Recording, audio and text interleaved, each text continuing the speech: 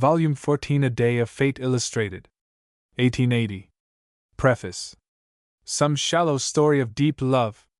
Shakespeare.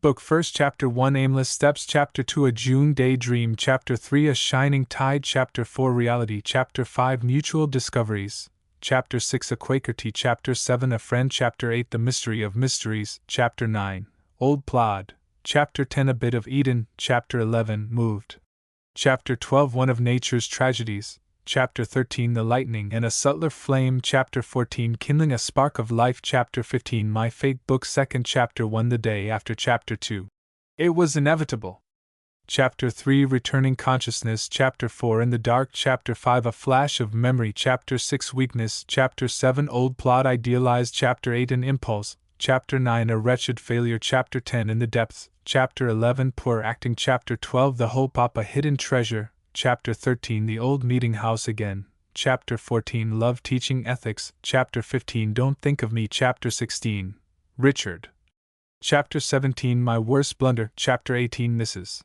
Yoakum's Letters Chapter 19 Ada Chapter 20 Thanksgiving Day Chapter 21 Ripples on Deep Water Book 1 Chapter 1 Aimless Steps.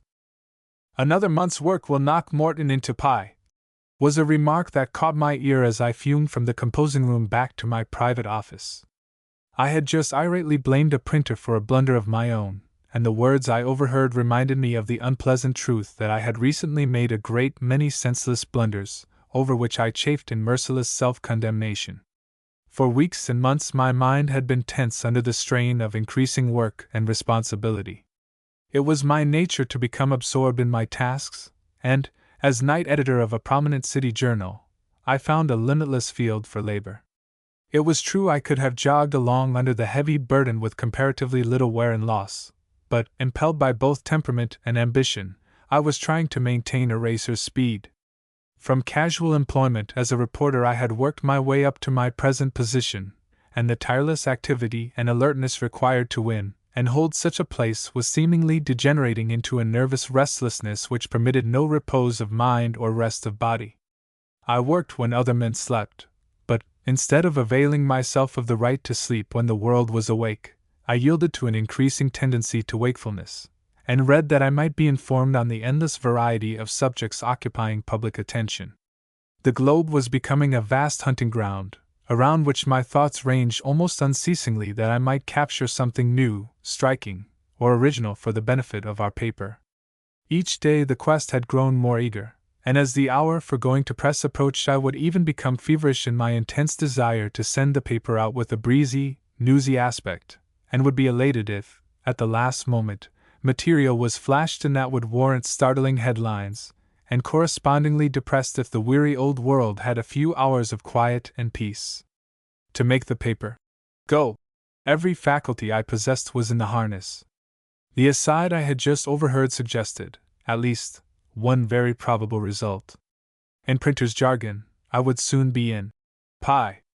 The remark, combined with my stupid blunder, for which I had blamed an innocent man, caused me to pull up and ask myself whither I was hurrying so breathlessly.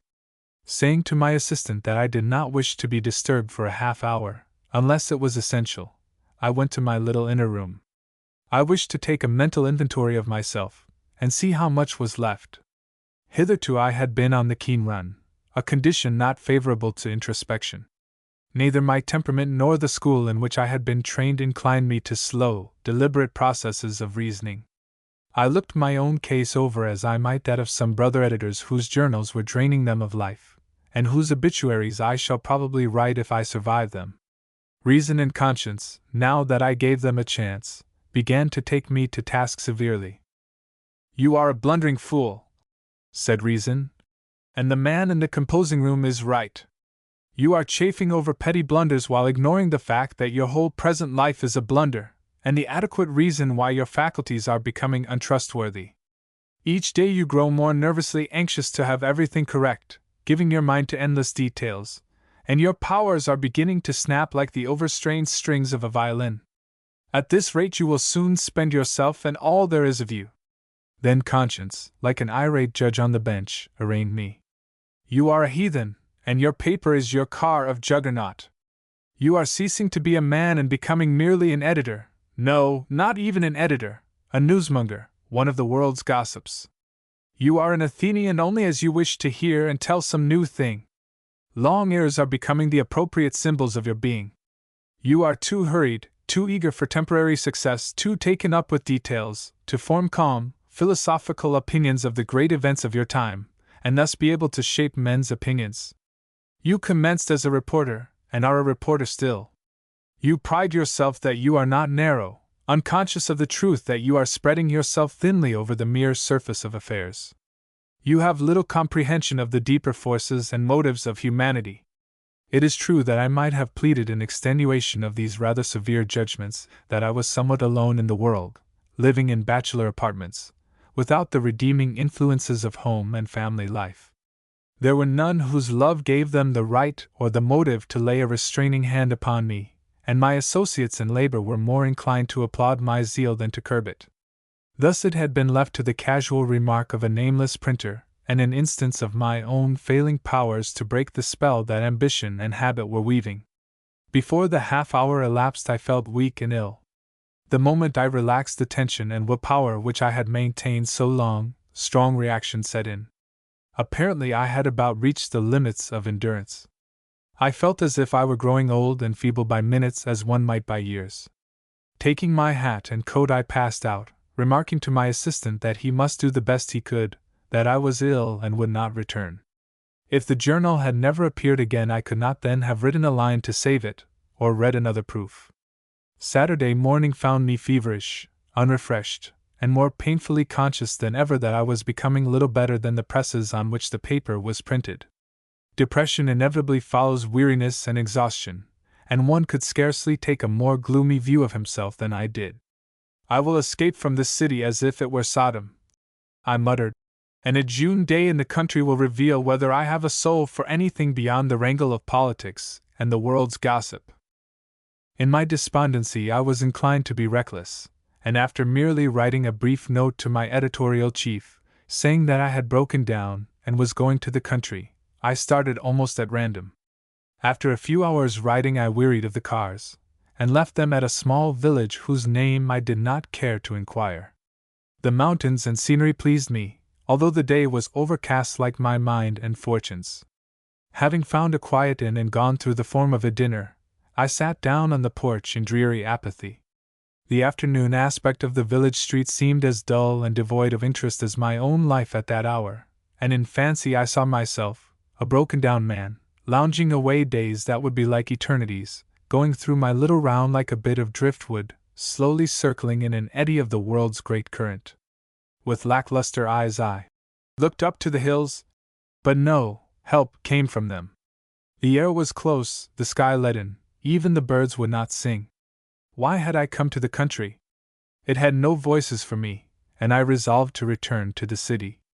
But while I waited my eyes grew heavy with the blessed power to sleep, a boon, for which I then felt that I would travel to the Ultima Thule.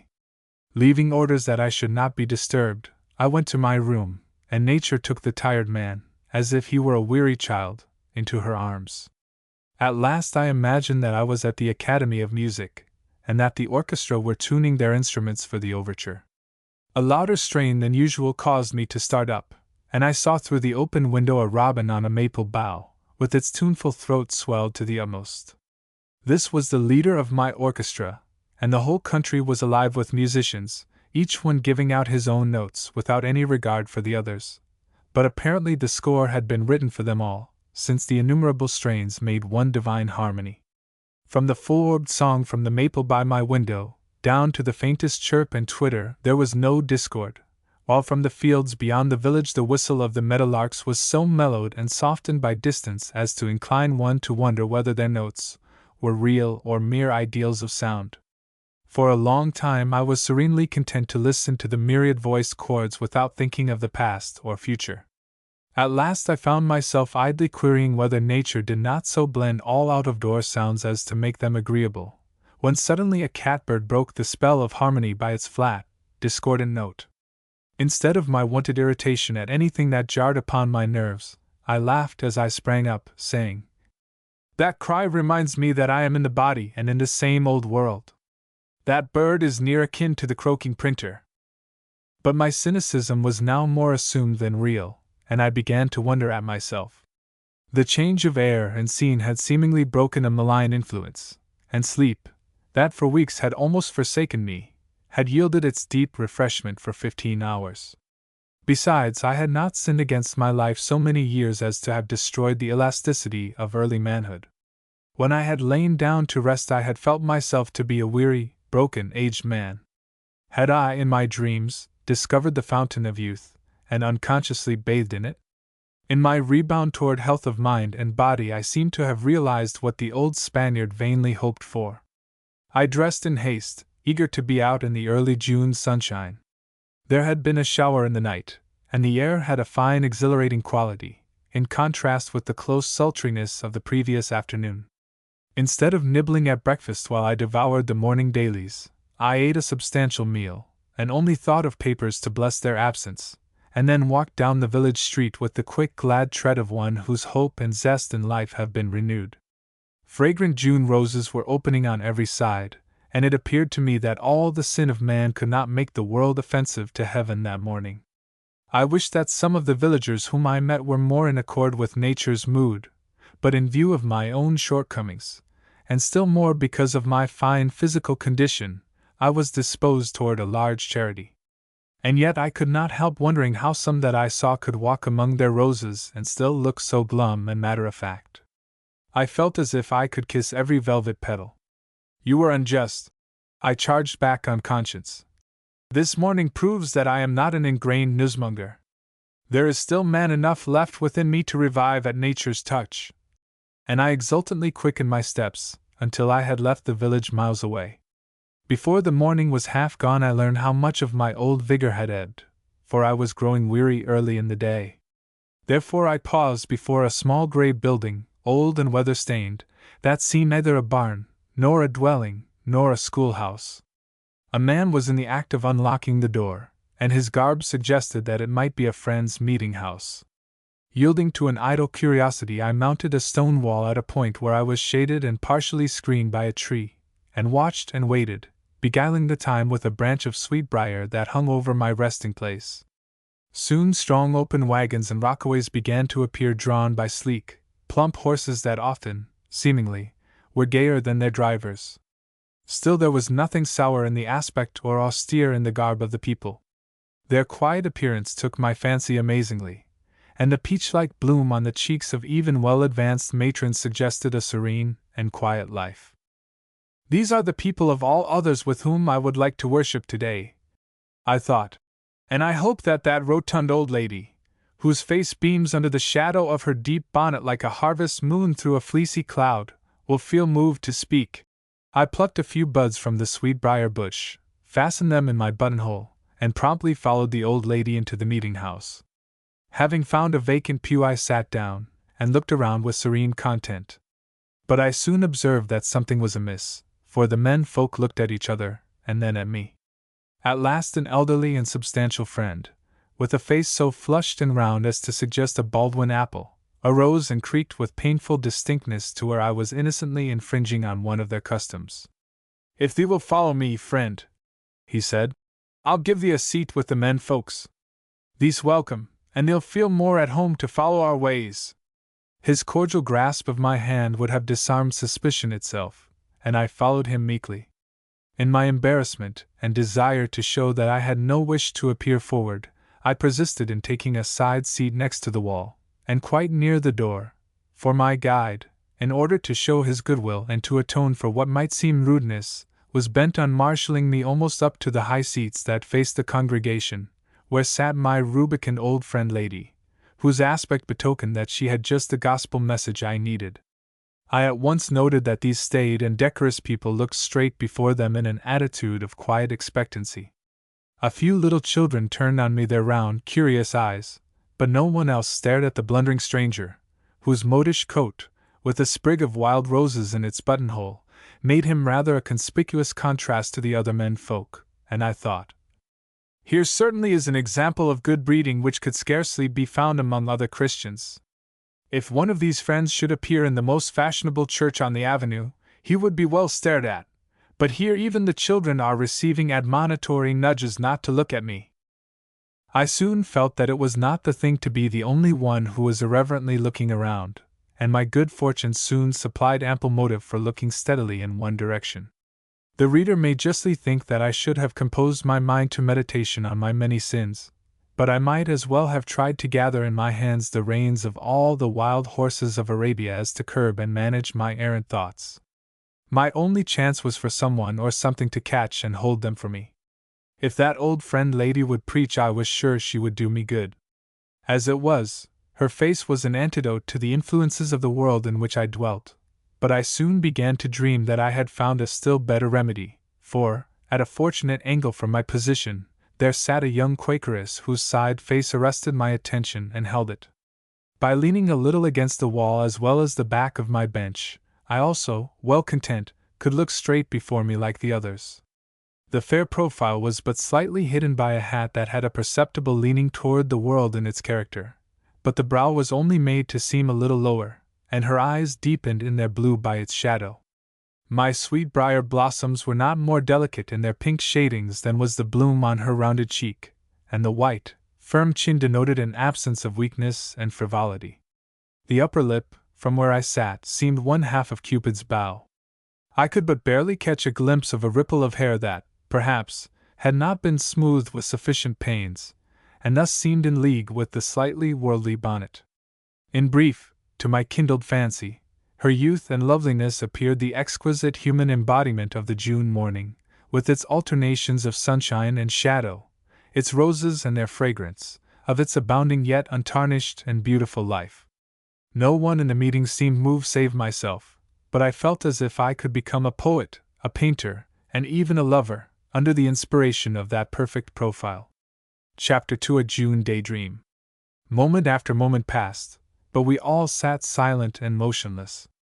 Through the open windows came a low, sweet monotone of the wind from the shadowing maples, sometimes swelling into a great depth of sound, and again dying to a whisper, and the effect seemed finer than that of the most skillfully touched organ. Occasionally an irascible humblebee would dart in, and, after a moment of motionless poise, would dart out again, as if in angry disdain of the quiet people. In its irate hum and sudden dartings I saw my own irritable fuming and nervous activity, and I blessed the friends and their silent meeting. I blessed the fair June face, that was as far removed from the seething turmoil of my world as the rosebuds under her home windows. Surely I had drifted out of the storm into the very haven of rest and peace, and yet one might justly dread lest the beauty which bound my eyes every moment in a stronger fascination should evoke an unrest from which there might be no haven. Young men, however, rarely shrink from such perils, and I was no more prudent than my fellows. Indeed, I was inclining toward the fancy that this June day was the day of destiny with me, and if such a creature were the remedy for my misshapen life it would be bliss to take it.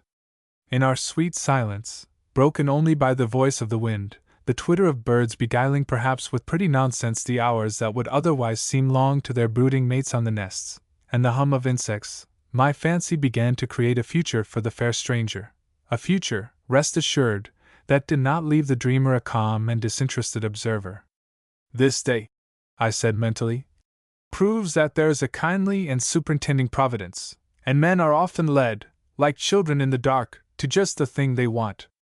The wisdom of Solomon could not have led me to a place more suited to my taste and need than have my blind, aimless steps, and before me are possibilities which suggest the vista through which Eve was led to Adam. My constant contact with men who were keen, self-seeking, and often unscrupulous, inclined me towards cynicism and suspicion. My editorial life made me an Arab in a sense, for if there were occasion, my hand might be against any man, if not every man. I certainly received many merciless blows, and I was learning to return them with increasing zest. My column in the paper was often a tilting ground, and whether or no I inflicted wounds that amounted to much, I received some that long rankled. A home such as yonder woman might make would be a better solace than newspaper files. Such lips as these might easily draw the poison from any wound the world could make. Wintry firelight would be more genial than even June sunlight, if her eyes would reflect into mine. With such companionship, All the gradgrinds in existence would prose in vain. Life would never lose its ideality, nor the world become a mere combination of things. Her woman's fancy would embroider my man's reason and make it beautiful, while not taking from its strength. Idiot that I was, in imagining that I alone could achieve success. Inevitably I could make but a half success, since the finer feminine element would be wanting. Do I wish men only to read our paper? Am I a Turk, holding the doctrine that women have no souls, no minds? The shade of my mother forbid. Then how was I, a man, to interpret the world to women? Truly, I had been an owl of the night, and blind to the honest light of truth when I yielded to the counsel of ambition, that I had no time for courtship and marriage. In my stupid haste I would try to grope my way through subjects beyond a man's ken, rather than seek some such guide as yonder maiden, whose intuitions would be unerring when the light of reason failed. In theory I held the doctrine that there was sex in mind as truly as in the material form. Now I was inclined to act as if my doctrine were true, and to seek to double my power by winning the supplemental strength and grace of a woman's soul. Indeed, my daydream was becoming exceedingly thrifty in its character, and I assured ambition that the companionship of such a woman as yonder maiden might become the very cornerstone of success. Time passed, and still no one was moved. Was my presence the cause of the spiritual paralysis? I think not, for I was becoming conscious of reverent feeling and deeper motives. If the fair face was my gospel message, it was already leading me beyond the thoughts of success and ambition, of mental power and artistic grace. Her womanly beauty began to awaken my moral nature, and her pure face, that looked as free from guile as any daisy with its eye turned to the sun, led me to ask, "What right have you to approach such a creature? Think of her needs, of her being first, and not your own. Would you drag her into the turmoil of your world because she would be a solace? Would you disturb the maidenly serenity of that brow with knowledge of evil and misery, the nightly record of which you have collated so long that you are callous? You, whose business it is to look behind the scenes of life, will you disenchant her also? It is your duty to unmask hypocrisy, and to drag hidden evil to light, but will you teach her to suspect and distrust? Should you not yourself become a better, truer, purer man before you look into the clear depths of her blue eyes? Beware, lest thoughtlessly or selfishly you sully their limpid truth. If she could be God's evangel to me, I might indeed be a better man," I murmured. "That is ever the way," suggested conscience. "There is always an if in the path of duty, and you make your change for the better depend on the remote possibility that yonder maiden will ever look on you as other than a casual stranger that caused a slight disturbance in the wonted placidity of their meeting hour." "Hush!" I answered conscience, imperiously. "Since the old friend lady will not preach, I shall endure none of your homilies. I yield myself to the influences of this day, and during this hour no curb shall be put on fancy. In my soul I know that I would be a better man if she is what she seems, and could be to me all that I have dreamed, and were I tenfold worse than I am, she would be the better for making me better. Did not divine purity come the closest to sinful humanity? I shall approach this maiden in fancy, and may seek her in reality, but it shall be with a respect so sincere and an homage so true as to rob my thoughts in quest of bold irreverence, or of mere selfishness. Suppose I am seeking my own good, my own salvation it may be, I am not seeking to wrong her.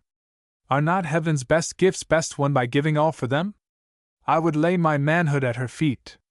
I do not expect to earn her or buy her, giving a quid pro quo. A woman's love is like the grace of heaven, a royal gift, and the spirit of the suitor is more regarded than his desert. Moreover, I do not propose to soil her life with the evil world that I must daily brush against, but through her influence to do a little toward purifying that world. Since this is but a dream, I shall dream it out to suit me.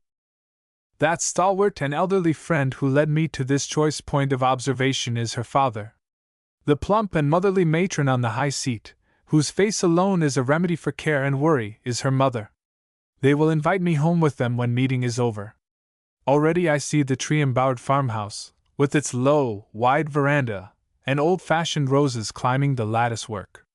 In such a fragrant nook, or perhaps in the orchard back of the house, I shall explore the wonderland of this maiden's mind and heart. Beyond the innate reserve of an unsophisticated womanly nature there will be little reticence, and her thoughts will flow with the clearness and unpremeditation of the brook that I crossed on my way here. What a change they will be from the world's blotted page that I have read too exclusively of late!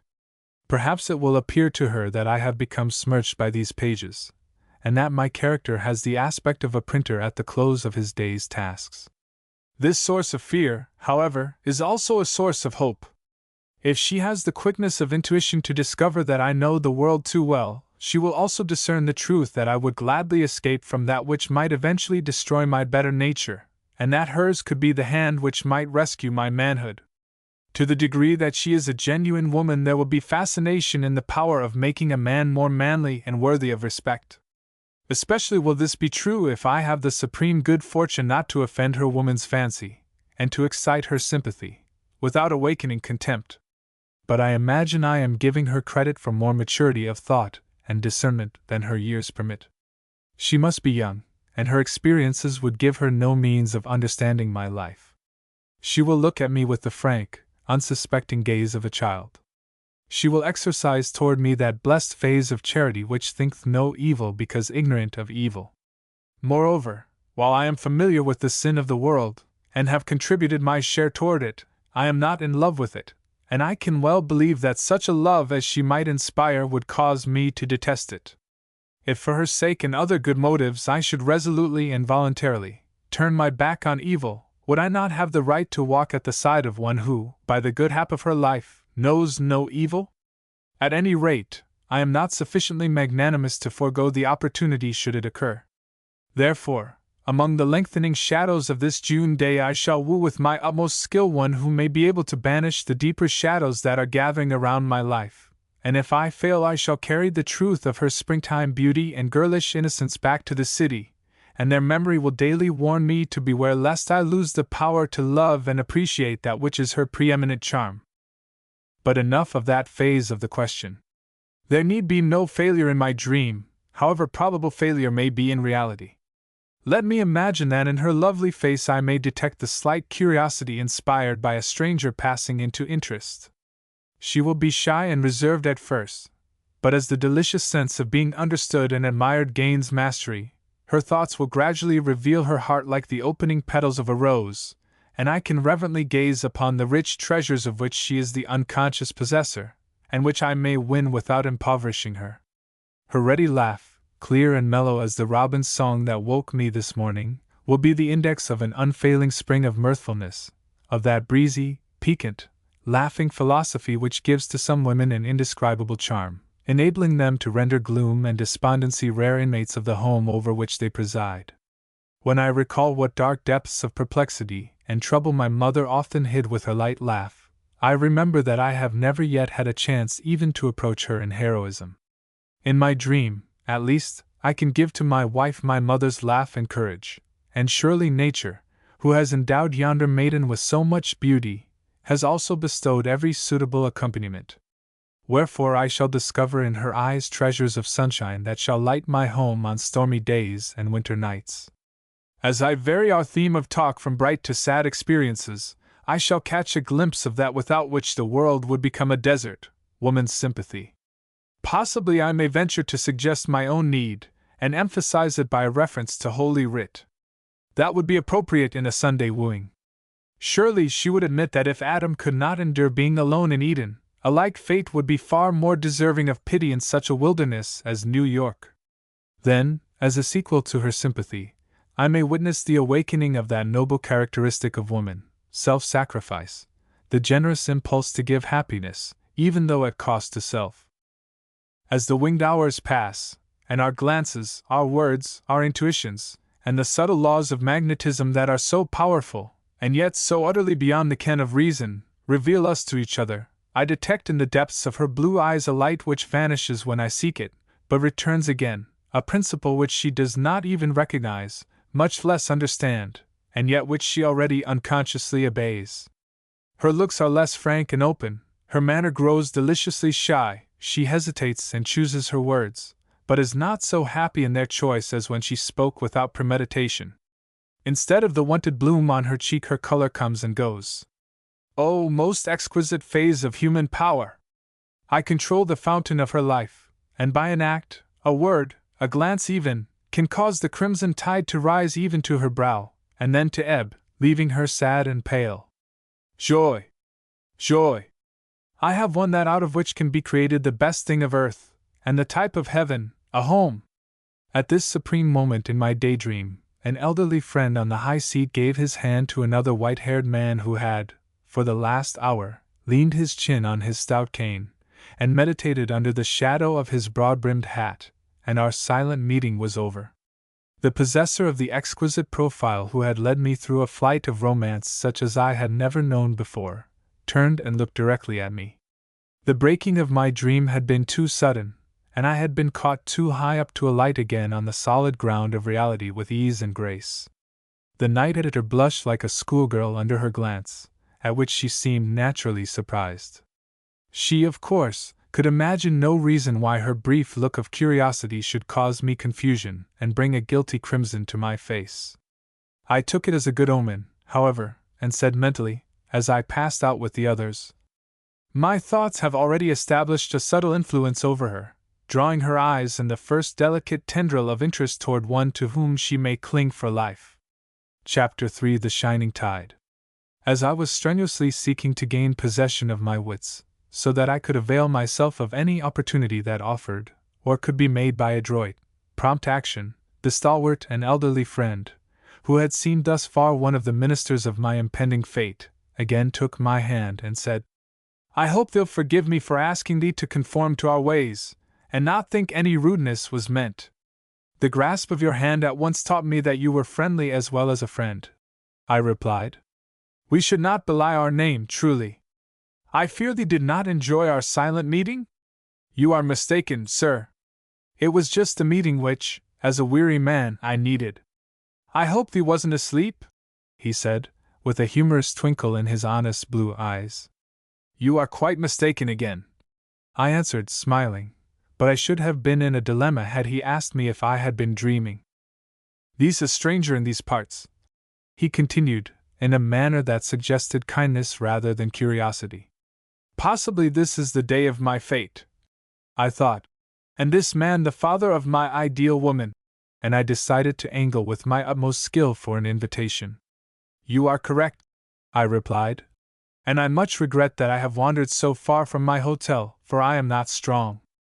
"Well, thee may have good cause to be sorry, though we do our best, but if thee's willing to put up with homely fare and homely people, thee's welcome to come home with us." Seeing eager acquiescence in my face, he continued, without giving me time to reply, "Here, mother, thee always provides enough for one more. We'll have a stranger within our gates today, perhaps." To my joy the friend lady, with a face like a benediction, turned at his words. At the same moment a large, three-seated rockaway, with a ruddy boy as driver, drew up against the adjacent horse-block, while the fair unknown, who had stood among a bevy of young Quakeresses like a tall lily among lesser flowers, came toward us holding a little girl by the hand. The family group was drawing together according to my prophetic fancy, and my heart beat thick and fast. Truly this was the day of fate. Homely people, indeed. And what cared I for fare, in the very hour of destiny? "Mother," he said, with his humorous twinkle, "I'm bent on making amends to this stranger who seemed to have a drawing toward thy side of the house. Thee didn't give him any spiritual fare in the meeting-house, but I think thee'll do better by him at the farmhouse. When I tell thee that he is not well and a long way from home, thee'll give him a welcome." "Indeed," said the old lady, taking my hand in her soft, plump palm, while her face fairly beamed with kindness. "It would be poor faith that did not teach us our duty toward the stranger, and if I mistake not, thee'll change our duty into a pleasure." "Do not hope to entertain an angel," I said. "That's well," the old gentleman put in. "Our dinner will be rather too plain and substantial for angels' fare. I think they'll be the better for it, though. I am the better already for your most unexpected kindness, which I now gratefully accept as a stranger. I hope, however, that I may be able to win a more definite and personal regard." And I handed the old gentleman my card. "Richard Morton is thy name, then? I'll place thee beside Ruth Yocum, my wife. Come, Mother, we're keeping friend Jones's team from the block. My name is Thomas Yocombe. No, no, take the back seat by my wife. She may preach to thee a little going home. Drive on, Reuben, he added, as he and his 2 daughters stepped quickly in. And give friend Jones a chance. This is Ada Yocombe, my daughter, and this is little Zillah. Mother thought that since the 2 names went together in Scripture they ought to go together out of it, and I am the last man in the world to go against the Scripture. That's Reuben Yocombe driving. Now thee knows all the family, and I hope thee don't feel as much of a stranger as thee did. And the hearty old man turned and beamed on me with a goodwill that I felt to be as warm and genuine as the June sunshine. To be frank, I exclaimed, I am at a loss to understand your kindness. In the city we are suspicious of strangers and stand aloof from them, but you treat me as if I had brought a cordial letter of introduction from one you esteemed highly. So thee has, only the letter came before thee did. Be not forgetful to entertain strangers. That's the way it reads, doesn't it, Mother? Moreover, Richard Morton, his wife added, thee has voluntarily come among us, and sat down with us for a quiet hour. Little claim to the faith of Abraham could we have should we let thee wander off to get thy dinner with the birds in the woods, for the village is miles away. Mother'll make amends to thee for the silent meeting, said Mr. Yocombe, looking around with an impressive nod. I trust she will, I replied. I wanted to hear her preach. It was her kindly face that led to my blunder, for it so attracted me from my perch of observation on the wall that I acted on my impulse and followed her into the meeting house, feeling in advance that I had found a friend. Well, I guess thee has one of the old school, laughed her husband. The daughter, Ada, turned and looked at me, while she smiled approvingly. Oh, blessed day of destiny! When did dream and reality so keep pace before? Was I not dreaming still, and imagining everything to suit my own fancy? When would the perverse world begin to assert itself? Sitting just before me, on the next seat, so that I could often see the same perfect profile, was the maiden that I had already wooed and won in fancy. Though she was so near and in the full sunlight, I could detect no cloudiness in her exquisite complexion, nor discover a fault in her rounded form. The slope of her shoulders was grace itself. She did not lean back weakly or languidly, but sat erect, with a quiet, easy poise of vigor and health. Her smile was frank and friendly, and yet not as enchanting as I expected. It was an affair of facial muscles rather than the lighting up of the entire visage. Nor did her full face, now that my confusion had passed away and I was capable of close observation, give the same vivid impression of beauty made by her profile. It was pretty, very pretty, but for some reasons disappointing. Then I smiled at my half-conscious criticism, and thought, you have imagined a creature of unearthly perfection, and expect your impossible ideal to be realized. Were she all that you have dreamed, she would be much too fine for an ordinary mortal like yourself. In her rich, unperverted womanly nature you will find the beauty that will outlast that of form and feature. I fear thee found our silent meeting long and tedious, said Mrs. Yocombe deprecatingly. I assure you I did not, I replied, though I hoped you would have a message for us. It was not given to me, she said meekly. Then she added, those not used to our ways are troubled, perhaps, with wandering thoughts during these silent hours. I was not today, I replied with bowed head.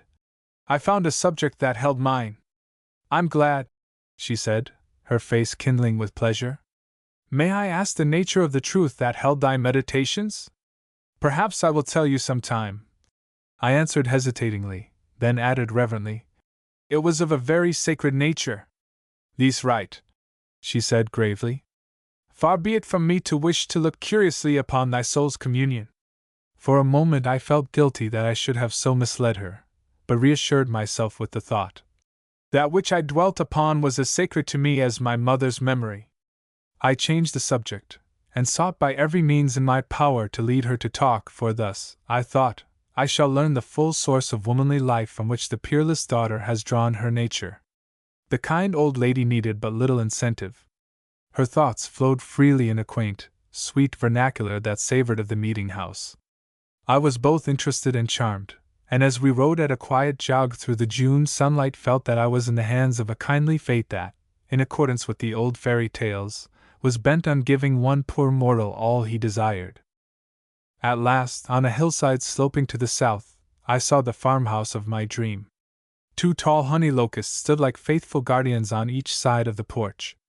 An elm drooped over the farther end of the piazza. In the dooryard the foliage of 2 great silver poplar or aspen trees fluttered perpetually with its light sheen. A maple towered high behind the house, and a brook that ran not far away was shadowed by a weeping willow. Other trees were grouped here and there as if nature had planted them, and up one a wild grapevine clambered, its unobtrusive blossoms filling the air with a fragrance more delicious even than that of the old-fashioned roses which abounded everywhere. Was there ever a sweeter nook? I thought as I stepped out on the wide horse block and gave my hand to one who seemed the beautiful culmination of the scene. Miss Ada needed but little assistance to alight, but she took my hand in hers, which she had unloved as she approached her home. It was her mother's soft, plump hand, but unmarked, as yet, by years of toil. I forgot we were such entire strangers, and under the impulse of my fancy clasped it a trifle warmly, at which she gave me a look of slight surprise, thus suggesting that there was no occasion for the act. "You are mistaken," I mentally responded. "There is more occasion than you imagine, more than I may dare to tell you for a long time to come." A lady who had been sitting on the piazza disappeared within the house, and Ada followed her. "Now, mother," said Mr. Yocombe, "since thee did so little for friend Morton's spiritual man, see what thee can do for the temporal. I'll take the high seat this time, and can tell thee beforehand that there'll be no silent meeting. Father may seem to thee a little irreverent, but he doesn't mean to be. It's his way," said his wife, with a smile. "If thee'll come with me I'll show thee to a room where thee can rest and prepare for dinner." I followed her through a wide hall to a stairway that changed its mind when halfway up and turned in an opposite direction. "It suggests the freedom and unconventionality of this home," I thought, yielding to my mood to idealize everything. "This is thy room so long as they'll be pleased to stay with us," she said, with a genial smile, and her ample form vanished from the doorway. I was glad to be alone. The shining tide of events was bearing me almost too swiftly. "Can this be even the beginning of true love, since it runs so smoothly?" I queried. And yet it had all come about so simply and naturally, and for everything there was such adequate cause and rational explanation, that I assured myself that I had reason for self-congratulation rather than wonder. Having seen such a maiden, it would be strange indeed if I had not been struck by her beauty. With an hour on my hands, and thoughts that called no one master, it would have been stranger still if I had not been beguiled into a dream which, in my need, promised so much that I was now bent on its fulfillment. Kind Mr. and Mrs. Yocombe had but carried out the teachings of their faith, and thus I was within the home of one who, developing under the influences of such a mother and such surroundings, would have the power beyond most other women of creating another home.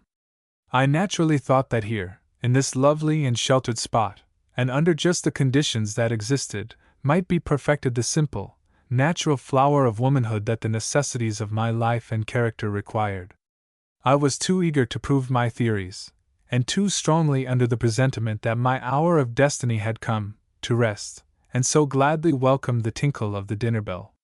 The apparent mistress of my fate had not diminished her unconscious power by exchanging her Sunday morning costume for a light muslin that revealed more of her white throat than the strict canons of her sect would warrant perhaps, but none too much for maidenly modesty and artistic effect.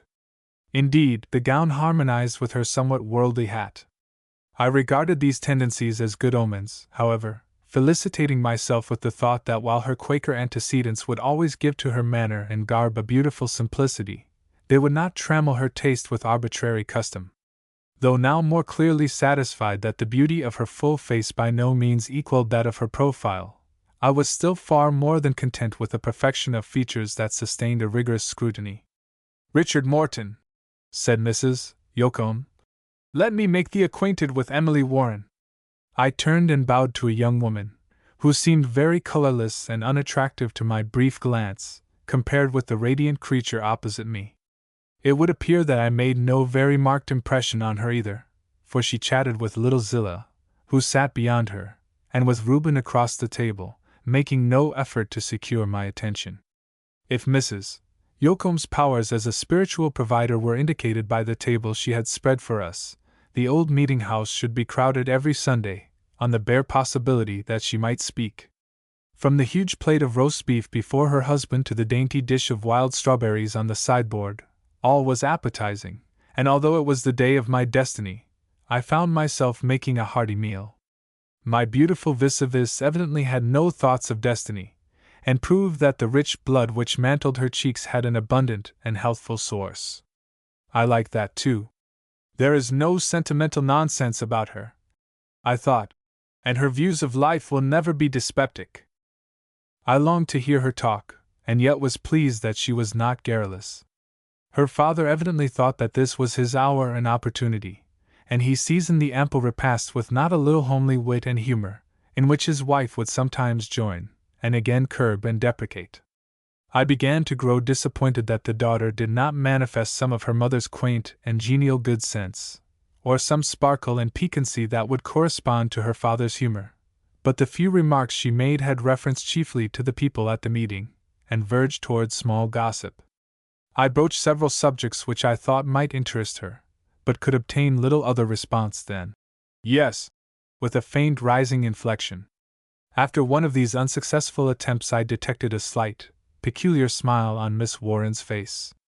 It was a mischievous light in her dark eyes more than anything else. As she met my puzzled look it vanished instantly, and she turned away. Everything in my training and calling stimulated alertness, and I knew that smile was at my expense. Why was she laughing at me? Had she, by an intuition, divined my attitude of mind? A plague on woman's intuitions! What man is safe a moment? But this could scarcely be, for the one toward whom my thoughts had flown for the last 3 hours, and on whom I had bent glances that did her royal homage, was serenely unconscious of my interest, or else supremely indifferent to it. She did not seem unfriendly, and I imagined that she harbored some curiosity in regard to me.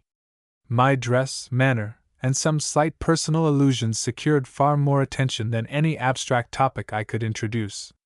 Her lips, however, were so exquisitely chiseled that they made, for the time, any utterance agreeable, and suggested that only tasteful thoughts and words could come from them. "Now, mother," said Mr. Yoakum, leaning back in his chair after finishing a generous cup of coffee, "I feel inclined to be a good Christian man. I have a broad charity for about every one except editors and politicians. I am a man of peace, and there can be no peace while these disturbers of the body politic thrive by setting people by the ears. I don't disparage the fare, mother, that thee gives us at the meeting house, that is, when thee does give us any, but I do take my affirmation that thee has prepared a gospel feast for us since we came home that has refreshed my inner man. As long as I am in the body, roast beef and like creature comforts are a means of grace to me. I am now in a contented frame of mind, and am quite disposed to be amiable. Emily Warren, I can even tolerate thy music. Nay, let me speak the truth, I'd much like to hear some after my nap.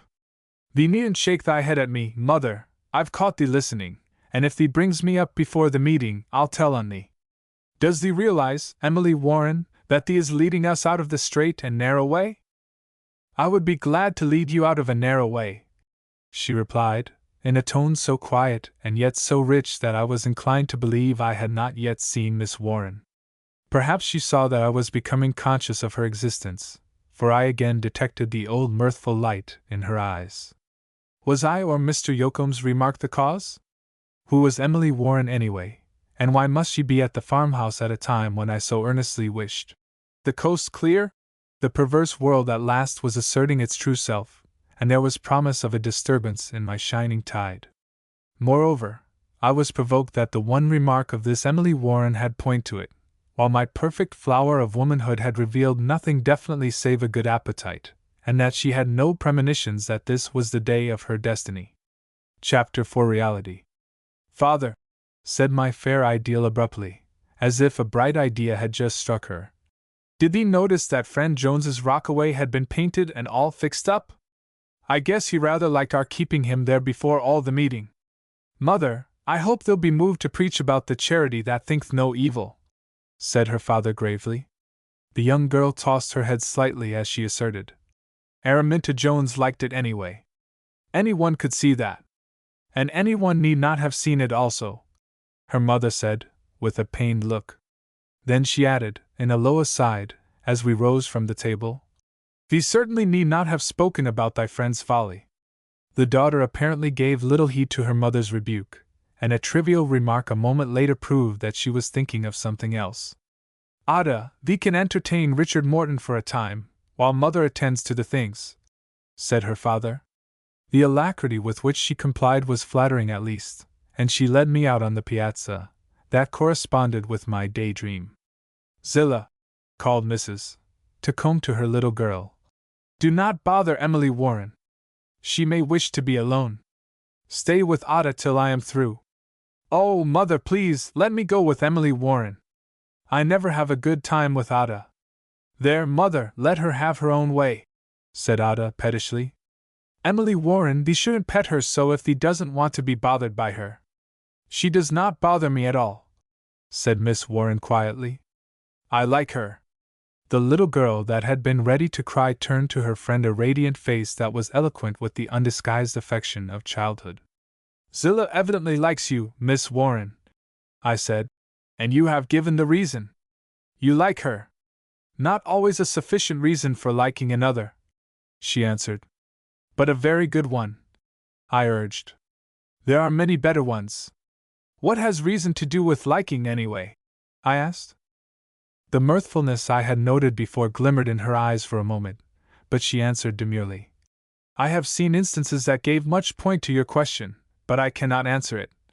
And with a slight bow and smile she took her hat from Zillah and went down the path with an easy, natural carriage, that nevertheless suggested the city and its pavements rather than the country. "What were you two talking about?" asked Ada, with a trace of vexed perplexity on her brow, for I imagine that my glance followed Miss Warren with some admiration and interest. "You must have heard all we said. Where was the point of it?" "What I said hadn't any point, so do not blame yourself for not seeing it." "Don't you like little Zillah? She seems a nice, quiet child." "Certainly I like her, she's my sister, but I detest children." "I can't think that you were detested when you were a child." "I don't remember, I might have been," she replied, with a slight shrug. "Do you think that, as a child, you would enjoy being detested?" "Mother says it often isn't good for us to have what we enjoy." "Undoubtedly your mother is right." "Well, I don't see things in that way. If I like a thing I want it, and if I don't like it I don't want it, and won't have it if I can help myself." "Your views are not unusual," I replied, turning away to hide my contracting brow. "I know of others who cherish like sentiments." "Well, I'm glad to meet with one who thinks as I do," she said complacently, and plucking a half-blown rose that hung near her, she turned its petals sharply down as if they were plaits of a hem that she was about to stitch. "Here is the first harmonic chord in the sweet congeniality of which I dreamed." I inwardly groaned, but I continued, "How is it that you like Zillah as your sister, and not as a little girl?" "Oh, everybody likes their brothers and sisters after a fashion, but one doesn't care to be bothered with them when they are little. Besides, children rumple and spoil my dress." And she looked down at herself approvingly. "Now, there's Emily Warren," continued my embodiment of June. "Mother is beginning to hold her up to me as an example. Emily Warren is half the time doing things that she doesn't like, and I think she's very foolish. She is telling Zillah a story over there under that tree. I don't think one feels like telling stories right after dinner." "Yes, but see how much Zillah enjoys the story." "Oh, of course she enjoys it. Why shouldn't she if it's a good one? Is it not possible that Miss Warren finds a pleasure in giving pleasure? Well, if she does, that is her way of having a good time. Don't you think it's a sweet, womanly way?" "Ha ha ha! Are you already smitten with Emily Warren's sweet, womanly ways?" I confess that I both blushed and frowned with annoyance and disappointment, but I answered lightly, "If I were, would I be one among many victims?" "I'm sure I don't know," she replied, with her slight characteristic shrug, which also intimated that she didn't care. Miss Warren, I suppose, is a relative who is visiting you? Oh, no, she is only a music teacher who is boarding with us. Mother usually takes 2 or 3 boarders through the summer months, that is if they are willing to put up with our ways. I suppose it's correct to quote scripture on Sunday afternoon. I'm sure your mother's ways are those of pleasantness and peace. Do you think she would take me as a boarder? I fear she'll think you would want too much city style. That is just what I wish to escape from. I think city style is splendid. Why? Oh, the city is gay and full of life and people. I once took walks down Fifth Avenue when making a visit in town, and I would be perfectly happy if I could do so every day. Perfectly happy? I wish I knew of something that would make me perfectly happy. Pardon me, I am only a businessman, and can't be expected to understand young ladies very well. I don't understand why walking down Fifth Avenue daily would make you happy. Of course not. A man can't understand a girl's feelings in such matters. There is nothing in New York so beautiful as this June day in the country. Yes, it's a nice day, but Father says we need more rain dreadfully. You have spoiled your rose. There are plenty more. Don't you like roses? Certainly. Who does not like roses? Let me give you another. See, here is one that has the hue of your cheeks. I suppose a city pallor like Emily Warren's is more to your taste. I am wholly out of humor with the city, and I do not like that which is colorless and insipid. I think the rose I have just given you very beautiful. Thanks for your roundabout compliment. And she looked pleased. I suppose your quiet life gives you much time for reading? I can't say that I enjoy Father and Mother's books. I doubt whether I would myself, but you have your own choice? I read a story now and then, but time slips away, and I don't do much reading.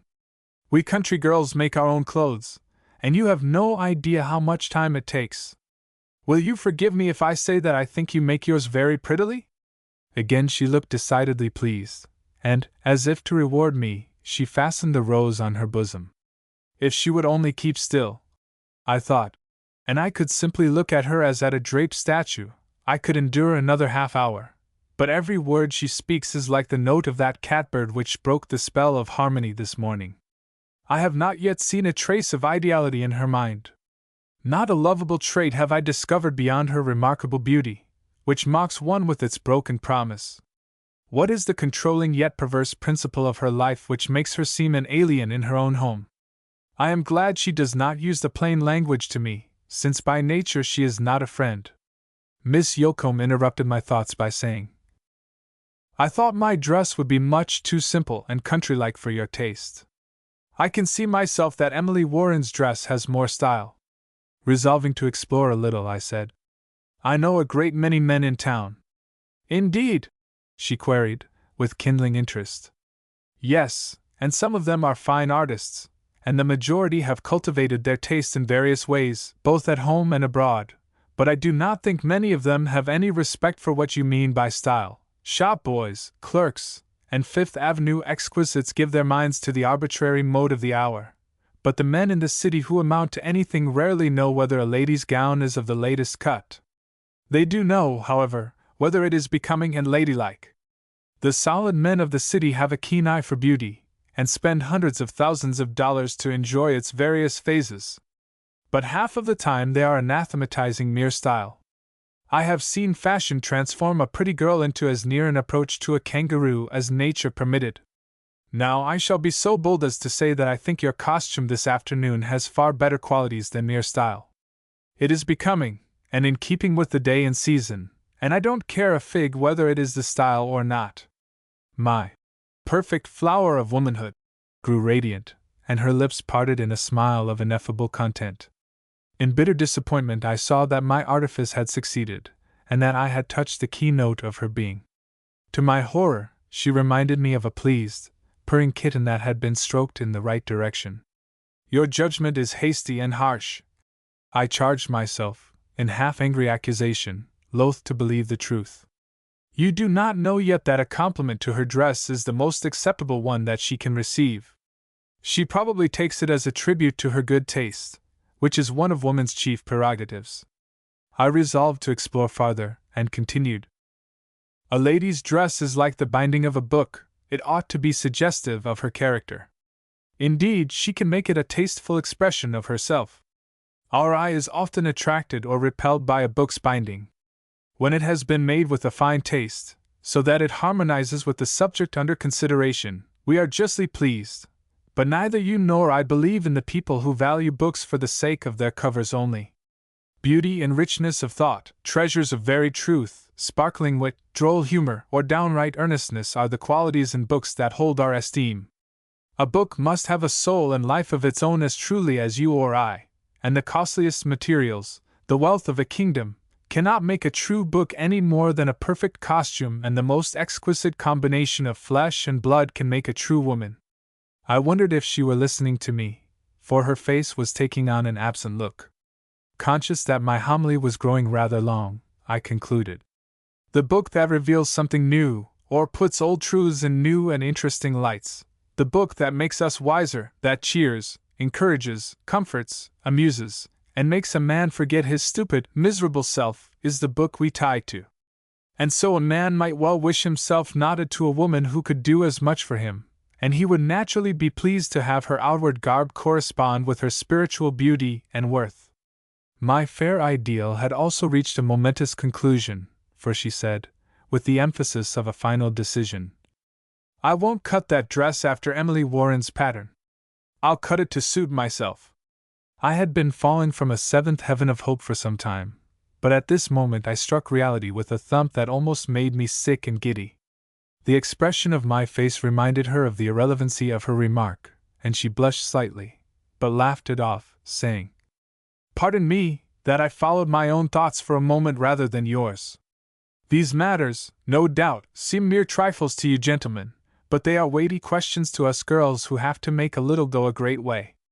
Won't you please repeat what you said about that lady who wrote a book for the sake of its binding? I think it's a pretty idea." I was so incensed that I answered as I should not have done.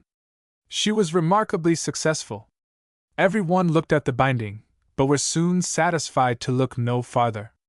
I was both glad and vexed that she did not catch my meaning, for she said, with a smile, "It would make a pretty ornament." "It would not be to my taste," I replied briefly. "The beautiful binding would hold out the promise of a good book, which, not being fulfilled, would be tantalizing. Do you know the lady well?" "Yes, I fear I do." "How strangely you look at me!" "Excuse me," I said, starting. "I fear I followed your example and was thinking of something else." But I let what I was thinking about slip out. It was indeed a revelation. My thoughts will not interest you, I fear. The experience of a man who saw a mirage in the desert came into my mind. I don't see what put that into your head. Nor do I now. The world appears to me entirely matter-of-fact. I'm glad to hear you say that. Mother is always talking to me about spiritual meanings and all that. Now I agree with you. Things are just what they are. Some we like, and some we don't like. What more is there to say about them? I think people are very foolish if they bother themselves over things or people they don't like. I hope Mother will take you to board, for I would like to have someone in the house who looks at things as I do. Thanks. Woman's intuition is indeed unerring. I declare, there comes Silas Jones with his new top buggy. You won't mind his making one of our party, will you? I think I will go to my room and rest a while, and thus I shall not be that chief of this world's evils, the odious third party. And I rose decisively. I'd rather you wouldn't go, she said. I don't care specially for him, and he does not talk half so nicely as you do. You needn't go on his account. Indeed, I like to have half a dozen gentlemen around me. You are delightfully frank. Yes, I usually say what I think. And do as you please, I added. Certainly. Why shouldn't I when I can? Don't you? But I came from the wicked city. So does Emily Warren. Is she wicked? I don't know, she keeps it to herself if she is, and by the way, she is very quiet, I can never get her to talk much about herself. She appears so good that Mother is beginning to quote her as an example, and that, you know, always makes one detest a person. I think there is some mystery about her. I'm sorry you will go, for I've lots of questions I'd like to ask you now we are acquainted. Pardon me, I'm not strong and must have a rest. Silas Jones will answer just as well. Not quite, she said softly, with a smile designed to be bewitching. As I passed up the hall I heard her say, Silas Jones, I'm pleased to see thee. I threw myself on the lounge in my room in angry disgust. O nature! I exclaimed. What excuse have you for such perverseness? By every law of probability, by the ordinary sequence of cause and effect, this girl should have been what I fancied her to be. This, then, forsooth, is the day of my fate. It would be the day of doom did some malicious power chain me to this brainless, soulless, heartless creature. What possessed nature to make such a blunder, to begin so fairly and yet reach such a lame and impotent conclusion? To the eye the girl is the fair and proper outcome of this home and beautiful country life. In reality she is a flat contradiction to it all, reversing in her own character the native traits and acquired graces of her father and mother. As if controlled and carried forward by a hidden and malign power, she goes steadily against her surrounding influences that, like the winds of heaven, might have wafted her toward all that is good and true. Is not sweet, quaint Mrs. Yocombe her mother? Is not the genial, hearty old gentleman her father? Has she not developed among scenes that should ennoble her nature, and enrich her mind with ideality? There is oriental simplicity and largeness in her parents' faith. Abraham, sitting at the door of his tent, could scarcely have done better. Hers is the simplicity of silliness, which reveals what a woman of sense, though no better than herself, would not speak of. It is exasperating to think that her eyes and fingers are endowed with a sense of harmony and beauty, so that she can cut a gown and adorn her lovely person to perfection, and yet be so idiotic as to make a spectacle of herself in her real womanhood. As far as I can make out, nature is more to blame than the girl. There is not a bat blinking in the sunlight more blind than she to every natural beauty of this June day, and yet her eyes are microscopic, and she sees a host of little things not worth seeing. A true womanly moral nature seems never to have been infused into her being. She detests children, her little sister shrinks from her, she speaks and surmises evil of the absent. To strut down Fifth Avenue in finery, to which she has given her whole soul, is her ideal of happiness. There, stop! She is the daughter of my kind host and hostess. The mystery of this world's evil is sadly exemplified in her defective character, from which sweet, true womanliness was left out. I should pity her, and treat her as if she were deformed. Poor Mrs. Yocombe! Even mother love cannot blind her to the truth that her fair daughter is a misshapen creature. After a little, I added wearily, I wish I had never seen her. I am the worse for this day's mirage. And I closed my eyes in dull apathy. Chapter 5 Mutual Discoveries. I must have slept for an hour or more, for when I awoke I saw through the window lattice that the sun was declining in the west. Sleep had again proved better than all philosophy or medicine, for it had refreshed me and given something of the morning's elasticity.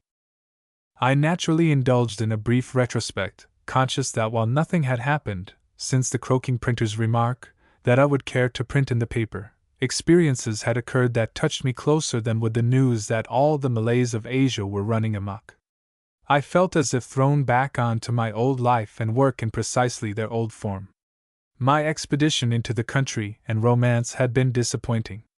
It is true I had found rest and sleep, and for these I was grateful, and with these stanch allies I can go on with my work, which I now believe is the best thing the world has for me. I shall go back to it tomorrow, well content, after this day's experience, to make it my mistress. The bare possibility of being yoked to such a woman as in fancy I have wooed and won today makes me shiver with inexpressible dread. Her obtuseness, combined with her microscopic surveillance, would drive me to the nearest madhouse I could find. The whole business of love-making and marriage involves too much risk to a man who, like myself, must use his wits as a sword to carve his fortunes. I've fought my way up alone so far, and may as well remain a free-lance. The wealthy, and those who are content to plod, can go through life with a woman hanging on their arm. Rich I shall never be, and I'll die before I'll plod. My place is in the midst of the world's arena, where the forces that shall make the future are contending, and I propose to be an appreciable part of those forces. I shall go back the wiser and stronger for this day's folly, and infinitely better for its rest, and I marched down the moody stairway, feeling that I was not yet a crushed and broken man, and cherishing also a secret complacency that I had at last outgrown my leanings towards sentimentality. As I approached the door of the wide, low-browed parlor, I saw Miss Warren reading a paper. A second later and my heart gave a bound. It was the journal of which I was the night editor, and I greeted its familiar aspect as the face of an old friend in a foreign land. It was undoubtedly the number that had gone to press the night I had broken down, and I almost hoped to see some marks of the catastrophe in its columns. How could I beguile the coveted sheet from Miss Warren's hands and steal away to a half-hour's seclusion? "What? Miss Warren!" I exclaimed. "Reading a newspaper on Sunday?" She looked at me a moment before replying, and then asked, "Do you believe in a providence?" Thrown off my guard by the unexpected question, I answered, "Assuredly. I am not quite ready to admit that I am a fool, even after all that has happened." There was laughter in her eyes at once, but she asked innocently, "What has happened?" I suppose my color rose a little, but I replied carelessly, "I have made some heavy blunders of late. You are adroit in stealing away from a weak position under a fire of questions, but your stratagem shall not succeed." I continued severely, "How can you explain the fact, too patent to be concealed, that here in good Mrs. Yoakum's house, and on a Sunday afternoon, you are reading a secular newspaper? You have explained my conduct yourself," she said, assuming a fine surprise. "You, and most satisfactorily. You said you believed in a providence. I have merely been reading what he has done, or what he has permitted, within the last 24 hours. I looked around for a chair, and sat down. Struck all of a heap, as the rural vernacular has it. "Is that your definition of news?" I ventured at last. "I'm not a dictionary. That's the definition of what I've been reading this afternoon. Miss Warren, you may score one against me." The mischievous light was in her eyes, but she said suavely, "Oh no, you shall have another chance. I shall begin by showing mercy, for I may need it, and I see that you can be severe. Well, please, let me take breath and rally my shattered wits before I make another advance. I understand you, then, that you regard newspapers as good Sunday reading? You prove your ability, Mr. Morton, by drawing a vast conclusion from a small and ill-defined premise. I don't recall making any such statement. Pardon me, you are at disadvantage now. I ask for no better premise than your own action, for you are one, I think, who would do only what you thought right. A palpable hit. I'm glad I showed you mercy. Still, it does not follow that because I read a newspaper, all newspapers are good Sunday reading. Indeed, there is much in this paper that is not good reading for Monday or any other day." "Ah!" I exclaimed, looking grave. "Then why do you read it?" "I have not. A newspaper is like the world of which it is a brief record, full of good and evil. In either case, if one does not like the evil, it can be left alone. Which do you think predominates in that paper? Oh, the good in the main. There is an abundance of evil, too, but it is rather in the frank and undisguised record of the evil in the world. It does not seem to have got into the paper's blood and poisoned its whole life. It is easily skipped if one is so inclined. There are some journals in which the evil cannot be skipped. From the leading editorial to the obscurest advertisement, one stumbles on it everywhere. They are like certain regions in the South, in which there is no escape from the snakes and malaria. Now there are low places in this paper, but there is high ground also, where the air is good and wholesome, and where the outlook on the world is wide. That is the reason I take it. I was not aware that many young ladies looked, in journals of this character, beyond the record of deaths and marriages. We studied ancient history. Is it odd that we should have a faint desire to know what Americans are doing, as well as what the Babylonians did? Oh, I do not decry your course as irrational. It seems rather too rational for a young lady. I did not say that, but here is my excuse, and I took from a table near a periodical entitled The Young Lady's Own Weekly, addressed to Miss Ada Yoakum. Have not young men their own weeklies also? Which of the two classes is the more weekly? Ahem! I declined to pursue this phase of the subject any further. To return to our premise, this journal, and I laid my hand on the old paper caressingly. It so happens that I read it also, and thus learned that we have had many thoughts in common, though, no doubt, we would differ on some of the questions discussed in it. What do you think of its politics? I think they are often very bad. That's delightfully frank, I said, sitting back in my chair a little stiffly. I think they are very good, at any rate they are mine. Perhaps that is the reason they are so good? Now, pardon me if I, too, am a trifle plain. Do you consider yourself as competent to form an opinion concerning politics as gray-headed students of affairs? Oh, certainly not. But do I understand that you accept, unquestioningly, the politics of the paper you read? Far from it, rather that the politics of this paper commend themselves to my judgment. And you think judgment an article not among a young woman's possessions? Miss Warren, you may think what you please of the politics of this paper. But how comes it that you think about them at all? I'm sure that they interest but comparatively few young ladies. Her face suddenly became very grave and sad, and a moment later she turned away her eyes that were full of tears. I wish you hadn't asked that question, but I will explain my seeming weakness, she said in a low, faltering voice. I lost my only brother in the war. I was scarcely more than a child, but I can see him now, my very ideal of brave, loyal manhood. Should I not love the country for which he died? Politics, a word that men so often utter with contempt, has been hallowed to me since that moment. She looked away for a moment, swiftly pressed her handkerchief to her eyes, then turning toward me said, with a smile, and in her former tones, "Forgive me! I've been a bit lonely and blue this afternoon, for the day has reminded me of the past. I won't be weak and womanish any more. I think some political questions interest a great many women deeply. It must be so.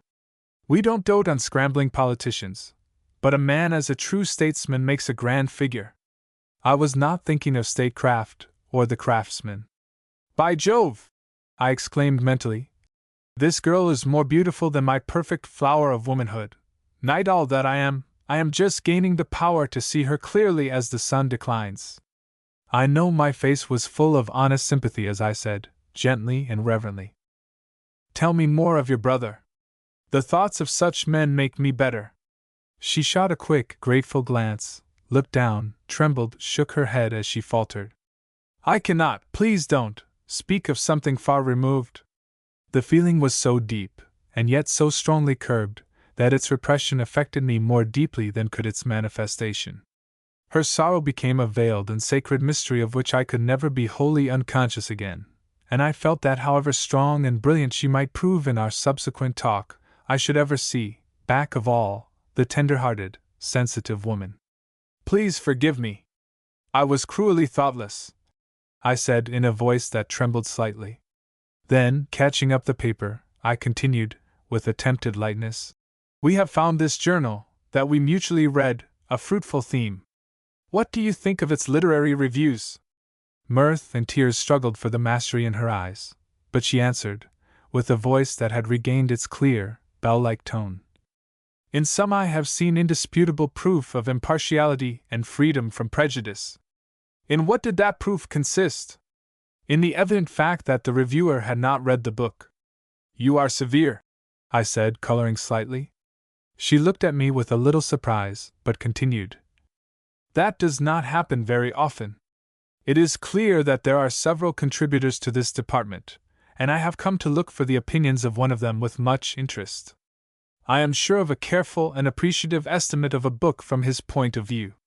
His one fault appears to be that he sees everything from one perspective, and does not realize that the same thing may strike other intelligent people very differently. But he's a fixed and certain quantity, and a good point to measure from. I like him because he is so sincere. He sits down to a book as a true scientist does to a phase of nature, to really learn what there is in it, and not merely to display a little learning, sarcasm, or smartness. I always feel sure that I know something about a book after reading one of his reviews, and also whether I could afford to spend a part of my limited time in reading it. I have singled out the same reviewer, and think your estimate correct. On another occasion, when we have more time, I am going to ask how you like the musical critics' opinions, for on that subject you would be at home. What makes you think so? Miss Yocombe told me that you taught music in the city, and music is about the only form of recreation for which I have taken time in my busy life. There are many things concerning the musical tendencies of the day that I would like to ask you about. But I hear the clatter of the supper dishes. What do you think of the editorial page, and its moral tendencies? That is a good Sunday theme. There is evidence of much ability, but there is a lack of earnestness and definite purpose. The paper is newsy and bright, and in the main, wholesome. It reflects public opinion fairly and honestly, but does little to shape it. It is often spicily controversial, sometimes tiresomely so. I do a good deal of skipping in that line. I wish its quarrels resulted more from efforts to right some wrong, and there is so much evil in our city, both in high and low places, that ought to be fought to the death. The editor has exceptional opportunities, and might be the knight-errant of our age. If in earnest and on the right side, he can forge a weapon out of public opinion that few evils could resist. And he is in just the position to discover these dragons and drive them from their hiding places. If, for instance, the clever paragraphist in this column, whose province, it seems, is to comment at the last moment on the events of the day, were as desirous of saying true, strong, earnest words, as bright and prophetic ones, in which the news of the morrow is also outlined. Why, Mr. Morton, what is the matter? Are you a witch? She looked at me a moment, blushed deeply, and asked hesitatingly, Are you the paragraphist? Yes, I said with a burst of laughter. As truly as yours is the only witchcraft in which I believe that of brains. Then putting my finger on my lips, I added, sotto voce, Don't betray me. Mr. Yocombe would set all his dogs on me if he knew I were an editor, and I don't wish to go yet. What have I been saying?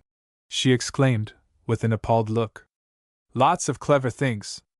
I never got so many good hints in the same time before. It wasn't fair in you, to lead me on in the dark. Oh, there wasn't any dark, I assure you. Your words were coruscations. Never was the old journal so lighted up before. There were both perplexity and annoyance in her face as she looked dubiously at me. Instantly becoming grave, I stepped to her side and took her hand, as I said, with the strongest emphasis, Miss Warren, I thank you. I have caught a glimpse of my work in calling through the eyes of a true, refined, and permit me to add, a gifted woman. I think I shall be the better for it, but will make no professions. If I'm capable of improvement, this column will show it. Her hand trembled in mine as she looked away and said, You are capable of sympathy. Then she went hastily to the piano. Before she could play beyond a bar or two, little Zillah bounded in, exclaiming, Emily Warren, Mother asks if thee and Richard Morton will come out to tea?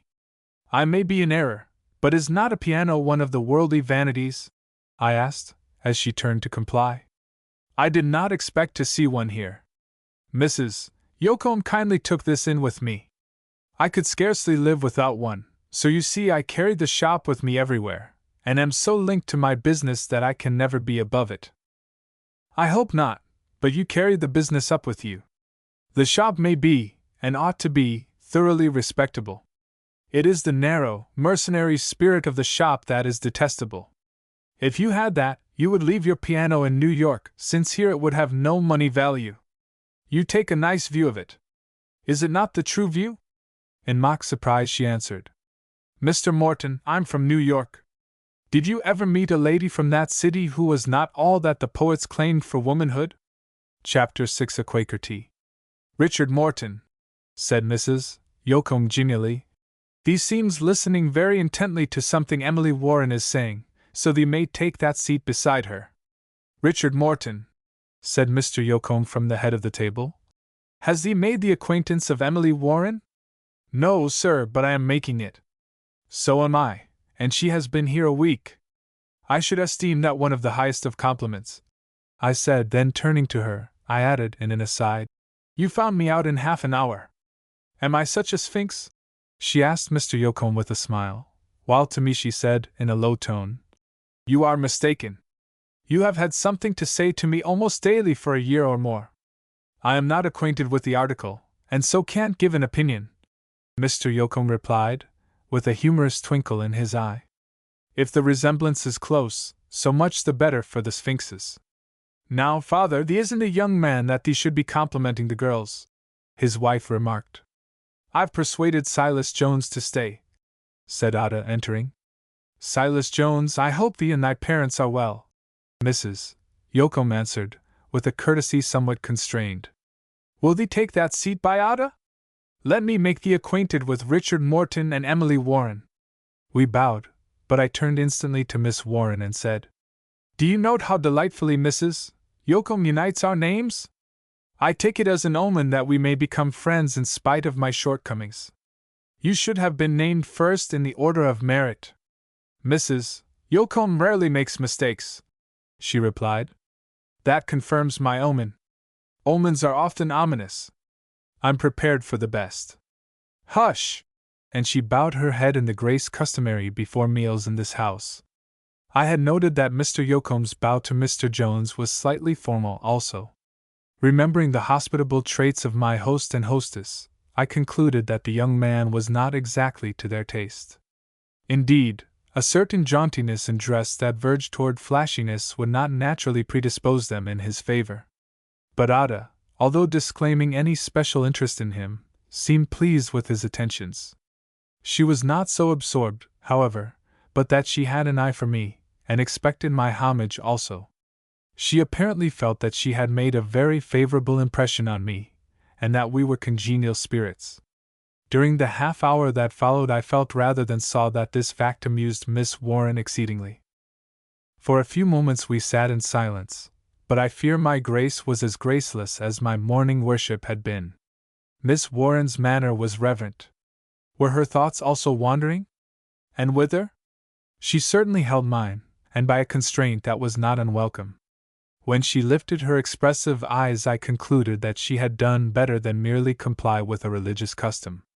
The spirit of this home has infected you, I said. It might be well for you also to catch the infection. I know it would be well for me, and wish to expose myself to it to the utmost. You are the only obstacle I fear. Yes. I will explain after supper. To explain that you have good cause to ask for time. Richard Morton, does thee like much sugar in thy tea? Mrs. Yocom asked. No, yes, none at all, if you please. My hostess looked at me a little blankly, and Ada and Silas Jones giggled. A glass of milk will help us both out of our dilemma, I said with a laugh. An editor should be able to think of two things at once, Miss Warren remarked, in a low aside. That depends on the subject of his thoughts. But don't breathe that word here, or I'm undone. Richard Morton, said Mr. Yocom, I hope thee feels the better for mother's ministrations since we came home. Will thee pass thy plate for some more of the same kind? Mrs. Yocom has done me good ever since I followed her into the meeting house, I replied. I am indeed the better for her dinner, and I ought to be. I feared you would all be aghast at the havoc I made. But it is your kindness and hospitality that have done me the most good. I would not have believed yesterday afternoon that my fortunes could have taken so favorable a turn. Why, what was the matter with you then? Asked Ada, with wide-eyed curiosity, and little Zillah looked at me with a pitying and puzzled glance.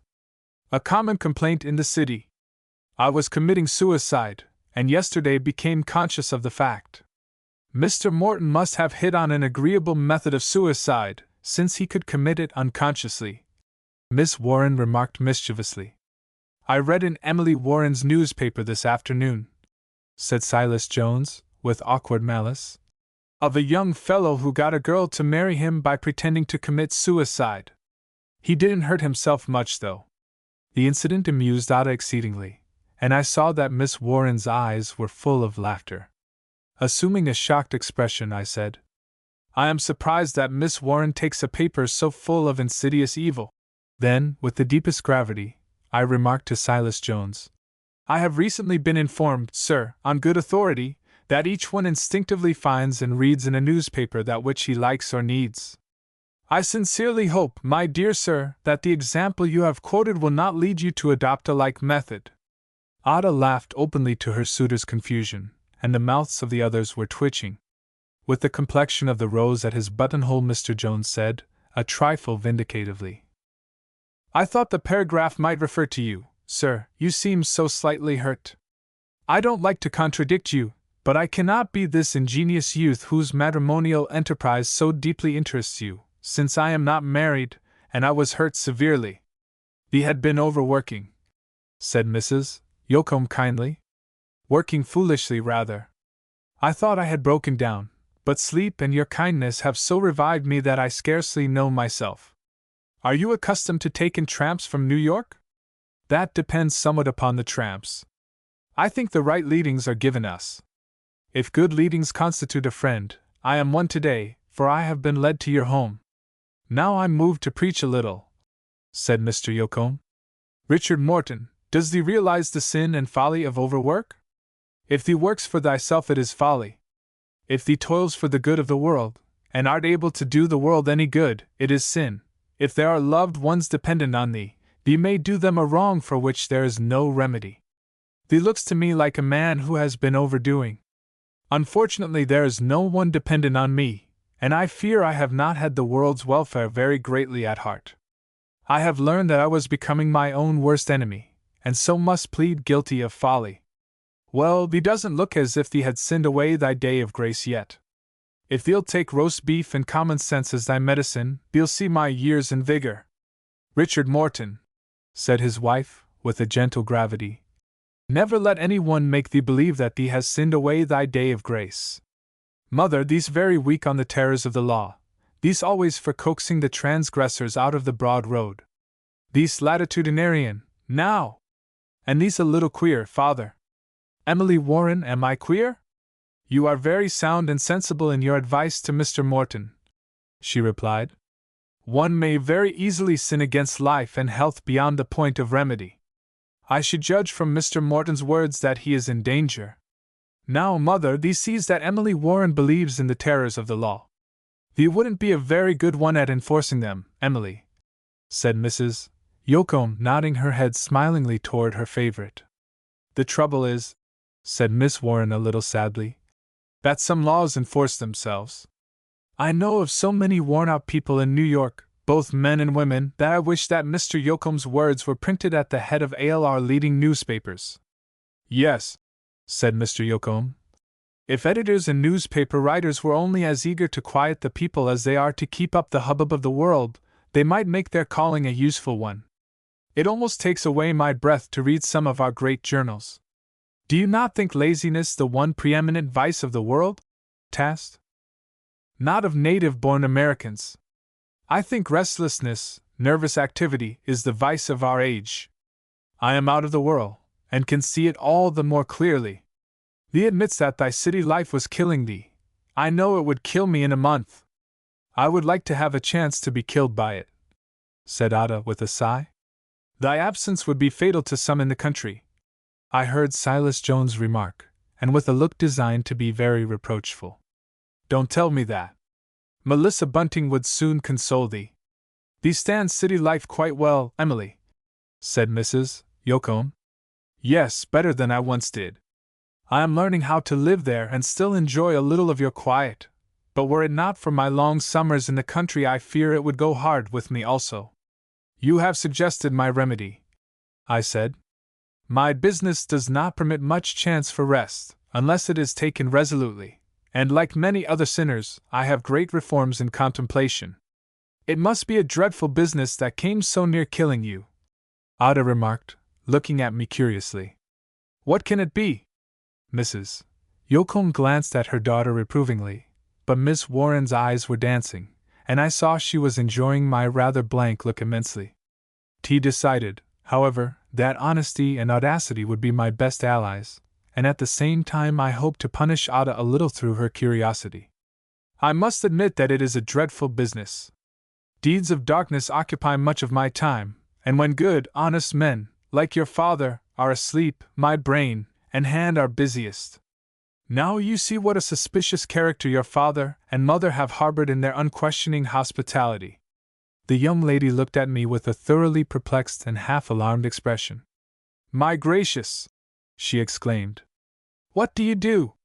You do not look as if inclined to mercy, I replied.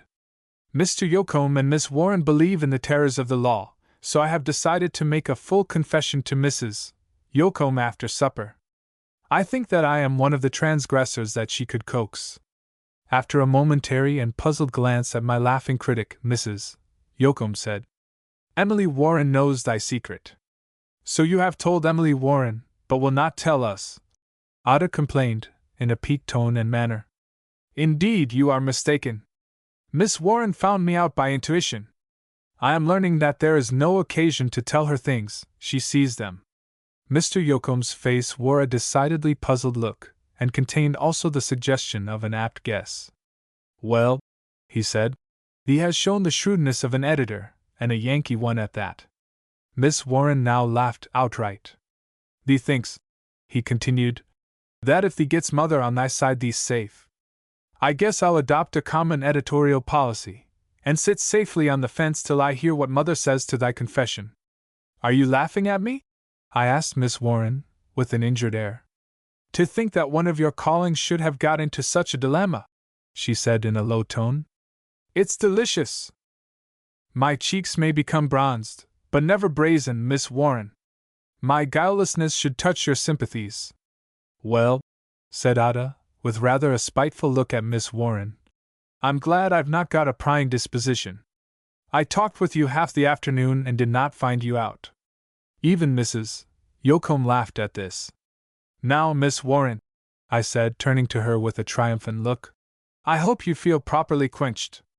Is there any record of your crime, or misfortune, or whatever it may be, in Miss Warren's newspaper? Asked Silas Jones, with a slight sneer. Yes, sir, of both, if the truth must be told, I replied. That is the way she found me out. This unexpected admission increased the perplexity all around, and also added to Miss Warren's merriment. Where is the paper? Said Ada quickly. At this peculiar proof of his daughter's indifference, Mr. Yocombe fairly exploded with laughter. He seemingly shared his wife's confidence in Miss Warren to that degree that the young lady's knowledge of my business, combined with her manner, was a guarantee against anything seriously wrong. Moreover, the young girl's laugh was singularly contagious. Its spontaneity and heartiness were irresistible, and I feared that her singing would not be half so musical. Richard Morton, said Mrs. Yocombe, rising, if thee wishes to free thy mind, or conscience, or heart, I will now give thee an opportunity. My fate is in your hands. If you send me back to my old life and work, I will go at once. Ah! Exclaimed Miss Warren, in mock gravity. Now there is a touch of tragedy in your words. Must we all hold our breaths till you return, absolved or condemned? And were I condemned, would you breathe freely? Yes, indeed I would, if Mrs. Yocombe condemned you. But after my sense of justice was satisfied, I might be moved to pity. And you think I may become a pitiable object? You would be, indeed, if Mrs. Yocombe condemned you. Lead on, I exclaimed, with a gesture of mock tragedy. This is the hour of destiny. Chapter 7. A Friend. Richard Morton, said Mrs. Yocombe, as she sat down encouragingly near me in the low-studded parlor. Thee does not look into my eyes as if thee had a great burden on thy conscience. I have a great fear in my heart, I said. The two should go together, she remarked a little gravely. And strength will be given thee to cast away both. The spirit of jesting left me at once, and I know that I looked into her kind motherly face very wistfully and appealingly. After a moment I asked, Mrs. Yocombe, did you ever treat an utter stranger so kindly before? I think so, she said with a smile. Emily Warren came to us an entire stranger, and we already love her very much. I can understand that. Miss Warren is a genuine woman, one after your own heart. I was not long in finding that out. But I am a man of the world, and you must have noted the fact from the first. Richard Morton, supposing thee is a sinner above all others in Galilee, where do I find a warrant for the I am better than thou spirit? She said these words so gently and sincerely that they touched my very soul, and I exclaimed, "If evil had been my choice 1,000 years, you might me from it." She shook her head gravely as she said, "Thee doesn't understand. Weak is the arm of flesh. But kindness and charity are omnipotent. Yes, if thee turns to omnipotence for them. But far be it from me to judge thee, Richard Morton. Because thee does not walk just where I am walking is no proof that thou art not a pilgrim. I must tell you in all sincerity that I am not. My brain, heart, and soul have been absorbed by the world, and not by its best things either. 15 years ago, when scarcely more than a child, I was left alone in it. I have feared it inexpressibly, and with good reason. I have fought it, and have often been worsted. At times I have hated it, but as I began to succeed I learned to love it, and to serve it with an ambition that gave me so little respite that yesterday I thought that I was a broken and worn-out man. If ever the world had a slave, I am one, but there have been times during this June day when I earnestly wished that I might break my chains, and your serene, kindly face, that is in such blessed contrast to its shrewd, exacting, and merciless spirit, gave hope from the first. So thee has been alone in the world since thee was a little boy," she said, in a tone that seemed the echo of my dead mother's voice. "Since I was 12 years of age," I replied, after a moment, and looking away. I could not meet her kind eyes as I added, "My mother's memory has been the one good, sacred influence of my life, but I have not been so true to it as I ought to have been, nothing like so true. Has thee no near friends or relatives?" "I have acquaintances by the hundred, but there is no one to whom I could speak as I have to you, whom I have known but a few hours. A man has intuitions sometimes as well as a woman." "How strange it all is," said Mrs. Yocombe, with a sigh, and looking absently out of the window to where the sun glowed not far above the horizon. Its level rays lighted up her face, making it so beautiful and noble that I felt assured that I had come to the right one for light and guidance. "Every heart seems to have its burden when the whole truth is known," she added meditatively. "I wonder if any are exempt. Thee seemed indeed a man of the world when jesting at the table, but now I see thy true self. Thee is right, Richard Morton, thee can speak to me as to thy friend. I fear your surmise is true, Mrs. Yocombe, for in 2 instances today have I caught glimpses of burdens heavier than mine."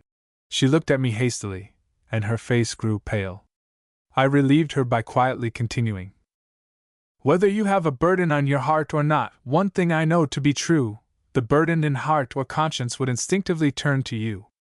I am conscious that it is this vital difference between your spirit and that of the world which leads me to speak as I do.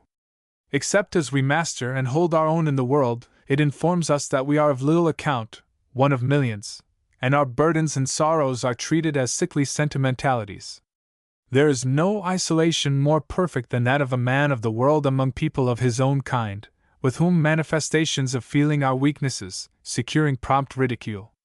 Reticence, a shrewd alertness to the main chance of the hour, and the spirit of the entire proverb, every man for himself, become such fixed characteristics that I suppose there is danger that the deepest springs in one's nature may dry up, and no artesian shaft of mercy or truth be able to find anything in a man's soul save arid selfishness. In spite of all that conscience can say against me, and it can say very much, I feel sure that I have not yet reached that hopeless condition. No, Richard Morton, thee has not. I honestly hope I never may, and yet I fear it. Perhaps the turning point has come when I must resolutely look my old life and its tendencies in the face and as resolutely work out such changes as true manhood requires. If you will permit a metaphor, I feel like a shipmaster whom a long-continued and relentless gale has driven into an unexpected and quiet harbor. Before I put to sea again I would like to rest, make repairs, and get my true bearings, otherwise I may make shipwreck altogether. And so, impelled by my stress and need, I venture to ask if you will permit me to become an inmate of your home for a time on terms similar to those that you have made with Miss Warren. That you may very naturally decline is the ground of the fear to which I referred. Richard Morton, said the old lady heartily, thee's welcome to stay with us as long as thee pleases, and to come whenever thee can. The leadings in this case are plain, and I shall pray the kind Heavenly Father that all thy hopes may be realized. One has been realized truly. You cannot know how grateful I am. Thee's welcome, surely, and Father will tell thee so, too. Come. And she led me out to the further end of the veranda, where Mr. Yoakum sat with Miss Warren, his daughters, and Silas Jones grouped near him. Well, exclaimed Ada eagerly, what is Mr. Morton's calling? It must, indeed, be a dreadful business, since you have had such a long and serious time. Mrs. Yoakum looked at me a little blankly. I declare, I exclaimed, laughing, I forgot to tell you. Forgot to tell? Cried Ada. Why, what on earth did you tell? There is nothing about you in this paper that I can find. Mr. Yoakum looked perplexed, and I saw Miss Warren's quick glance at Mrs. Yoakum, who smiled back reassuringly. Father, she said, Richard Morton wishes to stay with us for a time. I have told him that he was welcome, and that thee would tell him so, too. I think thee will. Thee may ask him any questions thee pleases. I am satisfied. Thee is mistress of thy home, mother, and if thee's satisfied I am. Richard Morton, thee's welcome. Thee was wise to get mother on thy side. So I instinctively felt ever since I saw her at the meeting-house door. Perhaps mother gave thee a bit of a sermon? She has given me two things that a man can't be a man without, hope and courage. Well, thee does kind of look as if thee had plucked up heart. You, too, are catching the infection of this home, Miss Warren said in a low voice, as she stood near me. So soon? I feel that I shall need an exposure of several weeks. There is now but one obstacle in the way. Ah, yes. I remember what you said. It's time you explained. Not yet. And I turned and answered Ada's perplexed and frowning brow. You will find me in that paper, Miss Ada, as one of its chief faults. I am one of its editors, and this fact will reveal to you the calling from which I and many others, no doubt, have suffered. Thus you see that, after all, I have revealed my secret to you only. To your mother I revealed myself. I hope, sir, you will not reverse your decision? I said to Mr. Yoakum. The old gentleman laughed heartily as he answered. I have had my say about editors in general. Mother, and, I may add, something in thy own manner, has inclined me to accept present company. But I'll read thy paper since Emily Warren takes it, so thee'd better beware. I saw that Ada was regarding me with complacency, and seemed meditating many other questions. I had fully decided, however, that while I should aim to keep her goodwill, I would not permit her to make life a burden by her inane chatter, or by any sense of proprietorship in me. She must learn, as speedily as possible, that I was not one of her half-dozen young men. Richard Morton, thee can keep thy room, and I hope thee will not find our quiet, homely ways irksome, since we cannot greatly change them, said my hostess. I have a request to make, Mrs. Yoakum, I replied earnestly, and I shall derive no pleasure or benefit from my sojourn with you unless you grant it. It is, that your family life may go on just the same as if I were not here. As surely as I see that I am a source of restraint or extra care and trouble, you will drive me out into the wilderness again. You know why I wish to stay with you, I added meaningly. We shall take thee at thy word, said Mrs. Yoakum, with a smile on her lips but a very wistful, kindly light in her eyes. Reuben, tell Richard Morton the truth, said his father. Would it give thee a great deal of trouble or much pleasure to take Dapple and drive to the village for friend Morton's valise? The youth, who was a good-natured and manly boy, to whom Sundays passed a trifle slowly, sprang up with such alacrity that I laughed as I said, No need of words, Reuben, but I owe you a good turn all the same. Then turning to Miss Warren I continued, You have been here a week. Will your conscience permit you to teach me a little topography? It would be no worse than reading that newspaper. Indeed, I think it might be better. It will be a useful task, at least, for, left to yourself, you might get lost, and make Mr. Yoakum no end of trouble. Did you not tell me, sir, to our host, that on one occasion you had to hunt someone up with fish horns, lanterns, etc.? Yes, and he was from New York, too, said Mr. Yoakum. If I get lost, leave me to my fate. There will be one editor the less. Very true, but I'd rather have thee on thy paper than on my conscience. So Emily Warren, thee look after him, and show him the right and proper ways, for I am now too old to enjoy a night hunt, even with the music of fish horns to cheer us on. I ask thee, Emily, for some of thine instead when thee comes back. Chapter 8 The Mystery of Mysteries. Is it a task, then, to show me the right paths and proper ways? I asked, as we strolled away, leaving Ada looking as if, in her curiosity to know more of the new species, a night editor, she wished Silas Jones in the depths of the Dead Sea. That may depend on how apt and interesting a scholar you prove. I'm a teacher, you know, and teaching some of my scholars is drudgery, and others a pleasure. So I'm put on my good behavior at once. You ought to be on your good behavior anyway. This is Sunday. Yes, and June. If a man is not good now, he'll never be. And yet such people as Mrs. Yocombe, nor will I accept present company, make me aware that I am not good, far from it. I am glad Mrs. Yocombe made just that impression on you. Why? Because it proves you a better man than your words suggest, and what is of more consequence, a receptive man. I should have little hope for anyone who came from a quiet talk with Mrs. Yocombe in a complacent mood or merely disposed to indulge in a few platitudes on the sweetness and quaintness of her character, and some sentimentalities in regard to friends. If the depths of one's nature were not stirred, then I would believe that there were no depths. She is doing me much good, and giving me just the help I needed.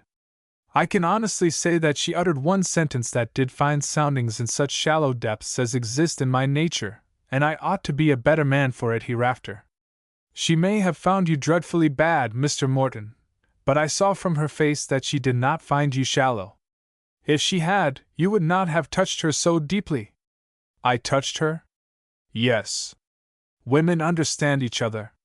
Something you said, but do not think I'm seeking to learn what it was, moved her sympathies. Oh, she's kind and sympathetic toward every poor mortal. Very true, but she's intensely womanly, and a woman is incapable of a benevolence and sympathy that are measured out by the yard, so much to each one, according to the dictates of judgment. You were so fortunate as to move Mrs. Yocombe somewhat as she touched your feelings, and you have cause to be glad, for she can be a friend that will make life richer. I think I can now recall what excited her sympathies, and may tell you sometime, that is, if you do not send me away. I send you away? Yes, I told you that you were the one obstacle to my remaining. She looked at me as if perplexed and a little hurt. I did not reply at once, for her countenance was so mobile, so obedient to her thought and feeling, that I watched its varied expressions with an interest that constantly deepened. In contrast to Ada Yocombe's, her face was usually pale, and yet it had not the sickly pallor of ill health, but the clear, transparent complexion that is between the brunette and the blonde. Her eyes were full, and the impression of largeness, when she looked directly at you, was increased by a peculiar outward curve of their long lashes.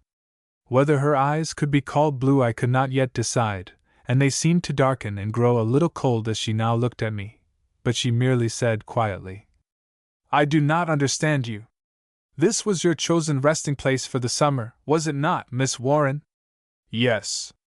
Well, then, what right have I, an entire stranger, to come blundering along like a June beetle and disturb your rest? You did not look forward to associations with night editors and like disreputable people when you chose this sheltered nook of the world, and nestled under Mrs. Yocombe's wing. You have the prior right here. As I spoke, her face so changed that it reminded me of the morning of this eventful day when I first looked out upon its brightness, and as I ceased her laugh rang out heartily. So after all your fate is in my hands? It is. You have preempted this claim. Suppose I am a little non-committal, and should say, you may spend the evening, you may stay till tomorrow, would you be content? No, indeed, but I would have to submit. Well, this is rich. Who ever heard of an editor, and the shrewd, alert, night editor at that, in such a dilemma? Do you realize what an unwise step you have taken? Mr. Yocombe justly complimented your shrewdness in getting Mrs. Yocombe on your side, and having won her over you were safe, and might have remained in this Eden as long as you chose. Now you place it within the power, the caprice even, of an utter stranger to send you out into the wilderness again. I said with a smile, I am satisfied that you differ from your mother even in one respect. Ah? In what respect? You are not the kind of woman that causes banishment from Eden. You know very little about me, Mr. Morton. I know that. She smiled and looked pleased in spite of herself.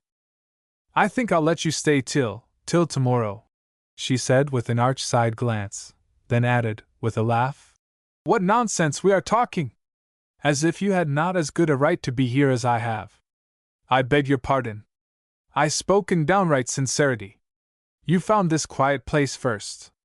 In a large hotel, all kinds of people can meet almost as they do on Broadway, but here we must dwell together as one family, and I feel that I have no right to force on you any association without your leave, especially as you are here alone. In a certain sense I introduce myself, and compel you to meet me socially without your permission. You may have formed a very different plan for your summer's rest. It is rather rare for a music teacher to receive so much consideration. It bewilders me a little. Pardon me. I soon discovered that you possessed woman's highest rank. Indeed? Am I a princess in disguise? You are more than many princesses have been, a lady. And as I said before, you are here alone. She turned and looked at me intently, and I felt that if I had not been sincere she would have known it. It was a peculiar and, I eventually learned, a characteristic act. I am now inclined to think that she saw the precise attitude of my mind and feeling toward her, but my awakening interest was as far removed from curiosity as is our natural desire to have a melody completed, the opening strains of which are captivating.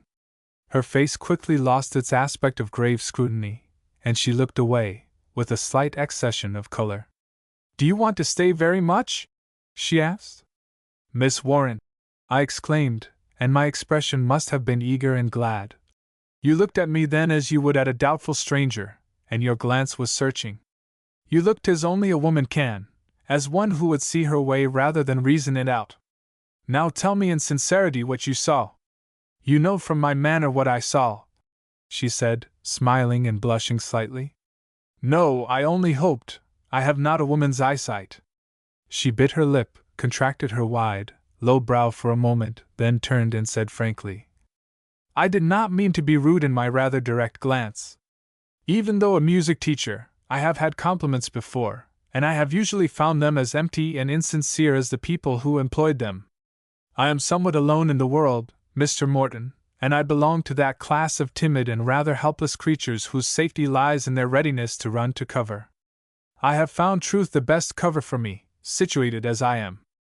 I aim to be just what I seem, either more nor less, and I am very much afraid of people who do not speak the truth, especially when they are disposed to say nice things. And you saw? I saw that bad as you are, I could trust you, she said, laughing.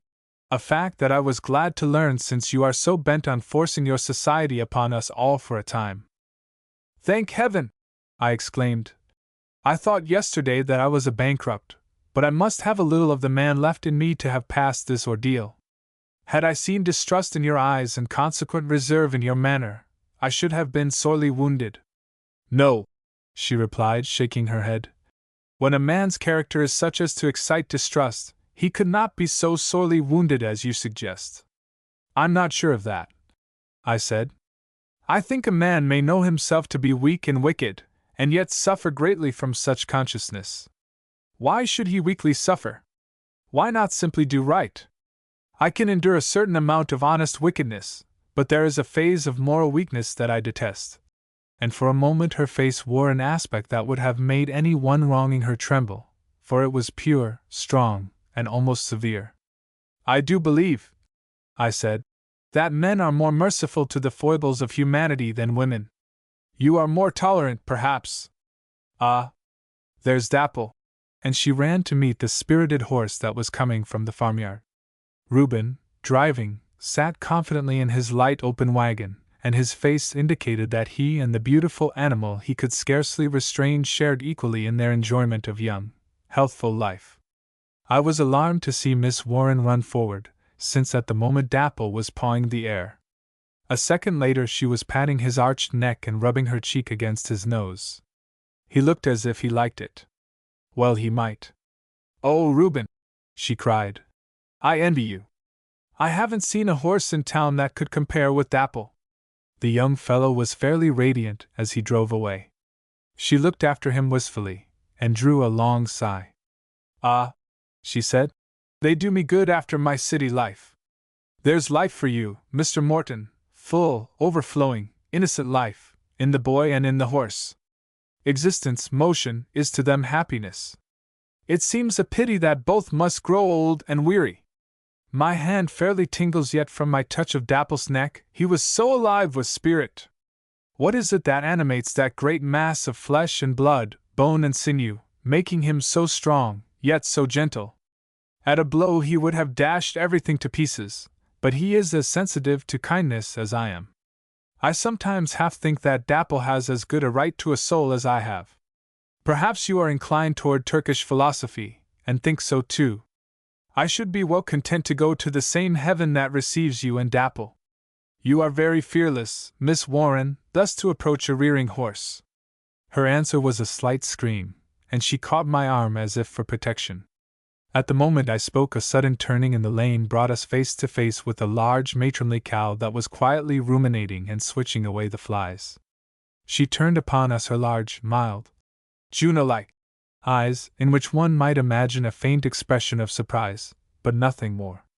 My companion was trembling, and she said hurriedly, "Please let us turn back, or go some other way."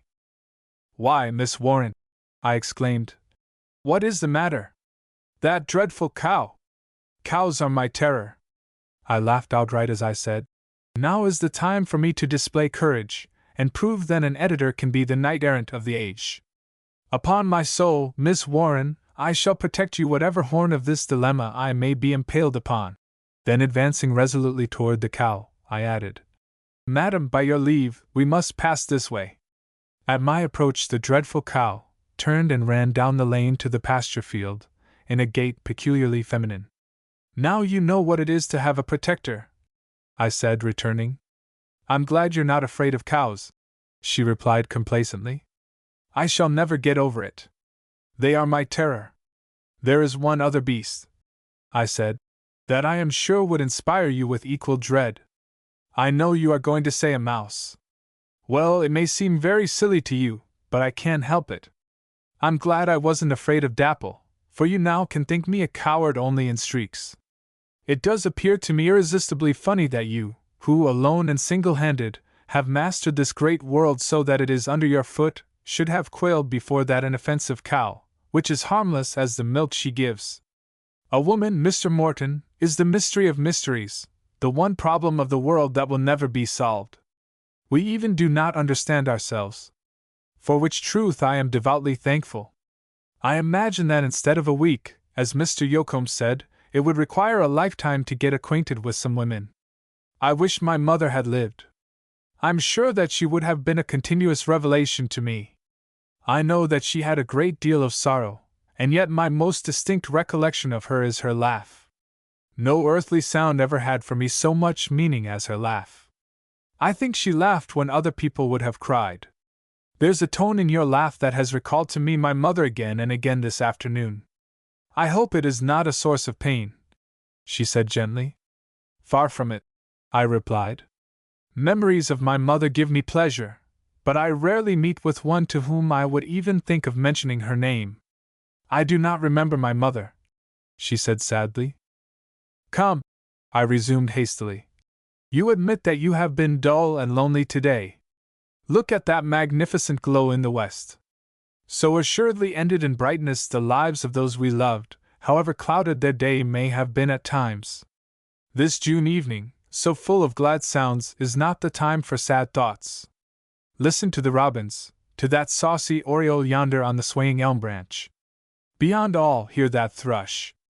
Can you imagine a more delicious refinement of sound? Let us give way to sadness when we must, and escape from it when we can. I would prefer to continue up this shady lane, but it may prove too shadowy, and so color our thoughts. Suppose we return to the farmyard, where Mr. Yocombe is feeding the chickens, and then look through the old garden together. You are a country woman, for you have been here a week, and so I shall expect you to name and explain everything. At any rate, you shall not be blue any more today if I can prevent it.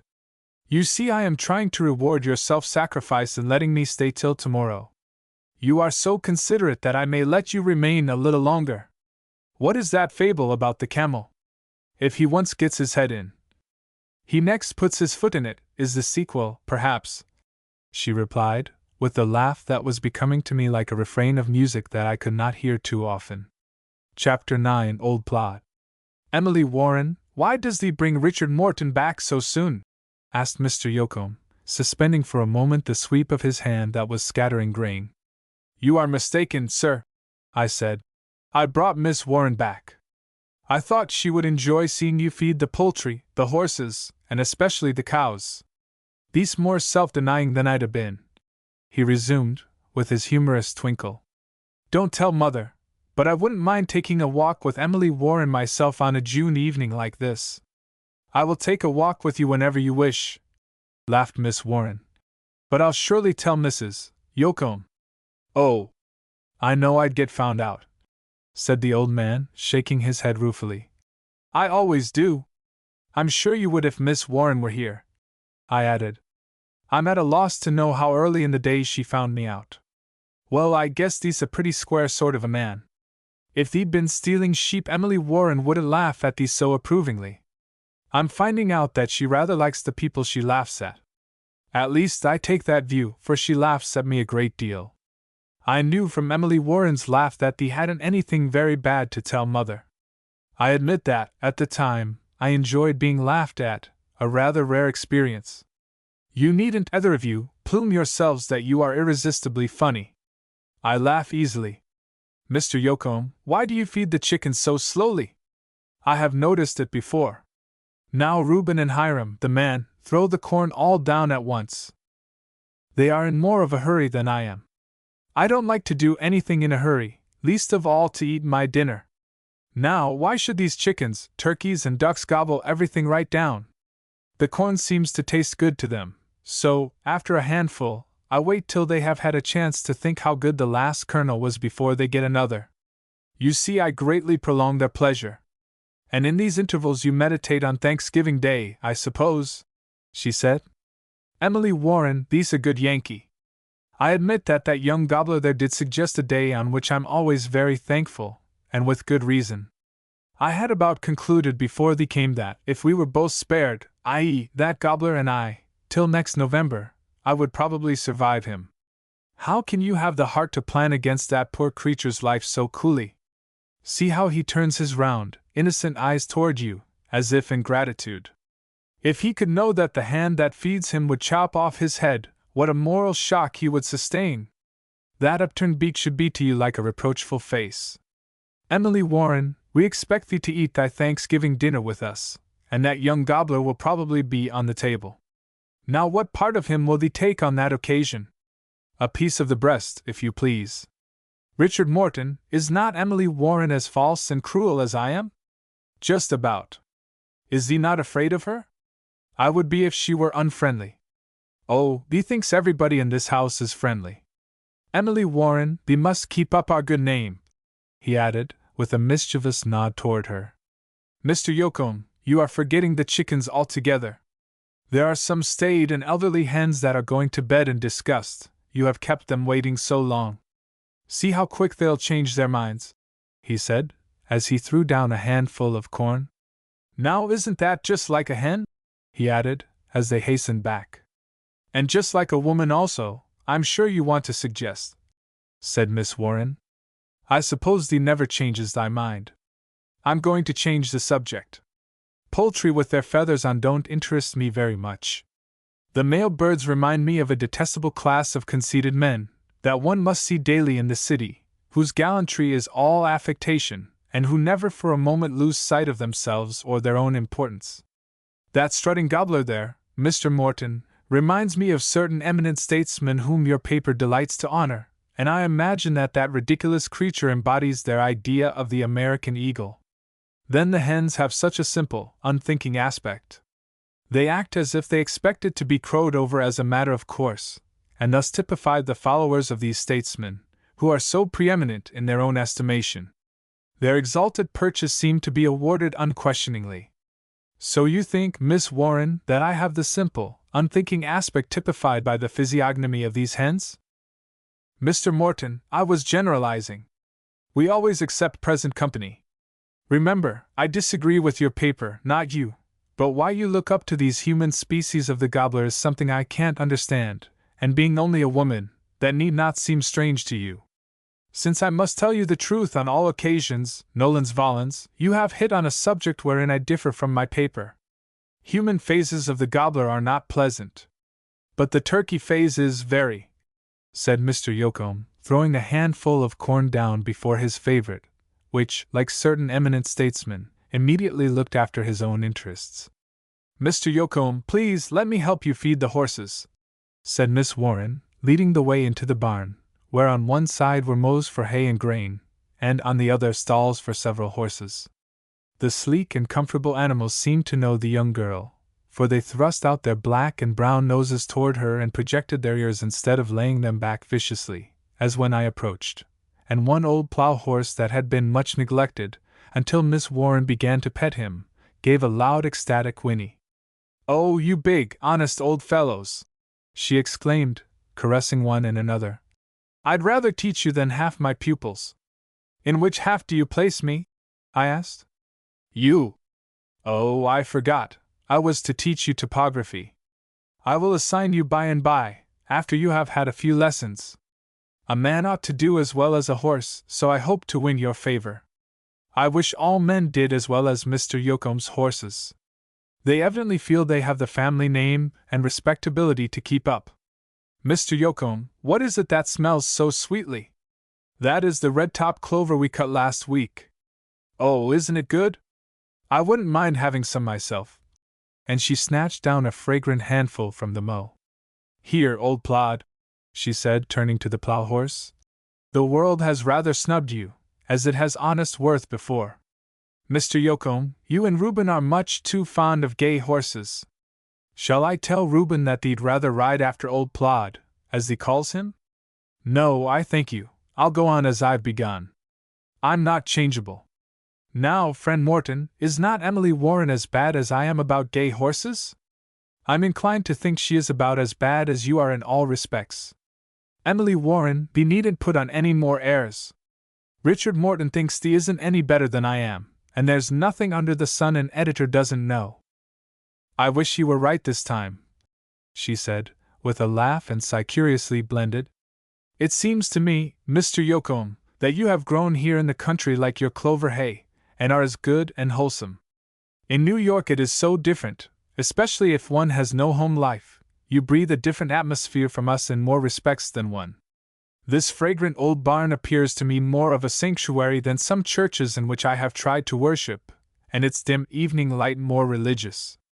According to your faith," I said, "no shrine has ever contained so precious a gift as a manger." "According to our faith, if you please, Mr. Morton." By an instinct that ignored a custom of the Friends, but exemplified their spirit, the old man took off his hat as he said, "Yes, friend Morton, according to our faith. The child that was cradled in a manger tends to make the world innocent. The old barn has indeed become a sanctuary," I thought, in the brief silence that followed. Miss Warren stepped to the door, and I saw a quick gesture of her hands to her eyes. Then she turned and said in her piquant way, "Mr. Yocombe, our talk reminds me of the long grace in Latin which the priest said before meals, and which the hungry people couldn't understand. The horses are hinting broadly that oats would be more edifying. If it were Monday, I'd wager you a plum that they would all leave your oats to eat clover hay out of my hand. We'll arrange about the bet tomorrow, and now try the experiment," said Mr. Yocombe, relapsing into his genial humor at once. I was learning, however, that a deep, earnest nature was hidden by this outward sheen and sparkle. Filling his 4-quart measure from the cobweb bin, he soon gave each horse his allowance. "Now, Richard Morton, thee watch her, and see that she doesn't coax too much, or come it over them with any unlawful witchery. Take the hay thyself, Emily, and we'll stand back." I went to the further end of the barn, near old Plod, and stood where I could see the maiden's profile against the light that streamed through the open door. Never shall I forget the picture I then saw. The tall, ample figure of the old Quaker stood in the background, and his smile was broad and genial enough to have lighted up a dungeon. Above him rose the odorous clover, a handful of which Miss Warren held out to the horse in the first stall. Her lips were parted, her eyes shining, and her face had the intent, eager interest of a child, while her attitudes and motions were full of unstudied and unconscious grace. The first horse munched stolidly away at his oats. She put the tempting wisp against his nose, at which he laid back his ears and looked vicious. She turned to Mr. Yocombe, and the old barn echoed to a laugh that was music itself as she said, "You have won your plum, if it is Sunday. I shall try all the other horses, however, and thus learn to value correctly the expressions of affection I have received from these long-nosed gentlemen." One after another they munched on, regardless of the clover. Step by step she came nearer to me, smiling and frowning at her want of success. My heart thrilled at a beauty that was so unconventional, and so utterly self-forgetful. The blooming clover, before it fell at a sweep of the scythe, was the fit emblem of her then. She looked so young, so fair, and sweet. "They are as bad as men," she exclaimed. "Who will forgive any wrong rather than an interruption at dinner?" She now stood at my side before old Plod, that thus far, in his single-minded attention to his oats, had seemingly forgotten her presence. But, as he lifted his head from the manger and saw her, he took a step forward, and reached his great brown nose toward her, rather than for the clover. "In brief," he said in his poor dumb way, "I like you better than hay or oats." The horse's simple, undisguised affection, for some reason, touched the girl deeply, for she dropped the hay and threw her arm around the horse's head, leaning her face against his. I saw a tear in her eye as she murmured, "You have more heart than all the rest put together. I don't believe anyone was ever kind to you before, and you've been a bit lonely, like myself." Then she led the way hastily out of the barn, saying, "Old Plod and I are sworn friends from this time forth, and I shall take your advice, old Plod." I was soon at her side, and asked, "What advice did old Plod give you?" For some inexplicable reason she colored deeply, then laughed as she said, "It's rarely wise to think aloud, but impulsive people will do it sometimes. I suppose we all occasionally have questions to decide that to us are perplexing and important, though of little consequence to the world. Come, if we are to see the old garden, we must make the most of the fading light. After my interview with old Plod, I can't descend to cows and pigs, so goodbye, Mr. Yocombe." Chapter 10 A Bit of Eden. "This is my first entrance into Eden," I said, as we passed through the rustic gate made of cedar branches and between posts green with American ivy. "Like another man, you won't stay here long. Like Adam, I shall certainly go out when you do. That will be before very long, since I have promised Mr. Yocombe some music. Even though a bohemian editor, as you may think, I am conscious of a profound gratitude to some beneficent power, for I never could have chosen so wisely myself. I might have been in Sodom and Gomorrah, for New York in contrast seems a union of both, receiving reports of the crimes and casualties of the day, but I am here with this garden in the foreground and music in the background. You don't know anything about the music, and you may yet wish it so far in the background as to be inaudible. I admit that I will be in a dilemma when we reach the music, for no matter how much I protest, you will know just what I think. Yes, you had better be honest. Come, open for me the treasures of your ripe experience. You have been a week in the country. I know you will give me a rosebud, a rare old-fashioned one, if you please, with a quaint, sweet meaning, for I see that such abound in this garden, and I am wholly out of humor with the latest mode in everything. Recalling your taste for homely, honest worth, as shown by your passion for old Plod, I shall seek a blossom among the vegetables for you. Ah, here is one that is sweet, white, and pretty. And I plucked a cluster of flowers from a potato hill. By the way, what flower is this? I asked demurely. She looked at it blankly for a moment, then remarked, with a smile, "You have said that it was sweet, white, and pretty. Why inquire further? Miss Warren, you have been a week in the country and don't know a potato blossom. Our relations may be changed," she said, "and you become the teacher. Oh, here comes Zillah." We will settle the question according to Scripture. Does it not say, a little child shall lead them? Who are you so glad to see, little one, Miss Warren or me? I don't know thee very well yet, she said shyly. Do you know Miss Warren very well? Oh, yes, indeed. How soon did you come to know her well? The first day when she kissed me. I think that's a very nice way of getting acquainted. Won't you let me kiss you good night when you get sleepy? She looked at me with a doubtful smile and said, I'm afraid thy mustache will tickle me. The birds were singing in the orchard near, but there was not a note that to my ear was more musical than Miss Warren's laugh. I stooped down before the little girl as I said, Suppose we see if a kiss tickles you now, and if it don't now, you won't mind it then, you know. She came hesitatingly to me, and gave the coveted salute with a delicious mingling of maidenly shyness and childish innocence and frankness. Ah! I exclaimed. Eden itself contained nothing better than that. To think that I should have been so honored, I who have written the records of enough crimes to sink a world. Perhaps if you had committed some of them she wouldn't have kissed you. If I had to live in a 99-story tenement house, as so many do, I think I would have committed them all. Well, I may come to it. Life is a risky battle to such as I, but I'm in heaven now. You do seem very happy, she said, looking at me wistfully. I am very happy. I have given myself up wholly to the influences of this day, letting them sway me, lead me whithersoever they will. If this is a day of destiny, no stupid mulishness of mine shall thwart the happy combination of the stars. That the fates are propitious I have singular reason to hope. Yesterday I was a broken and dispirited man. This evening I feel the influence of all this glad June life. Good Mrs. Yocombe has taken me in hand. I'm to study topography with a teacher who has several other bumps besides that of locality, and Zillah is going to show us the Garden of Eden. Is this like the Garden of Eden? The little girl asked, looking up at me in surprise. Well, I'm not sure that it's just like it, but I'm more than content with this garden. In one respect I think it's better, there are no snakes here. Now Zillah, lead where you please, I'm in the following mood. Do you know where any of these birds live? Do you think any of them are at home on their nests?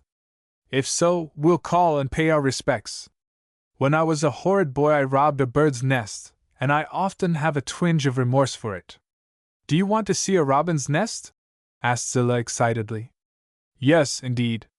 Then come and walk softly when I do. There's one in that lilac bush there. If we don't make a noise, perhaps we can see Mother Robin on the nest. Sh, very softly, now lift me up as father did, there, don't you see her? I did for a moment, and then the bird flew away on a swift, silent wing, but from a neighboring tree the paternal robin clamored loudly against our intrusion. Nevertheless, Zillah and I peeped in. Oh, the queer little things, she said. They seem all mouth and swallow. Mrs. Robin undoubtedly thinks them lovely. Miss Warren, you are not quite tall enough, and since I can't hold you up like Zillah, I'll get a box from the tool house. Isn't this the jolliest housekeeping you ever saw? A father, mother, and 6 children, with the house 6 inches across and open to the sky. Compare that with a Fifth Avenue mansion. I think it compares very favorably with many mansions on the avenue, she said, after I returned with a box and she had peered for a moment into the roofless home. I thought you always spoke the truth, I remarked, assuming a look of blank amazement. Well, prove that I don't. Do you mean to say that you think that a simple house, of which this nest is the type, compares favorably with a Fifth Avenue mansion? I do. What do you know about such mansions? I have pupils in some of the best of them. I hear the voices of many birds, but you are the rara avis of them all, I said, looking very incredulous. Not at all, I am simply matter of fact. Which is worth the more, a furnished house or the growing children in it? The children ought to be.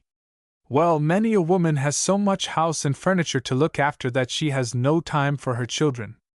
The little brown mother we have frightened away can give nearly all her time to her children, and by the way, they may take cold unless we depart and let her shelter them again with her warm feathers. Besides, the protesting paterfamilias on the pear tree there is not aware of our goodwill toward him and his, and is naturally very anxious as to what we human monsters intend. The mother bird keeps quiet, but she is watching us from some leafy cover with tenfold his anxiety.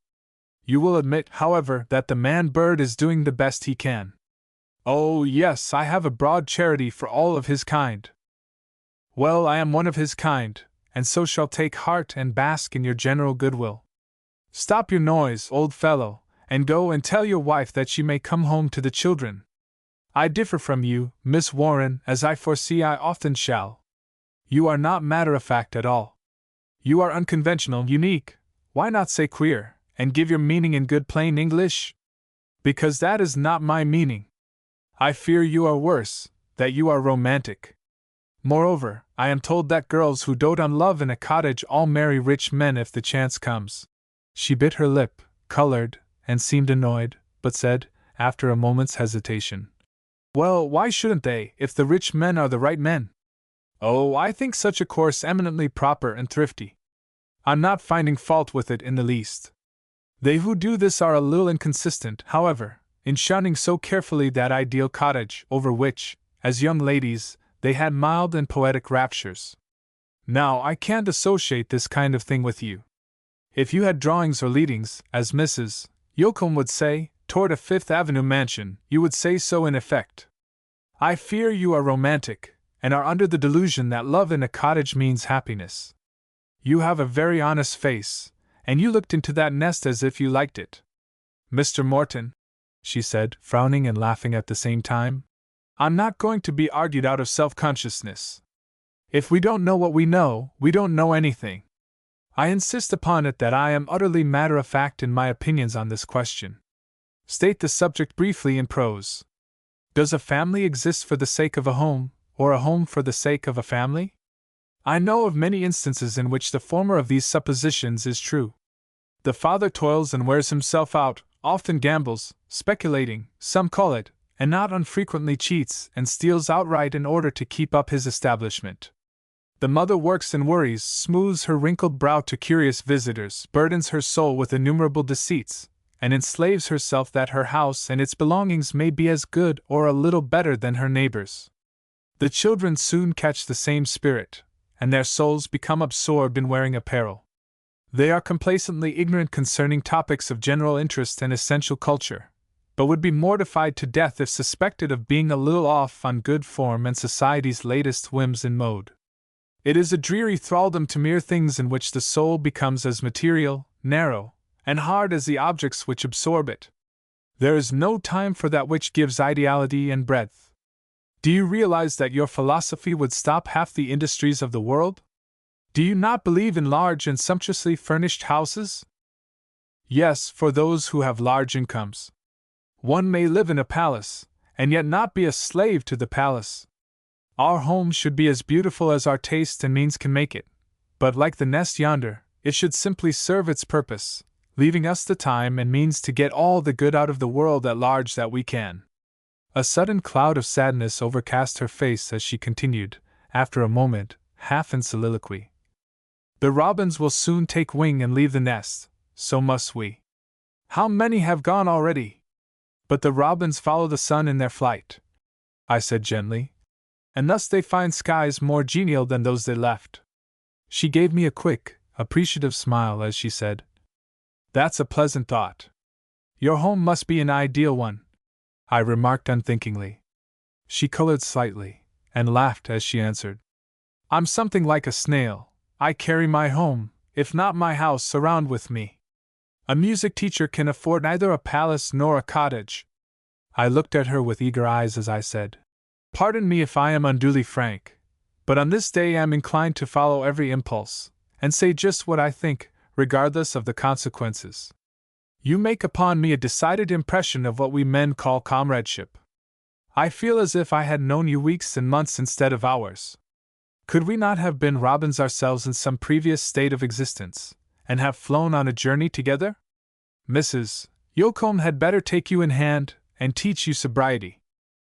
Yes, this June air, laden with the odors of these sweet old-style roses and grape blossoms, intoxicates me. These mountains lift me up. These birds set my nerves tingling like one of Beethoven's symphonies, played by Thomas's orchestra. In either case do I know what the music means, but I recognize a divine harmony. Never before have I been conscious of such a rare and fine exhilaration.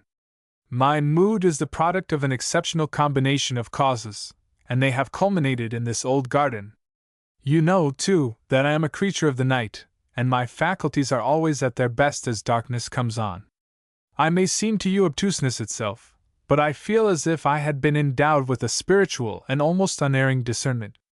In my sensitive and highly wrought condition, I know that the least incongruity or discord in sight or sound would jar painfully. Yes, laugh at me if you will, but nevertheless I'm going to speak my thoughts with no more restraint than these birds are under. I'm going back for a moment to the primitive condition of society, when there were no disguises. You are the mystery of this garden, you who come from New York, where you seem to have lived without the shelter of home life, to have obtained your livelihood among conventional and artificial people, and to whom the false, complicated world must be well known, and yet you make no more discord in this garden than the first woman would have made. You are in harmony with every leaf, with every flower, and every sound, with that child playing here and there, with the daisies in the orchard, with the little brown mother, whose children you feared might take cold. Hush! I said, with a deprecatory gesture. I will speak my mind. Never before in my life have I enjoyed the utter absence of concealment. In the city one must use words to hide thoughts more often than to express them, but here, in this old garden, I intend to reproduce for a brief moment one of the conditions of Eden, and to speak as frankly as the first man could have spoken. I am not jesting either, nor am I irreverent. I say, in all sincerity, you are the mystery of this garden, you who come from New York, and from a life in which your own true womanhood has been your protection, and yet if, as of old, God should walk in this garden in the cool of the day, it seems to me you would not be afraid. Such is the impression, given without reserve, that you make on me, you whom I have just seen, as it were. As she realized my sincerity, she looked at me with an expression of strong perplexity and surprise. Truly, Mr. Morton, she said slowly, you are in a strange, unnatural mood this evening. I seem so, I replied, because absolutely true to nature. See how far astray from Eden we all are. I have merely for a moment spoken my thoughts without disguise, and you look as if you doubted my sanity. I must doubt your judgment, she said, turning away. Then why should such a clearly defined impression be made on me? For every effect there must be a cause. She turned upon me suddenly, and her look was eager, searching, and almost imperious in its demand to know the truth. Are you as sincere as you are unconventional? She asked. I took off my hat, as I replied, with a smile. A garden, Miss Warren, was the first sacred place of the world, and never were sincerer words spoken in that primal garden. She looked at me a moment wistfully, and even tearfully. I wish you were right, she said, slowly shaking her head. Your strange mood has infected me, I think, and I will admit that to be true is the struggle of my life, but the effort to be true is often hard, bitterly hard, in New York. I admit that for years truthfulness has been the goal of my ambition. Most young girls have a father and mother and brothers to protect them. I have had only the truth, and I cling to it with the instinct of self-preservation. You cling to it because you love it.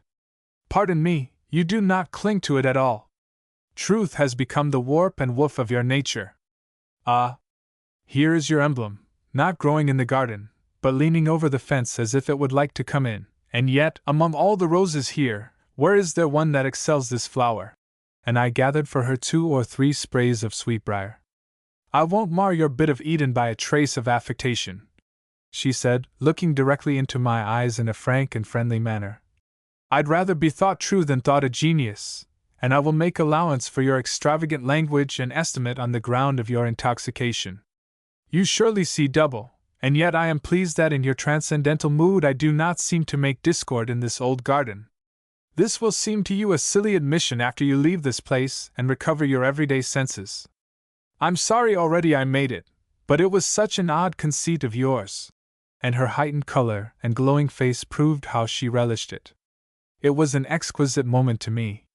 The woman showed her pleasure as frankly as a happy child. I had touched the keynote of her character as I had that of Ada Yoakum's a few hours before, and in her supreme individuality Emily Warren stood revealed before me in the garden. She probably saw more admiration in my face than she liked, for her manner changed suddenly. "Being honest doesn't mean being made of glass," she said brusquely. "You don't know anything about me, Mr. Morton. You have simply discovered that I have not a leaning toward prevarication. That's all your fine words amount to. Since I must keep up a reputation for telling the truth, I'm obliged to say that you don't remind me of Adam very much. No, I probably remind you of a night editor ambitious to be smart in print." She bit her lip, colored a little. "I wasn't thinking of you in that light just then," she said. And Adam is not my ideal man. In what light did you see me?" "It is growing dusky, and I won't be able to see you at all soon." "That's evasion. Come, Mr. Morton, I hope you do not propose to keep up Eden customs indefinitely. It's time we returned to the world to which we belong." "Zillah!" called Mrs. Yoakum, and we saw her coming down the garden walk. "Bless me! Where is the child?" I exclaimed. "When you began to soar into the realms of melodrama and forget the garden you had asked her to show you, she sensibly tried to amuse herself. She is in the strawberry bed, Mrs. Yoakum." "Yes," I said. "I admit that I forgot the garden. I had good reason to do so. I think it is time we left the garden. You must remember that Mrs. Yoakum and I are not night editors, and cannot see in the dark." "Mother," cried Zillah, coming forward, "see what I have found." And her little hands were full of ripe strawberries. "If it wasn't getting so dark I could have found more, I'm sure," she added. "What, giving them all to me?" Miss Warren exclaimed, as Zillah held out her hands to her favorite. "Wouldn't it be nicer if we all had some? Who held you up to look into the robin's nest?" I asked reproachfully. "You may give Richard Morton my share," said the little girl, trying to make amends. I held out my hand, and Miss Warren gave me half of them. "Now these are mine?" I said to Zillah. "Yes." "Then I'll do what I please with them." I picked out the largest, and stooping down beside her, continued, "You must eat these or I won't eat any. These very like Emily Warren." The little girl laughed. "He gets around me before I know it. I'll give you all the strawberries for that compliment." "No, thee must take half. Mrs. Yoakum, you and I will divide too. Could there possibly be a more delicious combination?" And Miss Warren smacked her lips appreciatively. "The strawberry was evolved by a chance combination of forces," I remarked. "Undoubtedly," added Miss Warren. "So was my Geneva watch." "I like to think of the strawberry in this way," said Mrs. Yoakum. "There are many things in the scriptures hard to understand, so there are in nature. But we all love the short text, God is love. The strawberry is that text repeated in nature. Mrs. Yoakum, you could convert infidels and pagans with the gospel of strawberries," I cried. "There are many Christians who prefer tobacco," said Mrs. Yoakum, laughing. "That reminds me," I exclaimed, "that I have not smoked today. I fear I shall fall from grace tomorrow, however." "Yes, I imagine you will drop from the clouds by tomorrow," Miss Warren remarked. "By the way, what a magnificent cloud that is rising above the horizon in the southwest. It appears like a solitary headland in an azure sea." "Ah, she said in satirical accent. "Mrs. Yoakum, Miss Warren has been laughing at me ever since I came. I may have to claim your protection." "No! Thee and father are big enough to take care of yourselves." "Emily Warren, is thee and Richard Morton both lost?" called Mr. Yoakum from the piazza. "I can't find mother either. If somebody don't come soon I'll blow the fish horn." "We're all coming," answered Mrs.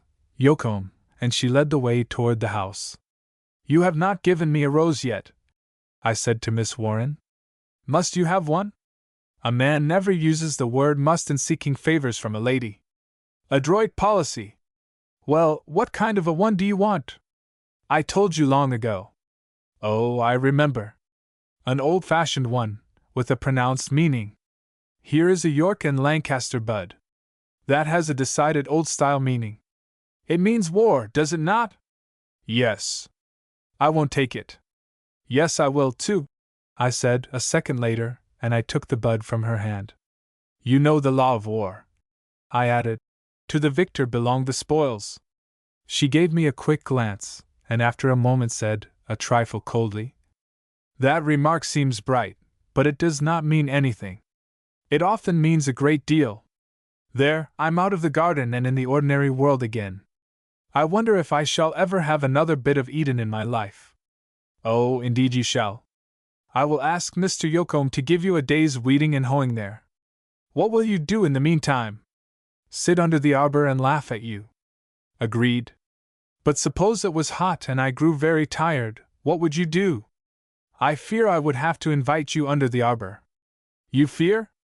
Well, I would invite you if you had been of real service in the garden. That would be Eden unalloyed. Since I am not intoxicated, I cannot agree with you. Chapter 11 moved. Mr. Yocombe, I said, as we mounted the piazza, what is the cause of the smoke rising above yonder mountain to the east of us? I have noticed it several times this afternoon, and it seems increasing.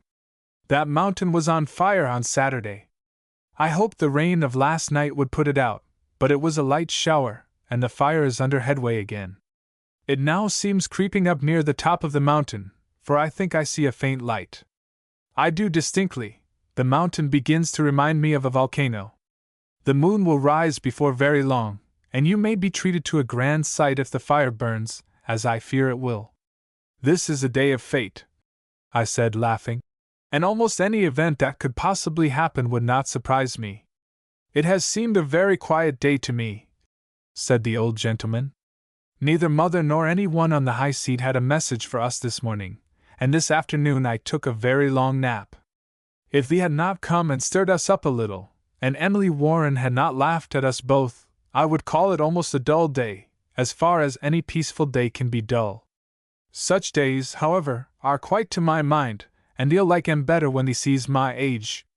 I'm inclined to think, I replied, that the great events of life would rarely make even an item in a newspaper. Mrs. Yocombe looked as if she understood me, but Miss Warren remarked, with a mischievous glance, Personals are generally read. Editors gossip about others, not themselves. You admit they gossip. That one did little else seems your impression. News and gossip are different things, but I'm glad your conscience so troubles you that you exaggerate my words. Emily Warren, thee can squabble with Richard Morton all day tomorrow after thy amiable fashion, but I'm hankering after some of thy music. I will keep you waiting no longer, sir, and would have come before, but I did not wish you to see Mr. Morton while he was in a very lamentable condition. Why, what was the matter with him? Asked Ada, who had just joined us in the lighted hall. He seems to have very queer complaints.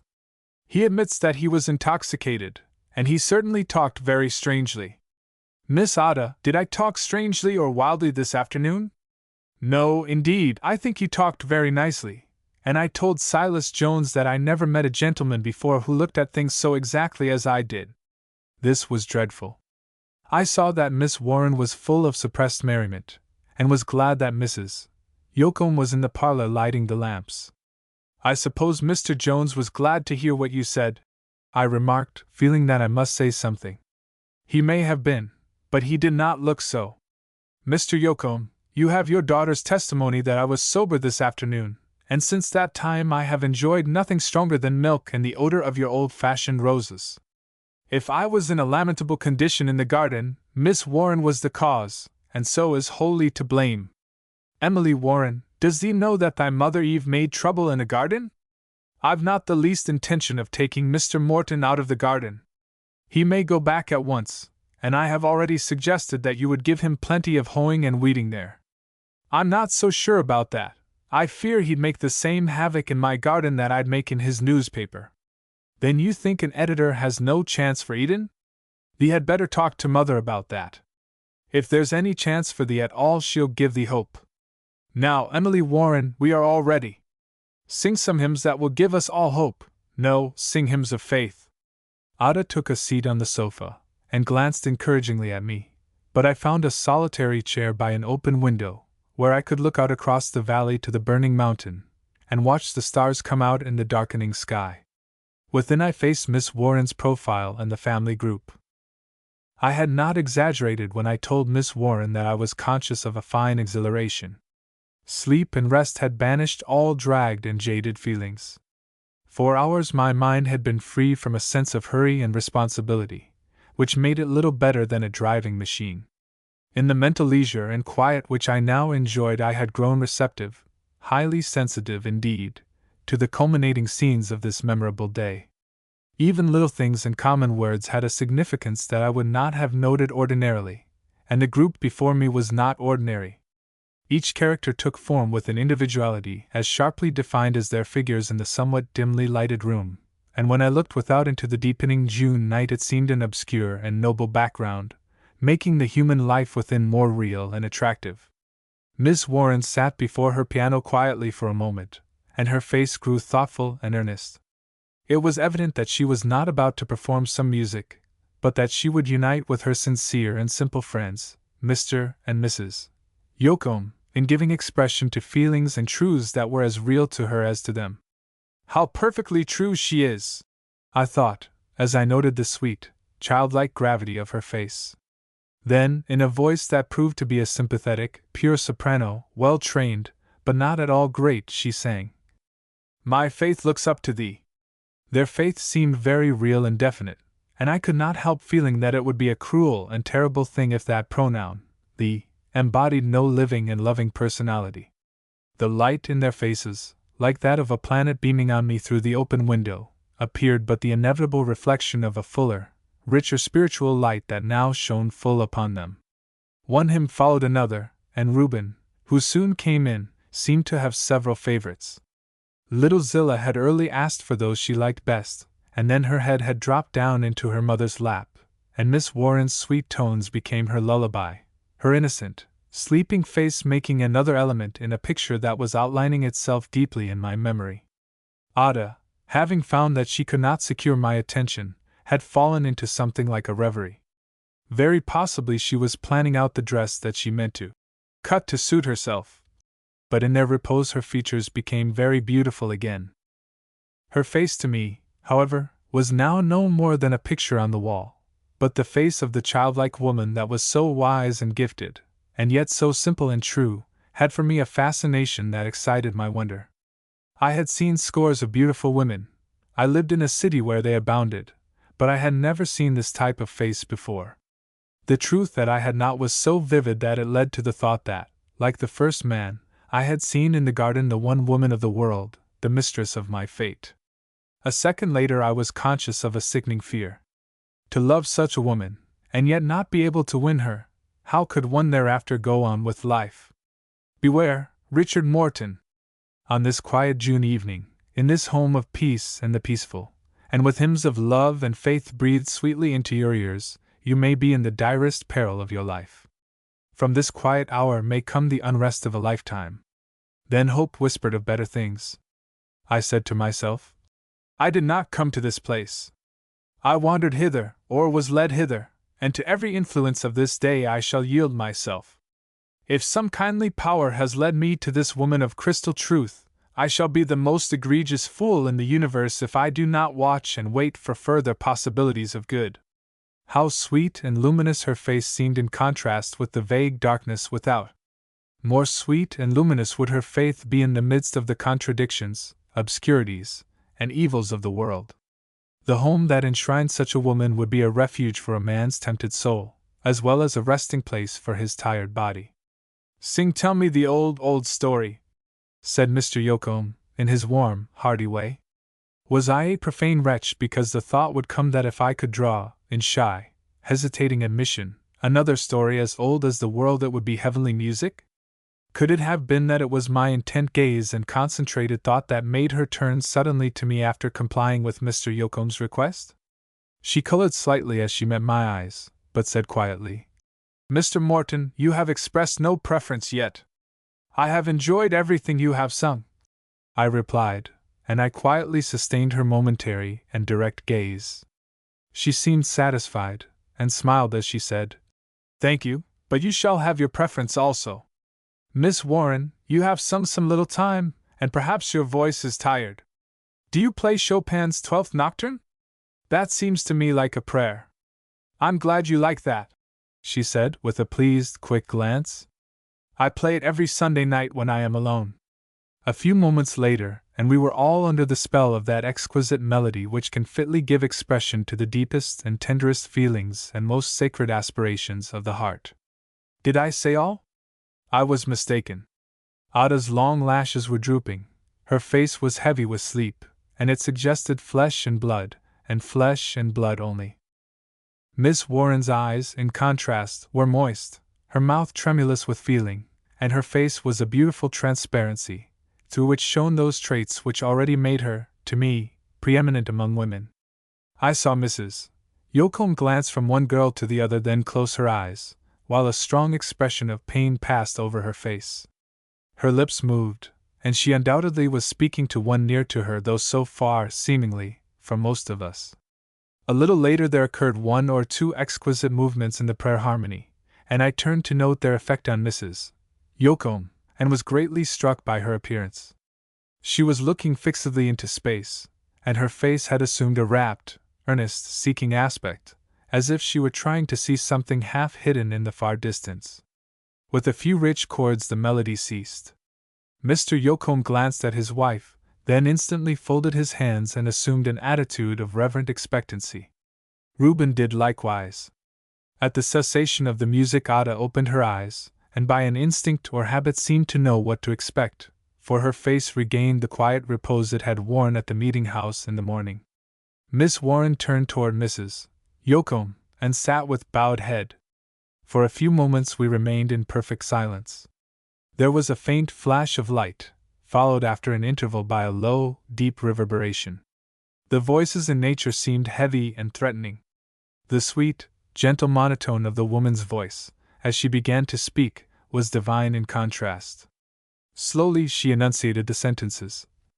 "What I do, thou knowest not now, but thou shalt know hereafter." After a pause she continued, "As the dear young friend was playing, these words were borne in upon my mind. They teach the necessity of faith. Thanks be to the God of heaven and earth, that he who spake these words is so worthy of the faith he requires. The disciple of old could not always understand his Lord, no more can we. We often shrink from that which is given in love, and grasp at that which would destroy. Though but little, weak, erring children, we would impose on the all-wise God our way, instead of meekly accepting his way. Surely the one who speaks has a right to do what pleases his divine will. He is the sovereign one, the Lord of lords, and though he slay me, yet will I trust in him. But though it is a king that speaks, he does not speak as a king. He is talking to his friends, he is serving them with a humility and meekness that no sinful mortal has surpassed. He is proving, by the plain, simple teaching of actions, that we are not merely his subjects, but his brethren, his sisters, and that with him we shall form one household of faith, one family in God. He is teaching the sin of arrogance and the folly of pride. He is proving for all time that serving, not being served, is God's patent of nobility. We should not despise the lowliest, for none can stoop so far as he stooped. Every few moments her low, sweet voice had, as an accompaniment, distant peals of thunder, that after every interval rolled nearer and jarred heavier among the mountains. More than once I saw Miss Warren start nervously, and glance apprehensively at the open window where I sat, and through which the lightning gleamed with increasing vividness. Ada maintained the same utterly quiet, impassive face, and it seemed to me that she heard nothing and thought of nothing. Her eyes were open, her mind was asleep. She appeared an exquisite breathing combination of flesh and blood, and nothing more. Reuben looked at his mother with an expression of simple affection, but one felt that he did not realize very deeply what she was saying. But Mr. Yocombe's face glowed with an honest faith and strong approval. "The master said," continued Mrs. Yocombe, after one of the little pauses that intervened between her trains of thought, "What I do, thou knowest not now," there he might have stopped. Presuming is the subject that asks his king for the why and wherefore of all that he does. The king is the highest of all, and if he be a king in truth, he sees the furthest of all. It is folly for those beneath the throne to expect to see so far, or to understand why the king, in his far-reaching providence, acts in a way mysterious to them. Our king is kingly, and he sees the end from the beginning. His plans reach through eternities. Why should he ever be asked to explain to such as we? Nevertheless, to the fishermen of Galilee and to us he does say, "Thou shalt know hereafter." The world is full of evil. We meet its sad mysteries on every side, in every form. It often touches us very closely. For a moment some deep emotion choked her utterance. Involuntarily, I glanced at Ada. Her eyes were drooping a little heavily again, and her bosom rose and fell in the long, quiet breath of complete repose. Miss Warren was regarding the suffering mother with the face of a pitying angel. "And its evils are evil," resumed the sad-hearted woman, in a tone that was full of suppressed anguish. "At least, they seem so, and I don't understand them. I can't understand them, nor why they are permitted. But he has promised that good shall come out of the evil, and has said, 'Thou shalt know hereafter.' Oh, blessed hereafter! When all clouds shall have rolled away, and in the brightness of my Lord's presence every mystery that now troubles me shall be made clear. Dear Lord, I await thine own time. Do what seemeth good in thine own eyes." And she meekly folded her hands and bowed her head. For a moment or two there was the same impressive silence that fell upon us before she spoke.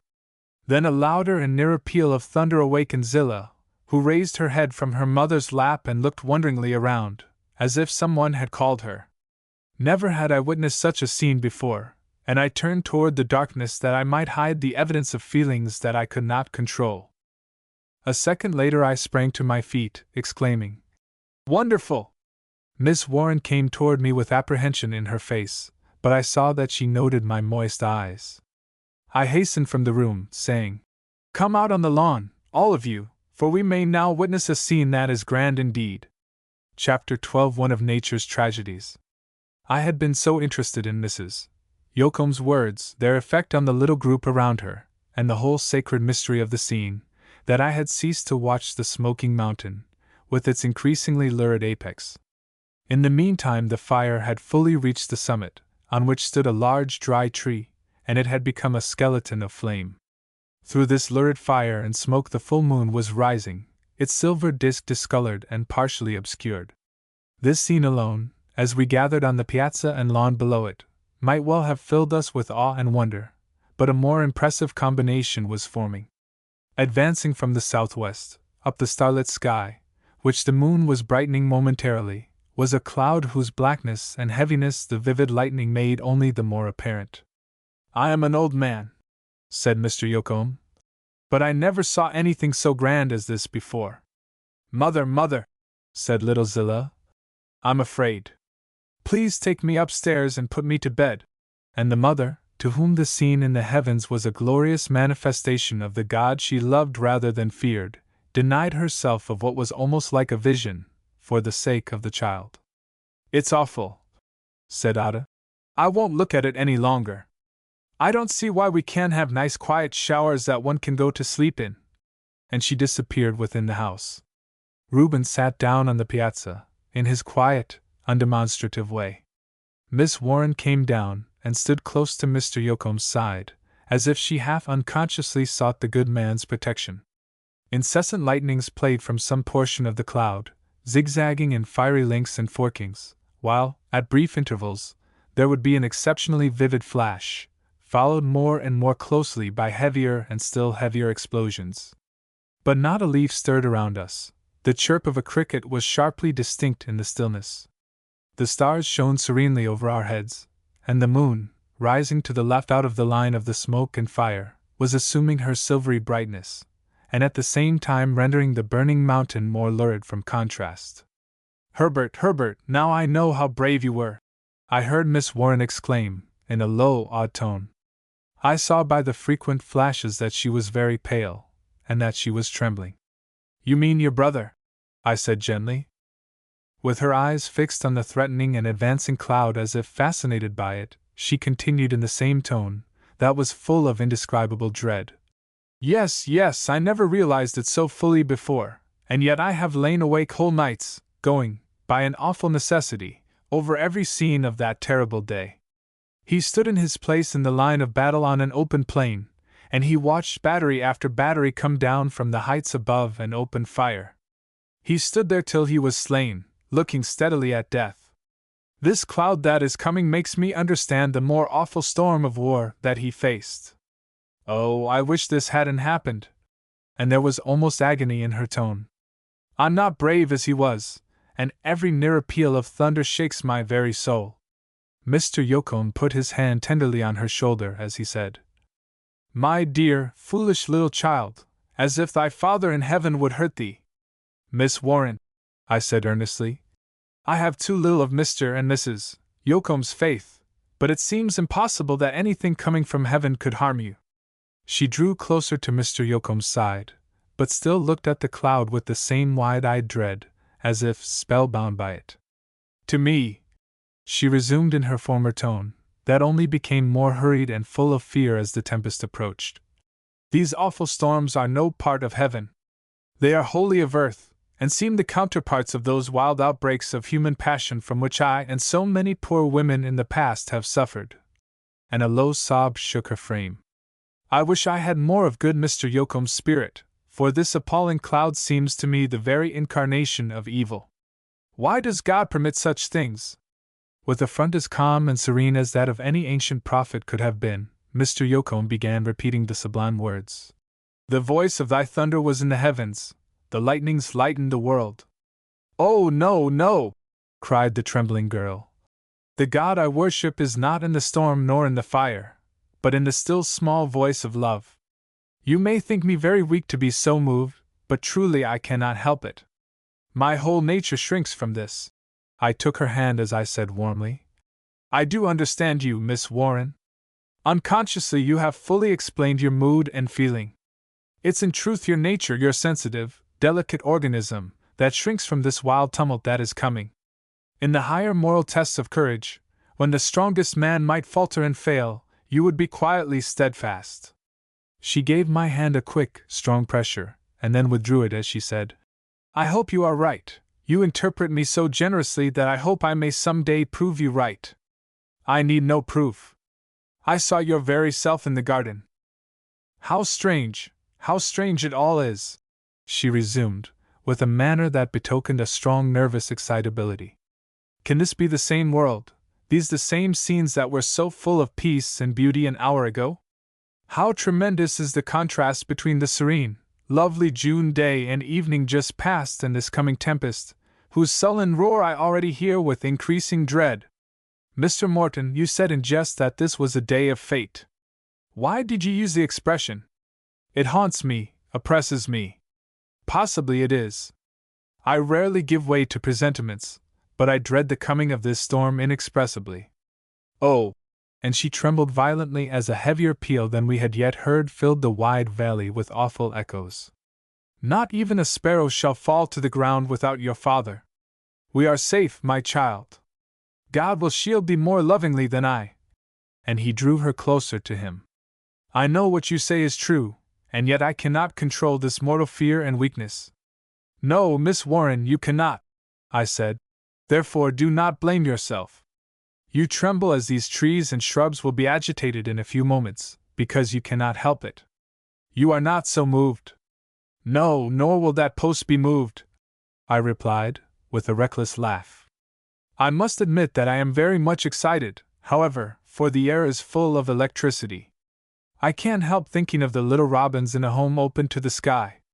Her only answer was a low sob, but not for a moment did she take her wide, terror-stricken gaze from the cloud whose slow, deliberate advance was more terrible than gusty violence would have been.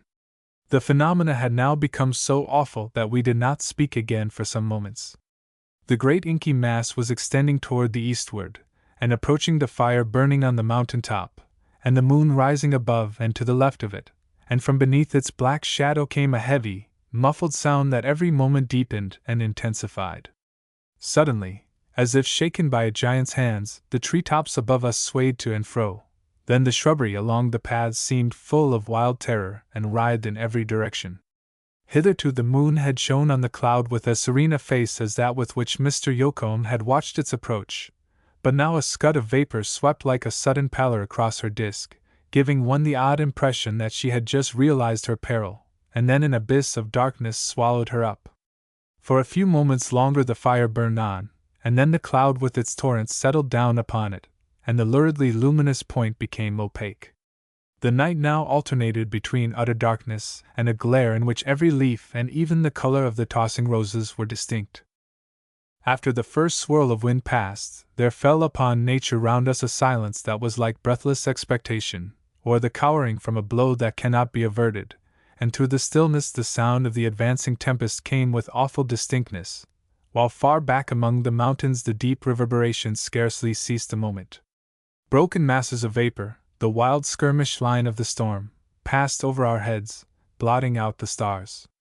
The trees and shrubbery were bending helplessly to the gust, and Miss Warren could scarcely stand before its violence. The great elm swayed its drooping branches over the house as if to protect it. The war and whirl of the tempest was all about us. The coming rain reminded one of the resounding footsteps of an innumerable host, and great drops fell here and there like scattering shots. "Come in, my child," said Mr. Yocombe. "The storm will soon be past, and thee and the robins shall yet have quiet sleep tonight. I've seen many such wild times among the mountains, and nothing worse than clearer skies and better grain followed. You will hear the robins singing." A blinding flash of lightning, followed by such a crash as I hope I may never hear again, prevented further reassuring words, and he had to half support her into the house. I had never been in a battle, but I know that the excitement which mastered me must have been akin to the grand exaltation of conflict, wherein a man thinks and acts by moments as if they were hours and years. Well, he may, when any moment may end his life. But the thought of death scarcely entered my mind. I had no presentiment of harm to myself, but feared that the dwelling or outbuildings might be struck. Almost with the swiftness of lightning came the calculation. Estimating distance and time, the next discharge of electricity will be directly over the house. If there's cause, which God forbid, may I have the nerve and power to serve those who have been so kind. As I thought, I ran to an open space which commanded a view of the farmhouse. Scarcely had I reached it before my eyes were blinded for a second by what seemed a ball of intense burning light shot vertically into the devoted home. "Oh God!" I gasped. "It is the day of fate." For a moment I seemed paralyzed, but the igniting roof beside the chimney roused me at once. "Reuben!" I shouted. A flash of lightning revealed him still seated quietly on the piazza, as if he had heard nothing. I rushed forward, and shook him by the shoulder. "Come, be a man, help me! Quick!" And I half dragged him to a neighboring cherry tree, against which I had noticed that a ladder rested. By this time he seemed to recover his senses, and in less than a moment we had the ladder against the house. Within another moment he had brought me a pail of water from the kitchen. "Have 2 more pails ready," I cried, mounting the low, sloping roof. The water I carried, and rain, which now began to fall in torrents, extinguished the external fire, but I justly feared that the woodwork had been ignited within. Hastening back at perilous speed, I said to Reuben, who stood ready, "Take one of the pails and lead the way to the attic and the rooms upstairs." The house was strangely and awfully quiet as we rushed in. I paused a second at the parlor door. Miss Warren lay motionless upon the floor, and Mr. Yocombe sat quietly in his great armchair. A sickening fear almost overwhelmed me, but I exclaimed loudly, "Mr. Yocombe, rouse yourself! I smell fire! The house is burning!" He did not move nor answer, and I followed Reuben, who was halfway up the stairs. It took but a few seconds to reach the large, old-fashioned garret, which already was filling with smoke. "Lead the way to the chimney," I shouted to Reuben in my terrible excitement. "Do not waste a drop of water. Let me put it on when I find just where the fire is." Through the smoke I now saw a lurid point. A stride brought me thither, and I threw part of the water in my pail up against it. The hissing and sputtering proved that we had hit on the right spot, while the torrents falling on the roof so dampened the shingles that further ignition from without was impossible. "We must go down a moment to breathe," I gasped, for the smoke was choking us. As we reached the story in which were the sleeping apartments, I cried, Great God! Why don't some of the family move or speak? Hitherto Reuben had realized only the peril of his home, but now he rushed into his mother's room, calling her in a tone that I shall never forget. A second later he uttered my name in a strange, odd tone, and I entered hesitatingly. Little Zillah apparently lay sleeping in her crib, and Mrs. Yocombe was kneeling by her bedside. "Mother!" said Reuben, in a loud whisper. She did not answer. He knelt beside her, put his arm around her, and said close to her ear, "Mother! Why don't you speak to me?"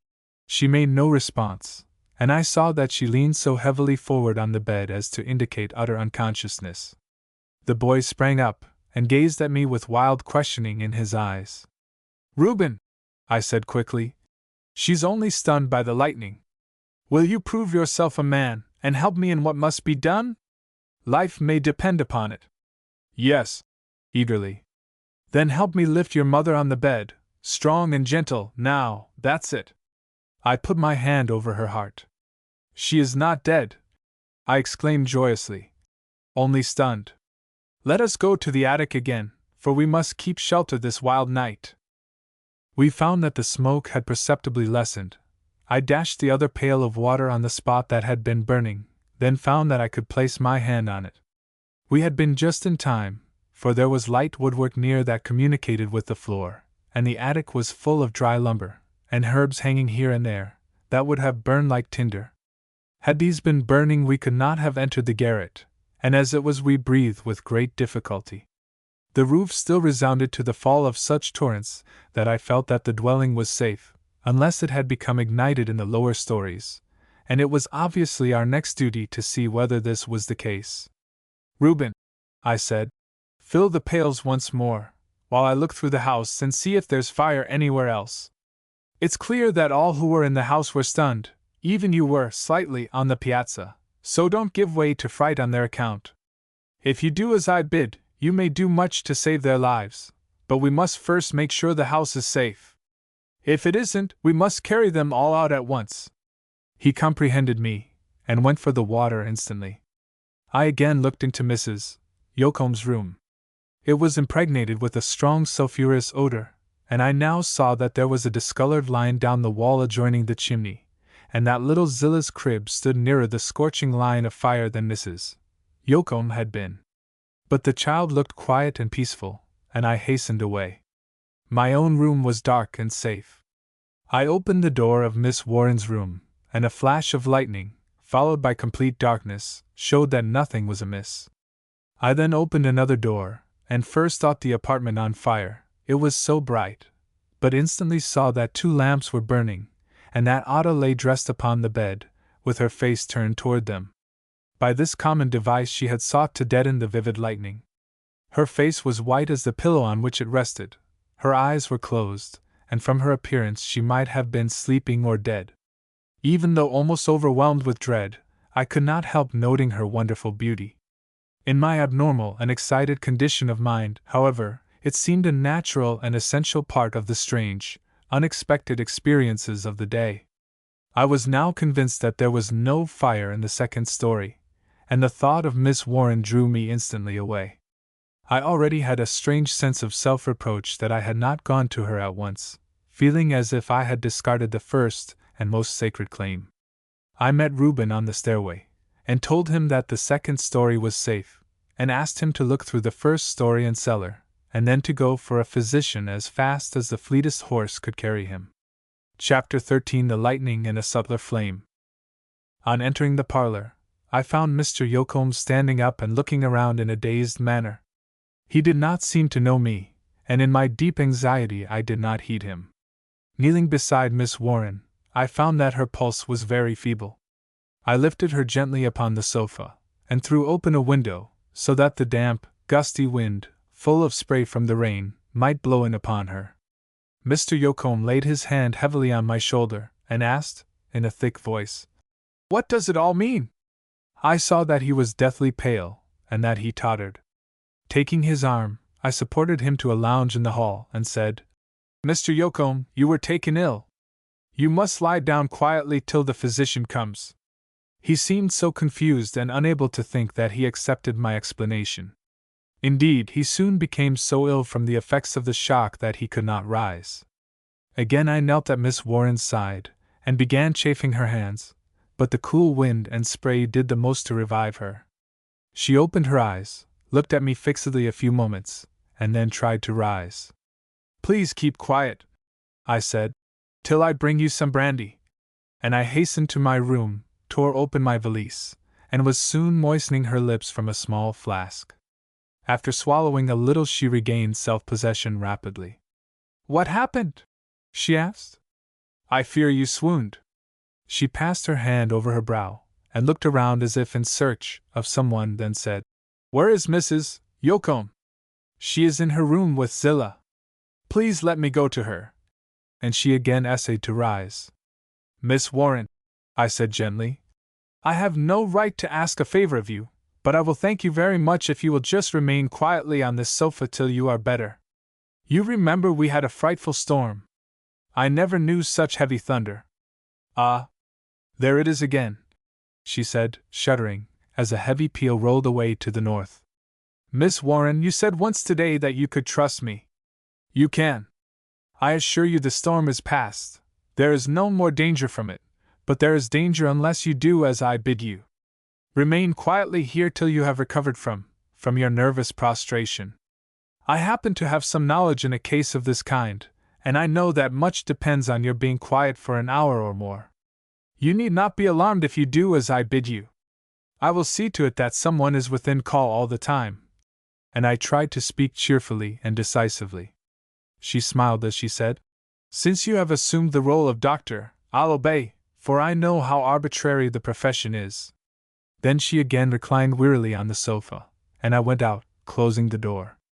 I found Reuben beside his father, who certainly needed care, for the terrible nausea which attends recovery from a severe shock from electricity had set in. "Reuben," I urged, "do go for the doctor. I'll do everything for your father that I can, but we must have a good physician at once. Go in your buggy as fast as you can drive in the dark. Can't you take a lantern, and bring the doctor with you?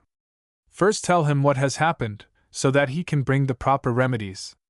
Be a man, Reuben, much depends on you tonight." Within 5 minutes I heard the swift feet of Dapple splash out upon the road. The night was growing still and close, and the gusts occurred at longer intervals. The murky cloud had covered the sky, utterly obscuring the moonlight, and there was a steady and heavy fall of rain. After Reuben had gone, a terrible sense of isolation and helplessness oppressed me. I remembered strange tales of lightning and its effects that I had heard. Would the mother and her 2 daughters survive? Was Mr. Yocombe seriously ill? But I found that the anxiety which tortured me most was in behalf of the one who gave the best promise of speedy recovery, and it was my chief hope that she would remain quietly where I had left her till the physician arrived. I had pretended to a far greater knowledge than I possessed, since in truth I had had very little experience in illness. If Miss Warren should leave the parlor, and thus learn that the farmhouse might become the scene of an awful tragedy, the effect upon her would probably be disastrous in the extreme. These and like thoughts were coursing swiftly through my mind as I waited upon Mr. Yocombe, and sought to give him relief.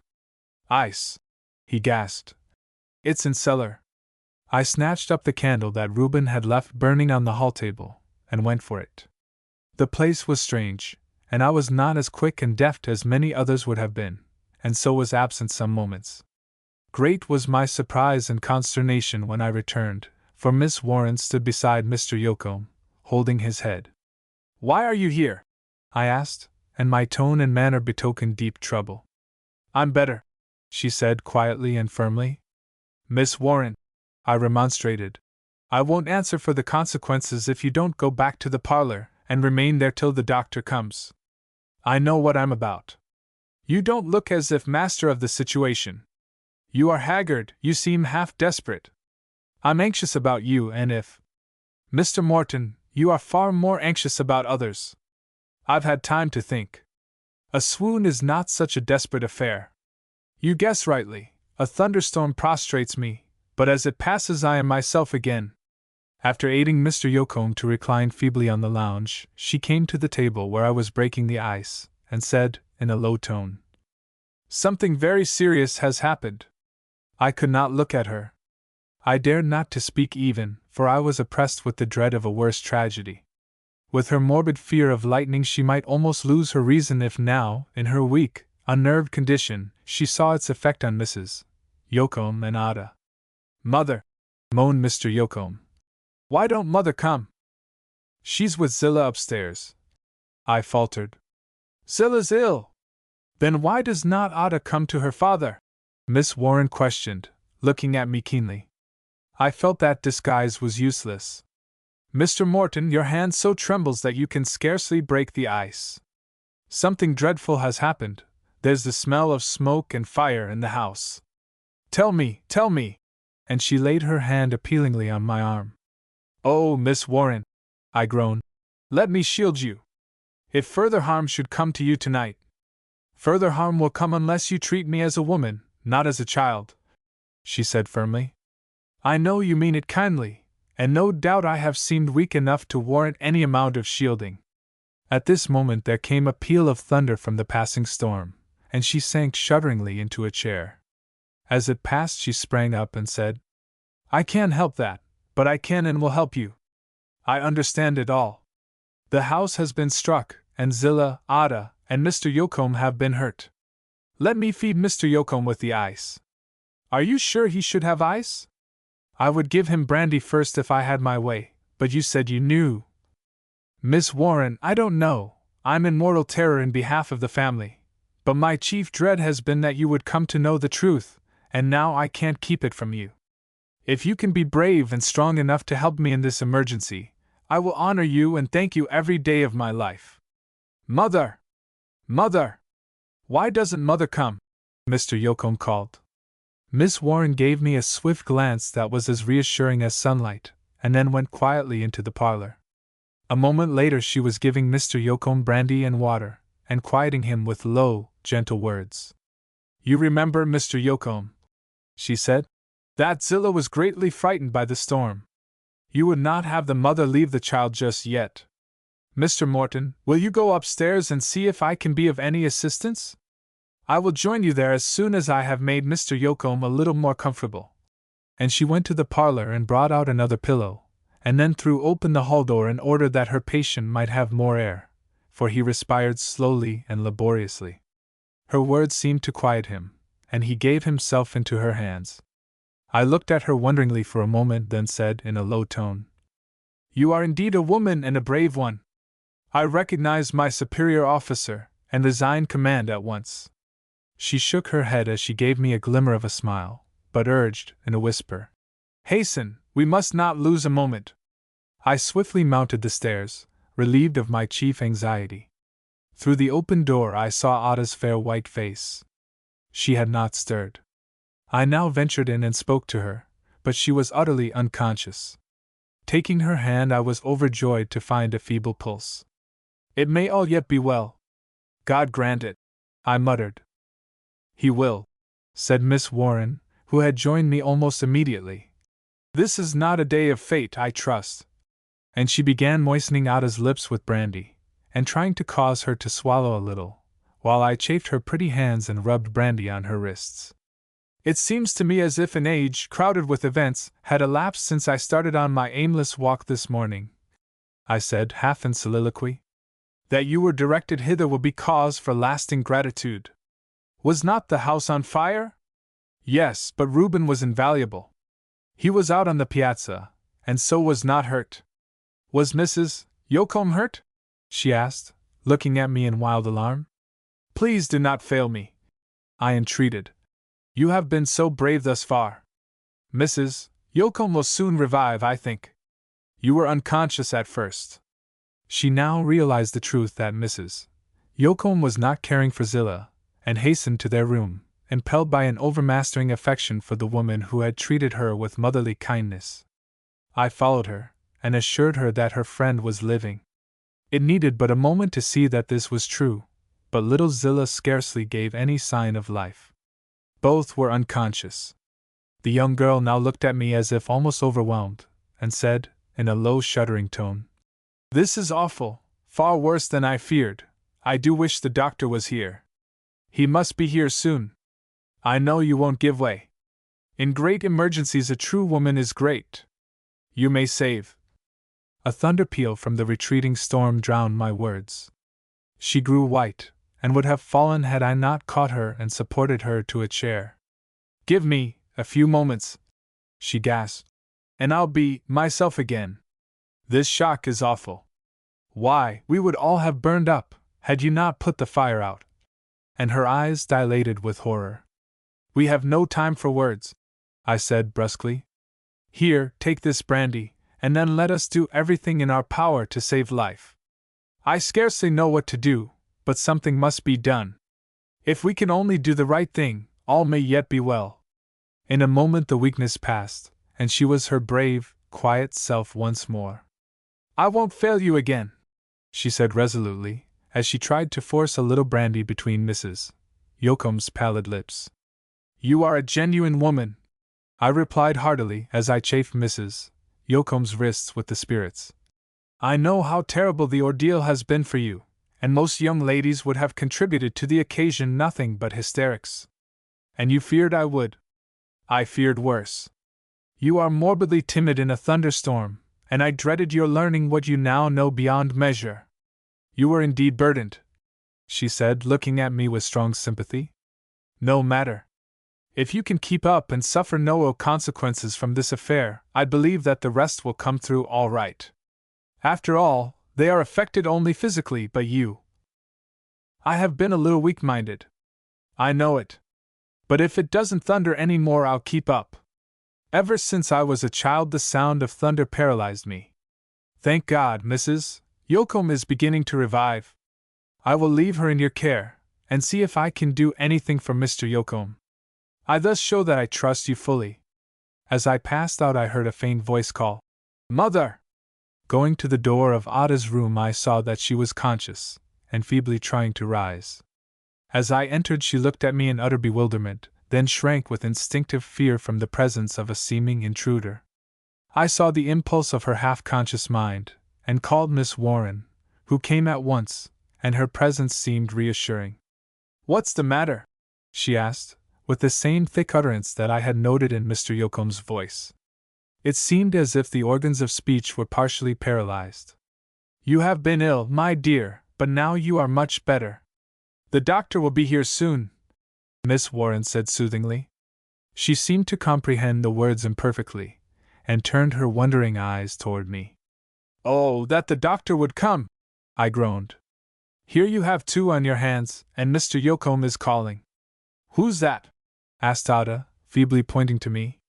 You remember Mr. Morton, Miss Warren said quietly, bathing the girl's face with cologne. You brought him home from meeting this morning. The girl's gaze was so fixed and peculiar that it held me a moment, and gave the odd impression of the strong curiosity of one waking up in a new world. Suddenly she closed her eyes and fell back faint and sick. At that moment, above the sound of the rain, I heard the quick splash of a horse's feet, and hastened down to greet the doctor.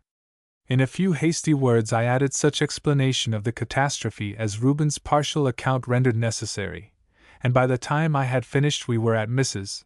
Yoakum's door. Mr. Yoakum seemed sufficiently at rest to be left for a while. This is Miss Warren, I said. She will be your invaluable assistant, but you must be careful of her, since she, too, has suffered very severely, and I fear, is keeping up on the strength of her brave will, mainly. The physician, fortunately, was a good one, and his manner gave us confidence from the start. I think I understand the affair sufficiently, he said, and the best thing you can do for my patients, and for Miss Warren also, Mr. Morton, is to have some strong black coffee made as soon as possible. That will now prove an invaluable remedy, I think. I'll show you where the coffee is, Miss Warren added promptly. Unfortunately, perhaps fortunately, Mrs. Yoakum let the woman who assisted her go away for the night. Had she been here, she might have been another burden. Even though I had but a moment or two in the room, I saw that the doctor was anxious about little Zillah. As Miss Warren waited on me, I said earnestly, What a godsend you are! No, she replied with a tone and glance that, to me, were sweeter and more welcome than all the June sunshine of that day. I was here, and you were sent. Then her eyes grew full of dread, reminding me of the gaze she had bent on the storm before which she had cowered. The house was on fire, she said. We were all helpless, unconscious. You saved us. I begin to realize it all. Come, Miss Warren, you now are seeing double. Here, Reuben, I said to the young fellow, who came dripping in from the barn. I want to introduce you in a new light. Miss Warren doesn't half know you yet, and I wish her to realize that you are no longer a boy, but a brave, level-headed man, that even when stunned by lightning could do as much as I did. Now, Richard Morton, I didn't do half as much as thee did. How's mother? And he spoke with a boy's ingenuousness.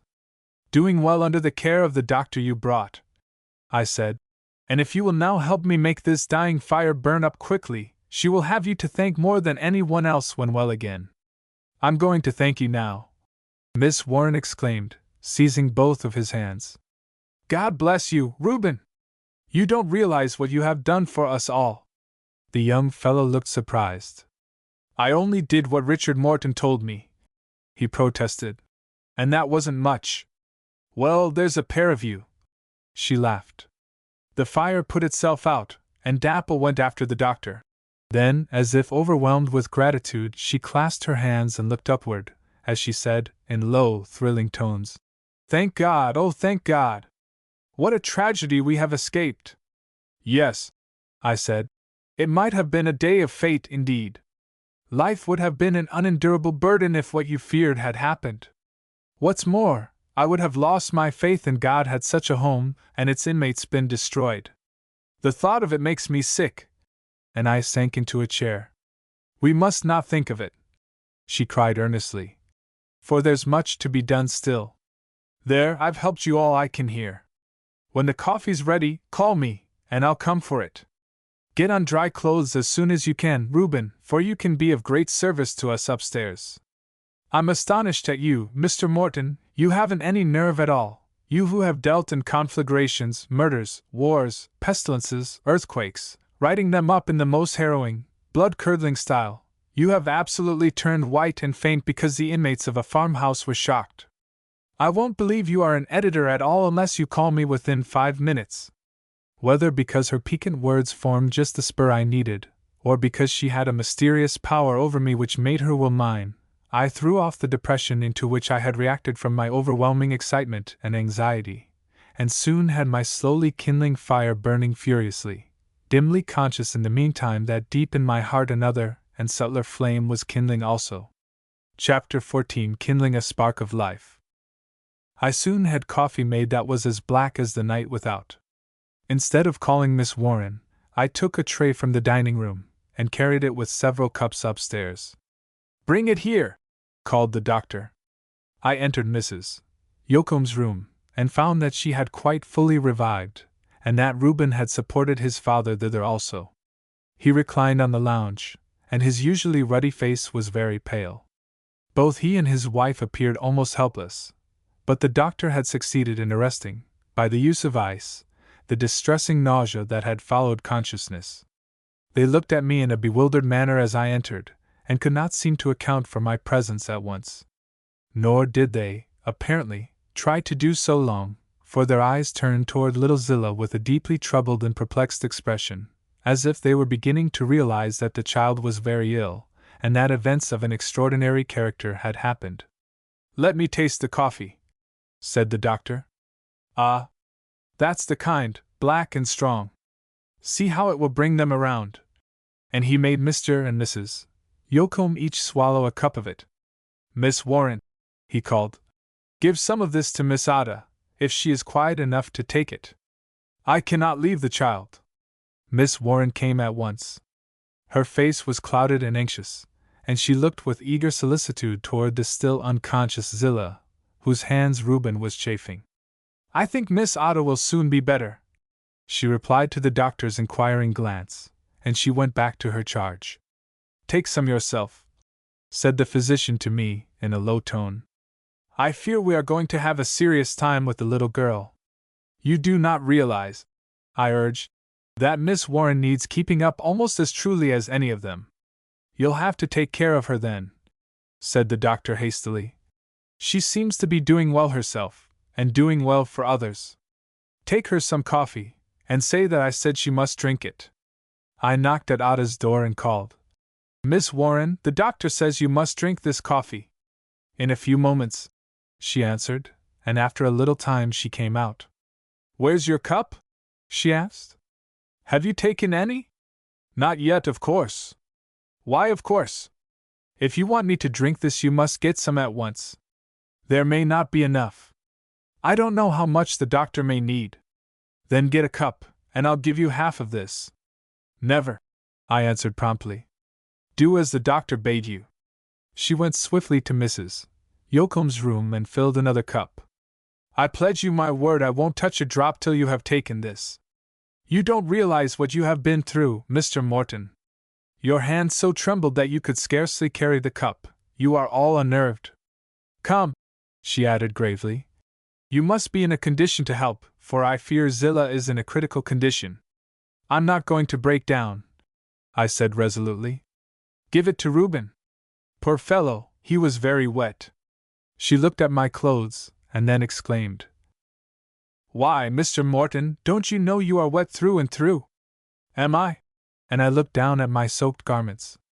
I don't believe you have a dry thread on you. I've been too excited to think of it. Of course, I got wet on the roof, but what's a summer shower? Your coffee's getting cold. So is yours.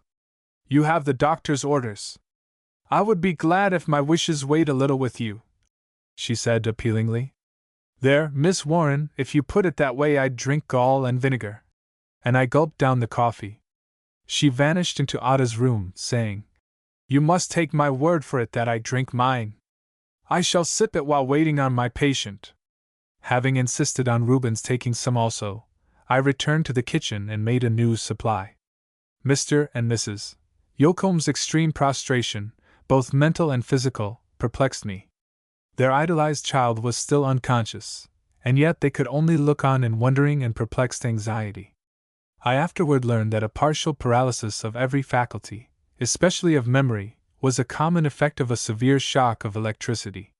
It was now evident that Miss Warren, from some obscure cause, escaped harm from lightning. The words I had employed to reassure her turned out to be true.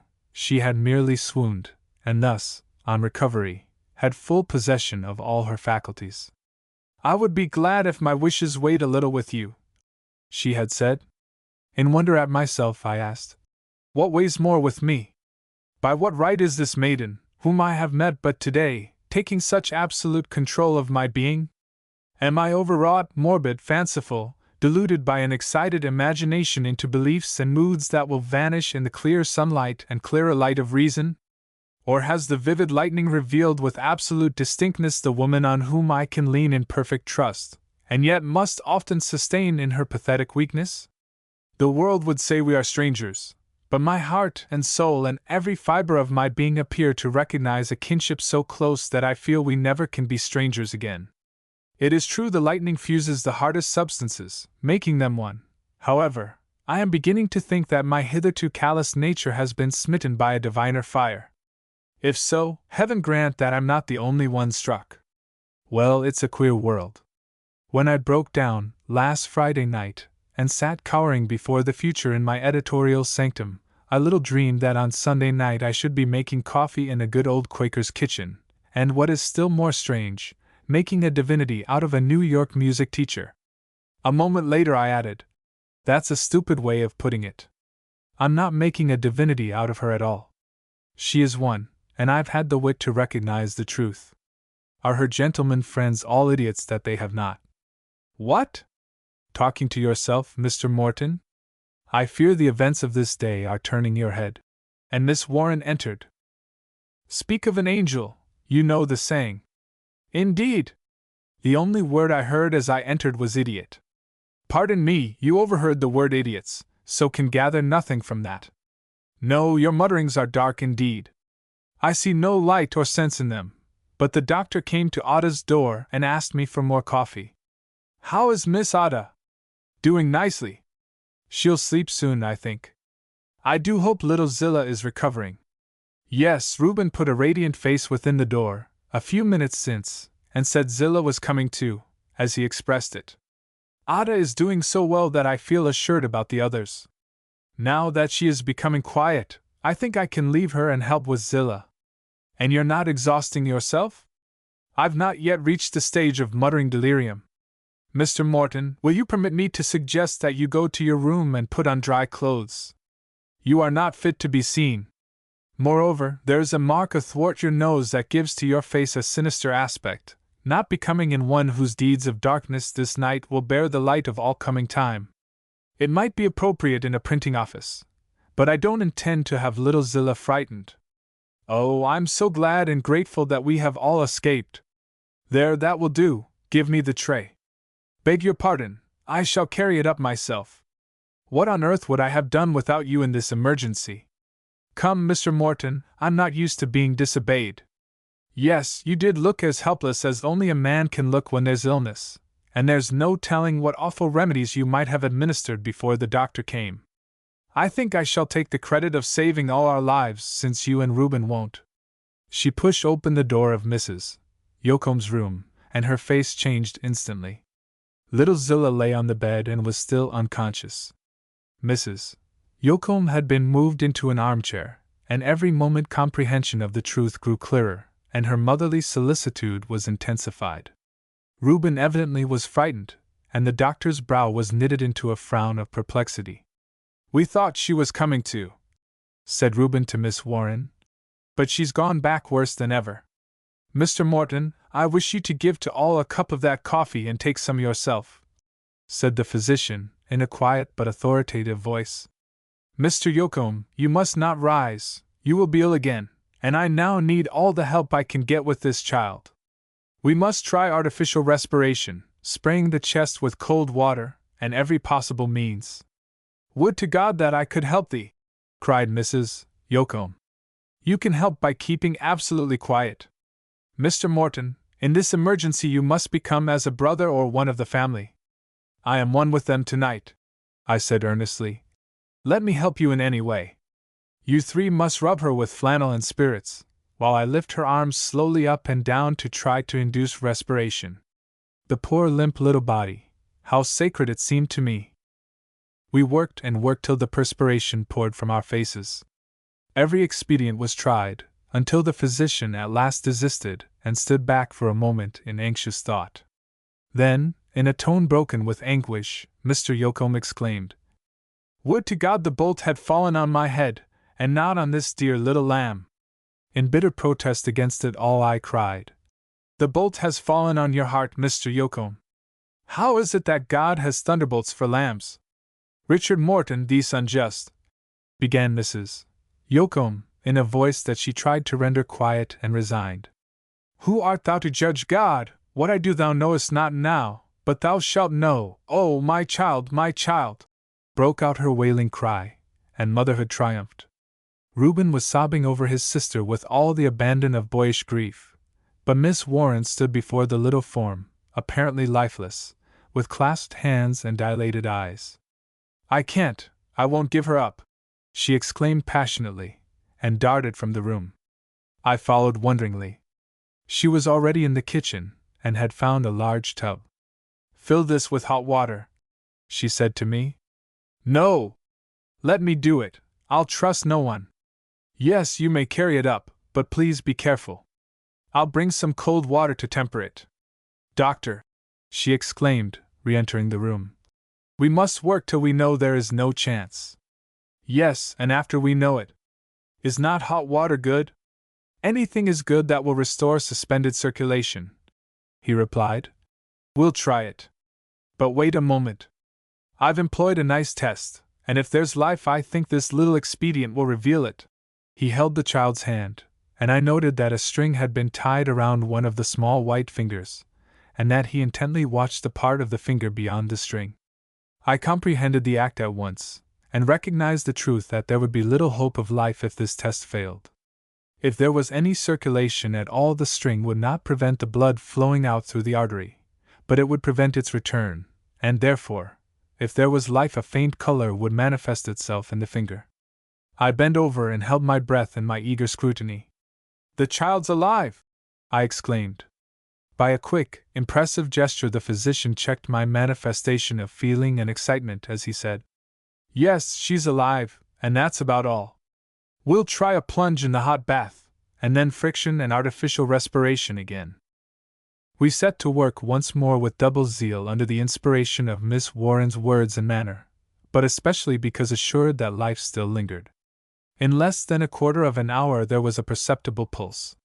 At last she was able to swallow a little stimulant, and the faint spark of life, of which we scarcely dared to speak lest our breath might extinguish it, began to kindle slowly.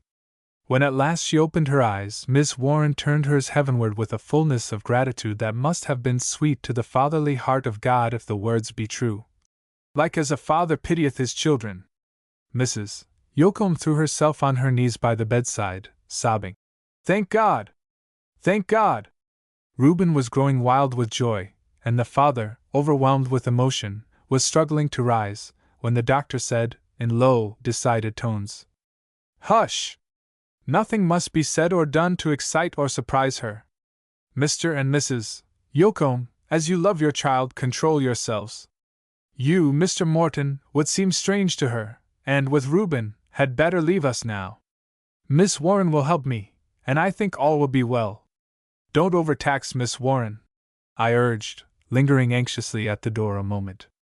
She gave me a smiling, reassuring nod, as much as to say that she would take care of herself. "God bless her!" I murmured, as I sought my room. "I believe she has saved the child." Chapter 15. My Fate. Having lighted the lamp in my room, I looked around it with a delicious sense of proprietorship.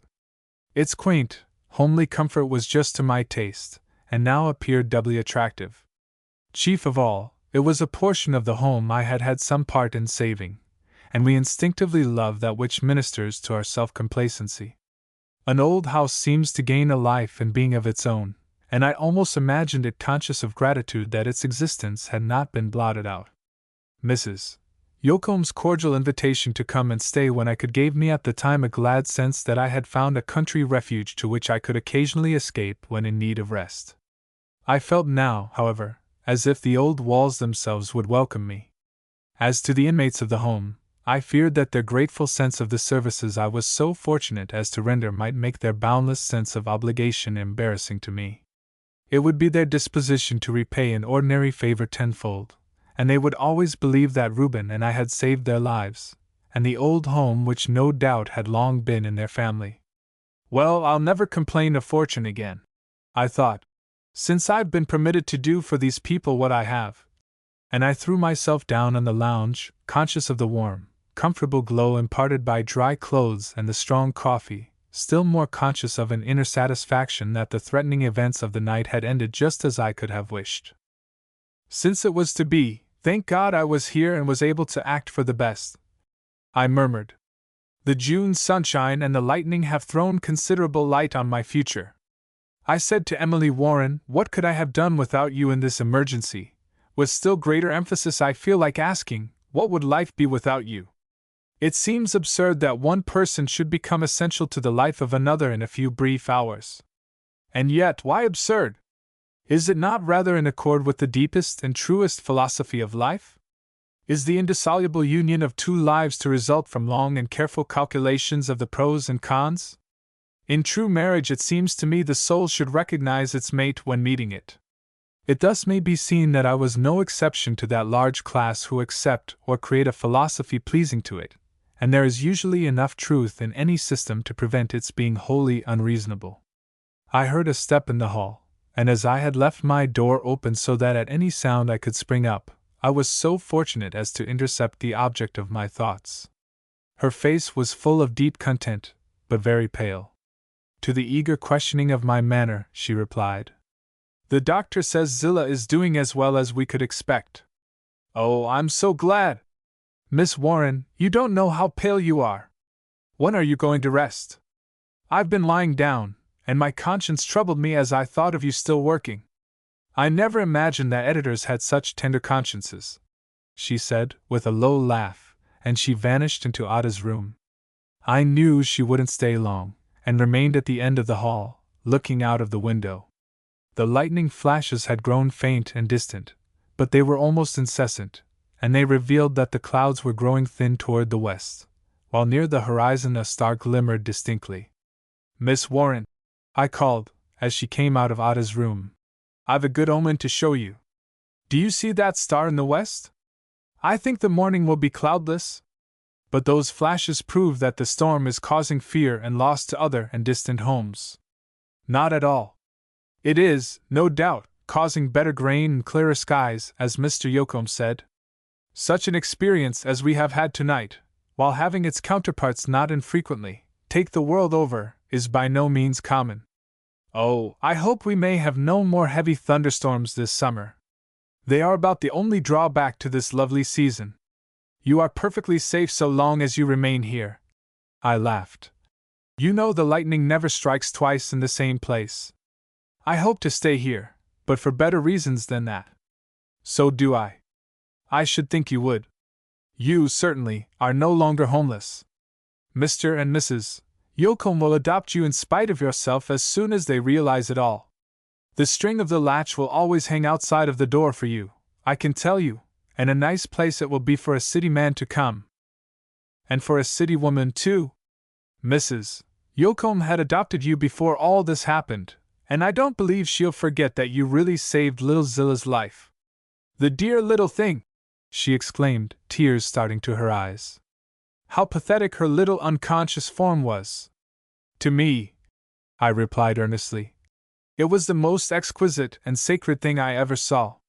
I don't wonder you felt as you did when you said, I won't give her up, for it seemed at the moment almost as if my life depended on her life, so powerful was her hold on my sympathy. The doctor spoke truer than he thought, for it seems as if the lightning had fused me into this family, and my grief would have been almost as great as Reuben's had little Zilla not revived. I feel as if it would have broken my heart. And her tears fell fast. Dashing them away, she said, I cry as well as laugh too easily, and I'm often so provoked that I could shake myself. I must say that I think we're all becoming well acquainted for people who have met so recently. Oh, as for you, I replied, I knew you well in some previous state of existence, and have just met you again. Mr. Morton, she said, turning on me brusquely, I shall not be quite sure as to your entire sanity till you have had a long sleep. You have seemed a little out of your head on some points ever since our extended acquaintance began. You have appeared impressed or oppressed with the hallucination that this day, is it today or tomorrow? It's today for a little while longer, I replied, looking at my watch. Well then, that today was a day of fate, and you made me nervous on the subject. Then I'm as sane as you are. No, I hadn't any such nonsense in my mind till you suggested it, but having once entertained the idea it haunted me. Yes, and it haunts you still, I said eagerly. What time is it, Mr. Morton? It lacks but a few moments of midnight. No, she said laughingly. I don't believe anything more will happen today, and as soon as the old clock downstairs strikes 12 I think the light of reason will burn again in your disordered mind. Good night. Instead of going, however, she hesitated, looked at me earnestly a moment, then asked, You said you found me unconscious? Yes. How did you revive me? I carried you to the sofa under the window, which I opened. I then chafed your hands, but I think the wind and spray restored you. I don't remember fainting before, and oh, well, this whole experience has been so strange that I can't realize it. Don't try to. If I'm a little out of my head, your soul will be out of your body if you don't take better care of yourself. You might as well be killed by lightning as over fatigue. That doctor seems to think you are made of India rubber. I've laughed to myself more than once at your injunctions to the doctor since Zilla revived. We've had such a narrow escape that I feel as if I ought not to laugh again for a year, but I can't help it. I won't thank you as I meant to, it might make you vain. Good night. And she gave my hand a quick, strong pressure, and went swiftly back to Mrs. Yocombe's room. Had my hand clasped only flesh and blood, bone and sinew? No, indeed. I felt that I had had within my grasp a gratitude and friendly regard that was so full and real that the warm-hearted impulsive girl would not trust herself to express it in words. Her manner, however, was so frank and unconstrained that I knew her feelings to be only those of gratitude and friendly regard, seeing clearly that she entertained no such thoughts as had come unbidden to me. In spite of my fatigue, the habit of my life and the strong coffee would have banished all thought of sleep for hours to come, if there had been no other cause, but the touch of a little hand had put more glad awakening life within me than all the stimulants of the world. I went downstairs and looked through the old house to see that all was right, with as much solicitude as if it were indeed my own home. Excepting the disorder I had caused in the kitchen and hall, it had the midnight aspect of quiet and order that might have existed for a century. I would not be afraid of the ghosts that came back to this home, I muttered. Indeed, I would like to see Mr. and Mrs. Yoakum's ancestors, and now I think of it, some one of them should wear a jaunty, worldly hat to account for Ada. By Jove! But she was beautiful as she lay there, with her perfect physical life suspended instantaneously. If the lightning would only create a woman within the exquisite casket, the result would well repay what we have passed through. Her mother would say, as I suppose, that another and subtler fire from heaven were needed for such a task. As I came out into the hall, the great clock began to strike, in the slow, dignified manner befitting its age. 1, 2, 3, 12. The day of fate had passed.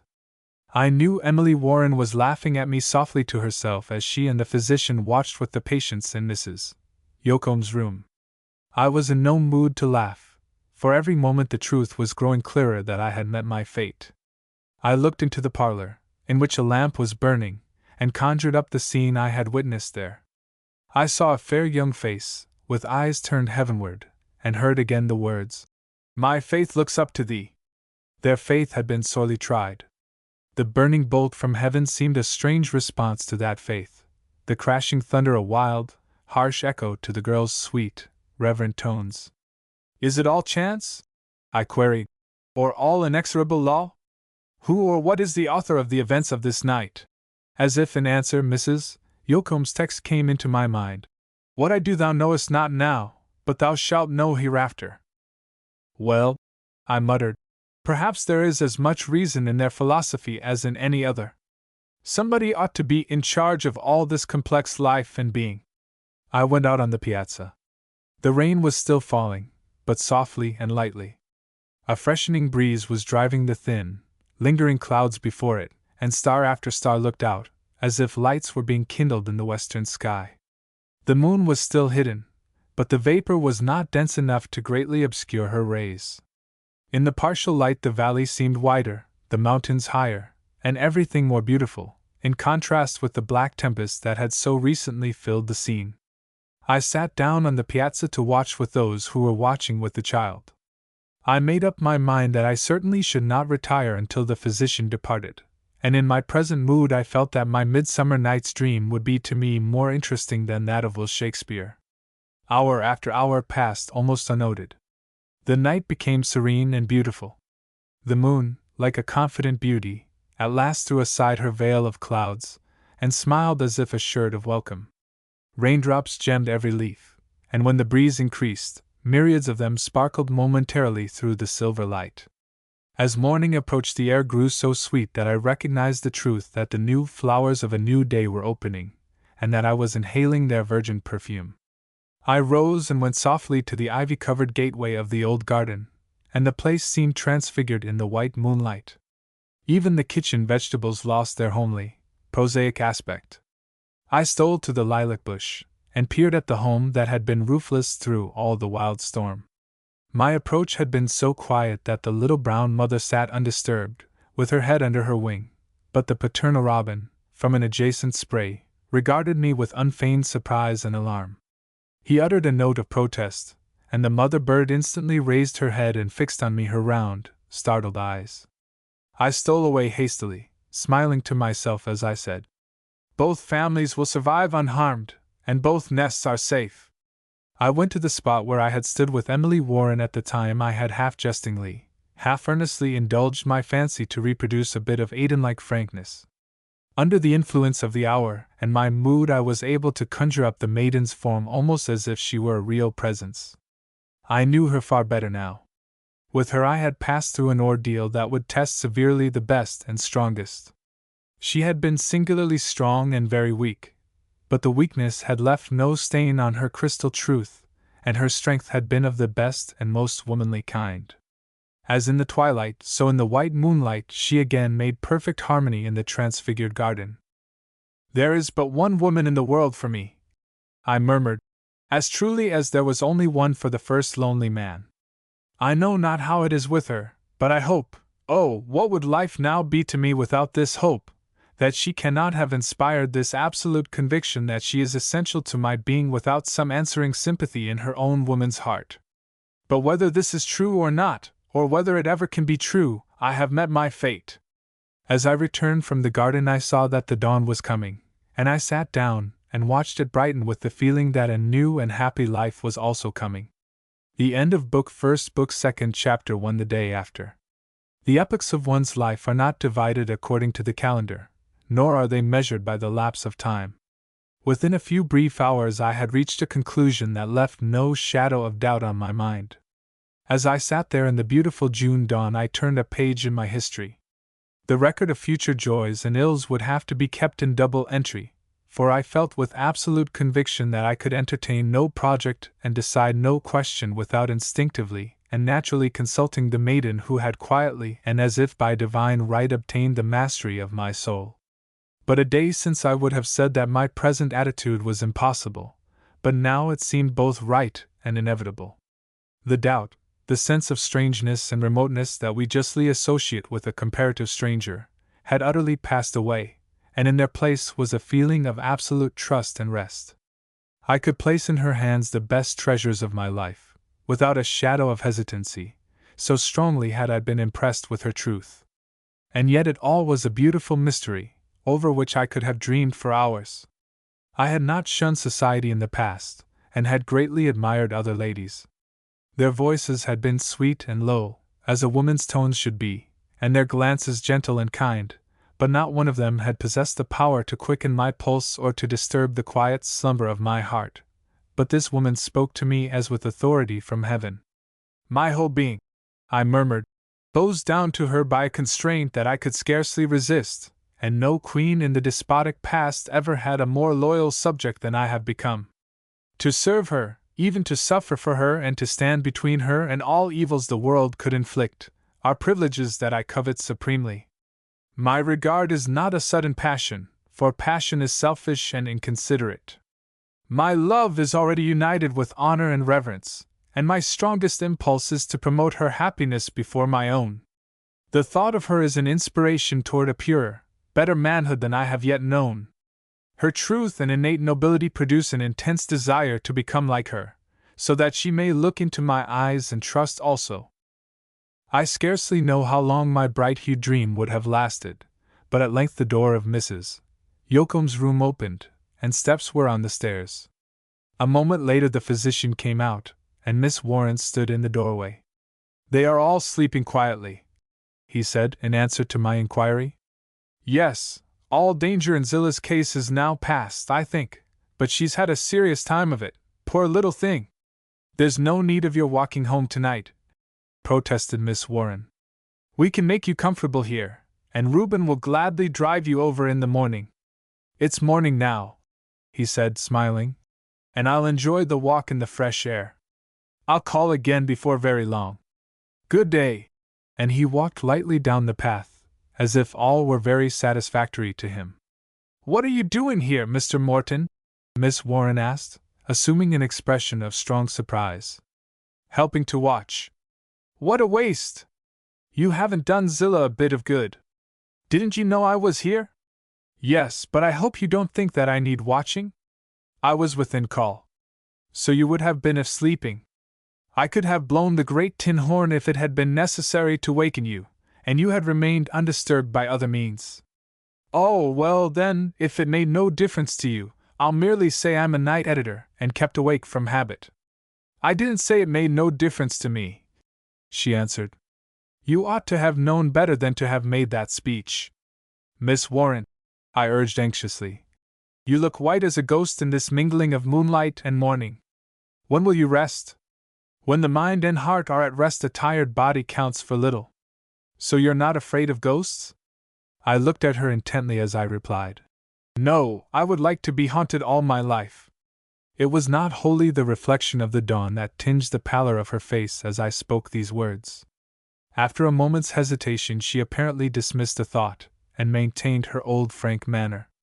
Oh, how beautiful, how welcome the morning is! She exclaimed, coming out on the piazza. To think that this is the same world that we saw last night, it's almost impossible. Mr. Yoakum's words will yet prove true, I said, and clearer skies and better grain will be the result of the storm. Oh, I'm so glad, I'm so very glad, she murmured. This morning is like a benediction. And its brightness and beauty glowed in her face. I can tell you something that will please you greatly, I continued. I have visited the little home in the garden that was open to last night's sky. The father and mother robins are well, and I'm sure all the little ones are too, for the mother robin had her head under her wing, a thing impossible, I suppose, if anything was amiss with the children. Oh, I'm so glad, she again repeated, and there was a joyous, exquisite thrill in her tones. At that moment there came a burst of song from the top of the pear tree in the garden, and we saw the head of the little household greeting the day. Almost as sweetly and musically my companion's laugh trilled out. So it wasn't the day of fate after all. Impelled by an impulse that for the moment seemed irresistible, I took her hand as I said earnestly, Yes, Miss Warren, for me it was, whether for a lifetime of happiness or of disappointment. At first she appeared startled, and gave me a swift, searching glance. Then a strong expression of pain passed over her face. She understood me well, for my look and manner would have been unmistakable to any woman. She withdrew her hand as she said gently, You are overwrought from watching, from all that's happened. Let us both forget that such rash words were spoken. Do not think it, I replied, slowly and deliberately. I have learned to know you better since we have met than I could in months or years amid the conventionalities of society. In you I recognize my fate as vividly and distinctly as I saw you in the lightning's gleam last night. Please hear and understand me, I urged, as she tried to check my words by a strong gesture of dissent. If you had parents or guardians, I would ask them for the privilege of seeking your hand. Since you have not, I ask you, at least, give me a chance. I can never prove worthy of you, but by years of devotion I can prove that I appreciate you. Oh, I'm so sorry, so very sorry you feel so, she said, and there was deep distress in her tones.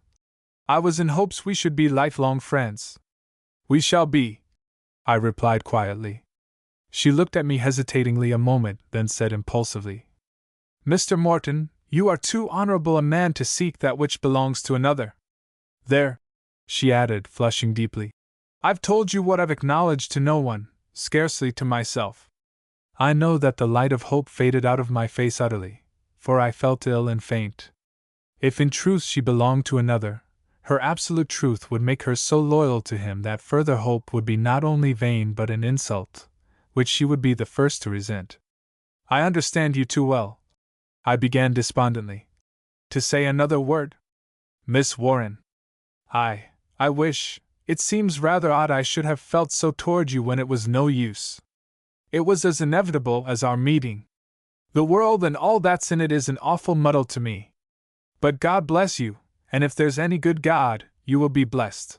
I shivered as I spoke, and was about to leave the piazza hastily, when her eager and entreating tones detained me. Mr. Morton, you said that in spite of all we should be friends.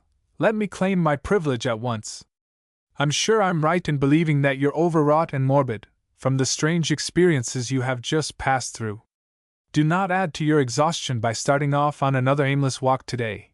Though you may think it might lead you to a better fate, it cannot bring you to those who care so deeply for you. We'll be merry, true-hearted friends after we've had time to rest and think it all over. True-hearted anyway, I said emphatically. What's more, I'll be sane when we meet again, entirely matter-of-fact, indeed, since I already foresee that I shall be troubled by no more days of fate. Goodbye now, go and sleep the sleep of the just, I'll rest quietly here. And I held out my hand. She took it in both of hers, and said gently, Mr. Morton, I believe you saved our lives last night. I had some hand in it, yes, that should be happiness enough. I'll make it answer, but never speak of it again. When I cease to think of it, I shall cease to think at all, she said in strong emphasis, and with a lingering wistful glance she passed slowly in and up the winding stairway. I watched her as I would a ship that had left me on a desolate rock. She is one that could not change if she would, I thought. It's all over. No matter, possibly I saved her life. I sat down again in a rustic chair on the piazza, too miserable and disheartened to do more than endure the pain of my disappointment. Indeed, there was nothing else to do, for seemingly I had set my heart on the impossible. Her words and manner had made but one impression, that she had given her love and faith to an earlier and more fortunate suitor. It would be strange if it were otherwise, I muttered. I was the idiot, in thinking that her gentlemen friends were blind, but I protest against a world in which men are left to blunder so fatally. The other day I felt broken down physically. I now know that I am broken and disabled in all respects. The zest and color have wholly gone out of life. If I ever go back to my work, I shall find my counterpart in the most jaded and dispirited stage horse in the city. Miss Warren will have no more occasion to criticize light, smart paragraphs. Indeed, I imagine that I shall soon be restricted to the obituary notices, and I now feel like writing my own. Confound these birds! What makes them sing so? Nature's a heartless jade anyway. Last night she would have burned us up with lightning, and this morning there would have been not a whit less of song and sunshine. Oh, well, it's far better that my hopes are in ashes than that this house should be. Aye, and all there is of me is a small price to pay for this home and its inmates, and if I saved her little finger from being scorched, I should be well content. But why the devil did I feel so toward her when it was of no use? That fact irritates me. Is my whole nature a lie, and are its deepest intuitions and most sacred impulses false guides that lead one out into the desert to perish? In the crisis of my life, when I had been made to see that past tendencies were wrong, and I was ready for any change for the better, my random, aimless steps led to this woman, and, as I said to her, the result was inevitable. All nature seemed in league to give emphasis to the verdict of my own heart, but the moment I reached the conviction that she was created for me and I for her, I am informed that she was created for another. I must therefore be one of the odd ones, for whom there is no mate. Curse it all! I rather feel as if another man were going to marry my wife, and I must admit that I have a consuming curiosity to see him. But this can't be. Her heart must have recognized the true kinship in this other man. Blast him. No, bless him, if she marries him, for she's the last one in the world to enter into merely legal relations, unsanctioned by the best and purest instincts of her womanly nature. It's all the devil's own muddle. And no better conclusion did I reach that dismal morning, the most dismal I can remember, although the hour abounded in beauty and the glad, exuberant life that follows a summer rain. I once heard a preacher say that hell could be in heaven and heaven in hell. I thought him a trifle irreverent at the time, but now half believed him right. My waking train of thought ended in a stupor in which I do not think I lost for a moment the dull consciousness of pain. I was aroused by a step upon the gravel path, and starting up saw the woman who served Mrs. Yocombe in the domestic labors of the farmhouse. She stopped and stared at me a moment, and then was about to continue around the house to the kitchen entrance.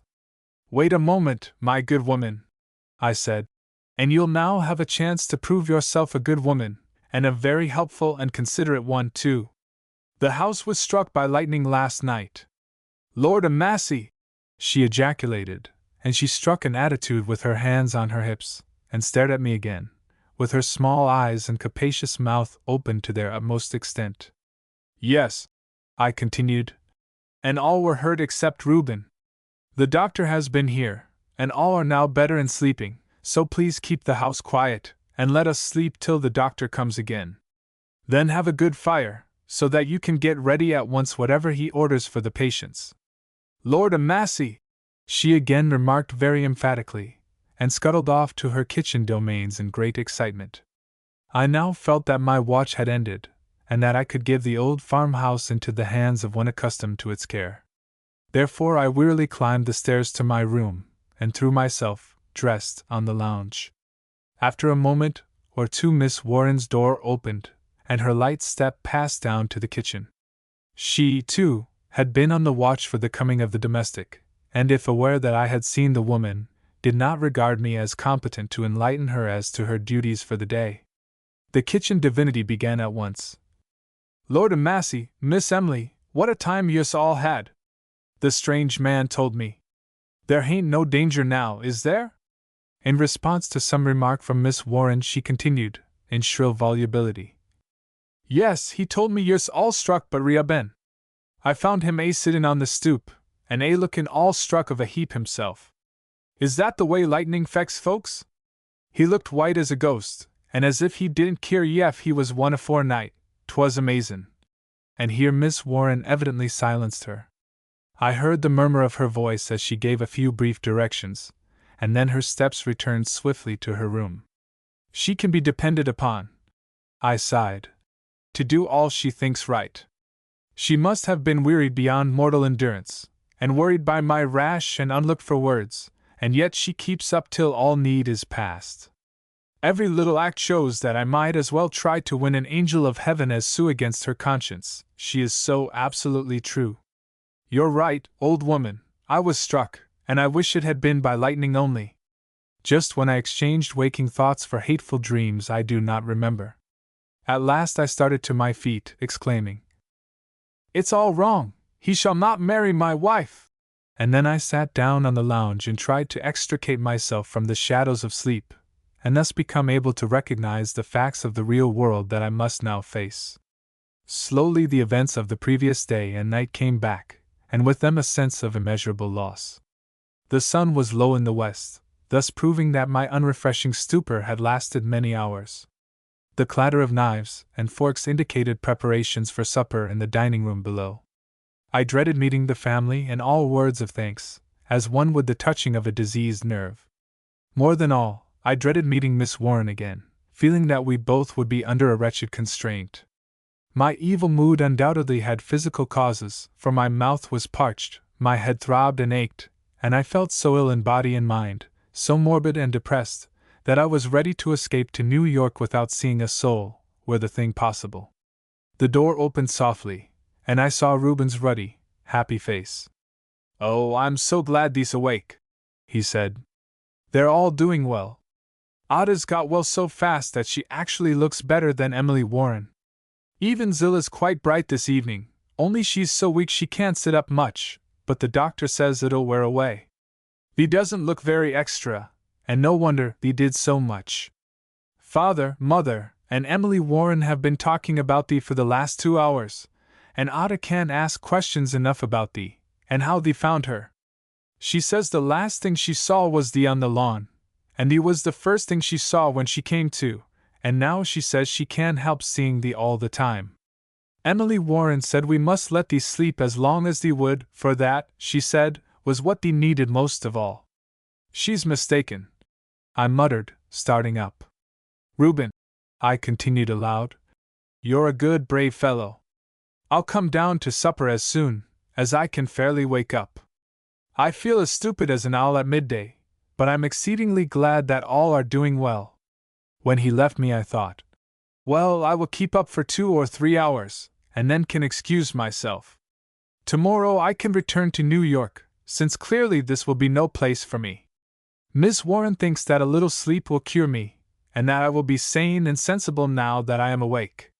She will find me matter-of-fact indeed, for I feel like a bottle of champagne that has stood uncorked for a month, but may the devil fly away with me if I play the forlorn, lackadaisical lover, and show my wounds." I bathed my face again and again, and made as careful a toilet as circumstances permitted. In their kind-hearted simplicity they had evidently planned a sort of family ovation, for as I came out on the piazza, they were all there except Miss Warren, who sat at her piano playing softly, but as Mr. Yocombe rose to greet me she turned toward us, and through the open window could see us and hear all that passed. The old gentleman still bore marks of his shock and the illness that followed, but there was nothing weak or limp in his manner as he grasped my hand and began warmly, Richard Morton, last night I said thee was welcome, I now say this home is as truly thine as mine. Thee saved mother and the children from. And here his voice was choked by emotion. Mrs. Yocombe seized my other hand, and I saw that she was moved, now if ever, for her face was eloquent with kindly, grateful feeling. Please don't, I said, so sharply as to indicate irritation, for I felt that I could not endure another syllable. Then, slapping Reuben brusquely on the shoulder, I added, Reuben was quite as helpful as I, thank him. Any tramp from New York would try to do as much as I did, and might have done better. Ah, here is Zillah! And I saw that the little girl was propped up on pillows just within the parlor window, where she could enjoy the cool evening air without too great exposure. If she'll give me another kiss, we'll call it all square and say no more about it. And I leaned over the windowsill. The child put her arms around my neck and clung to me for a moment. There could have been no better antidote for my mood of irritable protest against my fate than the child's warm and innocent embrace, and for a moment it was balm indeed. There! I cried, kissing her twice. Now I'm overpaid. Raising my eyes, I met those of Miss Warren as she sat by her piano. Yes, she said with a smile. After that I should think you would be more than content. I certainly ought to be, I replied, looking at her steadily. Zillah's very grateful, Miss Warren continued. She knows that you watched with her till morning. So did other night owls, Zillah, and they were quite as useful as I was. She reached up her hand and pulled me down. Mother said, she began. You needn't tell a stranger what Mother said. And I put my finger on her lips. Thee's no more of a stranger than Emily Warren, said the little girl reproachfully. I can't think of thee without thinking of her. I raised my eyes in a quick flash toward the young lady, but she had turned to the piano, and her right hand was evoking a few low chords. Miss Warren can tell you, I said, laughing, that when people have been struck by lightning they often don't think straight for a long time to come. Crooked thinking sometimes happens without so vivid a cause. Miss Warren responded, without looking around. Zillah's right in thinking that thee can never be a stranger in this home, said Mrs. Yocombe warmly. Mrs. Yocombe, please don't think me insensible to the feelings which are so apparent.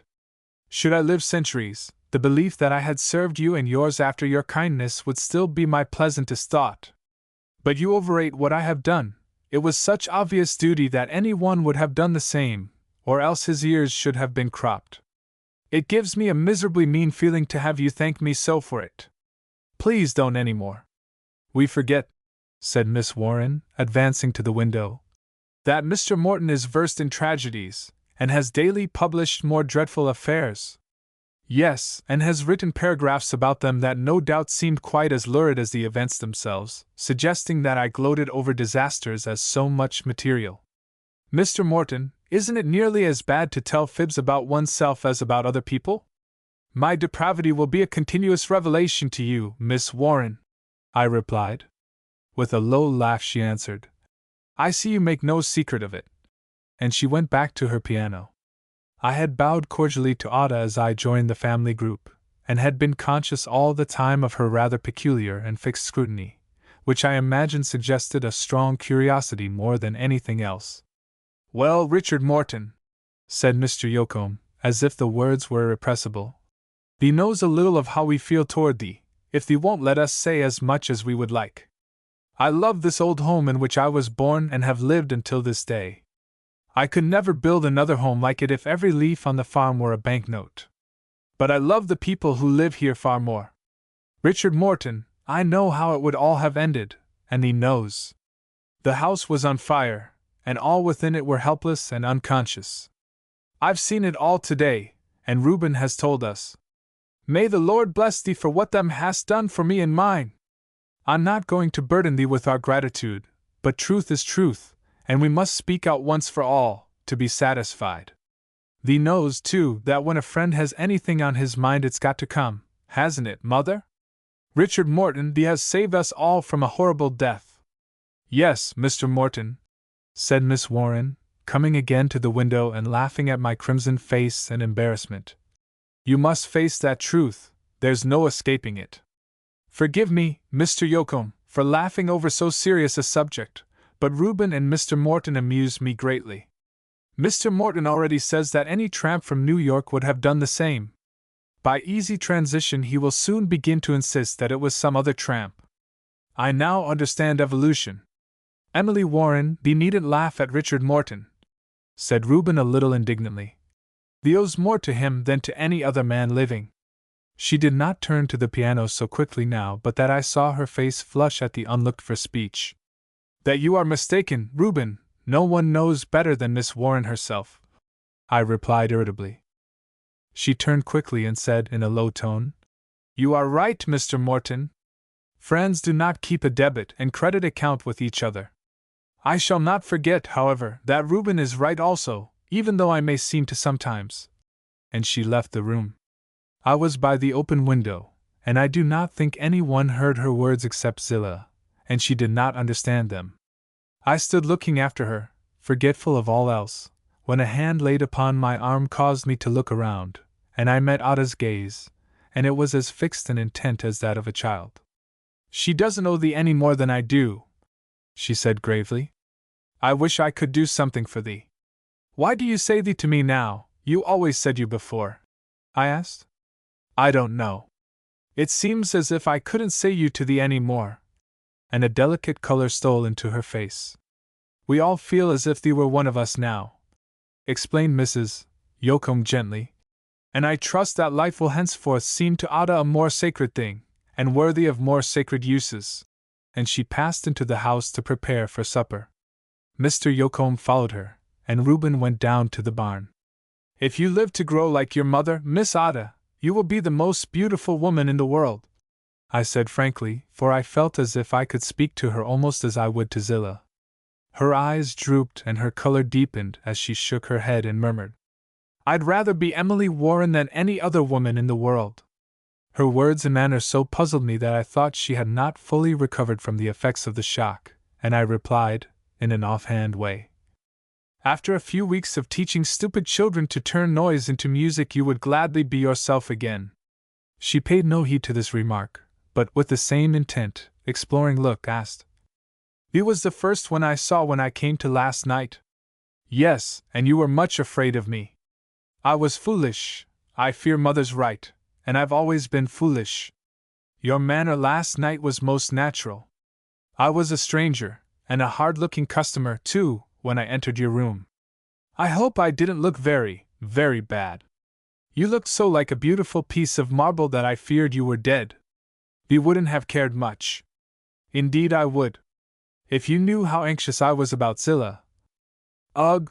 She interrupted, with an expression of strong disgust. I might have been a horrid, blackened thing if it hadn't been for thee.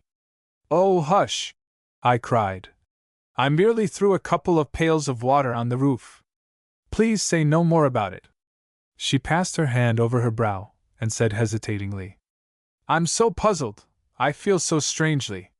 It seems an age since yesterday. You've had a very severe shock, Miss Ada. Yes, that may be it, but it's so strange that I was afraid of thee.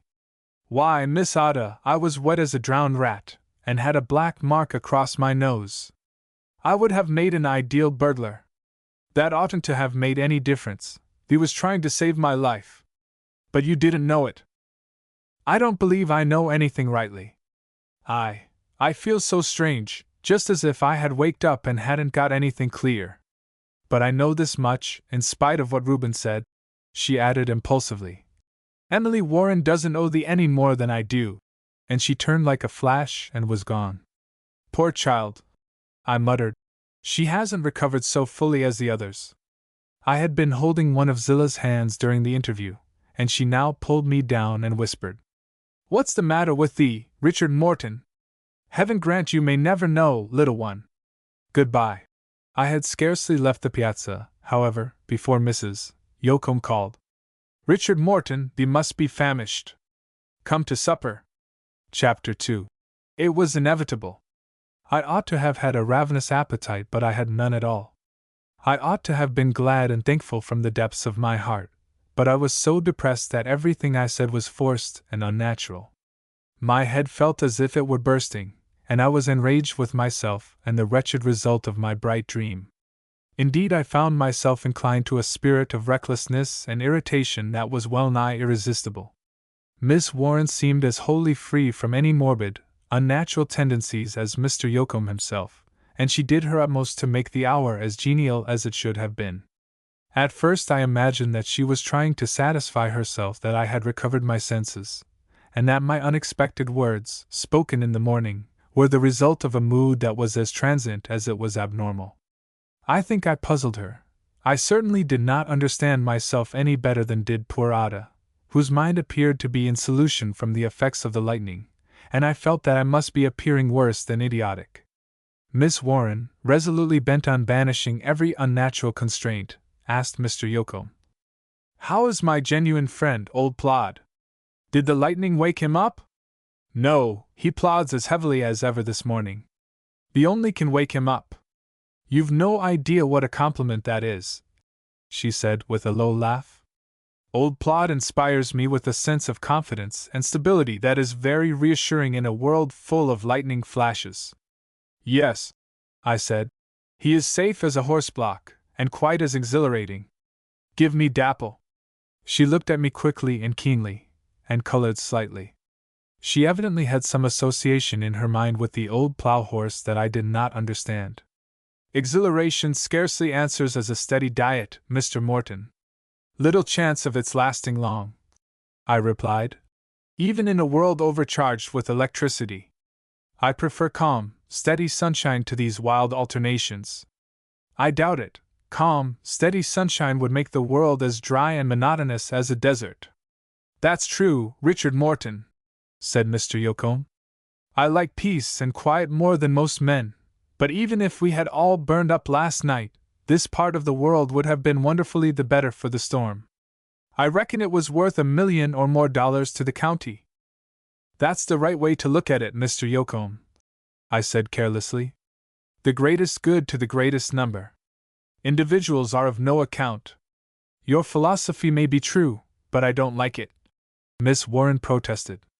"A woman doesn't generalize. Thy philosophy is only half true, Richard Morton. God cares for each one of his children, and every one in my house counts for much to me. There's no getting ahead of thee, mother. If we want to talk heresy, Richard Morton, we must go off by ourselves. I think God showed his love for us in a queer way last night," said Ada abruptly. Both her father and mother looked pained at this speech, and Mrs. Yocum said gravely, "You'll see things in the true light some day, I hope. The lightning bolt may have been a message from heaven to thee. It seems to me that Zillah got more of the message than I did, and she didn't need any," said the matter-of-fact Ada. "At any rate, I hope Richard Morton may be here if I ever get another message. I shall surely be struck next time." I laughed, a trifle bitterly. For according to Mrs. Yocum's view I need a message more than any of you.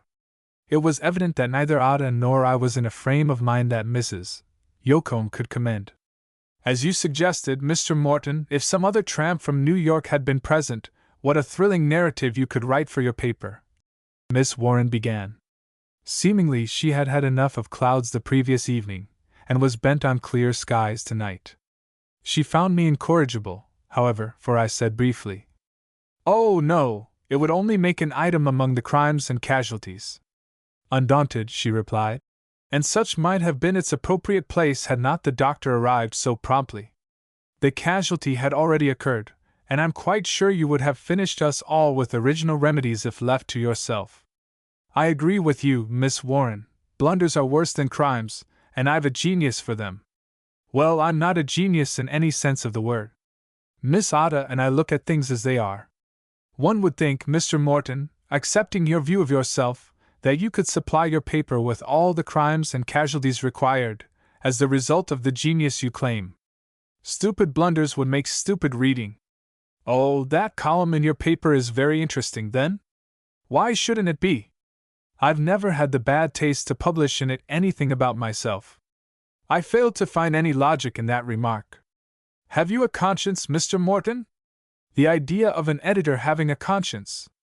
I doubt whether you have ever seen New York, Miss Warren, you are so unsophisticated. Emily, "We shouldn't be afraid of lightning when thee and Richard Morton are so ready to flash back and forth at one another. My words are only heat lightning, very harmless, and Mr. Morton's partake of the aurora in character. They are cool and distant. I hope they are not so mysterious," I replied. "Their cause is quite—" "I think I understand the cause," said Mrs. Yocombe as we rose from the table, and she came and took my hand. "Richard Morton, thee has fever, thy hands are hot and thy temples are throbbing." I saw that Miss Warren was looking at me with an expression that was full of kind, regretful interest, but with the perversity of a child that should have been shaken. I replied, recklessly, "I've taken cold, I fear. I sat on the piazza like an owl last night, and I learned that an owl would have been equally useful there. I fear I'm going to be ill, Mrs. Yocombe, and I think I had better make a precipitate retreat to my den in New York." "Who'll take care of thee in thy den?" she asked, with a smile that would have disarmed cynicism itself. "Oh, they can spare a devil from the office occasionally," I said carelessly, but I felt that my remark was brutal. In answer to her look of pained surprise, I added, "Pardon me that I used the vile slang of the shop. I meant one of the boys employed in the printing rooms. Mrs. Yocombe, I have now satisfied you that I'm too much of a bear to deserve any gentler nurse. I truly think I had better return to town at once. I've never been very ill, and have no idea how to behave. It's already clear that I wouldn't prove a meek and interesting patient, and I don't want to lose your good opinion. Richard Morton, if thee should leave us now, I should feel hurt beyond measure. Thee's not thyself, or thee wouldn't think of it." "Richard Morton, thee cannot go," said Mr. Yocombe in his hearty way. "If thee knew mother as I do, thee'd give right in. I don't often put my foot down, but when I do, it's like old South Mountain there. Ah, here comes the doctor. Dr. Bates, if thee doesn't prescribe several weeks of quiet life in this old farmhouse for friend Morton, I'll start right off to find a doctor who will." "Please stay, and I'll gather wild strawberries for thee," said Ada in a low tone. She had stolen close to my side, and still had the wistful, intent look of a child. "You might do worse," Dr. Bates remarked. "You'll never make him believe that," laughed Miss Warren, who evidently believed in tonic treatment and counter-irritants. "He would much prefer sultry New York and an imp from the printing rooms." "Thee may drive Dapple all thee wishes if thee'll only stay," said Reuben, his round, boyish face shadowed with unwonted anxiety. We were standing in the hallway, and Zillah heard our talk, for her little figure came tottering out of the parlor in her trailing wrapper, and her eyes were full of tears. "Richard Morton, if thee doesn't stay, I'll cry myself sick." I caught her up in my arms and carried her back to the sofa, and I whispered in her ear, "I'll stay, Zillah. I'll do anything for you." The child clapped her hands gleefully as she exclaimed, "Now I've got thee. He's promised me to stay, mother." "Yes," said the physician, after feeling my pulse. "You certainly must, and you ought to be in bed this moment. Your pulse indicates a very high fever. What's more, you seem badly run down. I shall put you under active treatment at once, that is, if you'll trust me." "Go ahead, doctor," I said, "and get me through one way or the other before very long. Because these friends are so good and kind is no reason why I should become a burden to them." And I sank down on the sofa in the hall. "They'll do us a great wrong if thee ever thinks that, Richard Morton," said Mrs. Yocombe earnestly. "Ada, thee see that his room is ready. I'm going to take thee in hand myself." And she bustled off to the kitchen. "You couldn't be in better hands, Mr. Morton," said the physician. "And Mrs. Yocombe can do more for you than I can. I'll try and help a little, however, and will prescribe for you after I've seen Zillah." And he and Mr. Yocombe went into the parlor, while Reuben, with a triumphant chuckle, started for the barn. Now that I was alone for a moment, Miss Warren, who had been standing in the doorway, and a little aloof, came to me, and her face was full of trouble as she said hurriedly, in a low tone, "I fear I'm to blame for this. You'll never know how sorry I am. I do owe you so much. Please get well quickly or I'll—" And she hesitated. "You are the only one who did not ask me to stay," I said reproachfully. "I know it, I know, too, that I'd be ill in your place if I could. How could I help loving you? I said impetuously. There, forgive me, I added hastily as I saw her look of pain and almost fright. Remember I'm ill, delirious it may be, but whatever happens, also remember that I said I wouldn't change anything. Were it all to do over again, I'd do the same. It was inevitable. I'm sane enough to know that. You are not in the least to blame. She hung on my last words as if I were giving her absolution from a mortal sin. It's all a mistake. Oh, if you but knew how I regret. Steps were approaching. I shook my head, with a dreary glimmer of a smile. Goodbye, I said in a whisper, and wearily closed my eyes. Everything soon became very confused. I remembered Mr. Yoakum's helping me to my room. I saw Ada's intent, wistful look as I tried to thank her. Mrs. Yoakum's kind, motherly face changed into the features of my own mother, and then came a long blank. Chapter 3: Returning Consciousness. I seemed to waken as if from a long, troubled sleep. At first I was merely conscious that I was awake, and I wondered how long I had slept. Then I was glad I was awake, and that my confused and hateful dreams, of which no distinct memory remained, had vanished. The only thing I could recall concerning them was an indefinite and oppressive sense of loss of some kind, at which I had vaguely and impotently protested. I knew I was awake, and yet I felt too languid to open my eyes. I was little more than barely conscious of existence, and I rather enjoyed this negative condition of complete inertia. The thought floated through my mind that I was like a newborn child, that knows nothing, fears nothing, thinks nothing, but simply breathes, and I felt so tired and gone that I coveted an age of mere respiration. But thoughts slowly kindled in a weak, fitful fashion. I first became slightly curious about myself. Why had I slept so profoundly? Why was I so nerveless and stupid after such a sleep? Instead of answering these questions, I weakly wandered off into another train of thought. My mind seems a perfect blank, I said to myself.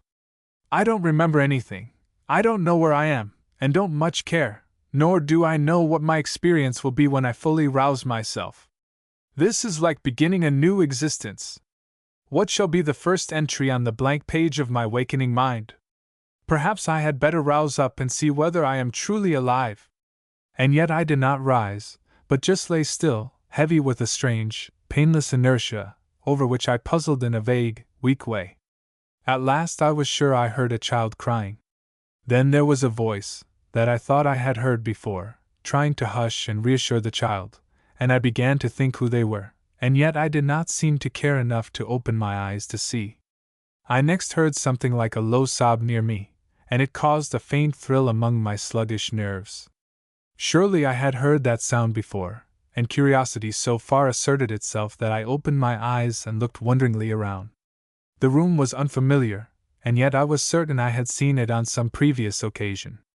Seated at a window, however, was a lady who soon absorbed my whole weak and wavering attention.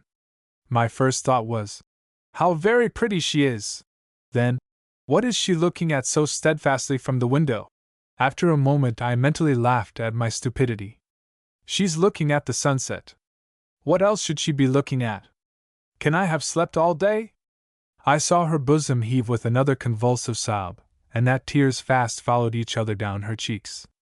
I seemed to have the power of noting everything distinctly, but I couldn't understand or account for what I saw. Who was that sweet-faced girl? Beyond a doubt I had seen her before, but where? Why was she crying? Why was she in my room? Then I thought, it must be all imaginary. I doubt whether I am awake yet. If she were only smiling instead of crying, I would like to dream on forever. How strangely familiar her face is! I must have seen it daily for years, and yet I can't recognize it. The loud whinny of a horse seemed to give my paralyzed memory an impetus and suggestion, by means of which I began to reconstruct the past. That's old Plod, I exclaimed mentally. And why, that's Miss Warren sitting by the window. I remember now. We were in the barn together, and I was jealous of the old horse. How absurd! Then we were in the garden, and she was laughing at me. How like a dream it all is! It seemed as if she were always laughing, and that the birds might well stop singing to listen. Now she is crying here in my room. I half believe it's an apparition, and that if I speak it will vanish. Perhaps it is a warning that she's in trouble somewhere, and that I ought to go to her help. How lovely she looks, with her hands lying in her lap, forgetful of the work they hold, and her tearful eyes fixed on the glowing west. Her face is very pale in contrast. Surely she's only a shadow, and the real maiden is in need of my aid. And I made an effort to rise. It seemed exceedingly strange that I could scarcely lift my hand, but my slight movement caused her to look around, and in answer to my gaze of eager inquiry she came softly and hesitatingly toward me. "Miss Warren," I said, "can it be you in very truth?"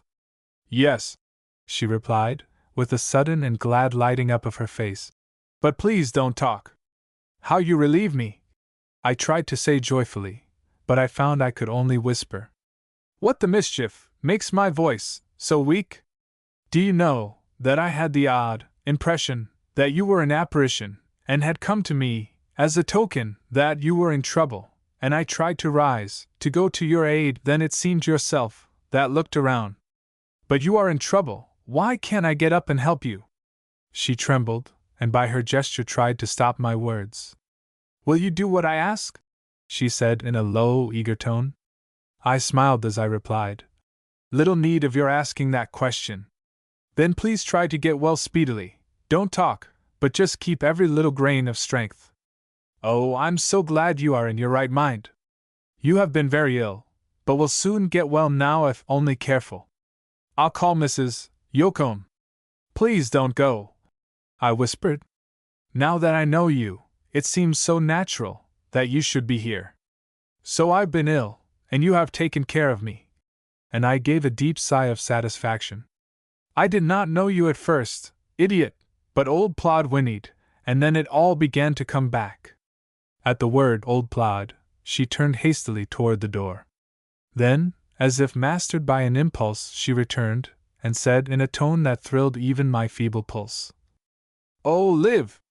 In mercy live, or else I can never forgive myself." "I'll live, never fear," I replied, with a low laugh. "I'm not such a fool as to leave a world containing you." A rich glow overspread her face, she smiled, then suddenly her face became very pale, and she even seemed frightened as she hastily left the room. A moment later Mrs. Yocombe came in, full of motherly solicitude. "Kind Mrs. Yocombe," I murmured, "I am glad I'm in such good hands." "Thank God, Richard Morton," she said in low, fervent tones. "He's going to get well. But don't speak a word." "Wasn't that Zillah crying?" "Yes, she was heartbroken about thee being so sick, but she'll laugh now when I tell her thee's better. Take this, and sleep again." "Bless her kind heart," I said. Mrs. Yocombe laid her finger on my lips. I saw her pour out something, which I swallowed unquestioningly, and after a moment sank into a quiet sleep. Chapter 4 In the Dark. "Yes, Mrs. Yocombe, good nursing and nourishment are all that he now requires," were the reassuring words that greeted my waking later in the evening. I opened my eyes, and found that a physician was feeling my pulse. I turned feebly toward my kind hostess, and smilingly whispered, "There's no fear of my wanting these where you are, Mrs. Yocombe, but don't let me make trouble. I fear I've made too much already." "The only way thee can make trouble, Richard, is to worry about making trouble. The more we can do for thee the better we shall be pleased. All thee's got to do is to get well and take thy time about it. That's just like you. How long have I been ill?" "That's none of thy business at present.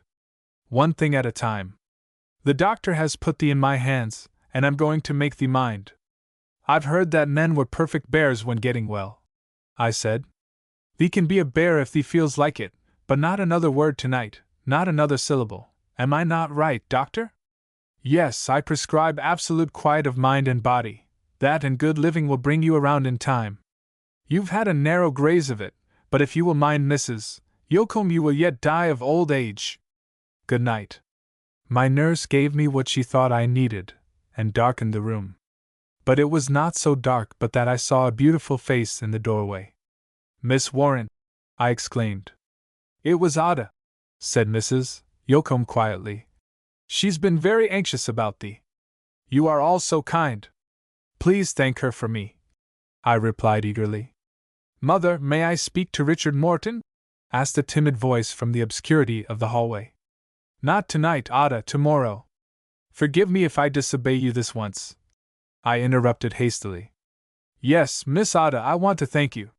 She came instantly to my side, and I held out my hand to her. I wondered why hers throbbed and trembled so strangely. It's I who should thank thee. I can never thank thee enough. Oh, I feared I might never have a chance. There, Ada, thee mustn't say another word, Richard's too weak yet. Her hand closed tightly over mine. Goodbye, she breathed softly, and vanished. Mrs. Yocombe sat down with her knitting by a distant and shaded lamp. Too weak to think, or to realize aught except that I was surrounded by an atmosphere of kindness and sympathy, I was well content to lie still and watch, through the open window, the dark foliage wave to and fro, and the leaves grow distinct in the light of the rising moon, which, though hidden, I knew must be above the eastern mountains. I had the vague impression that very much had happened, but I would not think, not for the world would I break the spell of deep quietude that enthralled every sense of my body and every faculty of my mind. Mrs. Yocombe, I said at last, it must be you who creates this atmosphere of perfect peace and restfulness. The past is forgotten, the future a blank, and I see only your serene face. A subdued light seems to come from it, as from the shaded lamp. Thee is weak and fanciful, Richard. The doctor said thee must be quiet. I wish it were possible to obey the doctor forever, and that this exquisite rest and oblivion could last. I am like a ship becalmed on a summer sea in a summer night. Mind and body are both motionless. Sleep, Richard Morton, and when rested and well, may gales from heaven spring up and carry thee homeward. Fear not even rough winds, if they bear thee toward the only true home. Now thy only duty is to rest. You are not going to sit up tonight, Mrs. Yocombe. She put her finger on her lips. Hush, she said. Oh, delicious tyranny, I murmured. The ideal government is that of an absolute and friendly power. I had a vague consciousness of being wakened from time to time, and of taking something from Mrs. Yocombe's hand, and then sinking back into an enthrallment of blessed and refreshing slumber. With every respiration life and health flowed back. At last, as after my first long sleep in the country, I seemed to hear exquisite strains of music that swelled into richer harmony until what seemed a burst of song awoke me. Opening my eyes, I looked intently through the open window and gladly welcomed the early day. The air was fresh, and I felt its exhilarating quality. The drooping branches of the elm swayed to and fro, and the mountains beyond were bathed in light. I speedily realized that it was the song of innumerable birds that had supplied the music of my waking dream. For a few moments I gazed through the window, with the same perfect content with which I had watched the foliage grow distinct in the moonlight the previous evening, and then I looked around the room. I started slightly as I encountered the deep blue eyes of Ada Yocombe fixed on me with an intent, eager wistfulness. Can I do anything for thee, Richard Morton? She asked, rising from her chair near the door. Mother asked me to stay with thee a while, and to let her know if thee woke and wanted anything. With you here this bright morning, how could I want anything more? I asked, with a smile, for her young, beautiful face comported so well with the early morning of the summer day as to greatly please both my eye and fancy. The color of the early morning grew richer in her face as she replied, I'm glad thee doesn't want me to go away, but I must go and have thy breakfast brought up. No, stay, tell me all that's happened. I seem to have forgotten everything so strangely. I feel as if I had known you all a long time, and yet that can't be, for only the other day I was at my office in New York. Mother says thee's too weak to talk yet, and that I must not answer questions. She says thee knows thee's been sick and thee knows thee's getting well, and that must do till thee's much stronger. Oh, I feel ever so much stronger. Sleep and the good things your mother has given me have made a new man of me. Mother says thee has never been sick, and that thee doesn't know how to take care of thyself, and that thee'll use thy strength right up if we don't take good care of thee. And are you going to take care of me? Yes, if thee pleases. I'll help mother. I should be hard to please were I not glad. I shall have so nice a time getting well that I shall be tempted to play sick. I'll wait on thee as long as thee'll let me, for no one owes thee more than I do. What in the world do you owe me? I asked, much perplexed. If you are going to help me to get well, and will come to my room daily with a face like this summer morning, I shall owe you more than I can ever repay. My face would have been black enough but for thee, but I'm glad thee thinks I look well. They are all saying I look pale and am growing thin, but if thee doesn't think so I don't care. And she seemed aglow with pleasure. It would make a sick man well to look at you, I said, smiling. Please come and sit by me and help me to get my confused brain straight once more. I have the strangest sense of not knowing what I ought to know well. You and your kind father and mother brought me home from meeting. Your mother said I might stay here and rest. Miss Warren was here. She was singing in the parlor. Where is Miss Warren? She has gone out for a walk, said the girl a little coldly. Her manner perplexed me, and together with my thought of Miss Warren, there came a vague sense of trouble, of something wrong. I tried to raise my hand to my brow, as if to clear away the mist that obscured my mind, and my hand was like lead, it was so heavy. A plague on my memory! I exclaimed. We were in the parlor, and Miss Warren was singing. Your mother spoke, would that I might hear her again. It's all tolerably clear up to that time, and then everything is confused. Ada, how's this? Said Mrs. Yocombe reproachfully. Thee was not to let Richard Morton talk. I only am to blame, Mrs. Yocombe, I would talk. I'm trying to get the past straightened out. I know that something happened the other evening when you spoke so beautifully to us, but my memory comes up to that point as to an abyss, and I can't bridge it over. Richard Morton, doesn't thee believe that I'm thy friend? My mind would indeed be a total blank if I doubted that.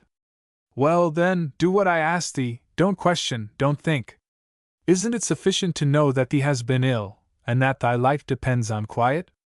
Thee can scarcely lift thy hand to thy head, thy words are slow and feeble.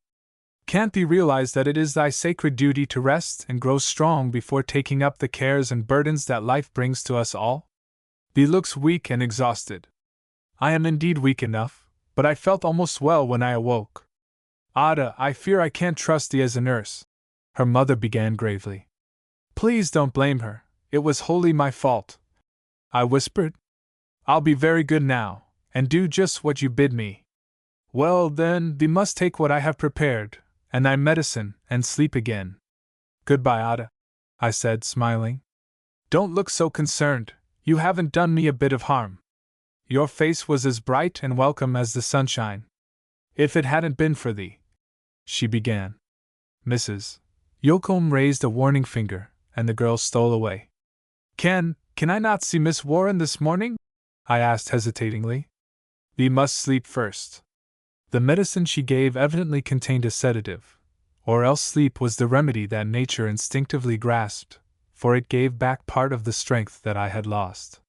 When I awoke again I felt wonderfully the better for a long rest that had not been broken, but made more beneficial from the fact that I was slightly roused from time to time to take stimulants and nourishment.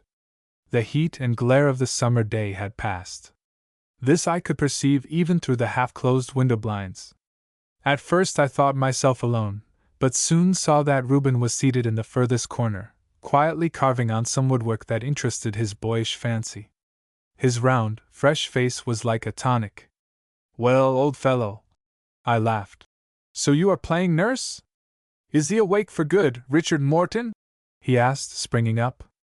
I hope so. 'Cause mother said that as soon as thee really waked up I must call her. Oh, wait a moment, and tell me all the news. Mother said I mustn't tell thee anything but to get well. I'm never going to get well. What? Exclaimed the boy, in consternation. Your mother and Miss Ada take such good care of me that I am going to play sick the rest of my life, I explained, laughing. How is Dapple? Oh, thee's only joking, then. Well, all I ask of thee is to get well just enough to drive Dapple around with me. He'll put life into thee, never fear. When I get hold of the reins he fairly makes my hands tingle. But there, mother said I shouldn't let thee talk, but tell her right away. And he started for the door. How is Miss Warren? Is she never coming to see me? Emily Warren's been dreadfully anxious about thee. I never saw any one change so. But today she has been like a lark. She went with me to the village this morning, and she had almost as much spirit and life as Dapple. She's a jolly good girl. I like her. We're all so glad thee's getting well we don't know what to do. Father said he felt like jumping over a 5-bar fence. Only Ada acts kind of queer and glum. I think I hear talking, said Mrs. Yocombe, entering. Dear Mrs. Yocombe, I laughed. You are the most amiable and beneficent dragon that ever watched over a captive. Thee wants watching. The moment my back's turned these into mischief, and the young people are just as bad. Reuben, I might better have left Zillah here. Do let her come, I exclaimed. She'll do more good than medicine. Well, she shall bring thee up thy chicken broth. That will please her wonderfully. Go away, Reuben, and tell Zillah to bring the broth, not another word. Does thee feel better, Richard? Oh, I am almost well. I'm ashamed to own how hungry I am. That's a good sign, a very good sign. Mrs. Yocombe, how did I become so ill? I'm haunted by the oddest sense of not remembering something that happened after you spoke to us the other evening. There's nothing strange in people's being sick, thee knows that. Then thee had been overworking so long that thee had to pay the penalty. Yes, I remember that. Thank heaven I drifted into this quiet harbor before the storm came. I should have died in New York. Well, thee knows where to come now when thee's going to have another bad turn. I hope, however, that thee'll be too good a man to overwork so again. Now thee's talked enough.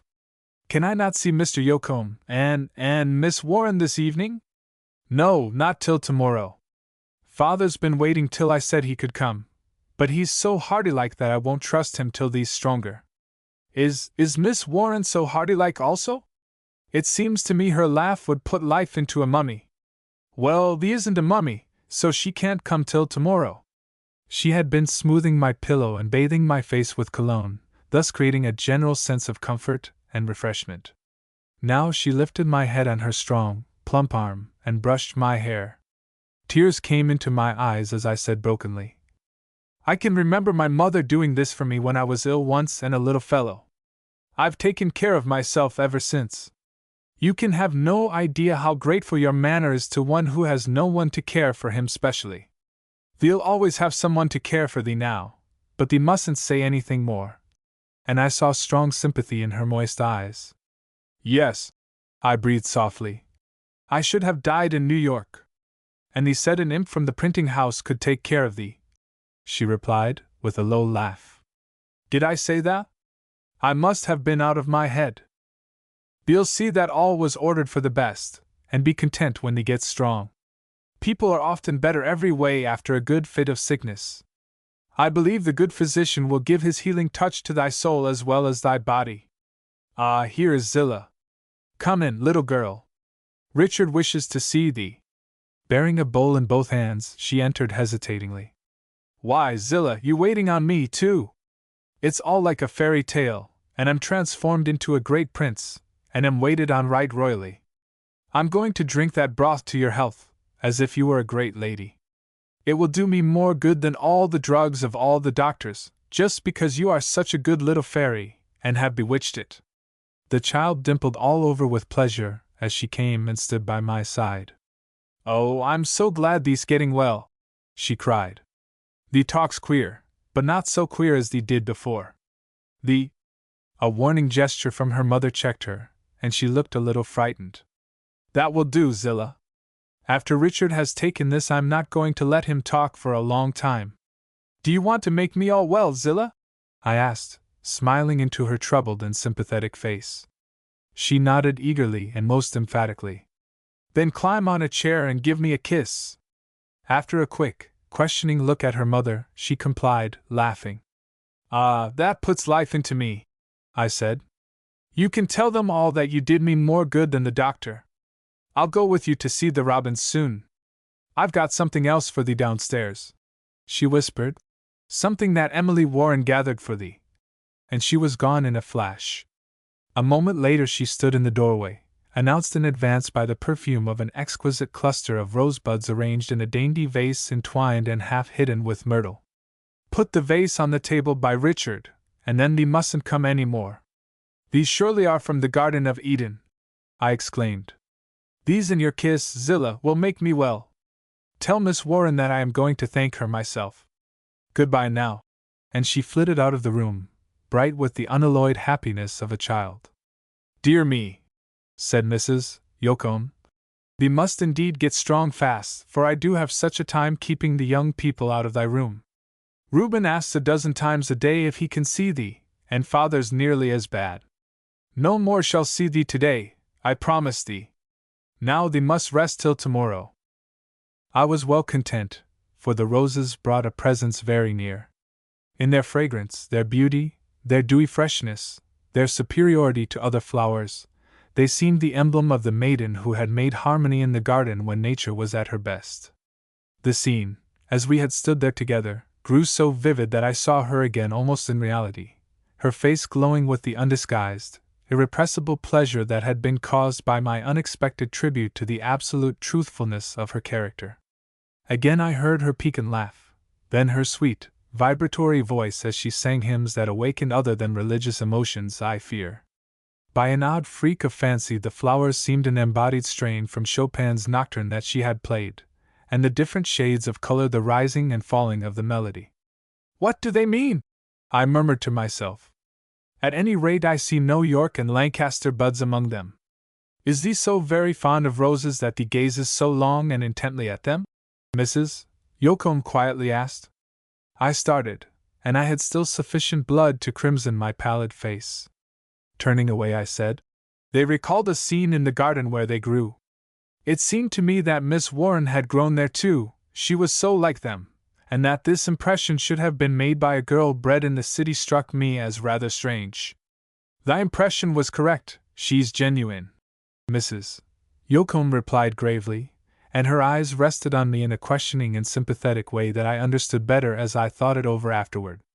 "Yes," I said, "she made just that impression on me from the first.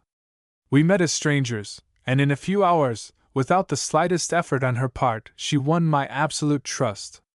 This at first greatly surprised me, for I regret to say that my calling has made me distrustful. I soon learned, however, that this was just the impression that she should make on any one capable of understanding her." A deep sigh was my companion's only answer. "Mrs. Yocombe," I continued earnestly, "was I taken ill while you were speaking? I have a vague, tormenting impression that something occurred which I cannot recall. The last that I can remember was your speaking to us, and then, wasn't there a storm?" "There may have been. We've had several showers of late.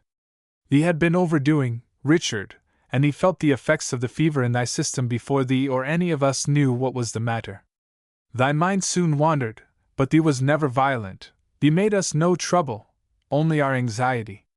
Now I hope I've satisfied thee. How wondrously kind you've all been to such a stranger! But Miss Autumn made reference to something that I can't understand." Mrs. Yocombe looked perplexed and annoyed.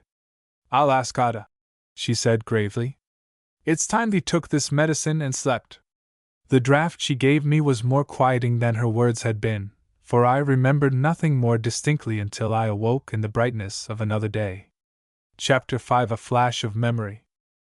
I found my spirits attuned to the clear sunshine of the new day, and congratulated myself that convalescence promised to be so speedy. Again I had the sense that it was my body only that was weak and exhausted by disease, for my mind seemed singularly elastic, and I felt as if the weight of years and toil had dropped away, and I was entering on a new and higher plane of existence. An unwonted hopefulness, too, gave buoyancy to my waking thoughts. My first conscious act was to look for my flowers. They had been removed to a distant table, and in their place was a larger bouquet, that, for some reason, suggested Ada. "It's very pretty," I thought, "but it lacks the dainty, refined quality of the other. There's too much of it. One is a bouquet, the other suggests the bushes on which the buds grew, and their garden home." From the sounds I heard, I knew the family was at breakfast, and before very long a musical laugh that thrilled every nerve with delight rang up the stairway, and I laughed in sympathy without knowing why. "Happy will the home be in which that laugh makes music," I murmured. "Heaven grant it may be mine. Can it be presumption to hope this, when she showed so much solicitude at my illness? She was crying when my recovery was doubtful, and she entreated me to live. Reuben's words suggested that she was depressed while I was in danger, and buoyant after the crisis had passed. That she feels as I do I cannot yet hope. But what the mischief do she and Ada mean by saying that they owe me so much? It's I who owe them everything for their care during my illness. How long have I been ill? There seems to be something that I can't recall, and now I think of it, Mrs. Yoakum's account last night was very indefinite." My further musings were interrupted by the entrance of Mrs. Yoakum with a steaming bowl that smelled very savory. "Mrs. Yoakum," I cried, "you're always welcome, and that bowl is, too, for I'm hungry as a cub." "Glad to hear it," said Mr. Yoakum's hearty voice from the doorway. "I'll kill for you a young gobbler that Emily Warren thinks is like the apple of my eye, if you will promise to eat him." "No, indeed," I answered, reaching out my hand. "He is already devoted to Miss Warren's Thanksgiving dinner. May he continue to gobble until that auspicious day." "What? Do you remember that?" And Mr. Yoakum cast a quick look of surprise at his wife. "Yes, I remember everything up to a certain point, and then all comes to a full stop. I wish you would bridge over the gap for me." "Richard," interposed Mrs. Yoakum quickly, "it wouldn't do thee any good to have father tell thee what thee said when out of thy mind from fever. I can tell thee, however, that thee said nothing of which thee need be ashamed." "Well, I can't account for it. I must have been taken very suddenly. One thing is clear, you are the kindest people I ever heard of. You ought to be put in a museum." "Why, friend Morton, is it queer that we didn't turn thee out of doors or give thee in charge of the poor master? I certainly am the most fortunate man in the world," I said, laughing. "I had broken myself down and was about to become very ill, and I started off in the dark and never stopped till I reached the shelter of Mrs. Yoakum's wing. If I should tell my experience in New York there'd be an exodus to the country among newspaper men." "Thee mustn't do it," protested Mr. Yoakum, assuming a look of dismay. "Thee knows I'm down on editors. I make thee an exception. I should think you had, but they would not expect to be treated 1/100th part so well as you have treated me. Well, bring thy friends, editors or otherwise. Thy friends will be welcome. I fear I'll be selfish. I feel as if I had made too rich a discovery to show it to others. Now, father, thee's had thy turn, and must go right out and let Richard take his breakfast and his medicine. I'm bent on making Dr. Bates say I'm the best nurse in town, and between such a lively patient and such a lively family I have a hard time of it." "Well, thee knows I always mind mother," said the old gentleman, putting on a rueful look. "I do it, thee knows, to set the children an example. Goodbye now, mother will make thee as hearty as I am if thee'll mind her." "Oh, I'm well enough to see everybody today," I said with emphasis, and I imagine that Mrs. Yoakum gave as definite a meaning to my indefinite term as I did. "No one can stay long yet, but if thee continues to improve so nicely, we can move thee downstairs part of the day before very long." "At that prospect I'll mind as well as Mr. Yoakum himself," I cried gladly. "Mr. Yoakum, they are spoiling me. I feel like a great petted boy, and behave like one, I fear, but having never been ill, I don't know how to behave. Thee's doing very well for a beginner. Keep on, and his genial visage vanished from the doorway. After I had my breakfast, Zillah flitted in and out with her mother 2 or 3 times. "Mother says I can look at thee, but I mustn't talk." And she wouldn't. Then Ada, with her wide-brimmed hat hanging on her arm, brought me a dainty little basket of wild strawberries. "I promised to gather them for thee," she said, placing them on my table. "You did? I had forgotten that," I replied. "I fear my memory is playing me sad tricks. You have just gathered them, I think. What makes thee think so?" "Because their color has got into your cheeks. I hope they'll like them, the strawberries, I mean." I laughed heartily as I answered, "I like both." I don't see how either could be improved upon. I think thee likes a city pallor best, she replied, shaking her head. I imagine that a faint tinge of the strawberry came into my face, for she gave me a quick glance and turned away. Ada, said Mrs. Yocombe, entering, thee can take thy sewing and sit here by the door for a while. Call me if Richard wants anything. The doctor will be here soon. Would thee like to have me stay? She asked timidly. Indeed I would. Mrs. Yocombe, can I eat these strawberries? I've devoured them with my eyes already. Yes, if the doctor says so, and he'll promise not to talk much. I made no promise, for I was bent on talking, as convalescents usually are, I believe, and Ada forgot her sewing, and her blue eyes rested on me with an intentness that at last grew a little embarrassing.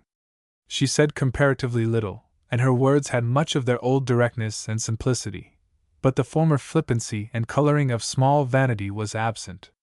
Her simple morning costume was scrupulously neat, and quite as becoming as the Sunday muslin which I had so admired, and she had fastened at her breast a rose that reminded me of the one I had given her on that wretched Sunday afternoon when she unconsciously and speedily dispelled the bright dream that I had woven around her. For some reason she has changed very much, I thought, and I'm glad it's for the better. Zillah came in, and leaned on her lap as she asked her a question or two. Surely the little girl would not have done that the first day I met her. I mused, then added aloud, You are greatly changed, Miss Ada. What has happened to you? She blushed vividly at my abrupt question, and did not answer for a moment. Then she began hesitatingly. From what Mother says, it's time I changed a little. I think Zillah likes you now as she does Miss Warren. No, she likes Emily Warren best, so does everyone. You are mistaken. Zillah could not have looked at Miss Warren differently from the way in which she just looked at you. You have no idea what a pretty picture you two then made. I did not think about it. I imagine you don't think about yourself as much as you did. Perhaps that's the change I'm conscious of. I don't think about myself at all anymore. And she bent low over her work.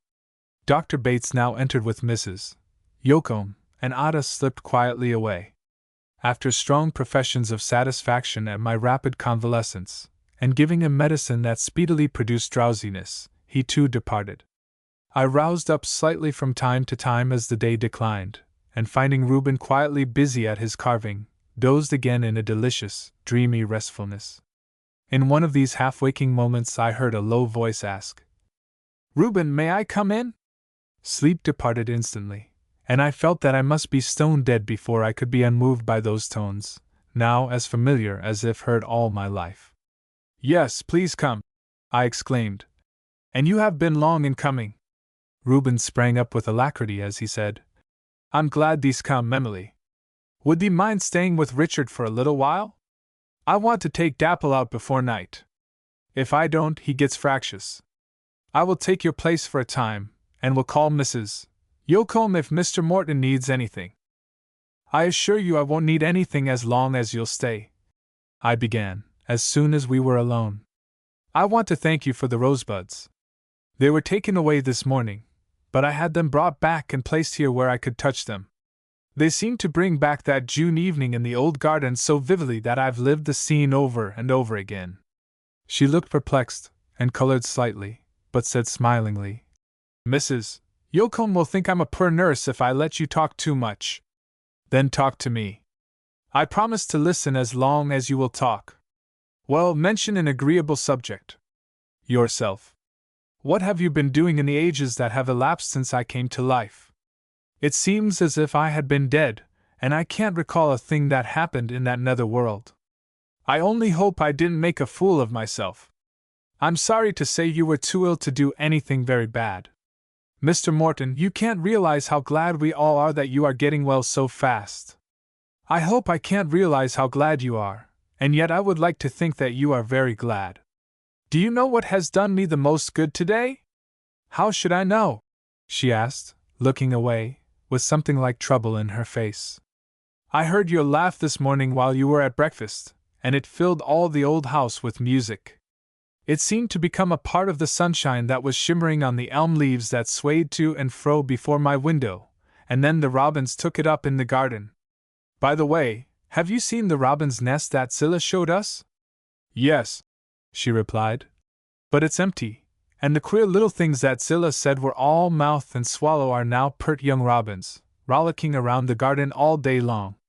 They remind me of Reuben and Dapple. I love such fresh young life, unshadowed by care or experience. I believe you, and your sympathy with such life will always keep you young at heart. I can't imagine you growing old. Indeed, truth is never old and feeble. You are very fanciful, Mr. Morton, she said, with a trace of perplexity again on her face. I have heard that that was a characteristic of sick people. I laughed. Yes, we have to humor them like children, she added, smoothing her brow as if this were an excuse for letting me express more admiration than she relished. Well, I admitted, I've never been ill and made much of before since I was a little fellow, and my mother spoiled me, and I've no idea how to behave. Even if I did, it would seem impossible to be conventional in this house.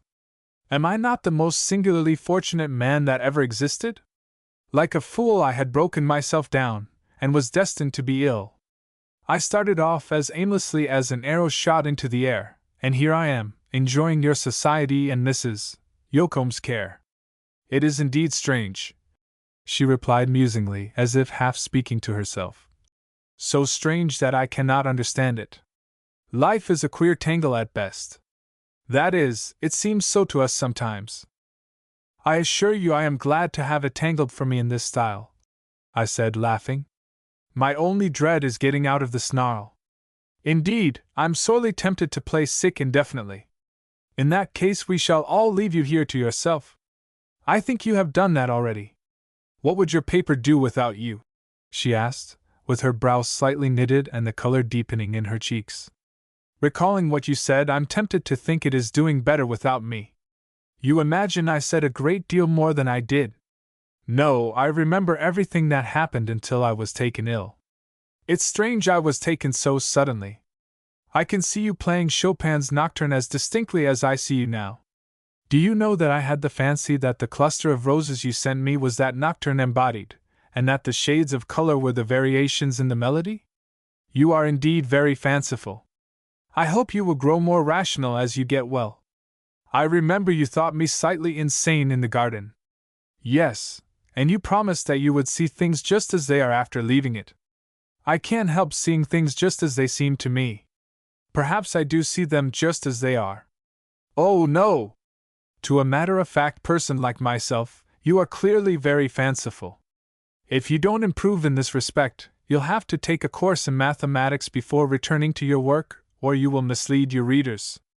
No, I'm going to take a course of weeding in the garden, and you were to invite me into the arbor as soon as I had done enough to earn my salt. I fear you will pull up the vegetables. You can at least show me which are the potatoes.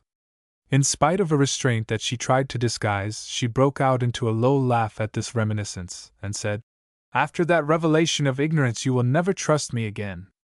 I will trust you in regard to everything except kitchen vegetables, I replied, more in earnest than in jest. A most important exception, she responded, her old troubled look coming back. But you are talking far too much. Your face is slightly flushed. I fear you are growing feverish. I will call Mrs. Yoakum now. Please do not. I never felt better in my life. You are doing me good every moment, and it's so desperately stupid lying helplessly here. Well, I suppose I must humor you a few moments longer. She laughed. People, when ill, are so arbitrary.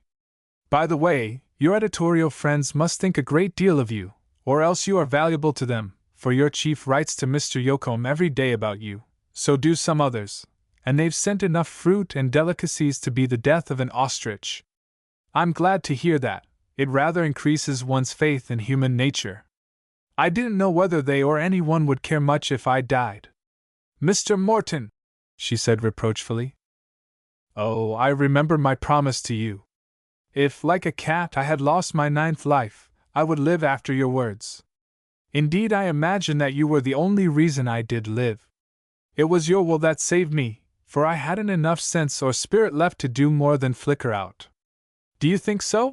she asked eagerly, and a rich glow of pleasure overspread her face. I do indeed. You have had a subtle power over me from the first, which I cannot resist, and don't wish to. I must go now, she said hastily. Please wait, I entreated. I've a message for Mrs. Yocombe. She stood irresolutely near the door.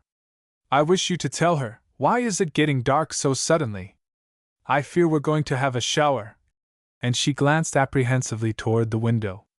When have I seen that look on your face before? I asked quickly. You had a message for Mrs. Yocombe? Yes. I wish you would make her realize a little of my unbounded gratitude, which every day increases. In fact, I can't understand the kindness of this family. It is so hearty, so genuine. Why, I was an entire stranger the other day. Then Ada, and pardon me, you also used expressions which puzzle me very much. I can't understand how I became ill so suddenly.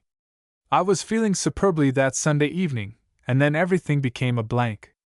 Mrs. Yocombe, from a fear of disquieting me, won't say much about it. The impression that a storm or something occurred that I can't recall haunts me. You are one that couldn't deceive if you tried. You needn't think I've anything to tell when Mrs. Yocombe hasn't, she answered with a gay laugh. Miss Warren, I said gravely, that laugh isn't natural. I never heard you laugh so before. Something did happen. A flash of lightning gleamed across the window, and the girl gave an involuntary and apprehensive start.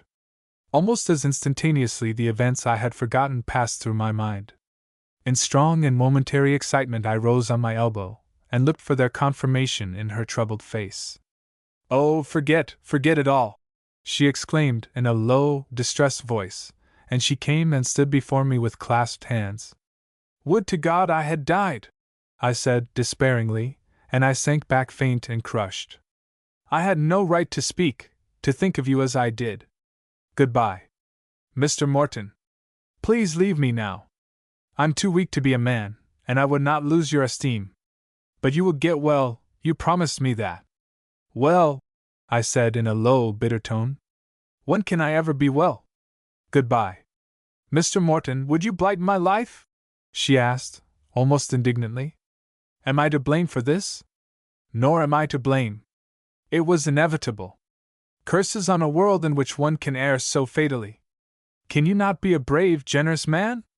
If this should go against you, if you will not get well, you promised me to live.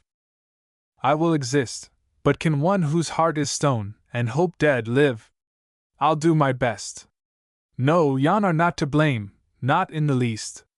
Take the whole comfort of that truth. Nor was I either. That Sunday was the day of my fate, since for me to see you was to love you by every instinct and law of my being. But I trust, as you said, you will find me too honorable to seek that which belongs to another. Mr. Morton, she said in tones of deep distress, you saved this home, you saved Mrs. Yocombe's life, you saved mine. Will you embitter it? Would to God I had died, I groaned. All would then have been well. I had fulfilled my mission. She wrung her hands as she stood beside me. I can't endure this, she murmured, and there was anguish in her voice. I rallied sufficiently to take her hand as I said, Emily Warren, I understand your crystal truth too well not to know that there is no hope for me. I'll bear my hard fate as well as I can, but you must not expect too much. And remember this, I shall be like a planet hereafter. The little happiness I have will be but a pale reflection of yours. If you are unhappy, I shall be so inevitably. Not a shadow of blame rests on you, the first fair woman was not truer than you. I'll do my best, I'll get up again, soon I trust now. If you ever need a friend, but you would not so wrong me as to go to another, I won't be weak and lackadaisical. Don't make any change, let this episode in your life be between ourselves only. Goodbye. Oh, you look so ill, so changed, what can I say? Helpless tears rushed into her eyes. You saved my life. She breathed softly, but as she turned hastily to depart she met our hostess. Oh, Mrs. Yocombe, she sobbed. He knows all. Thee surely could not have told him. Indeed I did not. It came to him like a flash. Mrs. Yocombe, by all that's sacred, Miss Warren is not to blame for anything, only myself. Please keep my secret. It shall not trouble anyone. And I turned my face to the wall. Richard Morton. Dear Mrs. Yocombe, give me time. I'm too sorely wounded to speak to anyone. A man should try to do what is right under all circumstances, she said firmly. And it is your first and sacred duty to get well. It is time for your medicine. I turned and said desperately, give me stimulants, give me anything that will make me strong, so that I may keep my word, for if ever a man was mortally weak in body and soul, I am. I'll do my best for thee, she said gently, for I feel for thee and with thee, as if thee were my own son. But I wish thee to remember now and always that the only true strength comes from heaven. Chapter 6 Weakness. Soul and body are too nearly related for one to suffer without the other's sympathy. Mrs. Yocombe mercifully shielded me that evening, merely saying that I had seen enough company for one day. My sleep that night resulted from opiates instead of nature's impulses, and so was unrefreshing, and the doctor was surprised to find a change for the worse the following morning. For 2 or 3 days the scale wavered, and I scarcely held what I had gained. Mrs. Yocombe rarely left me, and I believe that I owe my life not only to her excellent nursing, but even more to her strong moral support, her gentle but unspoken sympathy. I knew she understood me, and that her mercy was infinite for my almost mortal weakness, for now that the inexplicable buoyancy which that chief of earthly hopes imparts was gone, I sank into an abyss of despondency from which I feared I could never escape. Her wisdom and intuitive delicacy led her to select Reuben as her chief assistant.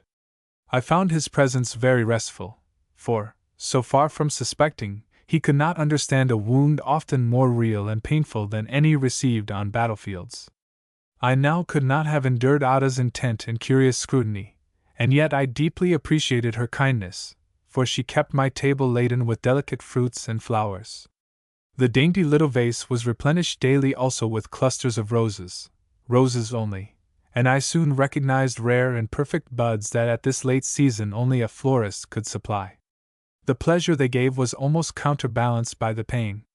Their exquisite color and fragrance suggested a character whose perfection daily made my disappointment more intolerable. At last Mrs. Yocombe said, Richard Morton, is thee doing thy best to get well?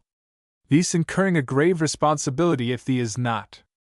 Emily Warren is quite alone in the world, and she came to me as to a mother when thee was taken ill, and told me of thy unfortunate attachment.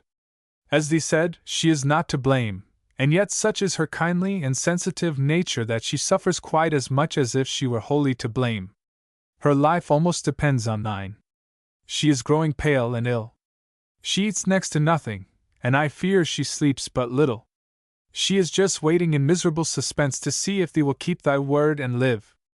I believe thee can live, and grow strong and good and noble, if thee will.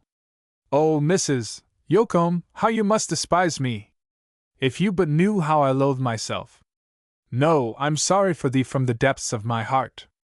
If thee's doing thy best, I've not a word to say, but thee should know the truth. As Emily said, thee has the power either to embitter her life or to add very much to its happiness.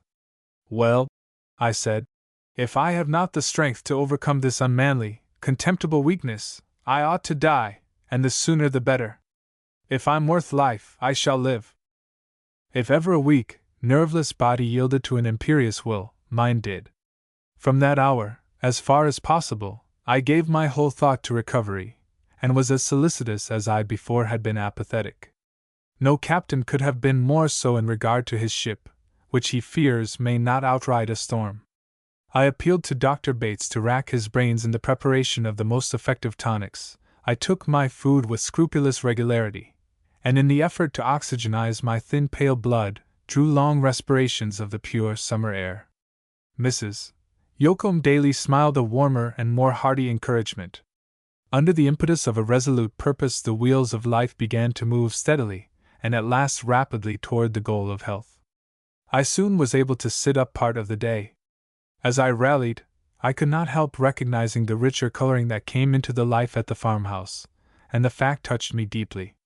What is my suffering compared with the happiness of this home? I thought. It would have been brutally selfish to have died. I now had my letters brought to me. My paper, my first love, was daily read, and my old interest in its welfare kindled slowly. Work, I said, is the best of antidotes. It shall be my remedy. Men are respected only as they stand on their feet and work, and I shall win her respect to the utmost. Reuben and Ada read to me. The presence of the former, like that of his father and mother, was very restful, but Ada began to puzzle me. At first I ascribed her manner to an extravagant sense of gratitude, and the romantic interest which a young girl might naturally take in one who had passed with her through peril, and who seemingly had been dangerously ill in consequence. But I was compelled at last to see that her regard was not open, frank, and friendly, but shy, absorbing, and jealous. It gave her unmingled satisfaction that I did not ask for Miss Warren, and she rarely spoke of her. When she did, she watched me keenly, as if seeking to read my thoughts. Reuben, on the contrary, spoke freely of her, but from some restraint placed upon him by his mother probably, did not ask her to relieve him in his care of me again. After I began to sit up, Miss Warren would not infrequently come to my door, when others were present, and smilingly express her gladness that I was improving daily. Indeed, there would often be quite gay repartee between us, and I think that even Ada was so blinded by our manner that her suspicions were allayed. It evidently puzzled her, and Reuben also, that I had apparently lost my interest in one who had such great attractions for me at first. But Ada was not one to seek long and deeply for subtle and hidden causes of action. She had a quick eye, however, for what was apparent, and scanned surfaces narrowly. I fear I perplexed her as sorely as she did me. In spite of every effort to remain blind to the truth, I began to fear that she was inclined to give me a regard which I had not sought, and which would embarrass me beyond measure. That a man can exult over a passion in a woman which he cannot requite is marvelous. That he can look curiously, critically, and complacently on this most sacred mystery of a woman's soul, that he can care no more for her delicate incense than would a grim idol, is proof that his heart is akin to the stony idol and material, and his nature like that of the gross, cruel divinity represented. The vanity that can feed on such food has a more depraved appetite than the South Sea Islander, who is content with human flesh merely. It would seem that there are those who can smile to see a woman waste the richest treasures of her spiritual life which were designed to last and sustain through the long journey of life, and even boast of her immeasurable loss, of which they, wittingly or unwittingly, have been the cause. The oddest part of it all is that women can love such men instead of regarding them as spider-like monsters that, were the doctrine of transmigration true, would become spiders again as soon as compelled to drop their human disguise. But women usually idealize the men they love into something very different from what they are. Heaven knows that I was not a saint, but I am glad that it caused me pain, and pain only, as I saw Ada shyly and almost unconsciously bending on me glances laden with a priceless gift, which, nevertheless, I could not receive. Her nature was too simple and direct for disguises, and when she attempted them they were often so apparent as to be comically pathetic. And yet she did attempt them. There was nothing bold and unmaidenly in her manner, and as I look back upon those days I thank God that I was never so graceless and brutal as to show or feel anything like contempt for her gentle, childlike preference.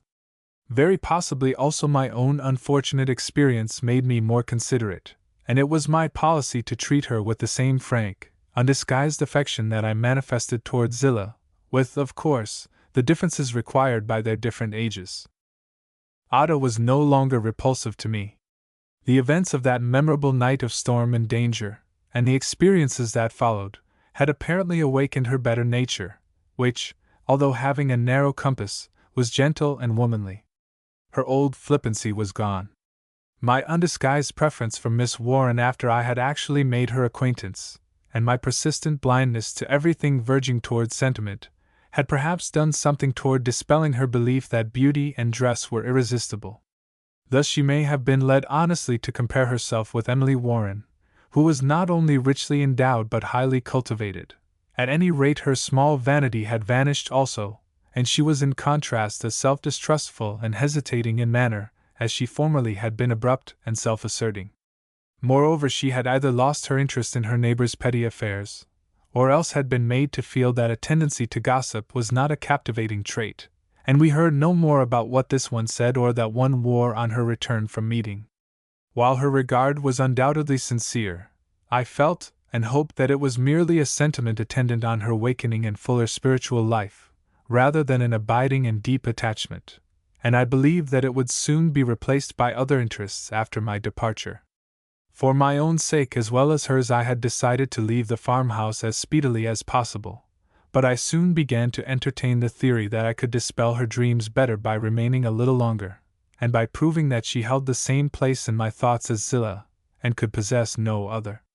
There would then be no vain imaginings after I had gone. I rather wanted to stay until I had fully recovered my health, for I was beginning to take pride in my self-mastery.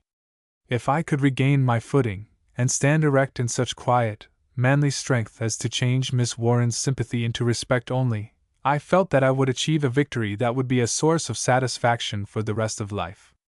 That I could do this I honestly doubted, for seemingly she had enthralled my whole being, and her power over me was well nigh irresistible.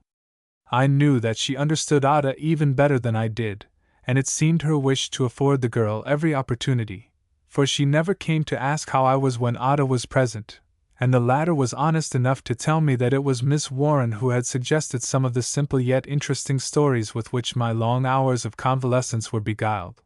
But in her latent jealousy she could not help adding, "Since Emily Warren selected them, we cannot help liking them. I certainly ought to like them doubly," I had quietly replied, looking directly into her eyes, "since I am indebted for them to two friends instead of one." "There's a great difference in friends," she said significantly. "Yes, indeed," I replied, smiling as frankly as if I had been talking to Zillah. "And your mother is the best friend I have or ever expect to have." Ada had sighed deeply, and had gone on with her reading in a girlish, plaintive voice that was quite different from her ordinary tones. Unconsciously she had imbibed the idea, probably from what she often heard at meeting, that anything read or spoken consecutively must be in a tone different from that used in ordinary conversation, and she always lifted up her voice into an odd, plaintive little monotone that was peculiar, but not at all disagreeable. It would not have been natural in another, but was perfectly so to her, and harmonized with her unique character. The long words, even in the simple stories, were often formidable obstacles, and she would look up apprehensively, and color for fear I might be laughing at her, but I took pains to gaze quietly through the window in serene unconsciousness. She also stumbled because her thoughts evidently were often far away from her book, but at my cordial thanks when finishing the story her face would glow with pleasure. And yet she missed something in my thanks, or else saw, in the quiet manner with which I turned to my letters or paper, that which was unsatisfactory, and she would sigh as she left the room. Her gentle, patient efforts to please me, which oddly combined maidenly shyness and childlike simplicity, often touched the depths of my heart, and the thought came more than once, "If this is more than a girlish fancy, and time proves that I am essential to her happiness, which is extremely doubtful, perhaps I can give her enough affection to content a nature like hers." But one glimpse of Emily Warren would banish this thought, for it seemed as if my very soul were already wedded to her. "The thought of another is impossible," I would mutter. She was my fate. 4 or 5 of the days during which I had been sufficiently strong to sit up had passed away, and I was able to give more of my time to my mail and paper, and thus to seem preoccupied when Ada came to read.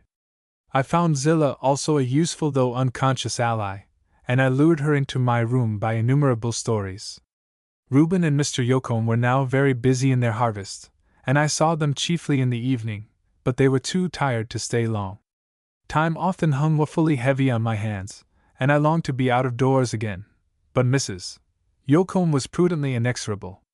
I am sure that she restrained Ada a great deal, for she grew less and less demonstrative in manner, and I was left more to myself. Thus a week passed. It was Saturday morning, and between the harvest without and preparations for Sunday within, all the inmates of the farmhouse were very busy. The forenoon had well nigh passed.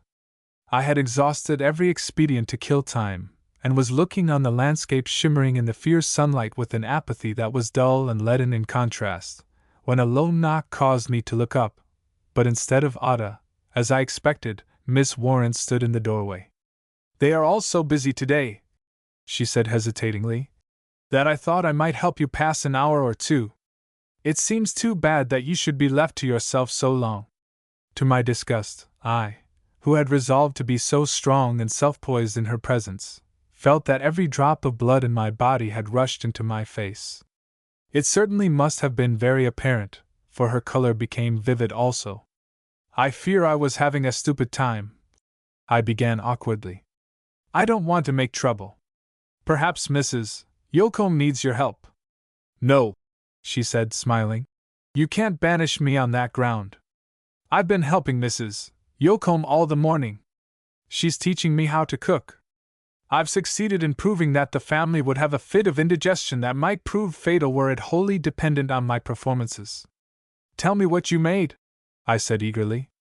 "Am I to have any of it for my dinner?" "Indeed you are not. Dr. Bates would have me indicted." She looked at me with solicitude, for although I had laughed with her I felt ill and faint. Despairingly, I thought, "I cannot see her and live. I must indeed go away." "So you are coming downstairs tomorrow?" she began. "We shall give yon a welcome that ought to make any man proud. Mrs. Yocombe is all aglow with her preparations." "I wish they wouldn't do so," I said in a pained tone. "I'd much rather slip quietly into my old place, as if nothing had happened." "I imagined you would feel so, Mr. Morton," she said gently. "But so much has happened that you must let them express their abounding gratitude in their own way. It will do them good, and they will be the happier for it. Indeed, Miss Warren, that very word gratitude oppresses me.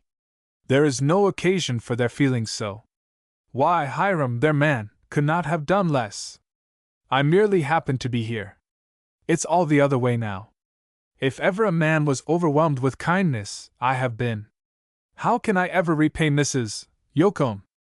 I am equally helpless in that respect, but I'm glad to think that between some of our friends the question of repaying may be forgotten.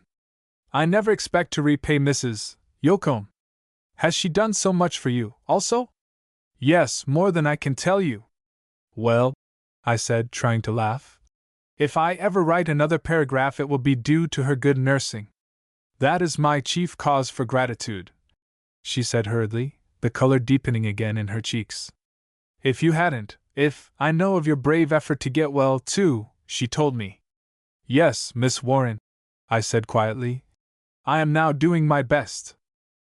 "And you are doing nobly, so nobly that I am tempted to give you a strong proof of friendship, to tell you what I have not told any one except Mrs. Yocombe. I feel as if I had rather you heard it from me than casually from others. It will show how I trust you."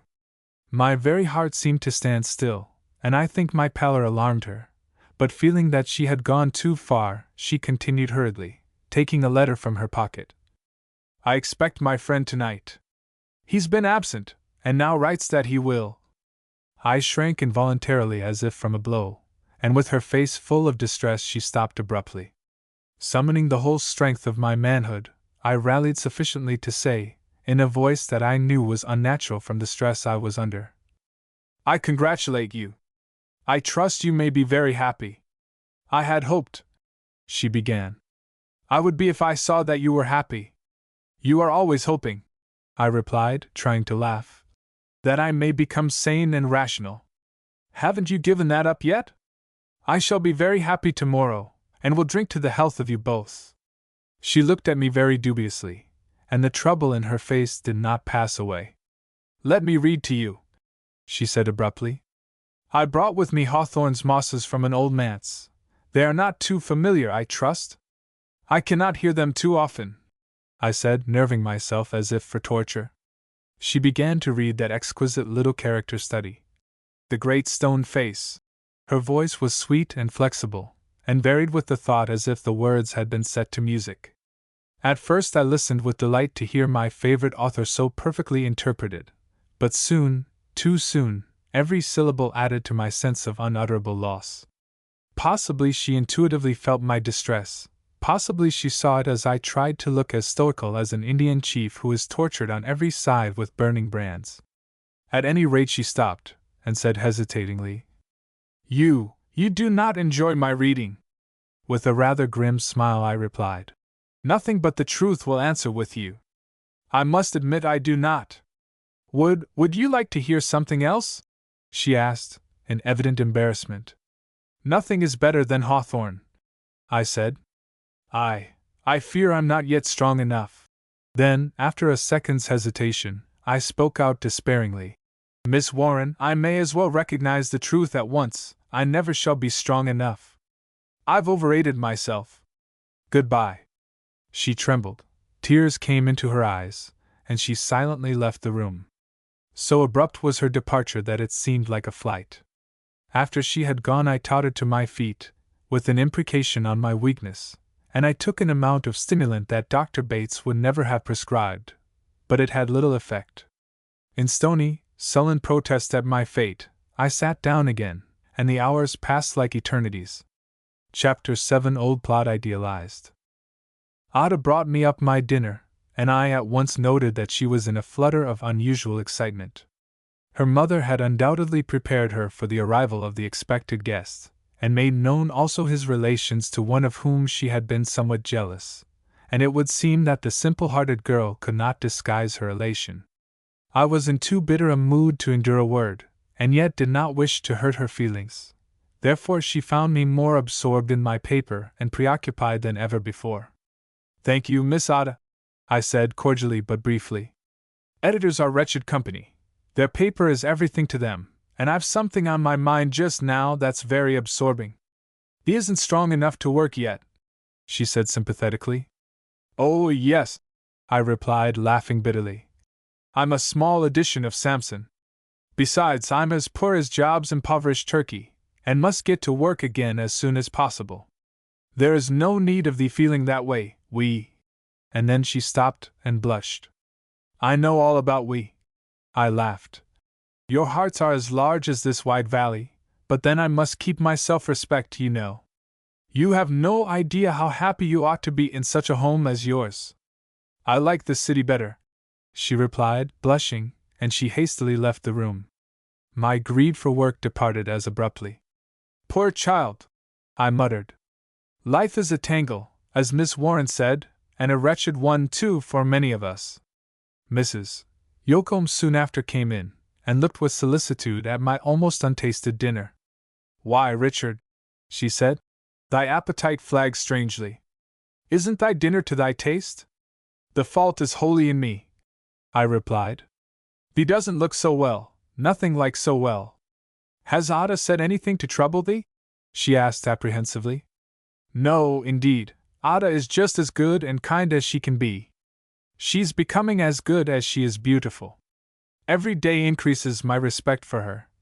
And I spoke earnestly and honestly. A faint color stole into the matron's cheek, and she seemed pleased and relieved, but she remarked quietly, Ada's young and inexperienced. Then she added, with a touch of motherly pride and solicitude, she's good at heart, and I think is trying to do right. She will make a noble woman, Mrs. Yocombe, one that you may well be proud of, or I'm no judge of character, I said, with quiet emphasis. She and Zillah have both been so kind to me that they already seem like sisters. At any rate, after my treatment in this home, I shall always feel that I owed to them a brother's duty.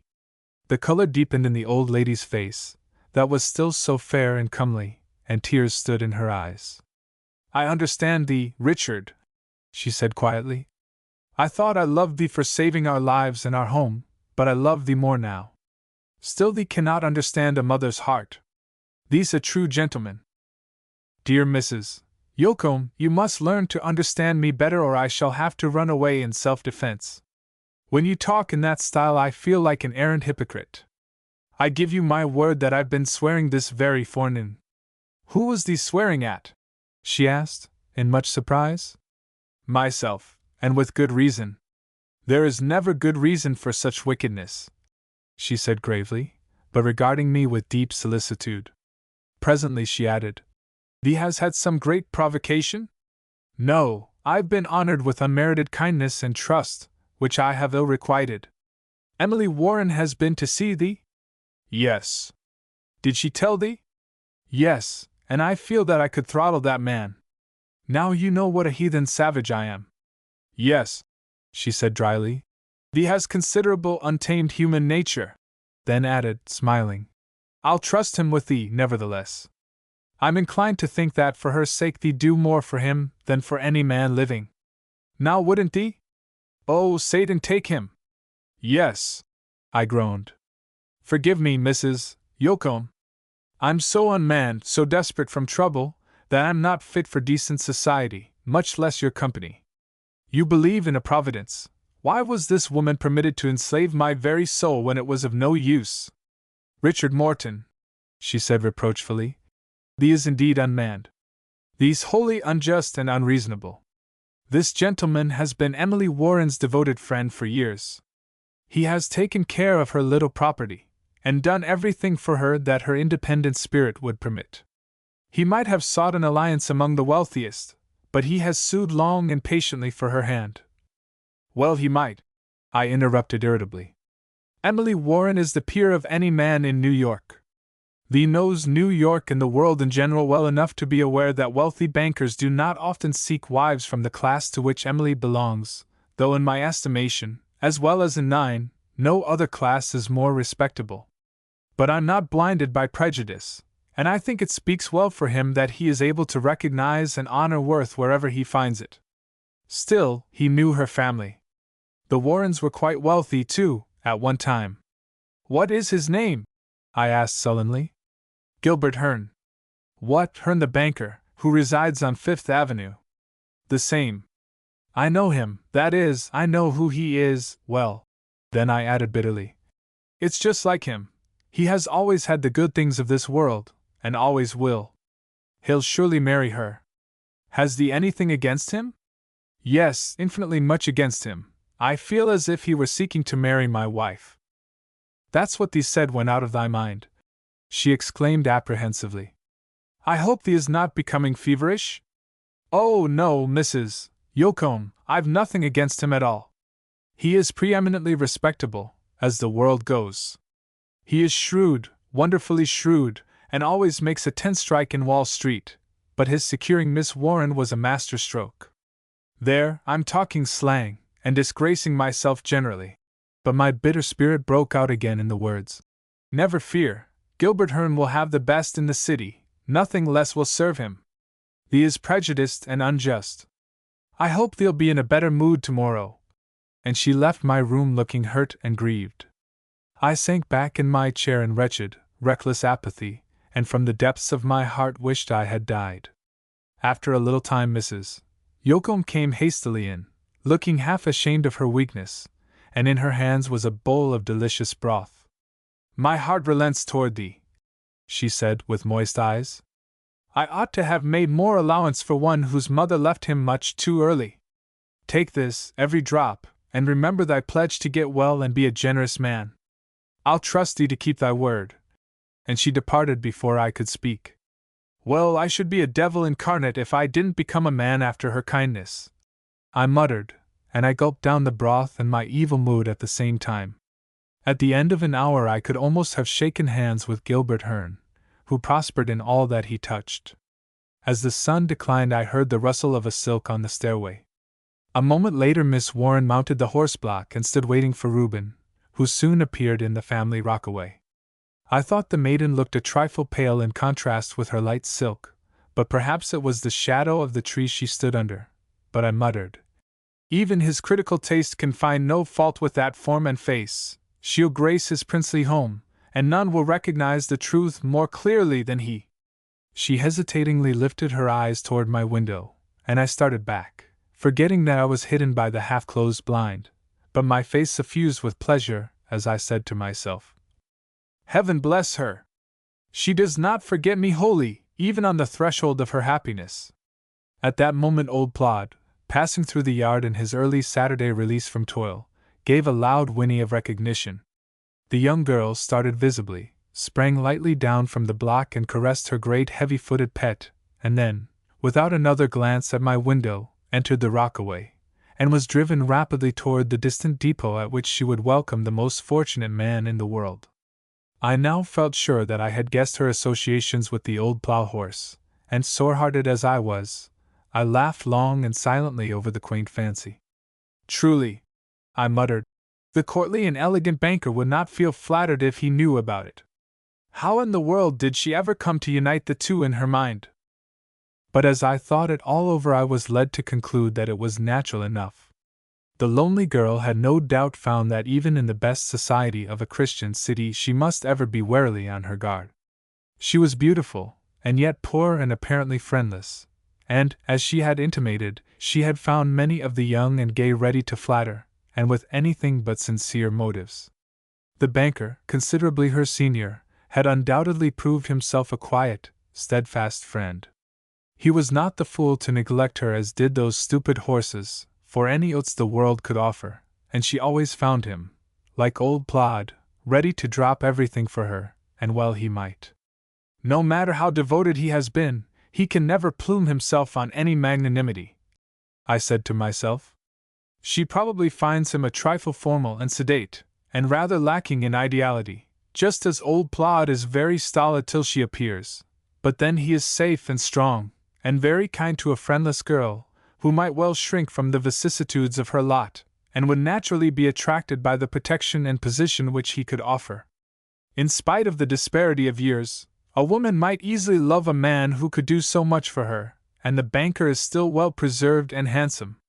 Of course Emily Warren does love him, all the wealth of Wall Street could not buy her. Yes, in a world full of lightning flashes she has made a thrifty and excellent choice. I may as well own it, in spite of every motive to prejudice. Gilbert Hearn is not my ideal man by any means. Good things are essential to him. He would feel personally aggrieved if the weather was bad for 2 days in succession. He is very charitable and public-spirited, and he likes our paper to recognize the fact. I have proof of that too. Alms given in the dark are not exactly wasted, but I'm thinking scandal. He so likes to let his light so shine. He's respectability personified, and the toil-worn girl will be taken into an ark of safety. I suppose I ought to be magnanimous enough to think that it's all for the best, since he can do infinitely more for her than I ever could. She will be the millionaire's wife, and I'll go back to my dingy little office and write paragraphs heavy enough to sink a cork ship. Thus will end my June idyll, but should I live a century I will always feel that Gilbert Hearn married my wife. Chapter 8 An Impulse.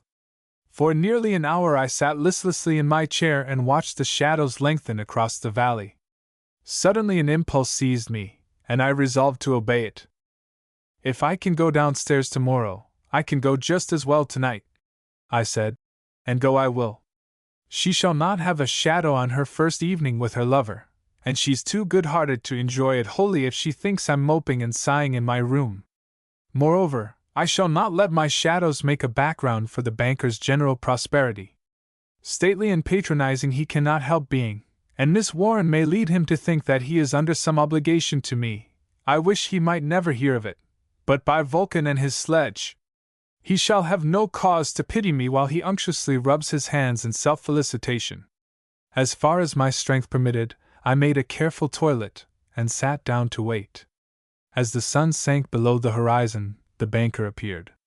Very appropriate, I muttered. But his presence would make it dark at midday. Miss Warren was talking with animation, and pointing out the surrounding objects of interest, and he was listening with a wonderfully complacent smile on his smooth, full face. How prosperous he looks, I muttered.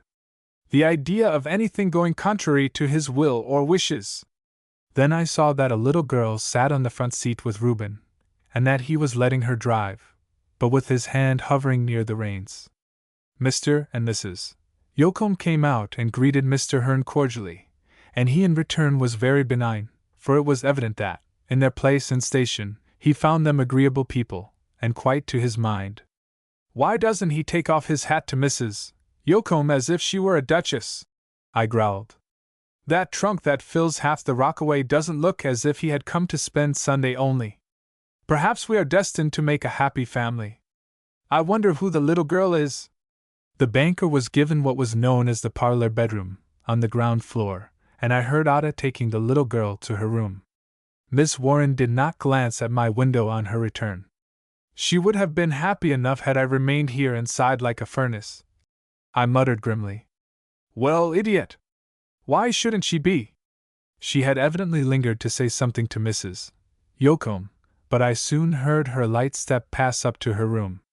Now's my chance, I thought. Mrs. Yocombe is preparing for supper, and all the rest are out of the way. And I slipped down the stairs with noiseless and rather unsteady tread.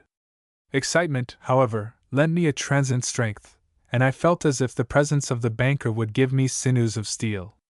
I entered the parlor unobserved, and taking my old seat, from which I had watched the approach of the memorable storm, I waited events. The first one to appear was the banker, rubbing his hands in a way that suggested a habit of complacency and self-felicitation. He started slightly on seeing me, and then said graciously, Mr. Morton, I presume? You are correct, Mr. Hearn. I congratulate you on your safe arrival. Thanks. I've traveled considerably, and have never met with an accident. Glad to see you able to be down, for from what I heard I feared you had not sufficiently recovered. I'm much better today, sir, I replied briefly. Well, this air, these scenes ought to impart health and content.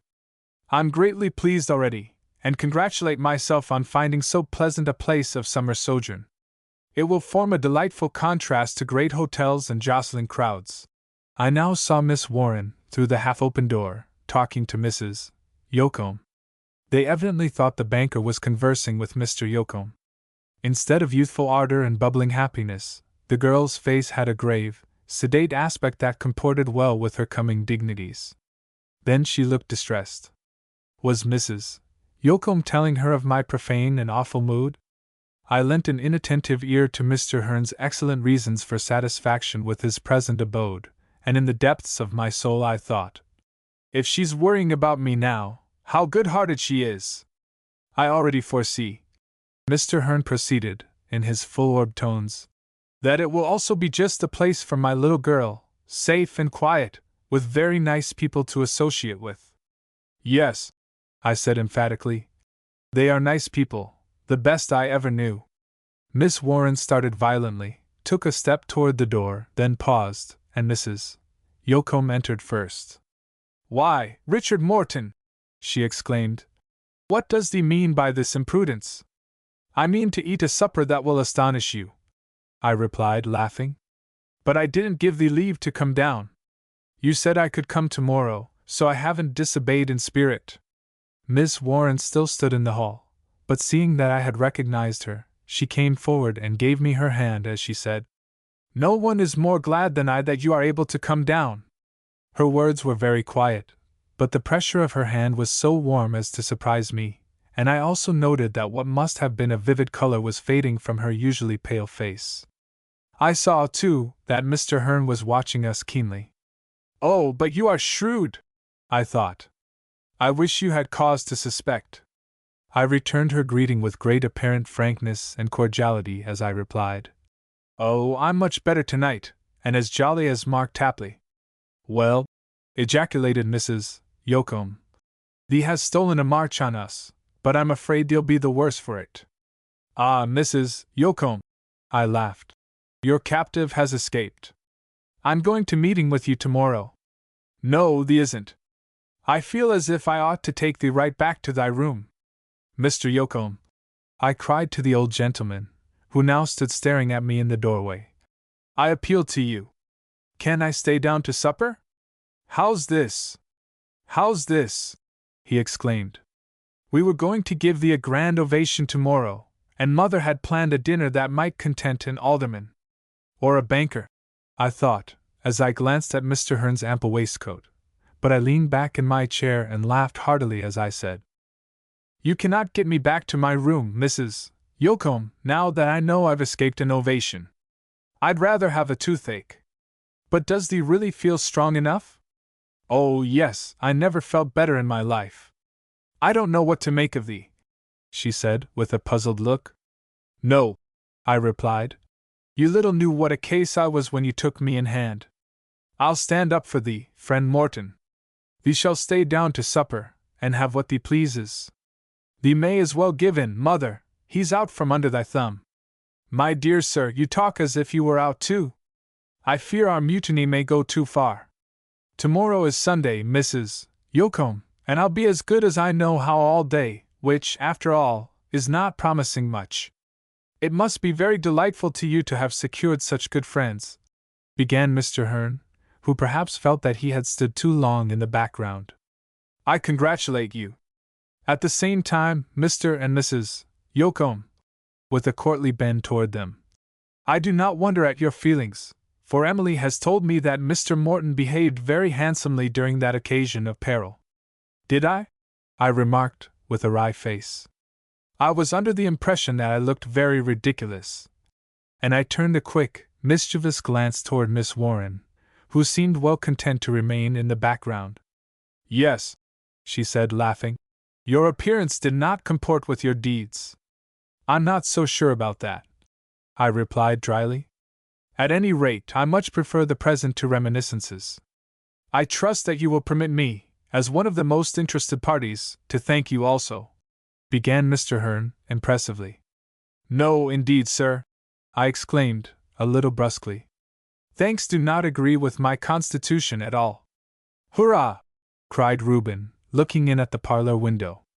Yes, here's the man to thank, I resumed. Even after being struck by lightning, he was equal to the emergency. No, thee don't, Richard, laughed Reuben.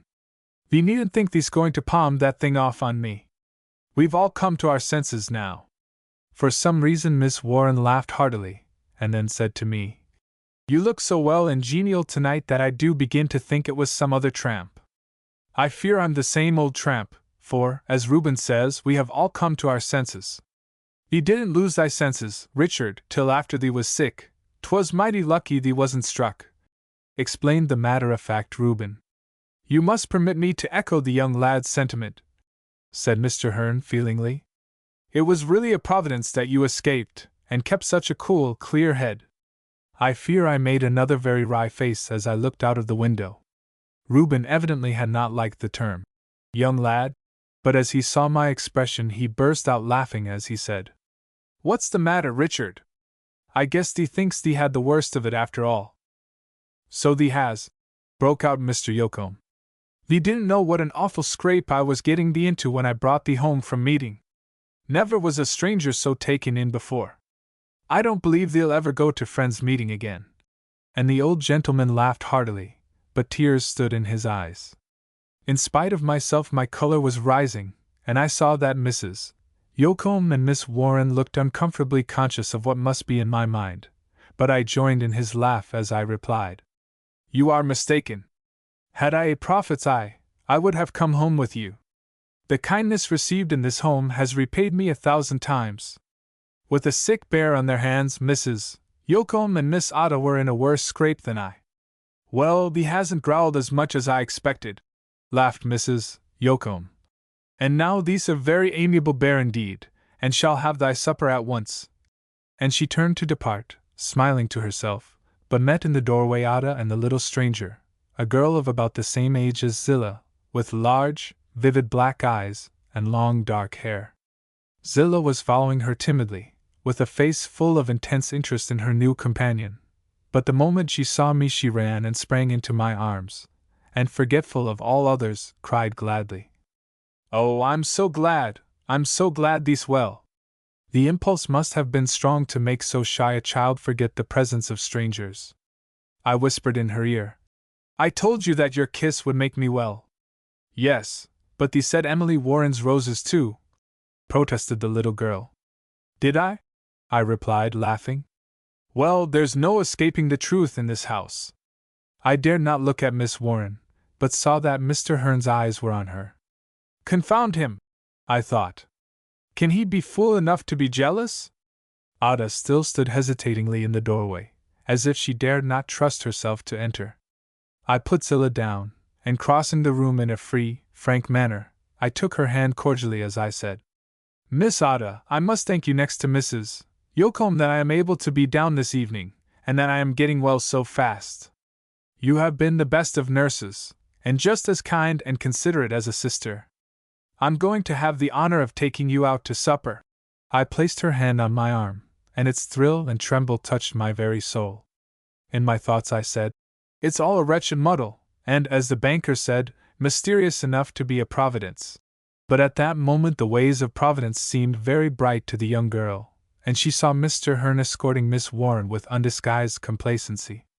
As the latter took her seat I ventured to look at her, and if ever a woman's eyes were eloquent with warm, approving friendliness, hers were. I seemingly had done the very thing she would have wished me to do. As we bowed our heads in grace, I was graceless enough to growl, under my breath, "My attentions to Ada are evidently very satisfactory. Can she imagine for a moment, does she take me for a weather vane?" When grace was over, I glanced toward her again, a trifle indignantly, but her face now was quiet and pale, and I was compelled to believe that for the rest of the evening she avoided my eyes and all references to the past. "Why, mother!" exclaimed Mr. Yocombe from the head of the table. "Thy cheeks are as red, why, thee looks like a young girl. Thee knows I'm very much pleased tonight," she said. "Does thee remember, Richard, when thee first sat down to supper with us?" "Indeed I do. Never shall I forget my trepidation lest Mr. Yocombe should discover whom, in his unsuspecting hospitality, he was harboring." "Well, I've discovered," laughed the old gentleman. "Good is always coming out of Nazareth." "It seems to me that we've met before," remarked Mr. Hearn, graciously and reflectively. "Yes, sir," I explained. "As a reporter I called on you once or twice for information." "Ah, now it comes back to me. Yes, I remember, and I also remember that you did not extract the information as if it had been a tooth. Your manner was not that of a professional interviewer. You must meet with disagreeable experiences in your calling." "Yes, sir, but perhaps that is true of all callings." "Yes, no doubt, but it has seemed to me that a reporter's lot must frequently bring him in contact with much that is disagreeable." "Mr. Morton is not a reporter," said Ada, a trifle indignantly.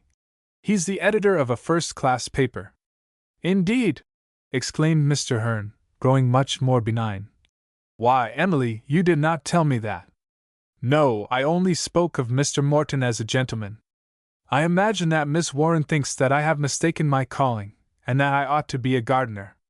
That's an odd impression. Mr. Yocombe would not even trust you to weed," she retorted quickly. "I have a fellow feeling for weeds, they grow so easily and naturally. But I must correct your impressions, Miss Ada. I'm not the dignitary you imagine, only an editor, and an obscure night one at that. Your night work on one occasion bears the light very well. I hope it may be the earnest of the future," said Mr. Hearn impressively. I felt that he had a covert meaning, for he had glanced more than once at Miss Warren when I spoke, and I imagined him a little anxious as to our mutual impressions.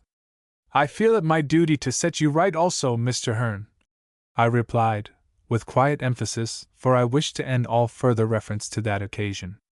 "Through Mr. and Mrs. Yocombe's kindness, I happened to be an inmate of the farmhouse that night. I merely did what any man would have done, and could have done just as well. My action involved no personal peril, and no hardship worth naming. My illness resulted from my own folly. I'd been overworking or overworked, as so many in my calling are. Conscious that I am not in the least heroic, I do not wish to be imagined a hero.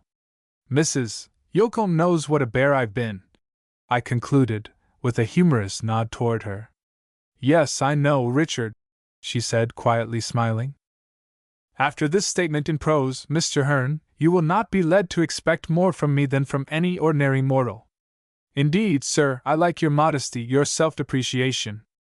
"I beg your pardon," I interrupted a little decisively. "I hope you do not think my words had any leaning toward affectation. I wish to state the actual truth. My friends here have become too kind and partial to give a correct impression." Mr. Hearn waved his hand very benignly, and his smile was graciousness itself as he said, "I think I understand you, sir, and respect your sincerity. I've been led to believe that you cherish a high and scrupulous sense of honor, and that trait counts with me far more than all others. I understood him well. "Oh, you are shrewd," I thought. "But I'd like to know what obligations I'm under to you." I merely bowed a trifle coldly to this tribute and suggestive statement, and turned the conversation. As I swept my eyes around the table a little later, I thought Miss Warren looked paler than usual. Does she understand his precautionary measures? I thought. He'd better beware, she would not endure distrust. Chapter 9: A Wretched Failure.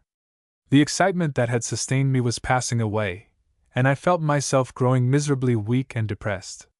The remainder of the meal was a desperate battle, in which I think I succeeded fairly. I talked that it might not be noticed that I was eating very little, joked with Mr. Yocombe till the old gentleman was ruddy and tremulous with laughter, and made Reuben happy by applauding one of Dapple's exploits, the history of which was easily drawn from him. I spoke often to both Ada and Zillah, and tried to be as frank and unconscious in one case as the other. I even made the acquaintance of Mr. Hearn's little girl. Indeed, her father formally presented her to me as his daughter Adela. I knew nothing of his domestic history, and gained no clue as to the length of the widowhood which he now proposed to end as speedily as possible. I was amused by his not infrequent glances at Ada.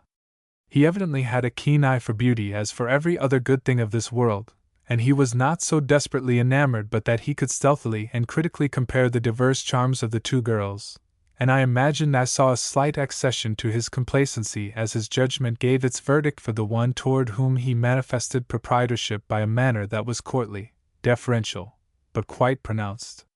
A stranger present could never have doubted their relationship. A brief discussion arose as to taste, in which Mr. Hearn assumed the ground that nothing could take the place of much observation and comparison, by means of which effects in color could be accurately learned and valued. In reply I said, "Theories and facts do not always harmonize any more than colors. Miss Ada's youth and rural life have not given her much opportunity for observation and comparison, and yet few ladies on your avenue have truer eyes for harmony in color than she. Mr. Morton being the judge," said the banker, with a profound and smiling bow, "permit me to add that Miss Ada has at this moment only to glance in a mirror to obtain an idea of perfect harmony in color." And his eyes lingered admiringly on her face. I was worsted in this encounter, and I saw the old gleam of mirthfulness in Miss Warren's eyes. How well I remembered when I first saw that evanescent illumination, the quick flash of a bright, genial spirit. "She delights in her lover's keen thrusts," was now my thought, "and is pleased to think I'm no match for him.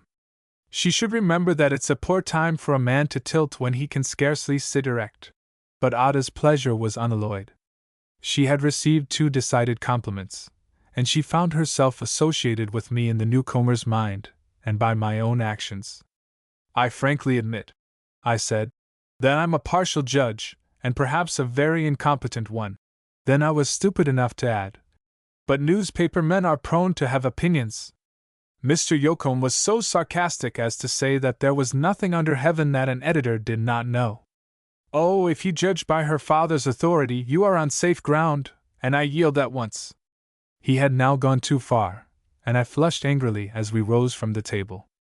I saw, too, that Mr. and Mrs. Yocombe did not like it either, and that Ada was blushing painfully. It was one of those attempted witticisms that must be simply ignored. My anxiety now was to get back to my room as speedily as possible.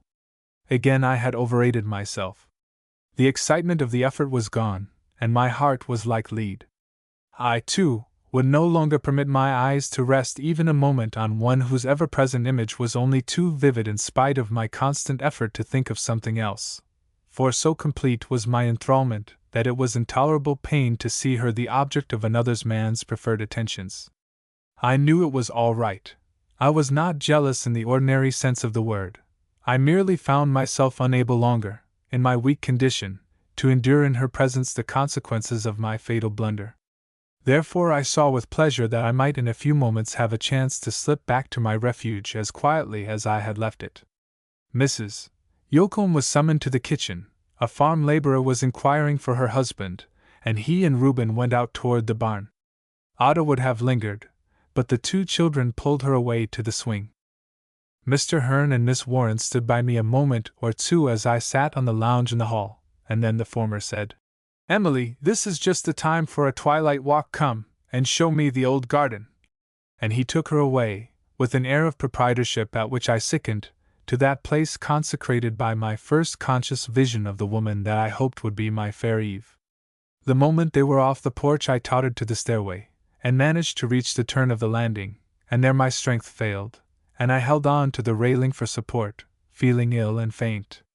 A light step came quickly through the hall and up the stairway. "Why, Mr. Morton!" exclaimed Miss Warren. "You are not going up so soon?" "Yes, thank you," I managed to say cheerily. "Invalids must be prudent. I'm only resting on the landing a little. I found it rather cool and damp, and so came back for a shawl," she explained, and passed on up to her room, for she seemed a little embarrassed at meeting me on the stairs. In her absence I made a desperate effort to go on, but found that I would fall. I must wait till she returned, and then crawl up the best I could. "You see, I'm prudence personified," I laughed, as she came back. "I'm taking it so leisurely that I have even sat down about it." "Are you not overtaxing yourself?" she asked gently. "I fear." "Oh, no, indeed, we'll sleep all the better for a change. Mr. Hearn is waiting for you, and the twilight isn't. Don't worry, I'll surpass Samson in a week." She looked at me keenly, and hesitatingly passed down the dusky stairway. Then I turned and tried to crawl on, eager to gain my room without revealing my condition, but when I reached the topmost stair it seemed that I could not go any further if my life depended on it. With an irritable imprecation on my weakness, I sank down on the topmost step. "Mr. Morton," said a low voice, "why did you try to deceive me? You have gone far beyond your strength." "You here, you of all others!" I broke out, in tones of exasperation. "I meant that your first evening should be without a shadow, and have failed, as I now fail in everything. Call Reuben." "Let me help you," she pleaded, in the same hurried voice. "No," I replied harshly, and I leaned heavily against the wall. She held out her hand to aid me, but I would not take it. "I've no right even to look at you, I who have been doubly enjoined to cherish such a scrupulous sense of honor. I'd better have died 1,000 times. Call Reuben. How can I leave you so ill and unhappy?" And she made a gesture of protest and distress whose strong effect was only intensified by the obscurity. "I had hoped, you led me to think tonight, that I was a weather vane." "Thank you." Steps were heard entering the hall. "Oh! Oh!" she exclaimed in bitter protest. "Emily!" called the banker's voice. "Are you not very long?" I seized her hand to detain her, and said in a fierce whisper, "Never so humiliate me as to let him know. Go at once, someone will find me." "Your hand is like ice," she breathed. I ignored her presence, leaned back, and closed my eyes. She paused a single instant longer, and then, with a firm, decisive bearing, turned and passed quietly down the stairway. "What in the world has kept you?"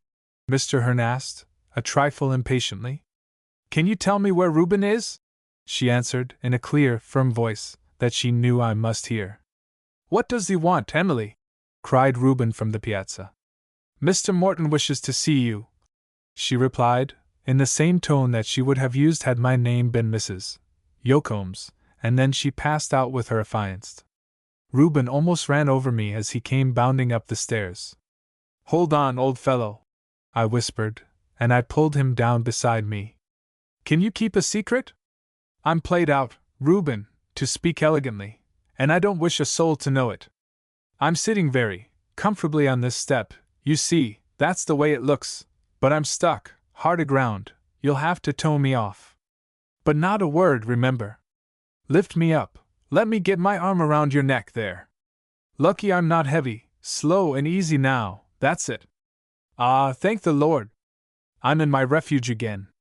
I felt like a Scotch snake that couldn't wriggle back to its hole. Hand me that brandy there, like a good fellow. Now I won't kelp you any longer. If you care for me, never speak of this. Please let me tell Mother? No, indeed. But doesn't Emily Warren know? She knows I wanted to see you. Please let me do something or get thee something. No, just leave me to myself a little while, and I'll be all right. Go at once, that's a good fellow. Oh, Richard, thee shouldn't have come down. Thee looks so pale and sick that I'm afraid thee'll die yet. If thee does, thee'll break all our hearts. And the warm-hearted boy burst out crying, and ran and locked himself in his room. I was not left alone very long, for Mrs.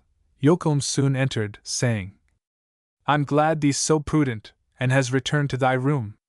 Thee acted very generously tonight, and I appreciate it. I had no idea thee could be so strong and carry it out so well. Emily was greatly surprised, but she enjoyed her first evening far more than she otherwise could have done, for she's one of the most kind-hearted, sensitive girls I ever knew. I do believe it would have killed her if thee hadn't got well. But thee looks kind of weak and faint, as far as I can see. Let me light the lamp for thee. No, Mrs. Yocombe, I like the dusk best. The light draws moths. They will come, you know, the stupid things, though certain to be scorched. One in the room at a time is enough. Don't worry, I'm a little tired, that's all. Sleep is all I need. Is thee sure? Yes, indeed, don't trouble about me. You won't know me in a few days. Thee was a brave, generous man tonight, Richard. I understood the effort thee was making, and I think Emily did. A good conscience ought to make thee sleep well. I laughed very bitterly as I said, My conscience is gutta percha tonight, through and through, but please say no more, or I'll have to shock you again. I'll be in a better mood tomorrow. Well, good night. Thee'll excuse a housekeeper on seventh-day evening. If thee wants anything, ring thy bell. She came and stroked my brow gently for a moment, and then breathed softly. God bless thee, Richard. May the Sabbath's peace quiet thy heart tomorrow. Chapter 10 In the Depths. I awoke late Sunday morning and found Reuben watching beside me. Thee's better, isn't thee? He asked eagerly. Well, I ought to be. You're a good fellow, Reuben. What time is it? Nearly night again, I hope. Oh, no, it's only about 11. They're all gone to meeting. I made 'em leave you in my care. Ada would have stayed, but Mother told her she was to go. Emily Warren's grandfather wanted to go spooning off in the woods, but she made him go to meeting too. I don't see how she ever came to like him, with his grand airs. She has good reasons, rest assured. Well, he ain't the kind of a man I'd go for if I was a girl. Miss Warren is not the girl to go for any man, Reuben. He had to seek her long and patiently. But that's their affair, we have nothing to do with it. I thought thee was taken with her at first, said Reuben innocently. I do admire Miss Warren very much, now as much as ever. I admire a great many ladies, especially your mother. I never knew a truer, kinder lady. And if it had not been for thee, Richard, she might have been burned up. And tears came into his eyes. Oh no, Reuben. You could have got them all out easily enough. I fear I would have lost my head. No, you wouldn't, you are not of that kind. Please say no more about that affair. I've heard too much of it. Does thee think they'll be able to come down to dinner? Mother and Father and all of us will be awfully disappointed if thee isn't. Yes, I'll come down if you'll stand by me, and help me back when I give you the wink. I won't go down till dinner's ready. After it's over you can help me out under some tree. I'm just wild to get out of doors. I had a consuming desire to retrieve myself, and prove that I was not weakness personified, and I passed through the ordeal of dinner much better than I expected. Mr. Hearn was benignness itself, but I saw that he was very observant. The shrewd Wall Street man had the eye of an eagle when his interests were concerned, and he very naturally surmised that no one could have seen so much of Miss Warren as I had, and still remain entirely indifferent. Besides, he may have detected something in my manner or imagined that the peculiar events of the past few weeks had made us better acquainted than he cared to have us.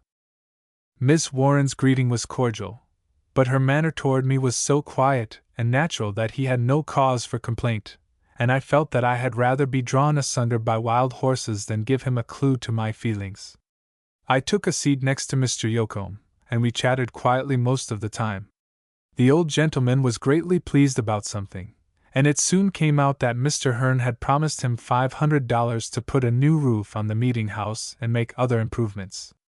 I drew all the facts readily from the zealous friend, together with quite a history of the old meeting house, for I proposed to make a complimentary item of the matter in my paper, well knowing how grateful such incense was to the banker's soul.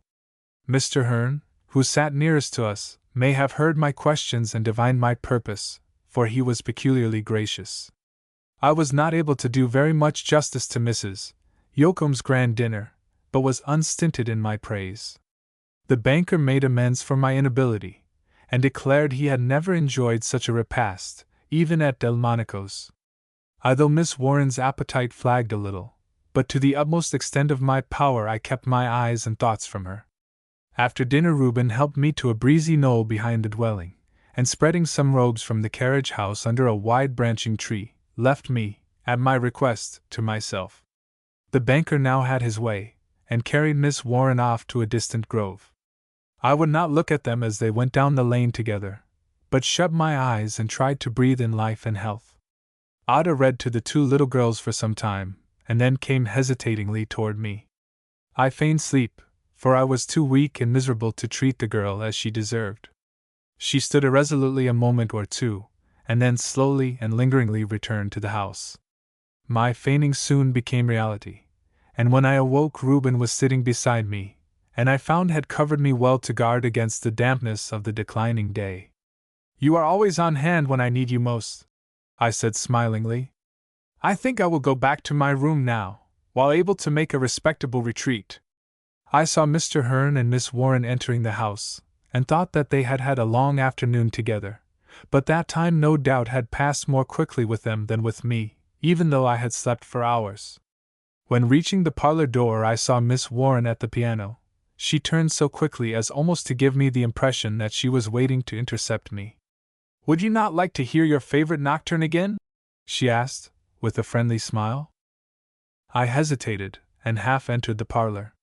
Her face seemed to light up with pleasure at my compliance. How divine she appeared in the quaint, simple room!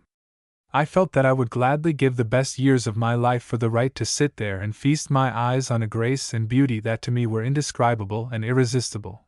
But the heavy tread of the banker in the adjoining room reminded me that I had no right, that to see her and to listen would soon become unendurable pain.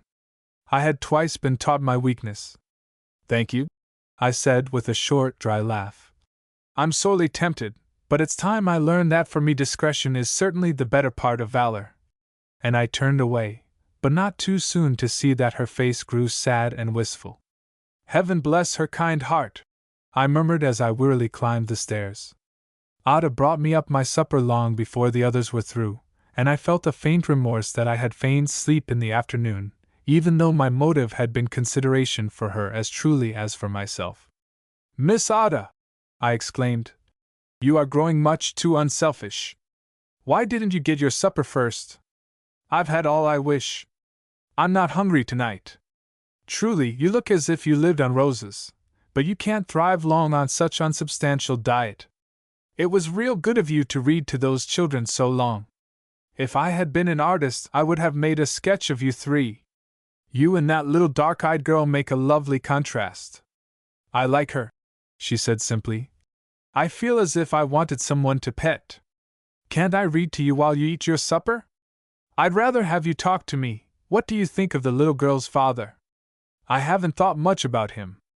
I wish you could see his house in New York. It's a superb one, and on your favorite Fifth Avenue." "Yes, I know," she replied absently. "I should think you would envy Miss Warren." "I don't," she said emphatically. "The man is more than the house." "I don't think you would have said that a month ago."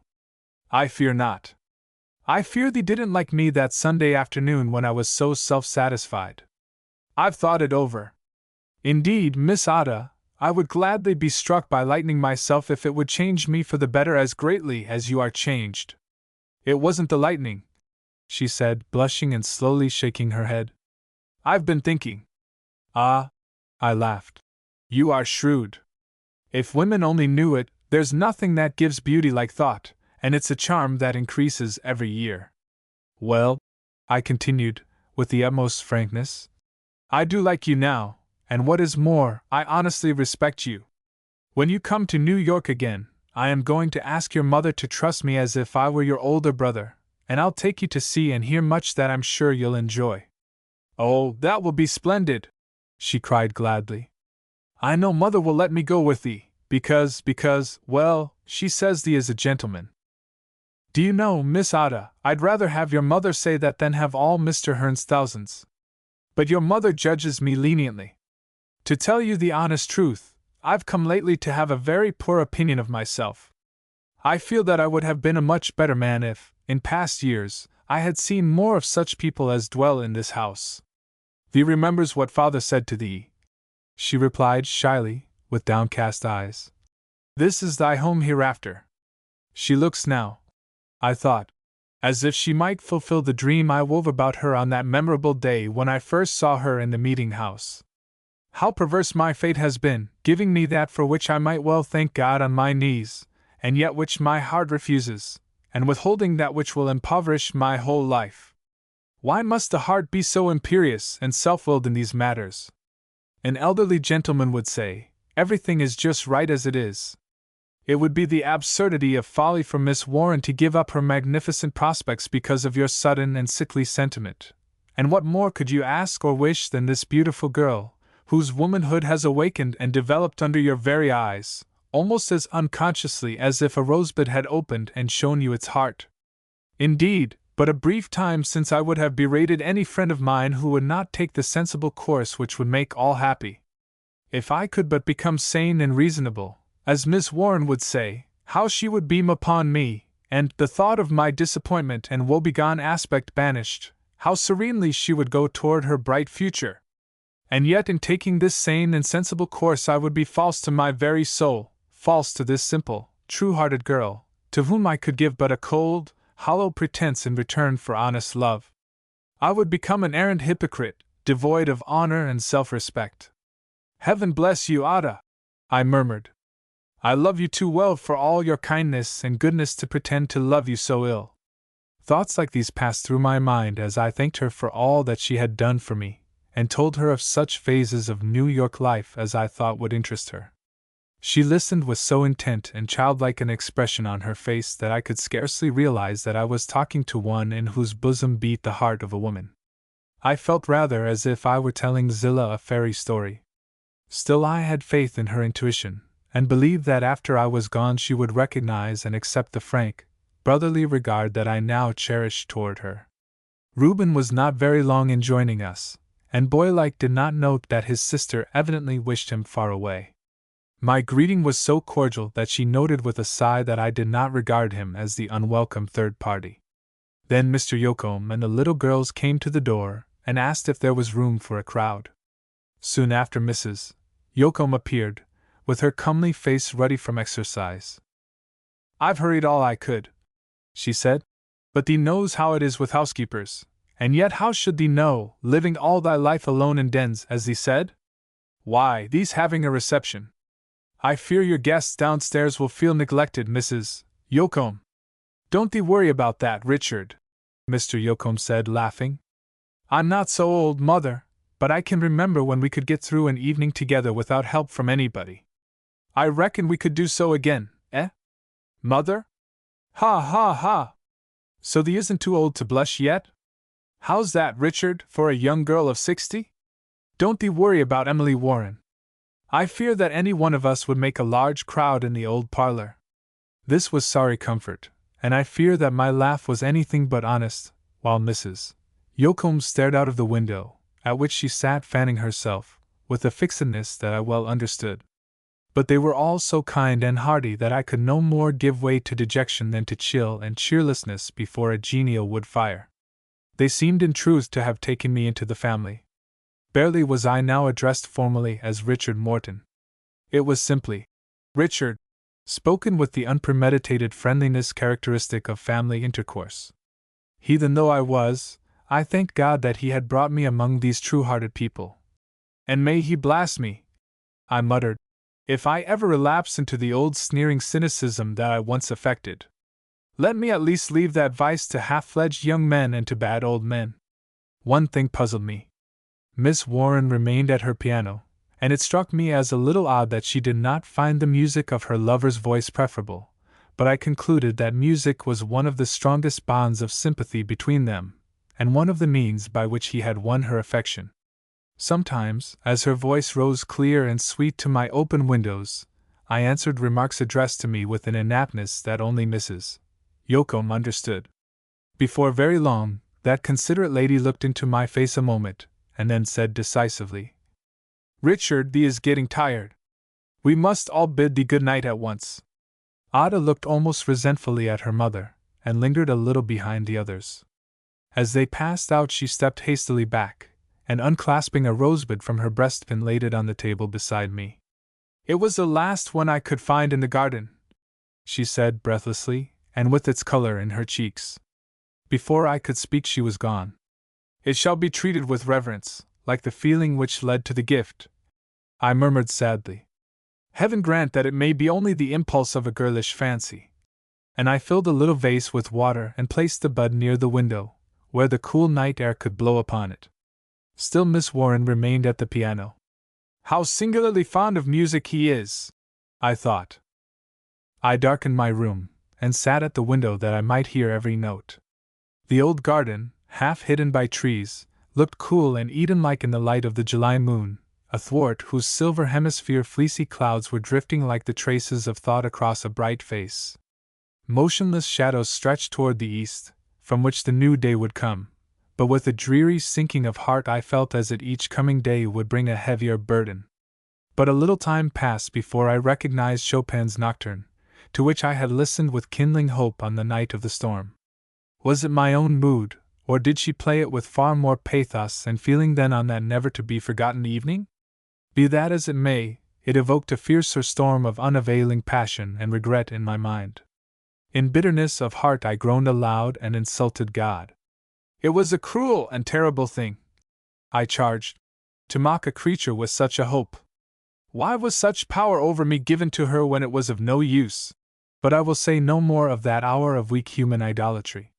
It was a revelation to me of the depths of despair and wretchedness into which one can sink when unsustained by manly fortitude or Christian principle. It is in such desperate, irrational moods that undisciplined, ill-balanced souls thrust themselves out from the light of God's sunshine and the abundant possibilities of future good. I now look back on that hour with shame, and cannot excuse it even by the fact that I was enfeebled in mind as well as body by disease. We often never know ourselves or our need until after we have failed miserably under the stress of some strong temptation. I was the worse the next day for my outburst of passion, and the wretched night that followed, and did not leave my room, but I was grim and rigid in my purpose to retrieve myself. I appeared to be occupied with my mail and paper much of the day, and I wrote a very complimentary paragraph concerning the banker's gift for the meeting-house. Mr. Hearn and Miss Warren were out riding much of the time. I saw them drive away with a lowering brow, and was not disarmed of my bitterness because I saw, through the half-closed blinds, that the young girl stole a swift glance at my window. Ada was pleased as she saw how I was caring for her gift, but I puzzled and disheartened her by my preoccupation and taciturnity. She took the children off on a long ramble in the afternoon, and heaped coals of fire on my head by bringing me an exquisite collection of ferns. The next morning I went down to breakfast resolving to take my place in the family, and make no more trouble during the brief remainder of my stay, for I proposed to go back to the city as soon as I had shown enough manhood to satisfy my pride, and had made Miss Warren believe that she could dismiss her solicitude on my account, and thus enjoy the happiness which apparently I had clouded. As I saw her pale face again I condemned my weakness unsparingly, and with the whole force of my will endeavored to act and appear as both she and Mr. Hearn would naturally wish. "Richard," said Reuben after breakfast, "I borrowed a low phaeton, and I'm going to take thee out with Dapple. He'll put life in thee, never fear. He'd cure me if I were half dead." He was right. The swift motion through the pure air braced me greatly. When we returned, the banker sat on the piazza. Ada was near, with some light sewing, and the connoisseur was leisurely admiring her. Well he might, for in her neat morning gown she again seemed the embodiment of a June day. She rose to meet me, with a faint accession to her delicate color, and said, "The ride has done thee good, thee looks better than thee has any day yet." "Reuben's right," I said, laughing. "Dapple would bring a fossil to life." And the young fellow drove chuckling down toward the barn, making Dapple rear and prance in order to show off a little before Mr. Hearn. I sat down a few moments to rest. Miss Warren must have heard our voices, but she went on with an intricate piece of music in which she was displaying no mean skill. I did not think Mr. Hearn was as much interested in it as I was. His little girl came out of the house and climbed into Ada's lap. She evidently liked being petted, and was not a little spoiled by it. The banker continued to admire the picture they made with undisguised enjoyment, and I admitted that the most critical could have found no fault with the group. After exerting myself to seem exceedingly cheerful, and laughing heartily at a well-worn jest of Mr. Hearn's, I went to my room and rested till dinner, and I slept away the afternoon as on the previous day. My plan was now to get sufficiently strong to take my departure by the following Monday, and I was glad indeed that the tonic of out-of-door air promised an escape from a position in which I must continually seem to be what I was not, a cheerful man in the flood tide of convalescence. Were it not that my kind friends at the farmhouse would have been grievously hurt, I would have left at once. As I returned from my ride the next day, Mr. Hearn greeted me with a newspaper in his hand. "I'm indebted to you," he said, in his most gracious manner, "for a very kindly mention here.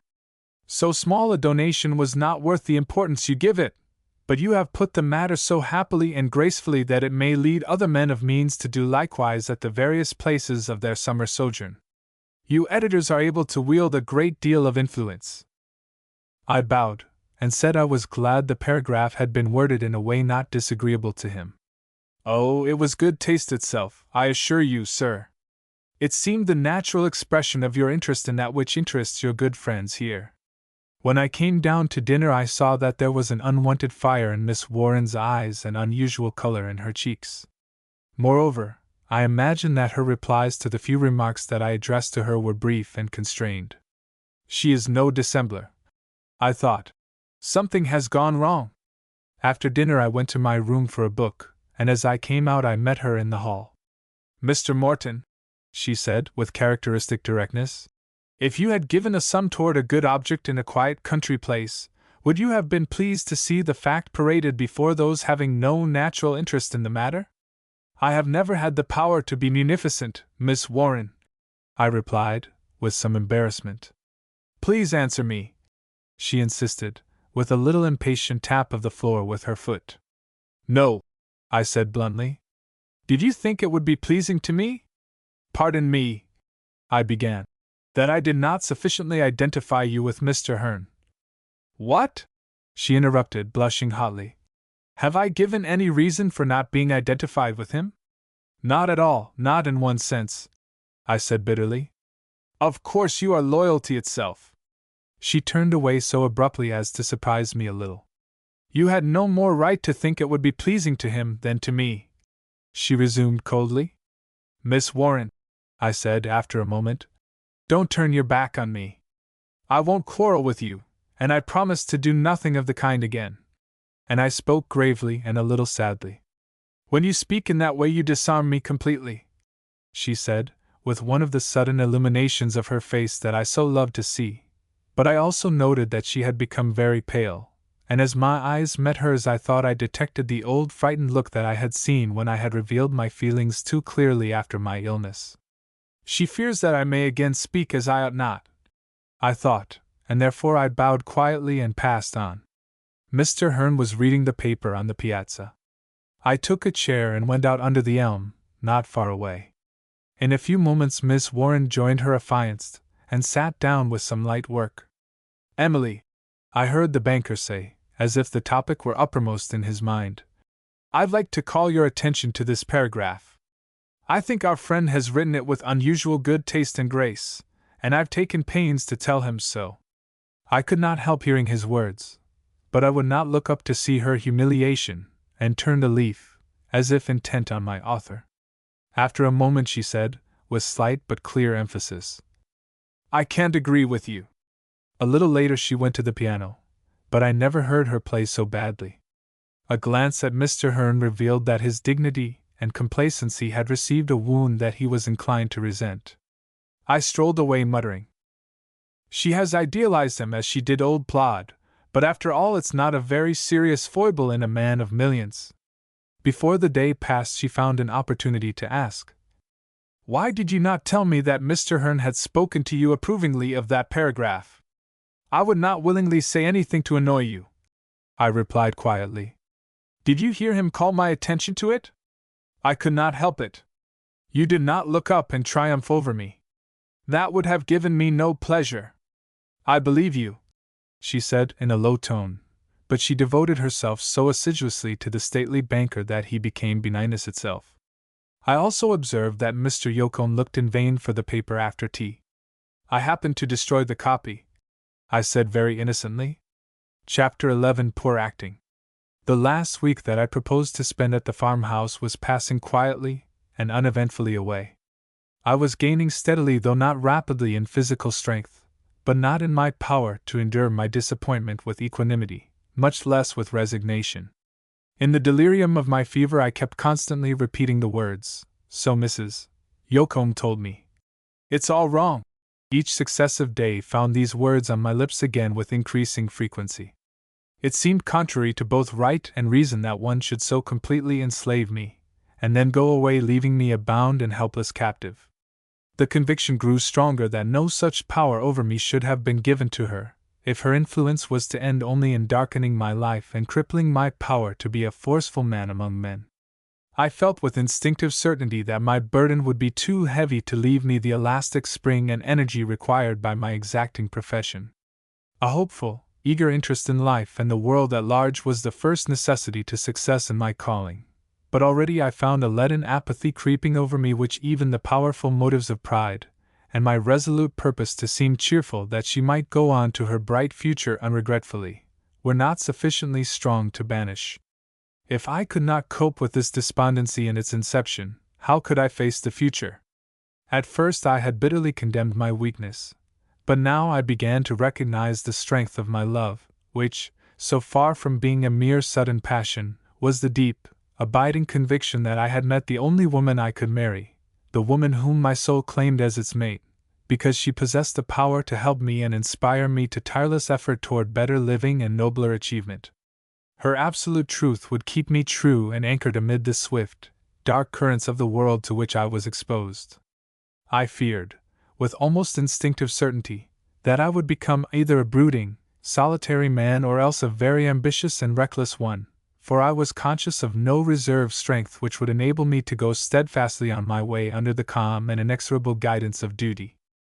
Such was my faith in her that I had no hope whatever. If she loved and had given her troth to another man, it would not be in her nature to change.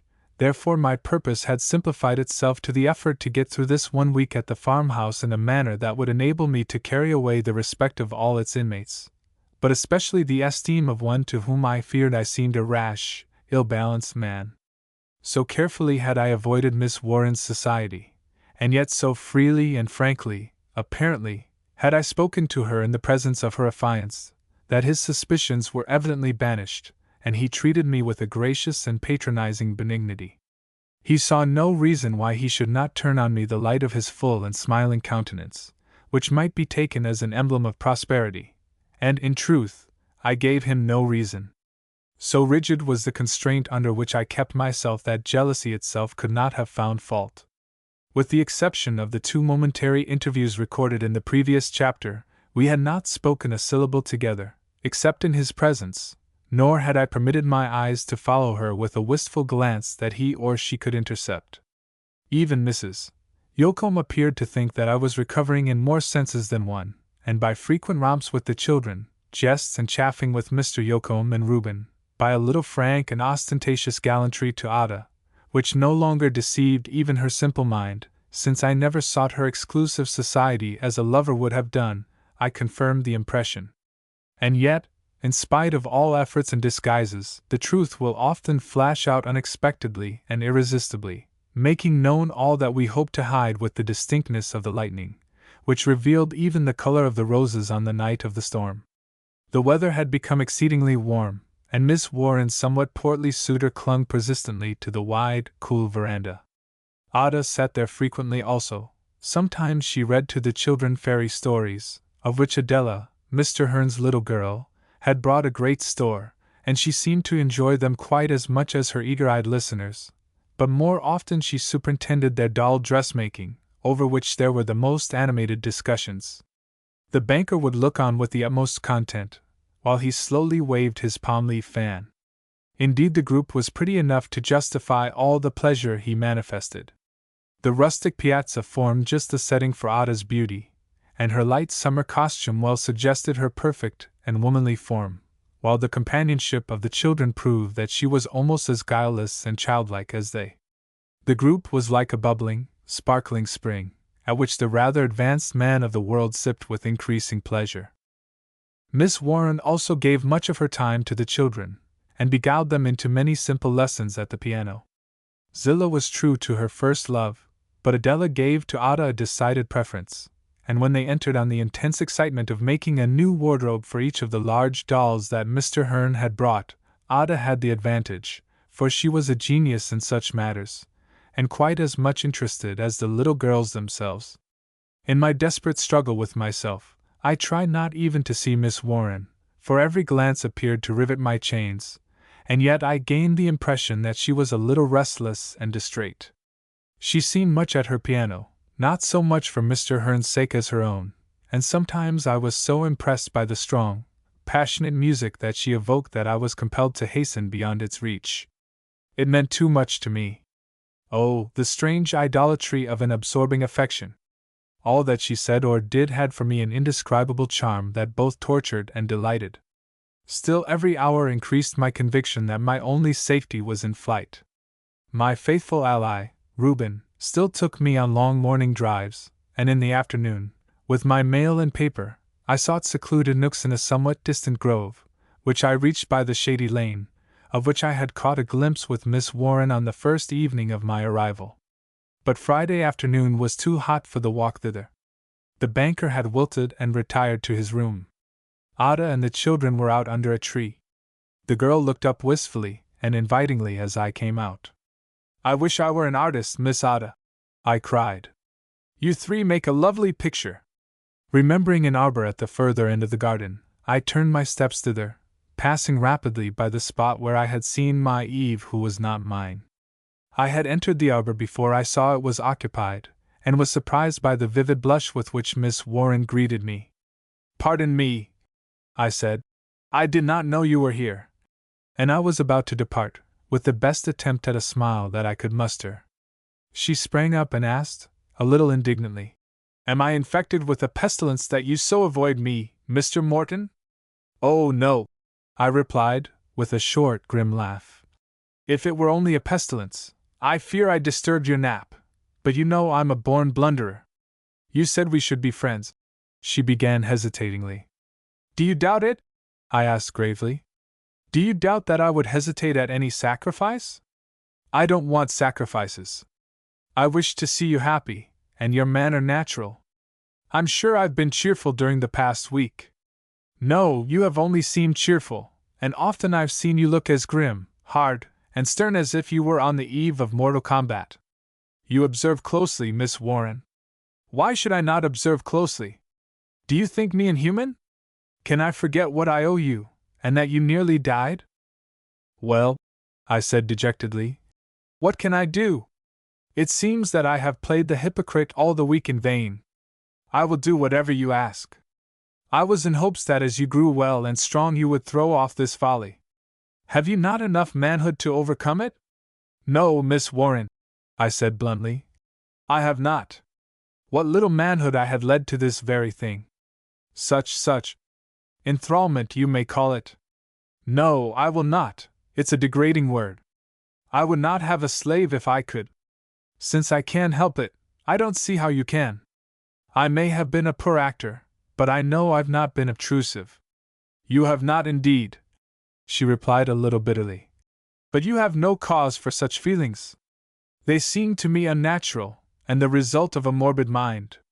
Yes, you have thought me very ill-balanced from the first, but I'm constrained to use such poor wits as I possess. In the abstract, it strikes me as not irrational to recognize embodied truth and loveliness, and I do not think the less of myself because I reach such recognition in hours rather than in months. I saw your very self in this old garden, and every subsequent day has confirmed that impression. But there's no use in wasting words in explanation. I don't try to explain it to myself. But the fact is clear enough. By some necessity of my nature, it is just as it is. I can no more help it than I can help breathing. It was inevitable. My only chance was never meeting you, and yet I can scarcely wish that even now. Perhaps you think I've not tried, since I learned I ought to banish your image, but I have struggled as if I were engaged in a mortal combat, as you suggested. But it's of no use. I can't deceive you any more than I can myself. Now you know the whole truth, and it seems that there is no escaping it in our experience. I do not expect anything. I ask nothing save that you accept the happiness which is your perfect right, for not a shadow of blame rests on you. If you were not happy, I should be only tenfold more wretched. But I've no right to speak to you in this way. I see I've caused you much pain. I've no right even to look at you feeling as I do. I would have gone before, were it not for hurting Mrs. Yoakum's feelings. I shall return to New York next Monday for— Return to New York, she repeated, with a sudden deep breath, and she became very pale. After a second she added hastily, You are not strong enough yet, we are the ones to go. Miss Warren, I said, almost sternly, it's little that I ask of you or that you can give. I may not have deceived you, but I have the others. Mrs. Yoakum knows, but she is as merciful as my own mother would have been. I'm not ashamed of my love, I'm proud of it, but it's too sacred a thing, and well, if you can't understand me, I can't explain. All I ask is that you seem indifferent to my course beyond ordinary friendliness. There! God bless you for your patient kindness. I will not trespass on it longer. You have the best and kindest heart of any woman in the world. Why don't you exult a little over your conquest? It's complete enough to satisfy the most insatiable coquette. Don't look so sad. I'll be your merry-hearted friend yet before I'm 80. But my faint attempt at lightness was a speedy failure, for my strong passion broke out irresistibly. Oh God! I exclaimed. How beautiful you are to me! When shall I forget the look in your kind, true eyes? But I'm disgracing myself again. I've no right to speak to you. I wish I could never see you again till my heart had become stone and my will like steel. And I turned and walked swiftly away until, from sheer exhaustion, I threw myself under a tree and buried my face in my hands, for I hated the warm, sunny light, when my life was so cheerless and dark. I lay almost as if I were dead for hours, and the evening was growing dusky when I arose and wearily returned to the farmhouse. They were all on the veranda except Miss Warren, who was at her piano again. Mrs. Yoakum met me with much solicitude. Reuben was just starting out to look for thee, she said. I took a longer ramble than I intended, I replied, with a laugh. I think I lost myself a little. I don't deserve any supper, and only want a cup of tea. Miss Warren played very softly for a moment, and I knew she was listening to my lame excuses. It doesn't matter what thee wants, I know what thee needs. Thee isn't out of my hands altogether yet, come right into the dining room. I should think you would be slow to revolt against such a benign government, remarked Mr. Hearn most graciously, and the thought occurred to me that he was not displeased to have me out of the way so long. Yes, indeed, chimed in Mr. Yoakum. We're always all the better for minding mother. They'll find that out, Richard, after thee's been here a few weeks longer. Mr. Yoakum, your loyalty itself. If women ever get their rights, our paper will nominate Mrs. Yoakum for president. I've all the rights I want now, Richard, and I've the right to scold thee for not taking better care of thyself. I'll submit to anything from you. You are wiser than the advanced female agitators, for you know you've all the power now, and that we men are always at your mercy. Well, now that thee talks of mercy, I won't scold thee, but give thee thy supper at once. Thee always knew, Richard, how to get around mother, laughed the genial old man, whose life ever seemed as mellow and ripe as a juicy fall pippin. Ada followed her mother in to assist her, and I saw that Miss Warren had turned toward us. "Why, Richard Morton!" exclaimed Mrs. Yocombe, as I entered the lighted dining room. "Thee looks as pale and haggard as a ghost. Thee must have got lost indeed and gone far beyond thy strength." Can I do anything to assist you, Mrs. Yocombe?" asked a timid voice from the doorway. I was glad that Ada was in the kitchen at the moment, for I lost at once my ghostly pallor. "Yes," said Mrs. Yocombe heartily.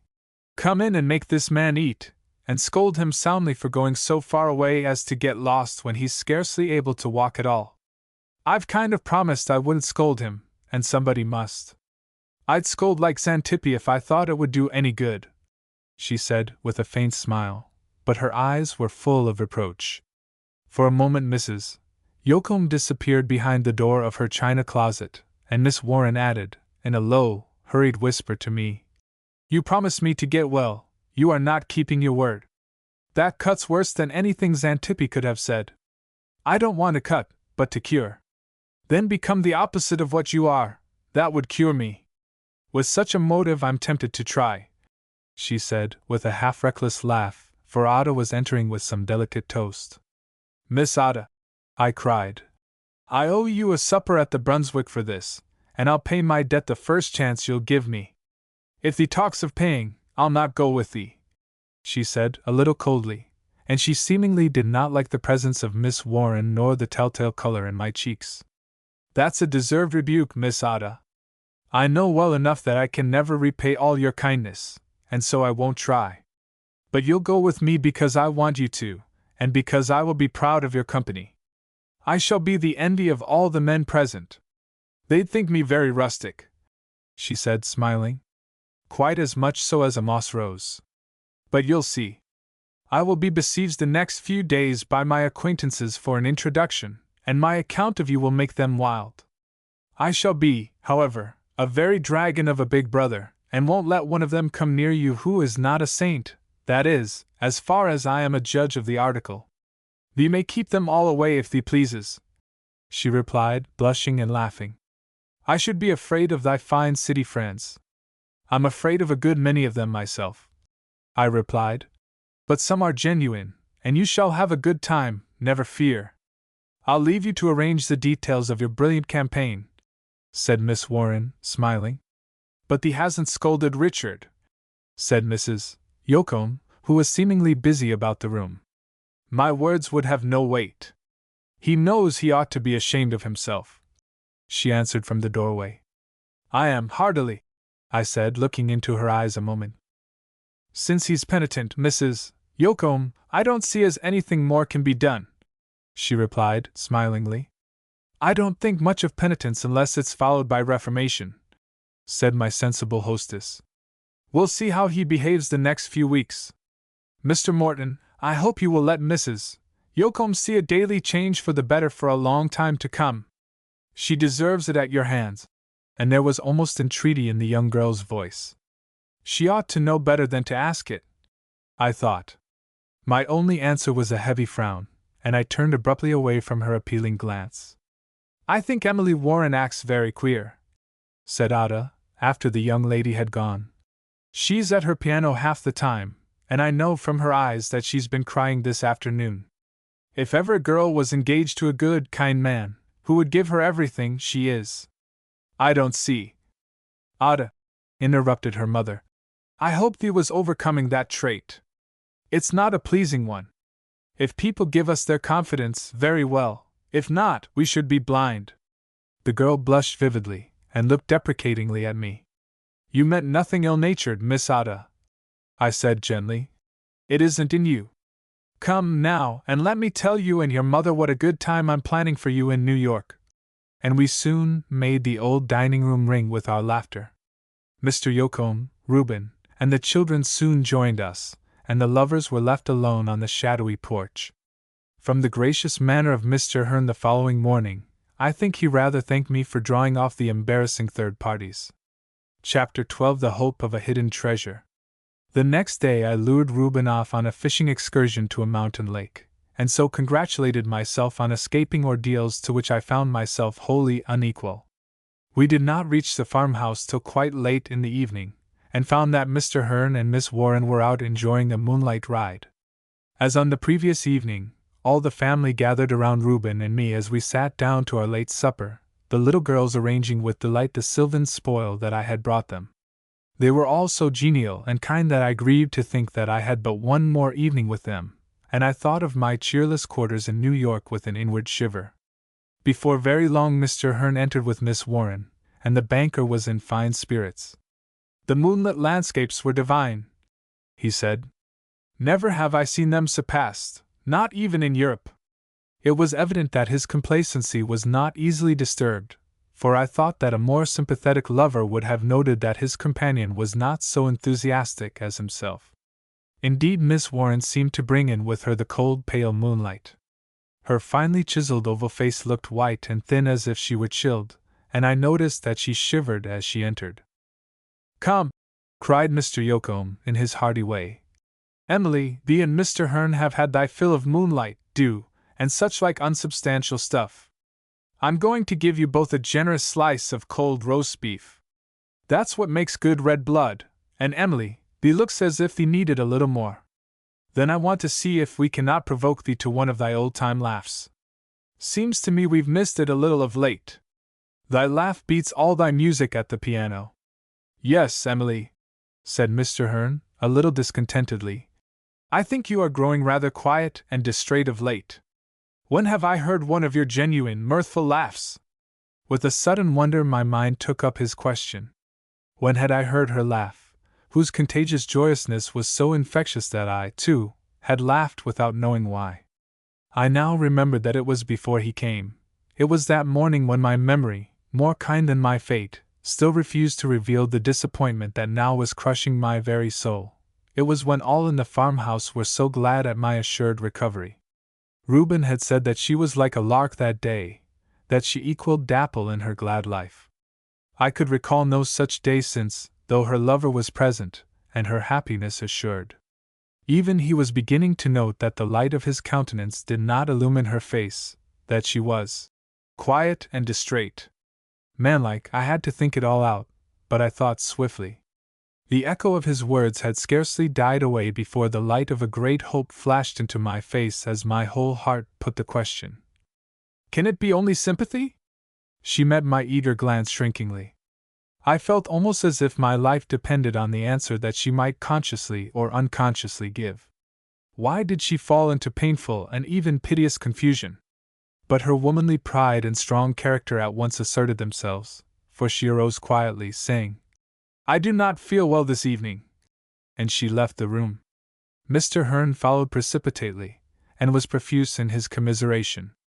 "I shall be well in the morning," she said, with such clear, confident emphasis that it occurred to me that the assurance was not meant for his ears only. Then, in spite of his entreaties, she went to her room. I wanted no more supper, and made a poor pretense of keeping Reuben company, and I thought his boy's appetite never would be satisfied. My mind was in such a tumult of hope and fear that I had to strive with my whole strength for self-mastery, so as to excite no surmises. Mrs. Yocombe gave me a few inquiring glances, thinking, perhaps, that I was showing more solicitude about Miss Warren than was wise. But in fact they were all so simple-hearted, so accustomed to express all they thought and felt, that they were not inclined to search for hidden and subtle motives. Even feigning more bungling than mine would have kept my secret from them. Ada seemed relieved at Miss Warren's departure. Mr. Hearn lighted a cigar and sat down on the piazza. As soon as possible I pleaded fatigue and retired to my room, for I was eager to be alone that I might, unwatched, look with fearful yet glistening eyes on the trace I had discovered of an infinite treasure. I again sat down by the window and looked into the old garden. The possibility that the woman that I had there seen, undisguised in her beautiful truth, might be drawing near me, under an impulse too strong to be resisted, thrilled my very soul. "It's contrary to reason, to every law in nature," I said, "that she should attract me with such tremendous gravitation, and yet my love have no counteraction. And yet," I murmured, beware how you hope. Possibly she is merely indisposed." It is more probable that her feelings toward you are those of gratitude only and of deep sympathy. She is under the impression that you saved her life, and that she has unwittingly blighted yours. And, as Mrs. Yocombe said, she is so kind-hearted, so sensitive, that the thought shadows her life and robs it of zest and happiness. You cannot know that she is learning to return your love in spite of herself, simply because she is pale and somewhat sad. She would think herself, as she said, inhuman if she were happy and serene. I must seek for other tests. And I thought long and deeply. Oh, Will Shakespeare, I at last murmured, you knew the human heart, if anyone ever did. I remember now that you wrote, a murderous guilt shows not itself more soon than love that would seem hid. Oh, for the eyes of Argus! If all the mines of wealth in the world were uncovered, and I might have them all for looking, I'd turn away for one clear glimpse into her woman's heart tonight. Go to New York on Monday? No, not unless driven away with a whip of scorpions. No eagle that ever circled those skies watched as I'll stay and watch for the faintest trace of this priceless secret. No detective, stimulated by professional pride and vast reward, ever sought proof of murderous guilt as I shall seek for evidences of this pure woman's love, for more than life depends on the result of my quest. Words like these would once have seemed extravagant and absurd, but in the abandon of my solitude and in my strong excitement they but inadequately expressed the thoughts that surged through my mind. But as I grew calmer, conscience asked to be heard. Just what do you propose? It asked. To win her from another, who now has every right to her allegiance and love. Change places, and how would you regard the man who sought to supplant you? You cannot win happiness at the expense of your honor. Then reason added, with quiet emphasis, even though your conscience is not equal to the emergency, hers will be. She will do what seems right without any regard for the consequences. If you sought to woo her now, she would despise you, she would regard it as an insult that she would never forgive. It would appear proof complete that you doubted her truth, her chief characteristic. Between them they made so strong a case against me that my heart sank at the prospect. But hope is the lever that moves the world onward, and the faint hope that had dawned on my thick night was too dear and bright a one to leave me crushed again by my old despondency, and I felt that there must be some way of untangling the problem. If the wall of honor hedged me in on every side, I would know the fact to be true before I accepted it. I do not propose to woo her, I argued, and possibly my good resolution was strengthened by the knowledge that such a course would be fatal to my hope. I only intend to discover what may possibly exist. I never have intentionally sought to influence her, even by a glance, since I knew of her relation to Mr. Hearn. I'm under no obligation to this prosperous banker, I'm only bound by honor in the abstract. They are not married. Mrs. Yocombe would say that I had been brought hither by an overruling providence. It certainly was not a conscious choice of mine, and since I met this woman everything has conspired to bring me to my present position. I know I'm not to blame for it, no more than I was for the storm or the lightning bolt. What a clod I should be were I indifferent to the traits that she has manifested. I feel with absolute certainty that I cannot help the impression that she has made on me. If I could have foreseen it all, I might have remained away, but I was led hither, and kept here by my illness till my chains are riveted and locked, and the key is lost. I cannot escape the fact that I belong to her, body and soul. Now suppose, for the sake of argument, that gratitude, respect, friendliness, a sense of being unprotected and alone in the world, have led to her engagement with the wealthy, middle-aged banker, and that through it all her woman's heart was never awakened. Such a thing at least is possible. If this were true, she would be no more to blame than I, and we might become the happy victims of circumstances. I'm not worthy of her, and never shall be, but I can't help that either. After all, it seems to me that which should fulfill my hope is not a ledger balance of good qualities, but the magnetic sympathy of two natures that supplement each other, and were designed for each other in heaven's matchmaking. Even now my best hope is based on the truth that she attracts me so irresistibly, and though a much smaller body morally, I should have some corresponding attraction for her. If her woman's heart has become mine, what can she give him? Her very truth may become my most powerful ally if she still loves him. I will go away and stay away. If it be in accordance with my trembling hope, I have the higher right, and I will assert it to the utmost extent of my power. Shall the happiness of 2 lives be sacrificed to his unflagging prosperity? Could it ever be right for him to lead her body to the altar and leave her heart with me? Could she, who is truth itself, go there and perjure herself before God and man? No! 1,000 times no! It has become a simple question of whom she loves, and I'll find out if Shakespeare's words are true. If she has love for me, let her bury it never so deeply, my love will be the divining rod that will inevitably discover it. Having reached this conclusion, I at last slept, in the small hours of the night. I thought I detected something like apprehension in her eyes when I met her in the morning. Was she conscious of a secret that might reveal itself in spite of her? But she was cheerful and decided in her manner, and seemed bent on assuring Mr. Hearn that she was well again, and all that he could desire. Were I in mortal peril, I could not have been more vigilantly on my guard. Not for the world would I permit her to know what was passing in my mind, at least not yet, and as far as possible I resumed my old manner. I even simulated more dejection than I felt, to counterbalance the flash of hope that I feared she had recognized on the previous evening. I well knew that all her woman's strength, that all her woman's pride and exalted sense of honor would bind her to him, who was serenely secure in his trust. My one hope was that her woman's heart was my ally, that it would prove the strongest, that it would so assert itself that truth and honor would at last range themselves on its side. Little did the simple, frank old Quaker realize the passionate alternations of hope and fear that I brought to his breakfast table that bright Sunday. All that my guarded scrutiny could gather was that Miss Warren was a little too devoted and thoughtful of her urbane lover, and that her cheerfulness lacked somewhat in spontaneity. It was agreed at the breakfast table that we should all go to meeting. "Mrs. Yocombe," I said, finding her alone for a moment, "won't you be moved this morning? I need one of your sermons more than any heathen in Africa. Whatever your faith is, I believe in it, for I've seen its fruits. If a message is given to me, I will not be silent; if not, it would be presumptuous to speak. But my prayer is that the Spirit whom we worship may speak to thee, and that thou wilt listen. Unless he speaks, my poor words would be of no avail. You are a mystery to me, Mrs. Yocombe, with your genial homely farm life here, and your mystical spiritual heights at the meeting house.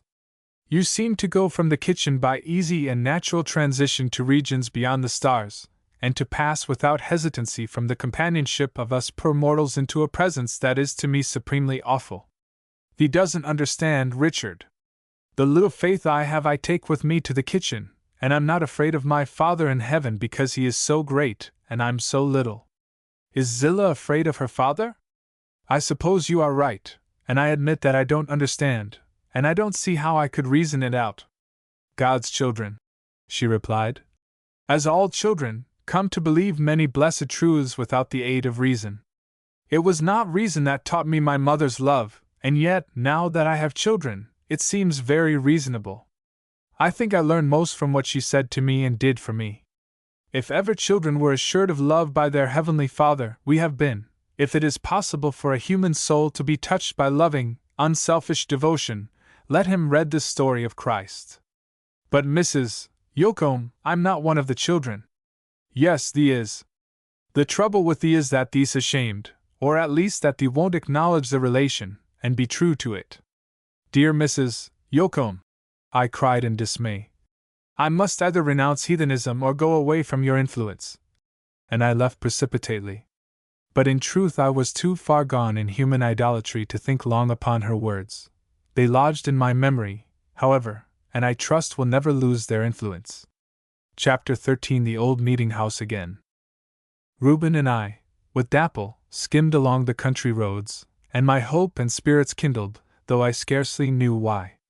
We were early at the meeting house, and to my joy, I gained my old seat, in which I had woven my June daydream around the fair unknown Quakeress whose face was now that of a loved sister.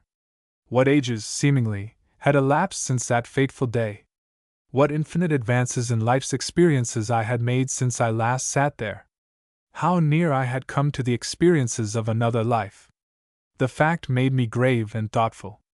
And yet, if my fear and not my hope were realized, what a burden was imposed upon me with the life that disease had spared. Had I even Mrs.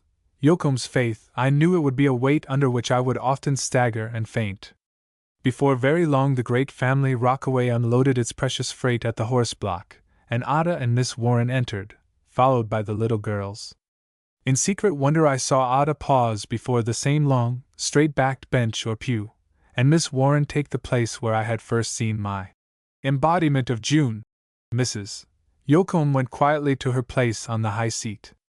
The spell continues to work, but with an important change, I thought. In a few moments Mr. Yoakum marshaled in Mr. Hearn, and placed him in the end of the pew next to Miss Warren on the men's side, so that they might have the satisfaction of sitting together, as if at church. He then looked around for me, but I shook my head, and would not go up higher. Soon all the simple, plainly apparelled folk who would attend that day were in their places, and the old deep hush that I so well remembered settled down upon us. The sweet low monotone of the summer wind was playing still among the maples. I do believe that it was the same old bumblebee that darted in, still unable to overcome its irate wonder at a people who could be so quiet and serene. The sunlight flickered in here and there, and shadowy leaves moved noiselessly up and down the whitewashed wall. Only the occasional song of a bird was wanting to reproduce the former hour, but at this later season the birds seemed content with calls and chirpings, and in the July heat they were almost as silent as we were. But how weak and fanciful my June daydream now seemed. Then woman's influence on my life was but a romantic sentiment. I had then conjured up a pretty vista full of serene, quiet domestic joys, which were to be a solace merely of my real life of toil and ambition. I had thought myself launched on a shining tide that would bear me smoothly to a quiet home anchorage, but almost the first word that Emily Warren spoke broke the spell of my complacent, indolent dream, and I awoke to the presence of an earnest, large-souled woman, who was my peer, and in many respects my superior, whom, so far from being a mere household pet, could be counselor and friend, and a daily inspiration. Instead of shrinking from the world with which I must grapple, she already looked out upon its tangled and cruel problems with clear, intelligent, courageous eyes. Single-handed she had coped with it, and won from it a place and respect. And yet, with all her strength and fearlessness, she had kept her woman's heart gentle and tender. Oh, who could have better proof of this than I, who had seen her face bending over the little unconscious Zillah, and who had heard her low sob when she feared I might be dying. The two maidens sat side by side, and I was not good enough to think of anything better or purer than they. Ada, with her face composed to its meeting-house quiet, but softened and made more beautiful by passing shades of thought, still it seemed almost as young and childlike as that of Zillah. Miss Warren's profile was less round and full, but it was more finely chiseled, and was luminous with mind. The slightly higher forehead, the more delicately arched eyebrow, the deeper setting of her dark, changing eyes, that were placed wide apart beneath the overhanging brow, the short, thin, tremulous upper lip, were all indications of the quick, informing spirit which made her face like a transparency through which her thoughts could often be guessed before spoken, and since they were good, noble, genial thoughts, they enhanced her beauty. And yet it had occurred to me more than once that if Miss Warren were a depraved woman she could give to evil a deadly fascination. Are her thoughts wandering like mine? I mused.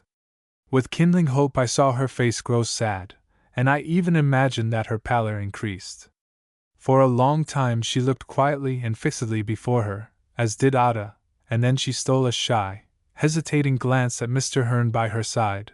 But the banker seemingly had found the silent meeting a trifle dull, for his eyes were heavy, and all life and animation had faded out of his full white face.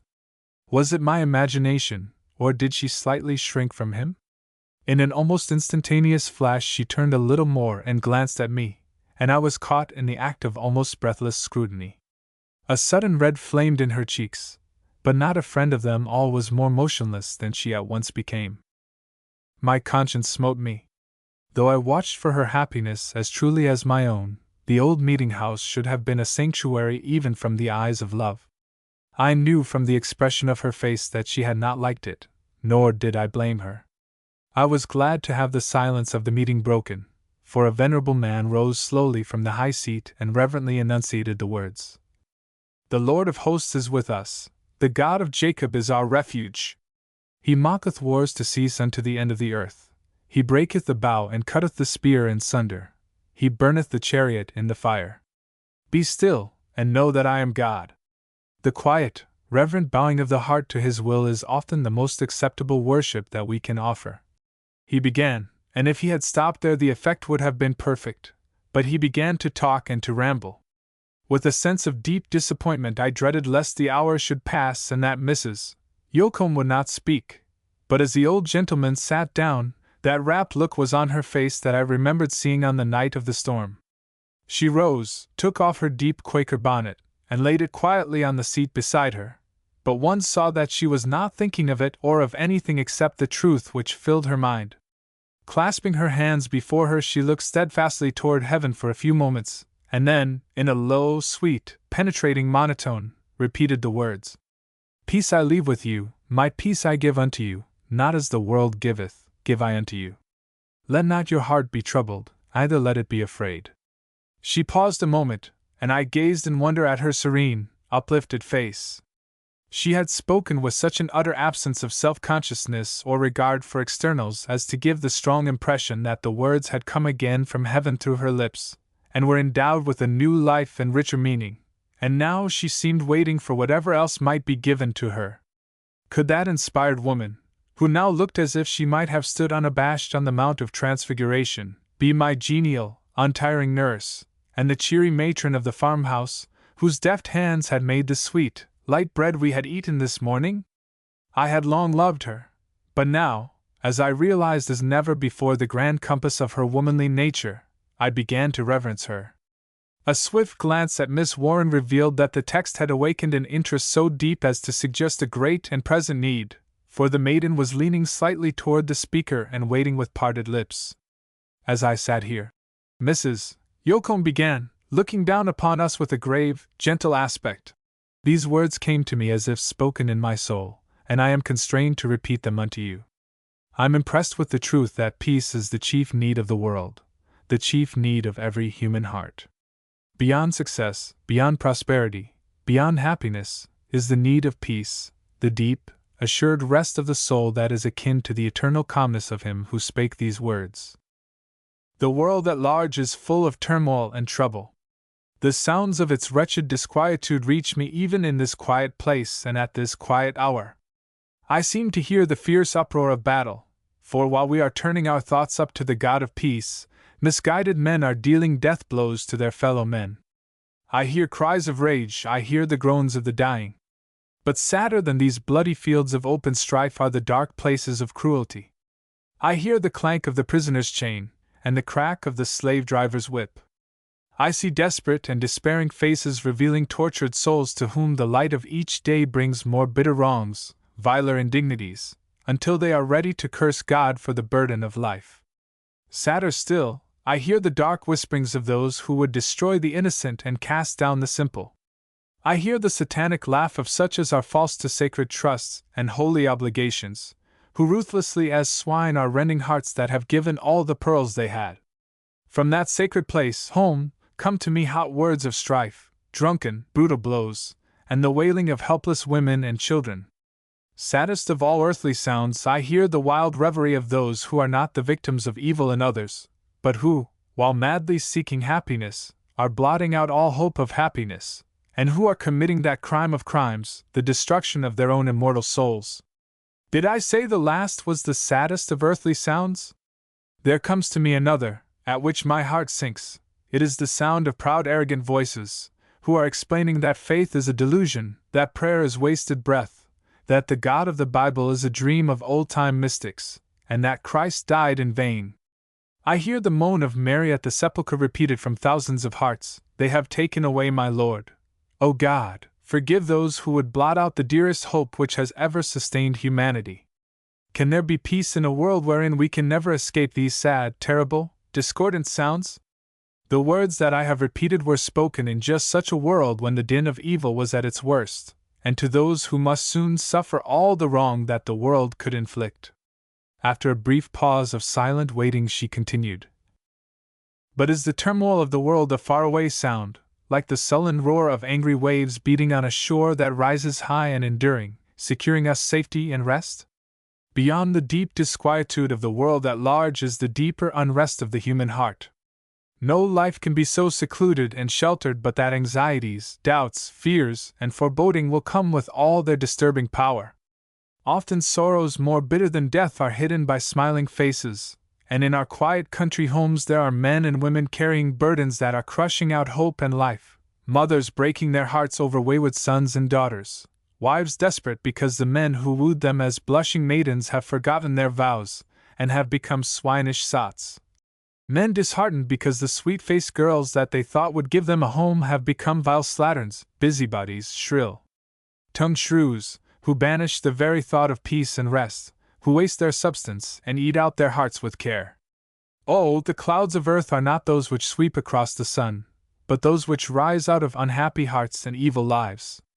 These are the clouds that gather over too many in a leaden pall, and it seems as if no light could ever break through them. There are hearts to whom life seems to promise one long, hopeless struggle to endure an incurable pain. Can there be peace for such unhappy ones? To just such human hearts were the words spoken, "Peace I leave with you, my peace I give unto you." Then came one of those little pauses that were quite as impressive as the preceding words. Although my interest was almost breathless, I involuntarily looked toward one whom I now associated with every thought. "O God!" I exclaimed mentally. "Can that be the aspect of a maiden happy in her love and hope?"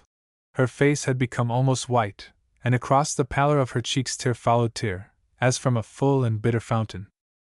"Never, in all this evil world," the speaker resumed, "was there such cruel, bitter mockery as these words would be if they were not true, if he who spake them had no right to speak them. And what right would he have to speak them if he were merely a man among men, a part of the world which never has and never can give peace to the troubled soul? How do we know these words are true? How do we know he had a right to speak them? Thank God!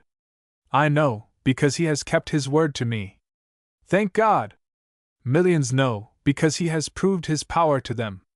The scourged, persecuted, crucified disciples found that he was with them always, even unto the end. Oh, my friends, it is this living, loving, spiritual presence that uplifts and sustains the sinking heart when the whole great world could only stand helplessly by. Not as the world giveth, give I unto you. Yes, thank thee, Lord, not as the world. In spite of the world and the worst it can do, in spite of our evil and the worst it can do, in spite of our sorrows, our fears, our pains and losses, our bitter disappointments, thou canst give peace, thou hast given peace. No storm can harm the soul that rests on the rock of ages, and by he will say to the storm, Peace, be still, and the light of heaven will come. Then there shall be no more night, God shall wipe away all tears from their eyes, and there shall be no more death, either sorrow nor crying, either shall there be any more pain, for the former things are passed away. The light and gladness of that blessed future seemed to have come into her sweet, womanly face. I looked out of the window to hide tears of which I was fool enough to be ashamed. When she spoke again, her voice was low and pitiful, and her face full of the divinest sympathy. "Dear friends," she said, "it was not merely peace that he promised, but his peace. My peace I give unto you. Remember, it was the man of sorrows who spoke. Remember that he was acquainted with grief. Remember that years of toil and hardship were behind him, and that Gethsemane and Calvary were before him. Remember that one would betray him, and that all would desert him. When he spoke, the storm of the world's evil was breaking upon him more cruelly and remorselessly than it ever has on any tempted soul. He suffered more because more able to suffer. But beneath all was the sacred calm of one who is right, and who means to do right to the end, cost what it may. The peace that he promises is not immunity from pain or loss, or the gratification of the heart's earthly desires. His natural and earthly desires were not gratified, often ours cannot be. His peace came from self-denial for the good of others, from the consciousness that he was doing his Father's will, and from the assurance that good would come out of the seeming evil. Suffer he must, because he was human, and in a world of suffering, but he chose to suffer that we might know that he understands us, and sympathizes with us when we suffer. To each and to all he can say, I was tempted in all points like unto thee. When we wander he goes out after us, when we fall he lifts us up, when we faint he takes us in his arms and carries us on his bosom. O great heart of love! Thy patience never tires, never wearies. Thou canst make good to us every earthly loss, thy touch can heal every wound of the soul. Even though life be one long martyrdom, yet through thy presence it may be a blessed life, full of peace. Because our Lord was a man of sorrows, was he in love with sorrows? Or does he love to see storms gathering around his people? No, it was not with his sorrows, but with our sorrows, that he was afflicted. He so loved the world that he could not be glad when we were sad. It is said that there is no record that Jesus ever smiled, but those little children whom he took in his arms and blessed know that he smiled. I doubt whether he ever saw a flower but that, no matter how weary from the hot day's long journey, he smiled back upon it. The flowers are but his smiles, and the world is full of them. Still he is naturally and very justly associated with sorrow, for when on earth he sought out those in trouble, and the distressed and the suffering soon learned to fly to him. What was the result? Were the shadows deepened? Was the suffering prolonged? Let the sisters of Bethany answer you. Let the widow of Nain answer you. Let the great host of the lame, blind, diseased, and leprous answer. Look into the gentle, serene eyes of Mary Magdalene, once so desperate and clouded by evil, and then know whether he brings sorrow or joy to the world. Just as the sun follows the night that it may bring the day, so the Sun of Righteousness seeks out all that is dark in our lives that he may shine it away. Gladness, then, should be the rule of our lives. Nothing to him is so pleasing as gladness if it comes from the heart of pilgrims truly homeward bound. But if sorrow comes, oh, turn not to the world, for the best thing in it can give no peace, no rest. Simply do right, and leave the results with him who said, even under the shadow of his cross, my peace I give unto you. Accept this message, dear friends, and let not your hearts be troubled, and neither let them be afraid. And she sat down quietly and closed her eyes. There was here and there a low sob from the women, and the eyes of some of the most rugged-featured men were moist. The hush that followed was broken by deep and frequent sighs. Mr. Yoakum sat with his face lifted heavenward, and I knew it was serene and thankful. The eyes of Reuben, who was beside me, rested on his mother in simple, loving devotion. As yet she was his religion. Ada was looking a little wonderingly but sympathetically at Miss Warren, whose bowed head and fallen veil could not hide her deep emotion. The banker, too, looked at her even more wonderingly. At last the most venerable man on the high seat gave his hand to another white-haired friend beside him, and the congregation began slowly and quietly to disperse. "Come, Reuben," I said in a whisper. "Let us get away, quick." He looked at me in surprise, but in a few moments the old meeting-house was hidden behind us among the trees. Dapple's feet scarcely touched the ground, but I sat silent, absorbed, and almost overwhelmed. Didn't thee like what Mother said?" Reuben asked, after a while, a little hurt. I felt at once that he misunderstood my silence, and I put my arm around his neck as I said, "Reuben, love and honor your mother the longest day you live. She is one among a million. Liked, it mattered little whether I liked it or not, she made it seem God's own truth. And to think, Richard, that if it hadn't been for thee—" "Hush, Reuben. To think rather that she waited on me for days and nights together. Well, I could turn Catholic and worship one saint. I'm glad she's only mother," said the boy, with a low laugh. "And, Richard, she likes me to have a good time as much as I do myself. She always made me mind, but she's been jolly good to me. Oh, I love her, don't thee worry about that. Well, whatever happens," I said with a deep breath, "I thank God for the day that brought me to her home." "So do I," said the boy. "So do we all, but confound Emily Warren's grandfather. I don't take to him. He thinks we're wonderfully simple folks, just about good enough to board him and that black-eyed witch of his. I do kind of like her a little bit, she's so saucy-like sometimes. One day she commenced ordering me around, and I stood and stared at the little miss in a way that she won't forget. She'll learn to coax by and by, and then you'll do anything for her, Reuben." "Perhaps," he said, with a half-smile on his ruddy face. Chapter 14 Love Teaching Ethics.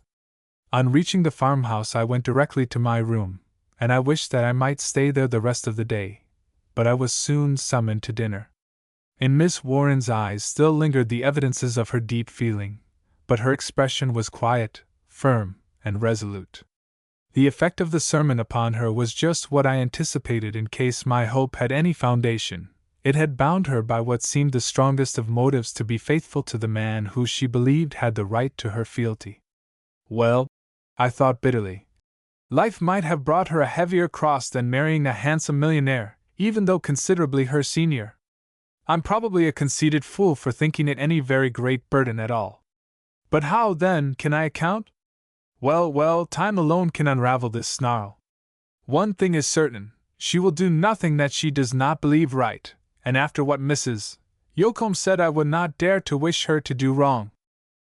Mrs. Yocombe did not come down to dinner, and the meal was a quiet one. Mr. Yocombe's eyes glistened with a serene, happy light, but he ate sparingly, and spoke in subdued tones. He reminded me of the quaint old scripture, "A man's wisdom mocketh his face to shine." Whatever might be said against his philosophy, it produced good cheer and peace. Ada, too, was very quiet, but occasionally she glanced toward Miss Warren as if perplexed and somewhat troubled. Mr. Hearn seemed wrought up into quite a religious fervor. He was demonstratively tender and sympathetic toward the girl at his side, and waited on her with the effusive manner of one whose feelings must have some outlet. His appetite, however, did not flag, and I thought he seemed to enjoy his emotions and his dinner equally. "Mr. Morton," he said impressively, "you must have liked that sermon exceedingly." "Indeed, sir," I replied briefly, "I have scarcely thought whether I liked it or not." Both he and Miss Warren looked at me in surprise. Indeed, all did except Reuben. "I beg your pardon, but I thought Mrs. Yocombe expressed herself admirably," he said, with somewhat of the air of championship. "She certainly expressed herself clearly. The trouble with me is that the sermon is just what Mrs. Yocombe would call it, a message, and one scarcely knows how to dodge it.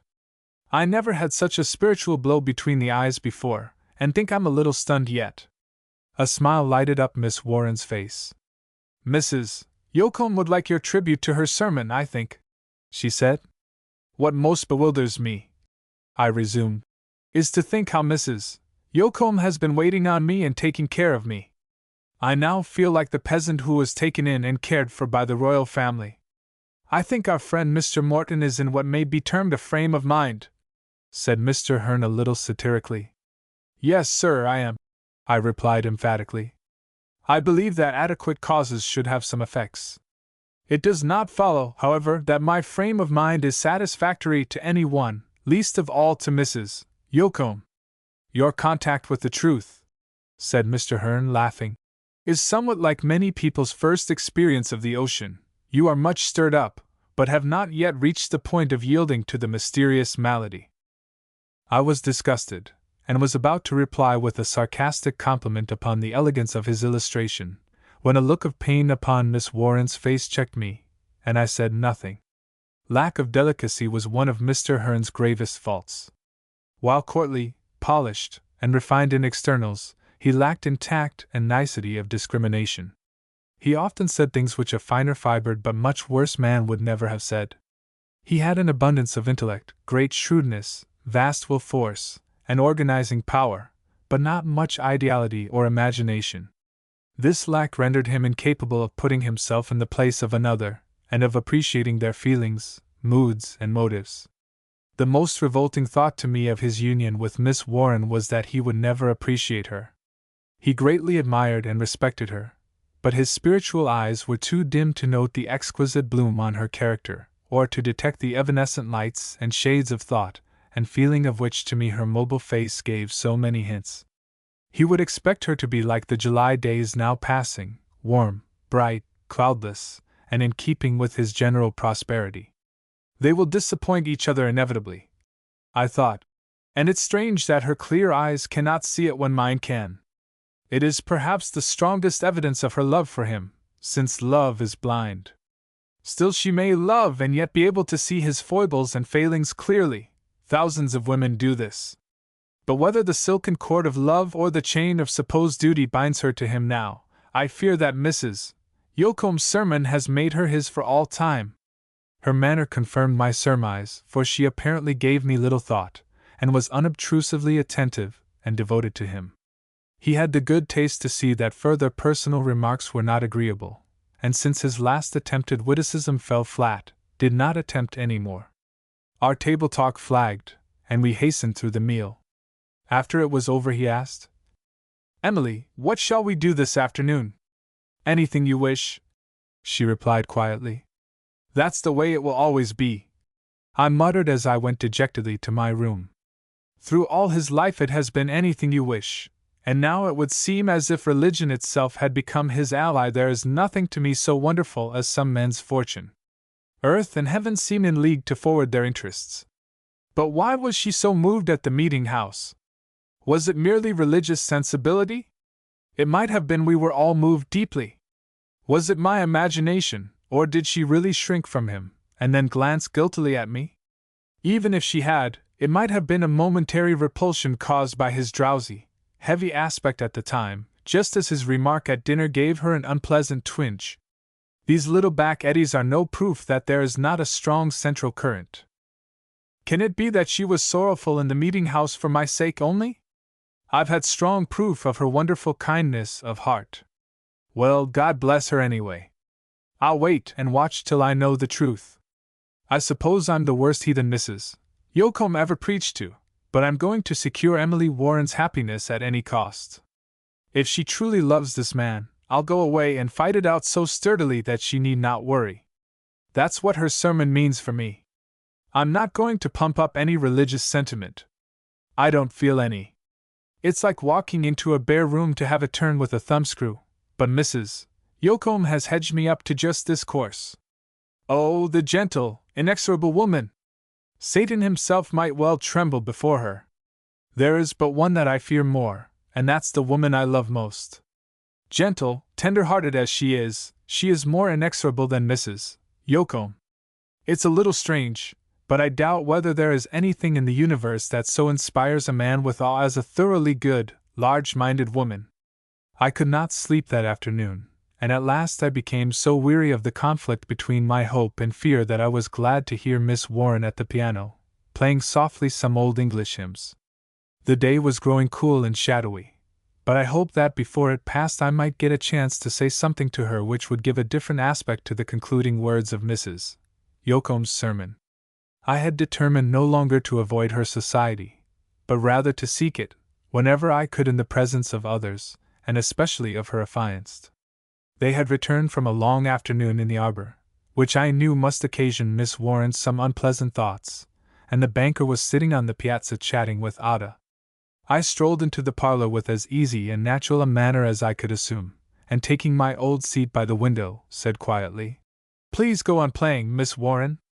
She turned on me one of her swift looks, which always gave me the impression that she saw all that was in my mind. Her color rose a little, but she continued playing for a time. Then, with her right hand evoking low, sweet chords, she asked, with a conciliatory smile, "Have you been thinking over Mrs. Yoakum's words this afternoon?" "Not all the time, no, have you?" "How could I all the time?" "Oh, I think you can do anything under heaven you make up your mind to do," I said with a slight laugh. The look she gave now was a little apprehensive, and I added hastily, "I've had one thought that I don't mind telling you, for I think it may be a pleasant one, though it must recall that which is painful. The thought occurred to me when Mrs. Yoakum was speaking, and since that your brother had perfect peace as he stood in that line of battle." She turned eagerly toward me, and tears rushed into her eyes. "You may be right," she said in a low, tremulous tone. "Well, I feel sure I'm right. I know it, if he was anything like you." "Oh, then I doubt it. I'm not at all brave as he was. You ought to know that. You have the courage that a veteran general most values in a soldier. You might be half dead from terror, but you wouldn't run away. Besides," I added, smiling, "you would not be afraid of shot and shell, only the noise of a battle." In this respect your brother, no doubt, differed from you. In the grand consciousness of right, and in his faithful performance of duty, I believe his face was as serene as the aspect of Mr. Yocombe when he looked at the coming storm. As far as peace is concerned, his heaven began on earth. I envy him. Mr. Morton, I thank you for these words about my brother, she said very gently, and with a little pathetic quaver in her voice. They have given me a comforting association with that awful day. Oh, I thank God for the thought. Remembering what Mrs. Yocombe said, it reconciles me to it all, as I never thought I could be reconciled. If Herbert believed that it was his duty to be there, it was best he should be there. How strange it is that you should think of this first, and not I. Will you pardon me if I take exception to one thing you say? I do not think it follows that he ought to have been there simply because he felt it right to be there. Why, Mr. Morton? Ought one not to do right at any and every cost? That seemed to me the very pith of Mrs. Yocombe's teaching, and I think she made it clear that it's always best to do right.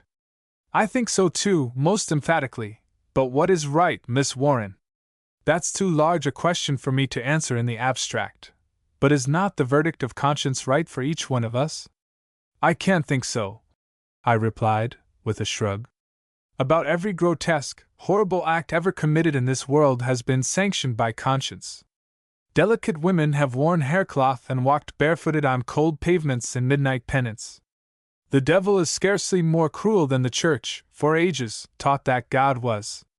It's true that Christ's life was one of self-sacrifice, but was there any useless, mistaken self-sacrifice in it? If God is anything like Mrs. Yocombe, nothing could be more repugnant to him than blunders of this kind. She looked at me with a startled face, and I saw that my words had unsettled her mind. If conscience cannot guide, what can? She faltered. Is not conscience God's voice within us? No, conscience may become God's worst enemy, that is, any God that I could worship or even respect. Mr. Morton, you frighten me. How can I do right unless I follow my conscience? Yes, I said sadly. You would, in the good old times, have followed it over stony pavements, in midnight penance, or now into any thorny path which it pointed out, and I believe that many such paths lead away from the God of whom Mrs. Yocombe spoke today. Miss Warren, I'm a man of the world, and probably you think my views on these subjects are not worth much. It's strange that your own nature does not suggest to you the only sure guide. It seems to me that conscience should always go to truth for instructions. The men who killed your brother thought they were right as truly as he did, but history will prove that they were wrong, as so many sincere people have been in every age. He did not suffer and die uselessly, for the truth was beneath his feet and in his heart. Dear, brave, noble Herbert, she sighed. Oh, that God had spared him to me! I wish he had, I said, with quiet emphasis. I wish he was with you here and now. Again she gave me a questioning, troubled look through her tears. Then you believe truth to be absolutely binding? She asked, in a low voice. Yes. In science, religion, ethics, or human action, nothing can last, nothing can end well that is not built squarely on truth. She became very pale, but she turned quietly to her piano as she said, You are right, Mr. Morton, there can be no peace, not even self-respect, without truth. My nature would be pitiful indeed did it not teach me that. She had interpreted my words in a way that intensified the influence of Mrs. Yocombe's sermon. To be false to the trust that she had led her affiance to repose in her still seemed the depth of degradation. I feared that she would take this view at first, but believed, if my hope had any foundation, she would think my words over so often that she would discover a different meaning. And my hope was strengthened. If she loved Mr. Hearn, why did she turn, pale and quiet, to her piano, which had always appeared a refuge to her, when I had seemingly spoken words that not only sanctioned but made the course which harmonized with her love imperative? Even the possibility that in the long days and nights of my delirium I had unconsciously wooed and won her heart, so thrilled and overcame me that I dared not trust myself longer in her presence, and I went out on the piazza, a course eminently satisfactory to Mr. Hearn, no doubt. I think he regarded our interview as becoming somewhat extended. He had glanced at me from time to time, but my manner had been too quiet to disturb him, and he could not see Miss Warren's face. The words he overheard suggested a theological discussion rather than anything of a personal nature. It had been very reassuring to see Miss Warren turn from me as if my words had ceased to interest her, and my coming out to talk with Ada confirmed the impression made by my manner all along, that we were not very congenial spirits. It also occurred to me that he did not find chatting with Ada a very heavy cross, for never had she looked prettier than on that summer evening. But now that Miss Warren was alone, he went in and sat down by her, saying so loudly that I could not help hearing him, as I stood by the window, "I think you must have worsted Mr. Morton in your theological discussion, for he came out looking as if he had a great deal to think about that was not exactly to his taste, but Miss Ada will." And then his companion began playing something that drowned his voice. Chapter 15. Don't think of me. Mrs. Yocombe appeared at supper, serene and cheerful, but she was paler than usual, and she still looked like one who had but just descended from a lofty spiritual height. No reference whatever was made to the morning. Mrs. Yocombe no longer spoke on religious themes directly, but she seemed to me the gospel embodied, as with natural kindly grace she presided at her home table. Her husband beamed on her, and looked as if his cup was overflowing. Reuben's frank, boyish eyes often turned toward her in their simple devotion, while Zillah, who sat next to her, had many a whispered confidence to give. Ada's accent was gentle and her manner thoughtful. Miss Warren looked at her from time to time with a strange wistfulness, looked as if the matron possessed a serenity and peace that she coveted. "Emily," said Mr. Yocombe, "thee doesn't think music's wicked, does thee?" "No, sir, nor do you either." "What does thee think of that, mother?" "I think Emily converted thee over to her side before she had been here 2 days. Thee's winked very hard at my apostasy, mother. I'm inclined to think thee was converted too, on the 3rd or 4th day, if thee'd own up." "No," said Mrs. Yocombe, with a smile at her favorite. "Emily won my heart on the 1st day, and I accepted piano and all." "Why, Mrs. Yocombe!" I exclaimed, for I could not forego the chance to vindicate myself. "I never considered you a precipitate, ill-balanced person." Miss Warren's cheeks were scarlet, and I saw that she understood me well. I think Mrs. Yocombe guessed my meaning, too, for her smile was a little peculiar, as she remarked demurely, "Women are different from men, they know almost immediately whether they like a person or not. I like thee in half a day." "You like sinners on principle, Mrs. Yocombe." "I think it was my general depravity and heathenism that won your regard." "No, as a woman I like thee. Thee isn't as bad as thee seems. Mr. Yocombe, I hope you don't object to this, for I must assure you most emphatically that I don't." "Mother's welcome to love thee all she pleases," said the old gentleman, laughing. "Indeed, I think I egg her on to it." "Good friends," said Miss Warren, with her old mirthful look, "you'll turn Mr. Morton's head. You should be more considerate." "I am indeed bewildered. Miss Warren's keen eyes have detected my weak point. A man with so stout a heart," Mr. Hearn began, "could well afford—" and then he hesitated. "To be weak-headed," I said, finishing his sentence. "I fear you are mistaken, sir. I can't afford it at all. Thee was clear-headed enough to get around mother in half an hour," said the old gentleman again, laughing heartily. "It took me several months. Thee was a little blind, father. I wasn't going to let thee see how much I thought of thee till I had kept thee waiting a proper time." "That's rich!" I cried, and I laughed as I had not since my illness. "How long is a proper time, Mrs. Yocombe? I remember being once told that a woman was a mystery that a man could never solve. I fear it's true." "Who told you that?" asked Mr. Hearn, for I think he noticed my swift glance at Miss Warren, who looked a little conscious. "As I think of it, I may have read it in a newspaper," I said demurely. "I'm not flattered by your poor memory, Mr. Morton," remarked Miss Warren quietly. "I told you that myself when you were so mystified by my fearlessness of Dapple and my fear of the cow. I've learned that my memory is sadly treacherous, Miss Warren. A man who is treacherous only in memory may well be taken as a model." remarked Mr. Hearn benignly. Would you say that of one who forgot to pay you his debts? What do you owe me, Mr. Morton? I'm sure I don't know. Goodwill, I suppose Mrs. Yocombe would suggest. Well, sir, I feel that I owe you a great deal, perhaps more than I realize, as I recall your promptness on that memorable night of the storm. I was prompt, I'll admit that, I said grimly, looking at the ceiling. Mr. Yocombe, how long would it have taken the house to burn up if the fire had not been extinguished? Mr. Hearn asked.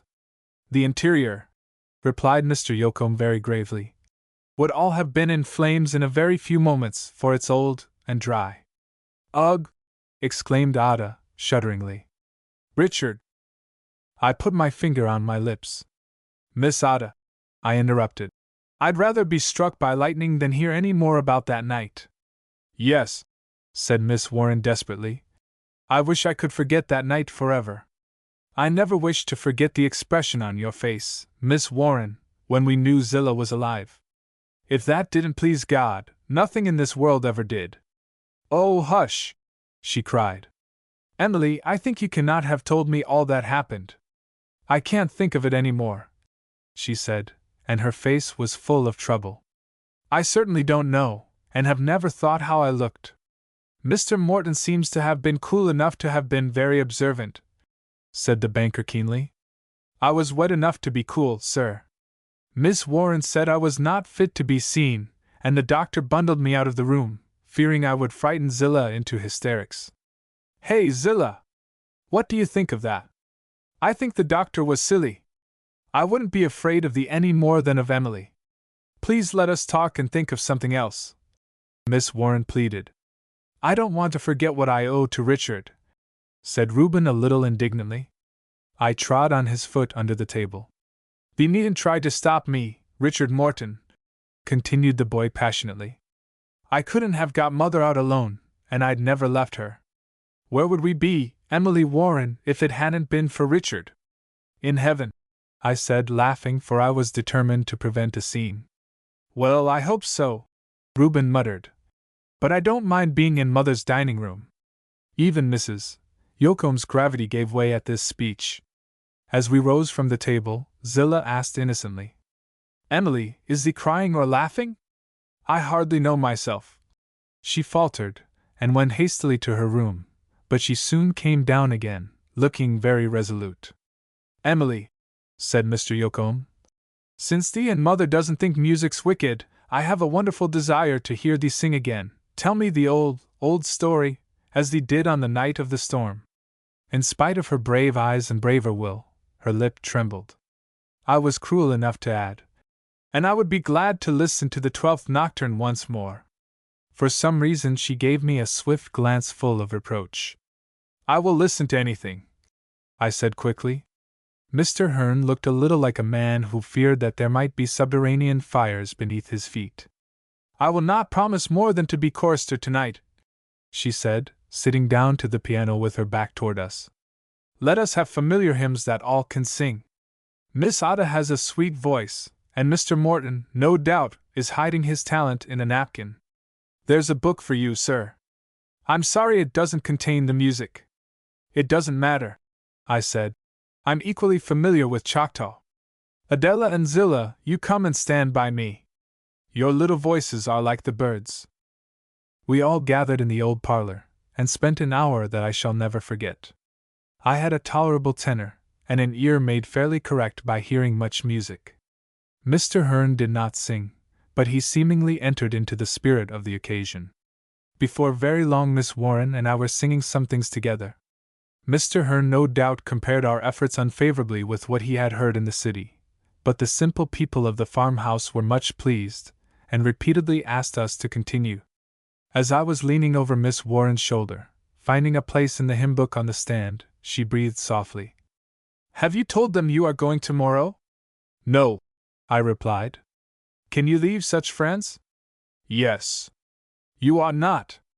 It would hurt them cruelly. And she made some runs on the piano to hide her words. If you say I ought not to go, I'll stay. Ah, this is the one I was looking for, I said in a matter-of-fact tone, but she played the music with some strange slips and errors. Her hands were nervous and trembling, and never was the frightened look that I had seen before more distinctly visible. After we had sung a stanza or two, she rose and said, "I think I'm getting a little tired, and the room seems warm. Wouldn't you like to take a walk?" she asked Mr. Hearn, coming over to his side. He arose with alacrity, and they passed out together. I did not see her again that night. The next morning, finding me alone for a moment, she approached, hesitatingly, and said, "I don't think I ought to judge for you. Do you wish me to go?" I asked sadly, interpreting her thought. She became very pale, and turned away as she replied, "Perhaps you had better. I think you would rather go." "No, I'd rather stay, but I'll do as you wish."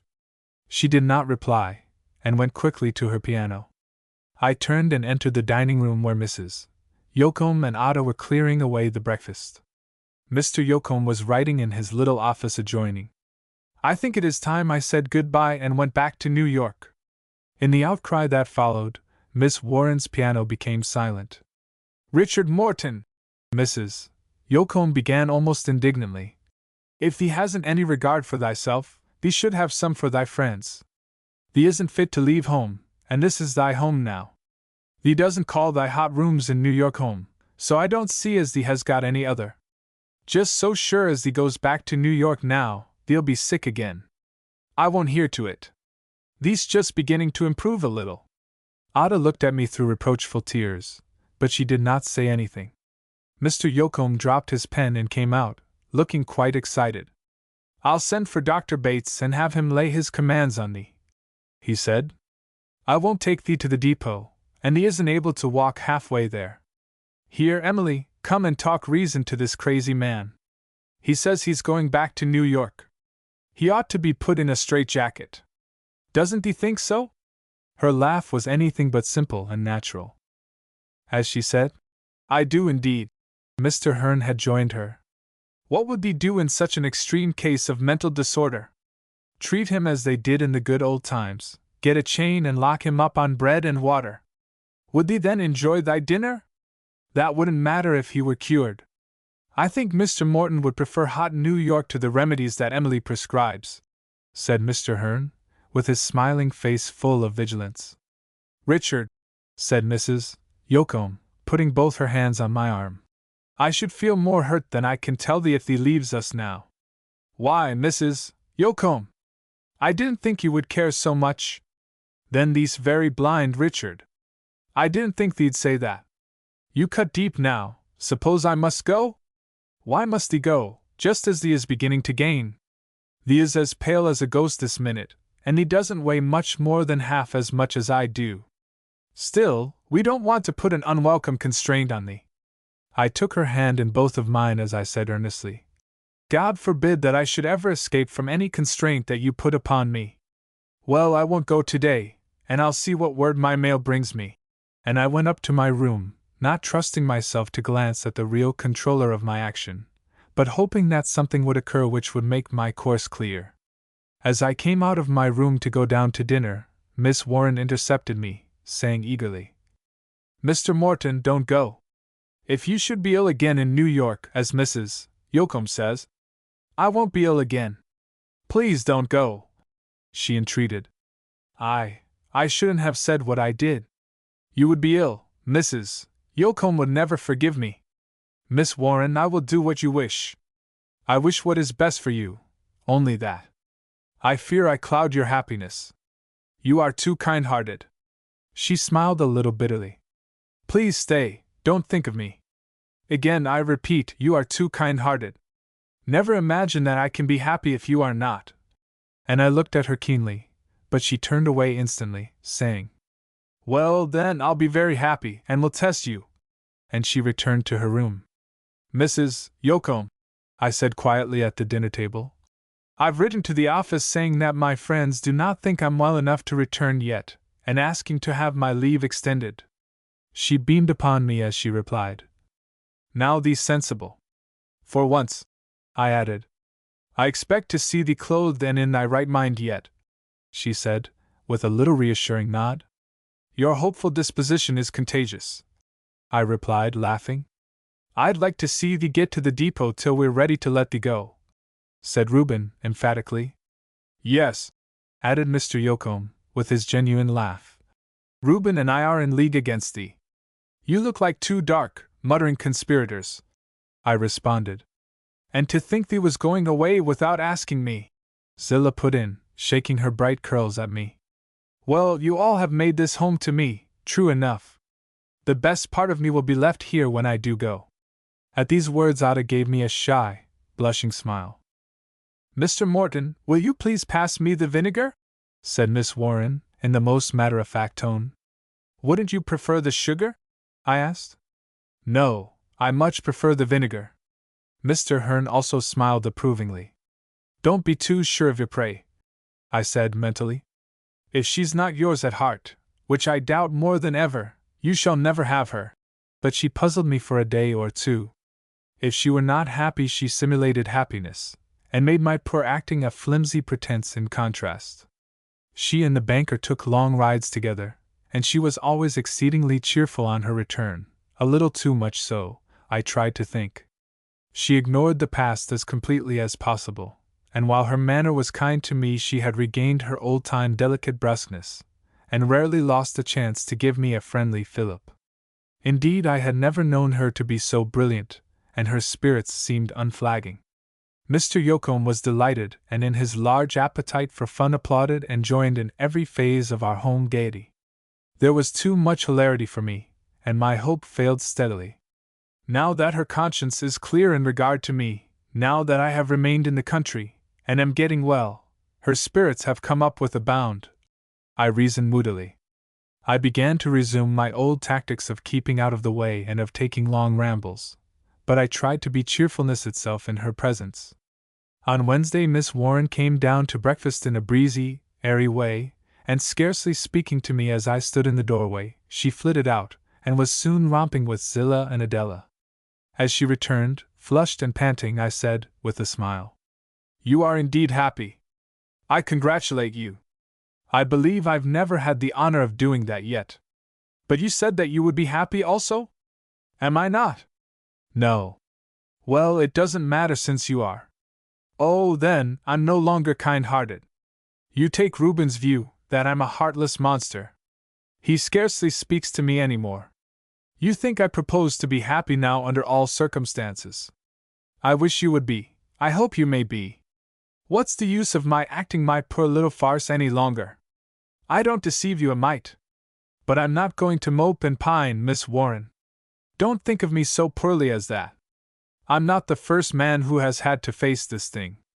I'm going back to work, and I am going next Monday, surely.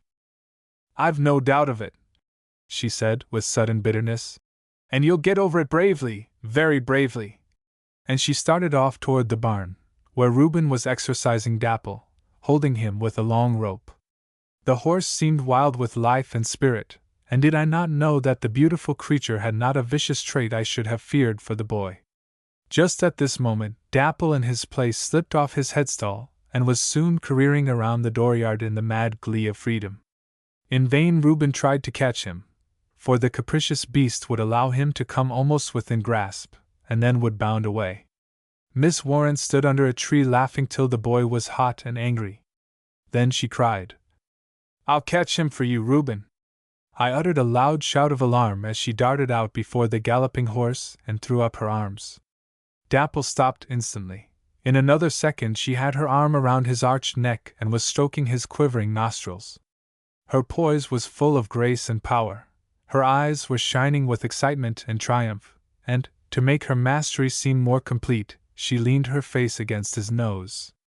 Dapple looked down at her in a sort of mild wonder, and was as meek as a lamb. There, Reuben, come and take him, she said to the boy, who stared at her with his mouth open. Emily Warren, I don't know what to make of thee, he exclaimed. Never before had I so felt my unutterable loss, and I said to her almost savagely, in a low tone, as she approached, Is that the means you take to cure me, doing the bravest thing I ever saw a woman do, and looking like a goddess? I was an unspeakable fool for staying. Her head drooped, and she walked dejectedly toward the house, not seeming to think of or care for the exclamations and expostulations which greeted her. "Why, Emily, were you mad?" cried Mr. Hearn above the rest, and now that the careering horse was being led away he hastened down to meet her. "No, I'm tired, and want a cup of coffee," I heard her say, and then I followed Reuben to the barn. "She's cut me out with Dapple," said the boy, with a crestfallen air. Already I repented of my harshness, into which I had been led by the sharpest stress of feeling, and was eager to make amends. Since the night of the storm, honest Reuben had given me his unwavering loyalty. Still less than Ada was he inclined or able to look beneath the surface of things, and he had gained the impression from Miss Warren's words that she was inclined to make light of their danger on that occasion, and to laugh at me generally. In his sturdy championship in my behalf he had been growing cold and brusque toward one whom he now associated with the wealthy middle-aged banker, and city-styled generally. Reuben was a genuine country lad, and was instinctively hostile to Fifth Avenue. While Mr. Hearn was polite to his father and mother, he quite naturally laid more stress on their business relations than on those of friendship, and was not slow in asking for what he wanted, and his luxurious tastes led him to require a good deal. Reuben had seen his mother worried and his father inconvenienced not a little. They made no complaint, and had no cause for any, for the banker paid his way liberally. But the boy had not reached the age when the financial phase of the question was appreciated, and his prejudice was not unnatural, for unconsciously, especially at first, Mr. Hearn had treated them all as inferiors. He now was learning to know them better, however. There was nothing plebeian in Ada's beauty, and he would have been untrue to himself had he not admired her very greatly. It was my wish to lead the boy to overcome his prejudice against Miss Warren, so I said, "You are mistaken, Reuben. Dapple is just as fond of you as ever. It was only playfulness that made him cut up so. But Reuben, Dapple is a very sensible horse, and when he saw a girl that was brave enough to stand right out before him when it seemed that he must run over her, he respected and liked such a girl at once. It was the bravest thing I ever saw. Any other horse would have trampled on her, but Dapple has the nature of a gentleman. So have you, Reuben, and I know you will go and speak handsomely to her. I know you will speak to her as Dapple would could he speak. By Jove! It was splendid, and you are man enough to know it was." "Yes, Richard, it was. I know that as well as thee. There isn't a girl in the county that would have dared to do it, and very few men. And to think she's a city girl! To tell the truth, Emily Warren is all the time making game of thee, and that's why I'm mad at her. I don't think you understand her. I don't mind it, because she never means anything ill-natured, and then she loves your mother almost as much as you do. I give you my word, Reuben, Miss Warren and I are the best of friends, and you need not feel as you do, because I don't. Oh, well, if thee puts it that way, I'll treat her different. I tell thee what it is, Richard, I'm one that sticks to my friends through thick and thin." "Well, you can't do anything so friendly to me as to make everything pleasant for Miss Warren. How is her favorite, Old Plod?" I asked, following him into the barn. "Old Plod be hanged! She hasn't been near him in 2 weeks. What?" I exclaimed exultantly. "What's the matter with thee, Richard? Thee and Emily are both queer. I can't make you out." "Well, Reuben, we mean well. You mustn't expect too much of people." Chapter 16. Richard. I came in to breakfast with Reuben, feeling that Dapple had been more of a gentleman than I had, for he had treated the maiden with gentleness and courtesy, while I had thought first of myself. She looked up at me as I entered so humbly and deprecatingly that I wished that I had bitten my tongue out rather than have spoken so harshly. Straightforward Reuben went to the girl, and, holding out his hand, said, "Emily, I want to ask thy forgiveness. I've been like a bear toward thee. Thee's the bravest girl I ever saw. No country girl would have dared to do what thee did. I didn't need to have Richard lecture me and tell me that, but I thought thee was kind of down on Richard, and I've a way of standing by my friends." With a face like a peony she turned and took both of the boy's hands as she said warmly, "Thank you, Reuben. I take a much greater risk to win your friendship, and if you'll give it to me I'll be very proud of it. You are going to make a genuine man." "Yes, Reuben, thee'll make a man," said his mother, with a low laugh. Thee is as blind as a man already. I looked at her instantly, but she dropped her eyes demurely to her plate. I saw that Mr. Hearn was watching me, and so did not look at Miss Warren. Well, said he irritably, I don't like such escapades, and Emily, if anything of the kind happens again, I'll have to take you to a safer place.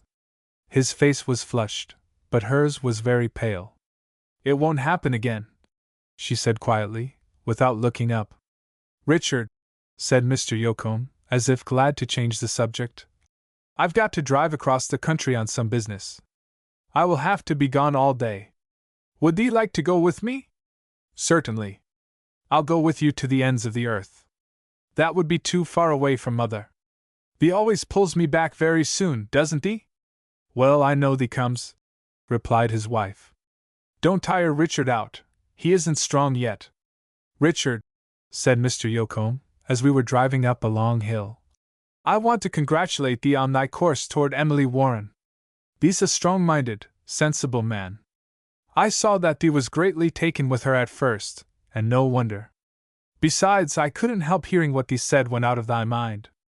Mother and I kept the children away then, and Dr. Bates had the wink from me to be discreet, but thee's been a sensible man since thee got up, and put the whole thing away from thee very bravely. Mr. Yocombe, I won't play the hypocrite with you. I love her better than my own soul. Thee does? He said in strong surprise. Yes, and I ought to have gone away long ago, I fear. How could I see her as she appeared this morning, and not almost worship her? The old gentleman gave a long, low whistle. I guess Mother meant me when she said men were blind. I was silent, not daring, of course, to say that I hoped she meant me, but what I had heard and seen that morning had done much to confirm my hope. Well, said the old gentleman, I can scarcely blame thee, since she is what she is, and I can't help saying, too, that I think thee would make her happier than that man can, with all his money. I don't think he appreciates her. She will be only a part of his great possessions. Well, Mr. Yocombe, I've but these requests to make. Keep this to yourself, and don't interpose any obstacles to my going next Monday. Don't worry about me. I'll keep up, and a man who will have to work as I must won't have time to mope. I won't play the weak fool, for I'd rather have your respect and Mrs. Yocombe's than all Mr. Hearn's millions, and Miss Warren's respect is absolutely essential to me. Then thee thinks that Mother and Emily know? Who can hide anything from such women? They look through us as if we were glass. Mother's sermon meant more for thee than I thought. Yes, I felt as if it were preached for me. I hope I may be the better for it some day, but I've too big a fight on my hands now to do much else. You will now understand why I wish to get away so soon, and why I can't come back till I've gained a strength that is not bodily. I wouldn't like you to misunderstand me, after your marvelous kindness, and so I'm frank. Besides, you're the kind of man that would thaw an icicle. Your nature is large and gentle, and I don't mind letting you know. Richard, we're getting very frank, and I'm going to be more so. I don't like the way Mr. Hearn sits and looks at Ada. Oh, you needn't worry about him. Mr. Hearn is respectability itself, but he's wonderfully fond of good things and pretty things. His great house on Fifth Avenue is full of them, and he looks at Miss Ada as he would at a fine oil painting. These speaks charitably of him under the circumstances. I ought to try to do him justice, since I hate him so cordially. Well, said the old gentleman, laughing, that's a new way of putting it. Thee's honest, Richard. If I wasn't, I'd have no business in your society. I'm worried about Emily, broke out my companion. She was a little thin and worn from her long season of work when she came to us lately, but the first week she picked up daily. While thee was so sick she seemed more worried than anyone, and I had much ado to get her to eat enough to keep a bird alive, but it's been worse for the last 2 weeks. She has seemed much brighter lately for some reason, but the flesh just seems to drop off of her. She takes a wonderful hold of my feelings, and I can't help troubling about her. Mr. Yocombe, your words torture me, I cried. It is not my imagination, then. Can she love that man? Well, she has a queer way of showing it, but it is one of those things that an outsider can't meddle with. I was moody and silent the rest of the day, and Mr. Yocombe had the tact to leave me much to myself, but I was not under the necessity of acting my poor farce before him. The evening was quite well advanced when we reached the farmhouse, but Mrs. Yocombe had a royal supper for us, and she said every one had insisted on waiting till we returned. Mr. Hearn had quite recovered his complacency, and I gathered from this fact that Miss Warren had been very devoted. Such was his usual aspect when everything was pleasing to him. But she who had added so much to his life had seemingly drained her own, for she looked so pale and thin that my heart ached. There were dark lines under her eyes, and she appeared exceedingly wearied, as if the day had been one long effort. She can't love him, I thought. It's impossible. Confound him! He's the blindest man of us all. Oh, that I had her insight, that I might unravel this snarl at once, for it would kill me to see her looking like that much longer. What's the use of my going away? I've been away all day. She has had the light of his smiling countenance uninterruptedly, and see how worn she is. Can it be that my hateful words hurt her, and that she is grieving about me only? It's impossible. Unselfish regard for another could not go so far if her own heart was at rest. She is doing her best to laugh and talk and to seem cheerful, but her acting now is poorer than mine ever was. She is tired out. She seems like a soldier who is fighting mechanically after spirit, courage, and strength are gone. Mr. Hearn informed Mr. Yocombe that important business would require his presence in New York for a few days.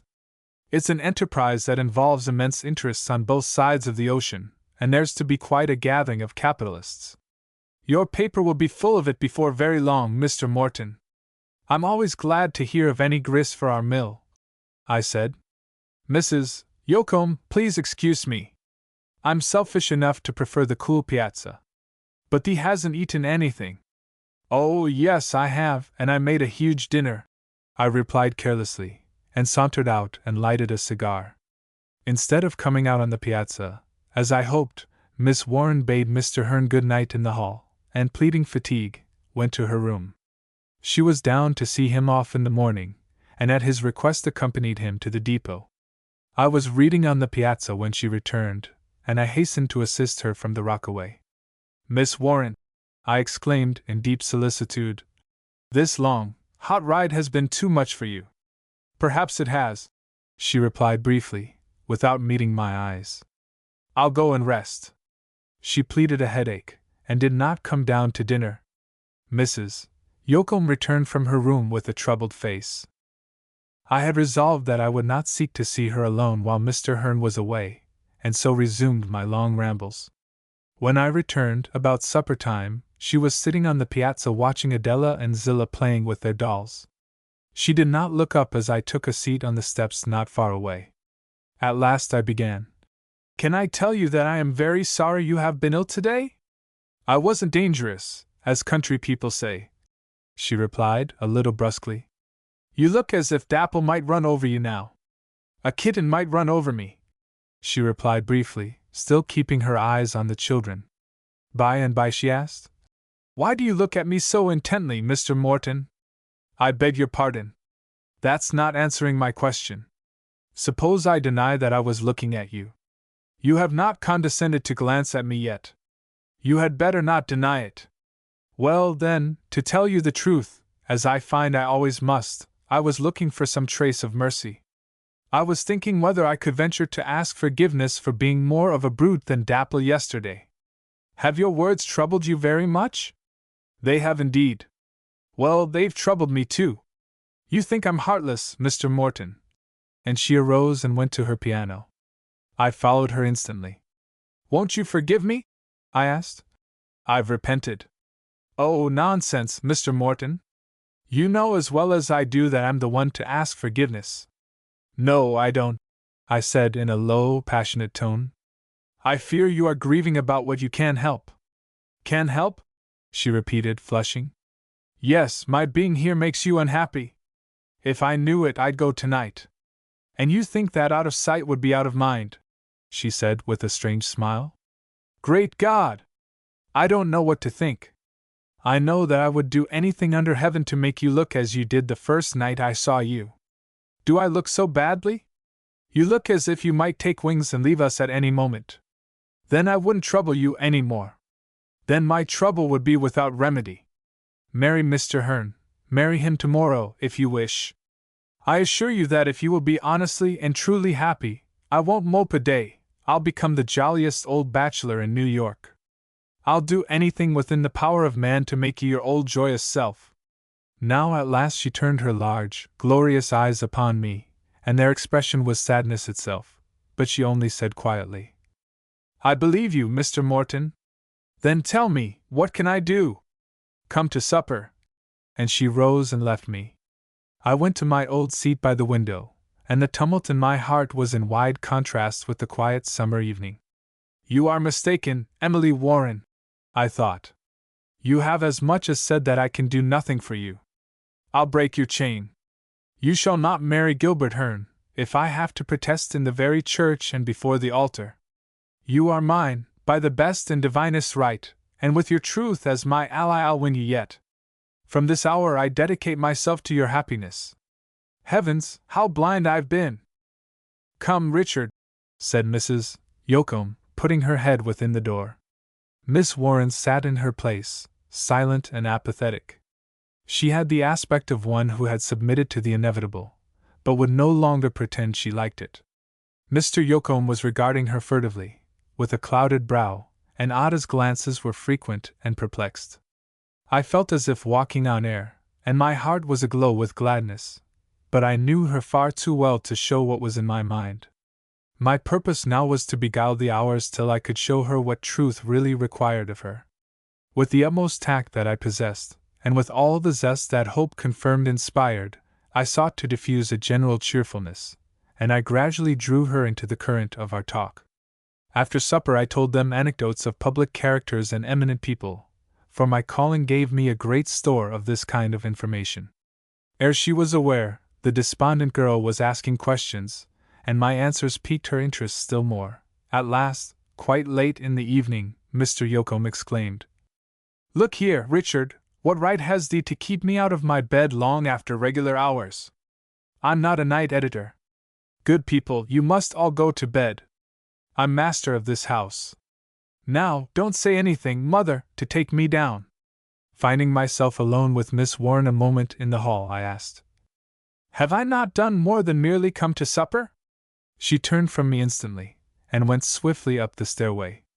But the apathetic, listless look was on her face when she came down in the morning, and she appeared as if passively yielding to a dreaded necessity. I resumed my old tactics, and almost in spite of herself drew her into the genial family life. Mr. Yocombe seconded me with unflagging zeal and commendable tact, while Mrs. Yocombe surpassed us both. Ada seemed a little bewildered, as if there was something in the air which she could not understand. But we made the social sunshine of the house so natural and warm that she could not resist it. Reuben, I said after breakfast, Miss Warren is not well. A ride after Dapple is the best medicine I ever took. Take Miss Warren out for a swift, short drive, don't let her say no, you have the tact to do the thing in the right way. She did decline repeatedly, but he so persisted that she at last said, There, Reuben, I will go with you. I think thee might do that much for a friend, as thee calls me. When she returned there was a faint color in her cheeks. The rapid drive had done her good, and I told her so as I helped her from the light wagon. Yes, Mr. Morton, it has, and I thank you for the drive very much. Let me suggest that Reuben is much too honest for a conspirator. Well, he was a very willing one, and I see by his face, as he drives down to the barn, that you have made him a happy one. It doesn't take much to make him happy. And would it take such an enormous amount to make you happy? You are much too inclined to be personal to be an editor. The world at large should hold your interest. And she went to her room. At the dinner table the genial spell worked on. She recognized it with a quiet smile, but yielded to its kindly power. At last she apparently formed the resolution to make the most of this one bright day, and she became the life of the party. Emily, said Mrs. Yocombe, as we rose from the table, Father proposes that we all go on a family picnic to Silver Pond, and take our supper there. It's only 3 miles away. Would thee feel strong enough to go? Mrs. Yocum spoke with the utmost simplicity and innocence, but the young girl laughed outright, then fixed a penetrating glance on Mr. Yocum, whose florid face became much more ruddy. Evidences of guilt clearly apparent, she said. And Mr. Morton, too, looks very conscious. The best laid schemes of mice and men, you know the rest. Oh, yes, I'd go if I had to be carried. When webs are spun so kindly, flies ought to be caught. What is the matter with you all? Cried Ada. Miss Ada, if you'll find me a match for my cigar, you'll make me happy, I said hastily, availing myself of the first line of retreat open. Is that all thee needs to make thee happy? Well, one thing at a time, Miss Ada, if you please.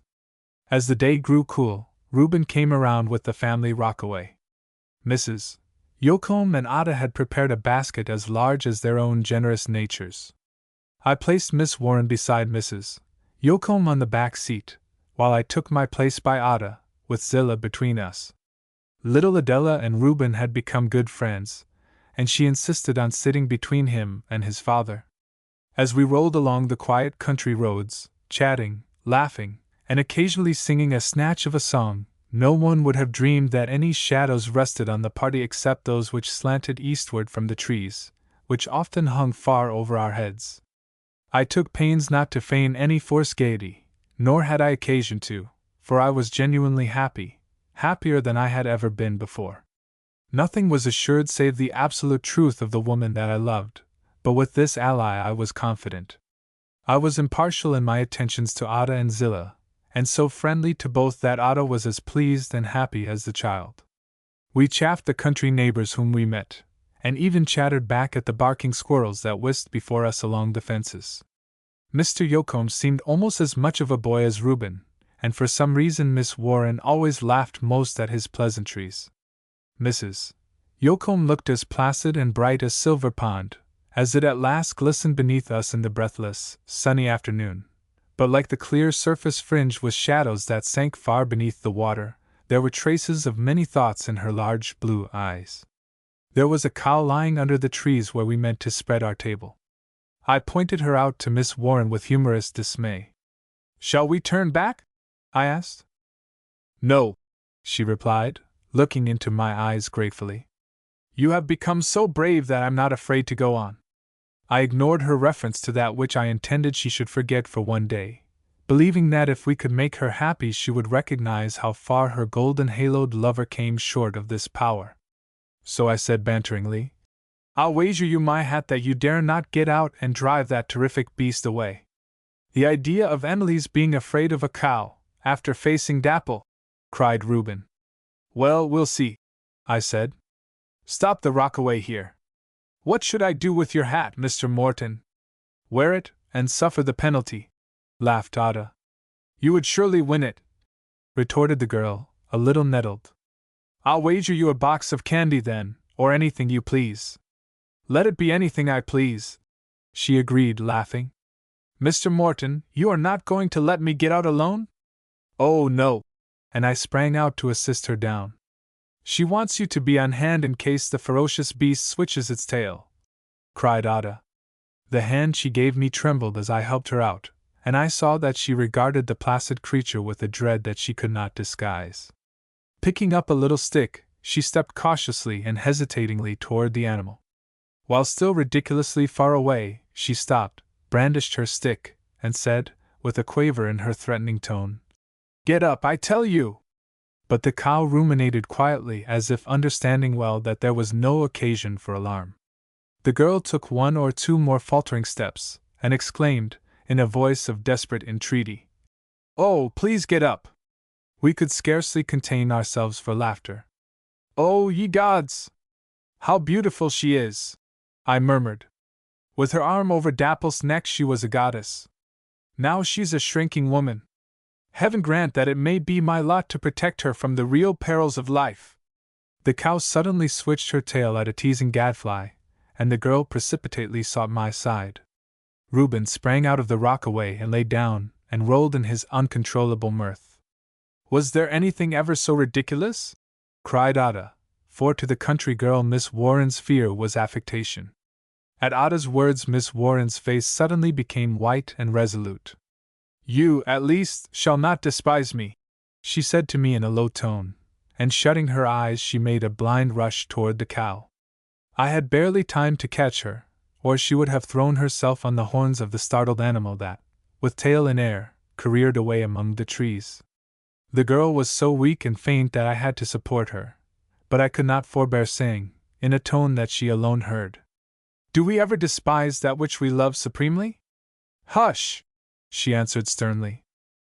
Mrs. Yocombe was soon at our side with a flask of currant wine, and Ada laughed a little bitterly as she said, It was as good as a play. Miss Warren recovered herself speedily by the aid of the generous wine, and this was the only cloud on our simple festivity.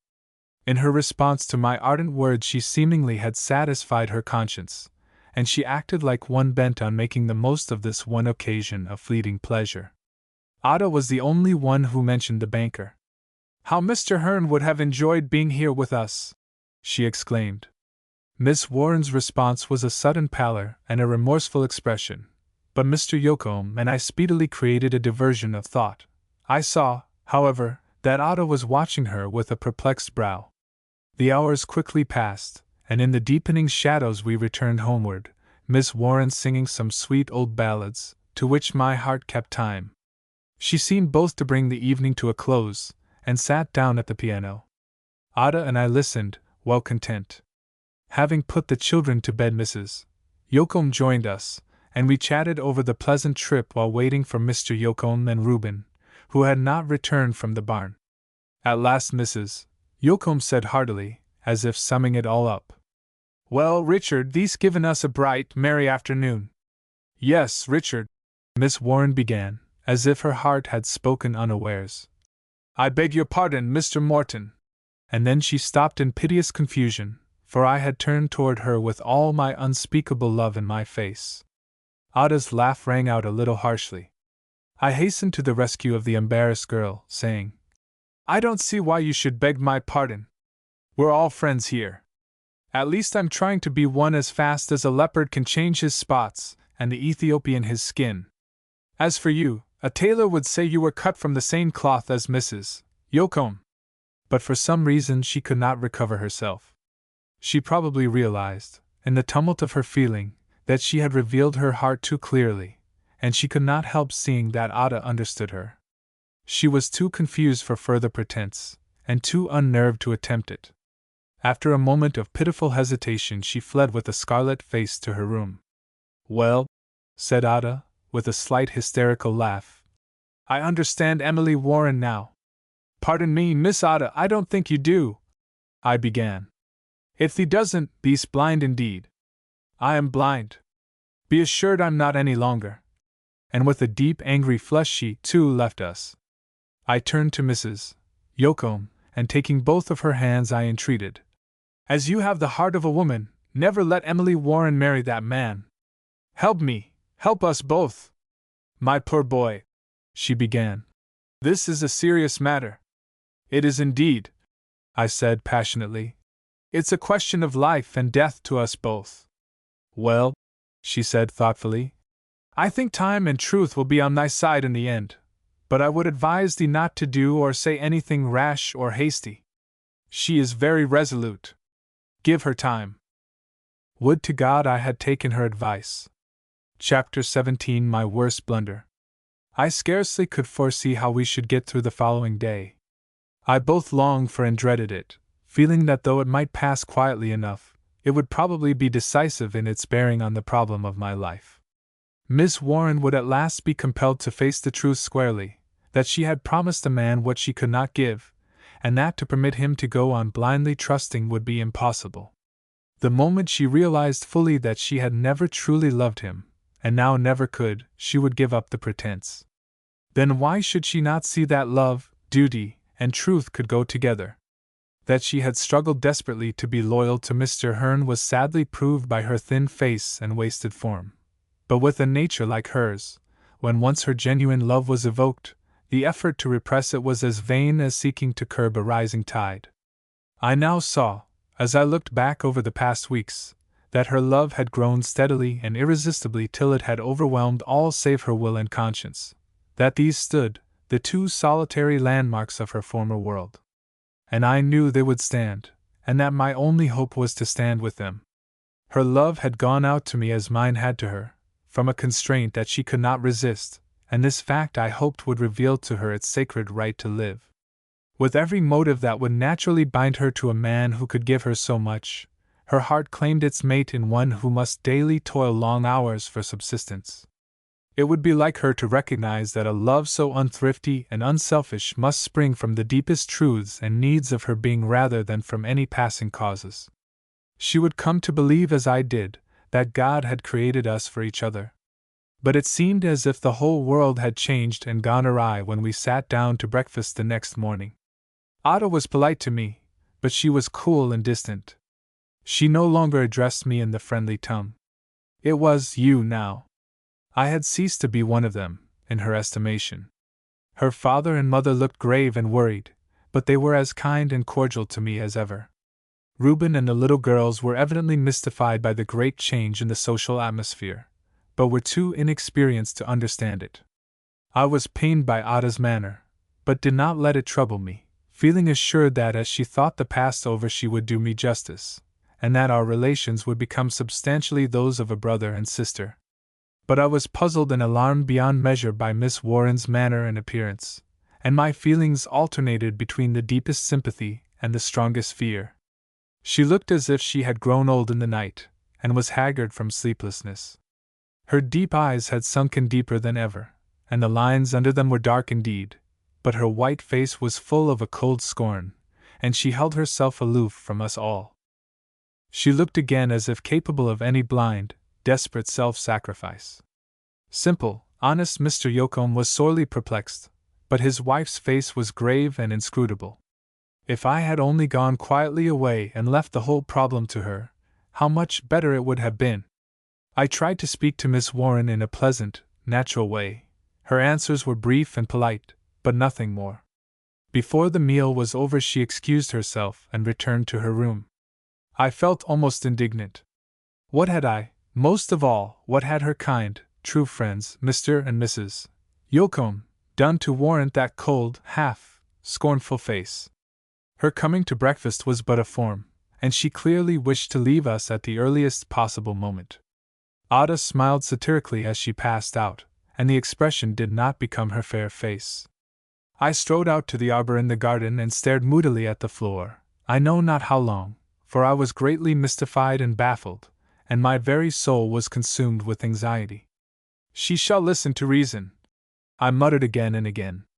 This question must be settled in accordance with truth, the simple, natural truth, and nothing else. She's mine, and nothing shall separate us, not even her perverse will and conscience. And so the heavy hours passed in deep perturbation. At last I heard a step, and looking through the leaves I saw the object of my thoughts coming through the garden, reading a letter. My eyes glistened with triumph. The chance I coveted has come, I muttered, and I watched her intently. She soon crushed the letter in her hand and came swiftly toward the arbor, with a face so full of deep and almost wild distress that my heart relented, and I resolved to be as gentle as I before had intended to be decisive and argumentative. I hastily changed my seat to the angle by the entrance, so that I could intercept her should she try to escape the interview. She entered, and throwing herself down on the seat buried her face in her arm. "Miss Warren," I began. She started up with a passionate gesture. "You have no right to intrude on me now," she said, almost sternly. "Pardon me, were I not here when you entered, I would still have a right to come. You are in deep distress. Why must I be inhuman any more than yourself? You have at least promised me friendship, but you treat me like an enemy. You have been my worst enemy. I take issue with you there at once. I've never had a thought toward you that was not most kind and loyal." "Loyal," she replied bitterly. "That word in itself is a stab." "Miss Warren," I said very gently, "you make discord in the old garden today." She dropped her letter on the ground and sank on the seat again. Such a passion of sobs shook her slight frame that I trembled with apprehension. But I kept quiet, believing that nature could care for her child better than I could, and that her outburst of feeling would bring relief. At last, as she became a little more self-controlled, I said, gravely and kindly, "There must be some deep cause for this deep grief." "Oh, what shall I do?" she sobbed. "What shall I do? I wish the earth would open and swallow me up. That wish is as vain as it is cruel. I wish you would tell me all, and let me help you. I think I deserve it at your hands." "Well, since you know so much, you may as well know all. It doesn't matter now, since every one will soon know. He has written that his business will take him to Europe within a month, that we must be married, that he will bring his sister here tonight to help me make arrangements. Oh! I'd rather die than ever see him again. I've wronged him so cruelly, so causelessly." In wild exultation I snatched a pocketbook from my coat and cried, "Miss Warren, Emily, do you remember this little York and Lancaster bud that you gave me the day we first met? Do you remember my half-jesting, random words, 'To the victor belong the spoils'? See, the victor is at your feet." She sprang up and turned her back upon me. "Rise," she said, in a voice so cold and stern that, bewildered, I obeyed.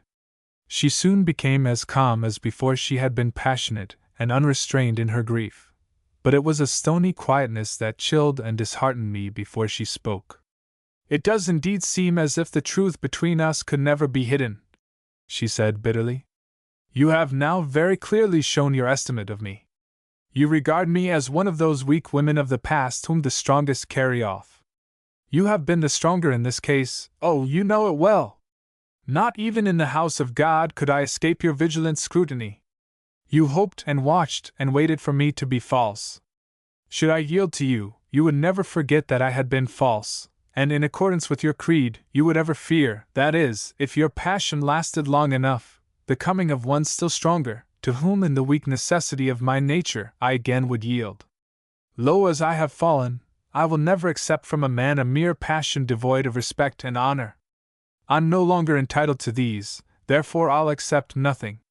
She poured out these words like a torrent, in spite of my gestures of passionate dissent, and my efforts to be heard, but it was a cold, pitiless torrent.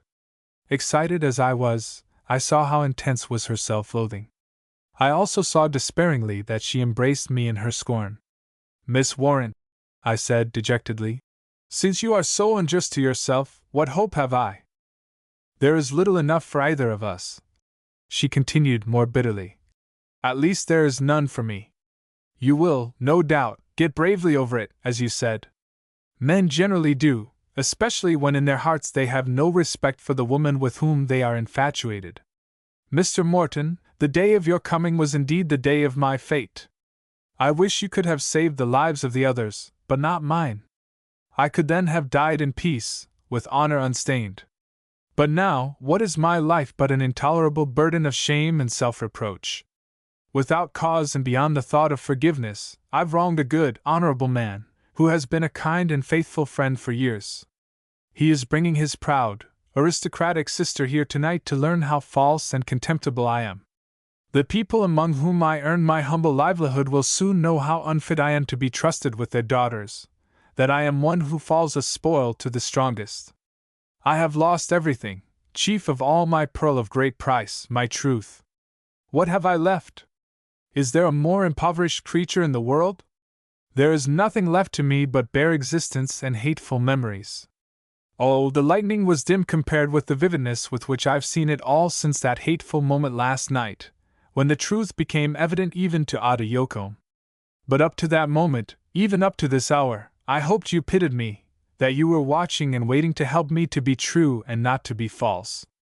I did not blame you greatly for your love, my own weakness made me lenient, and at first you did not know.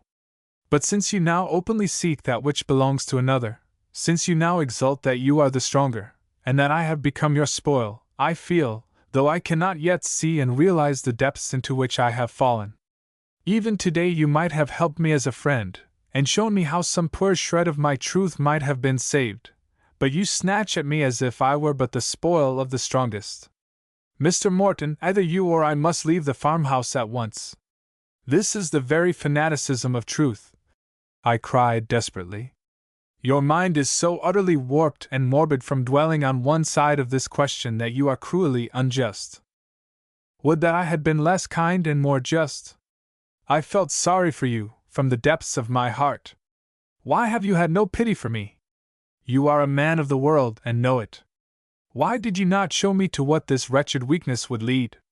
I thought you meant this kindness when you said you wished my brother was here. Oh, that I were sleeping beside him! I thought you meant this when you said that nothing would last, nothing could end well unless built on the truth.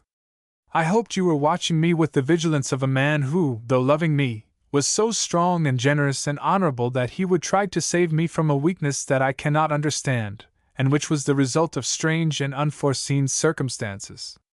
When you were so ill I felt as if I had dealt you your death blow, and then, womanlike, I loved you. I loved you before I recognized my folly.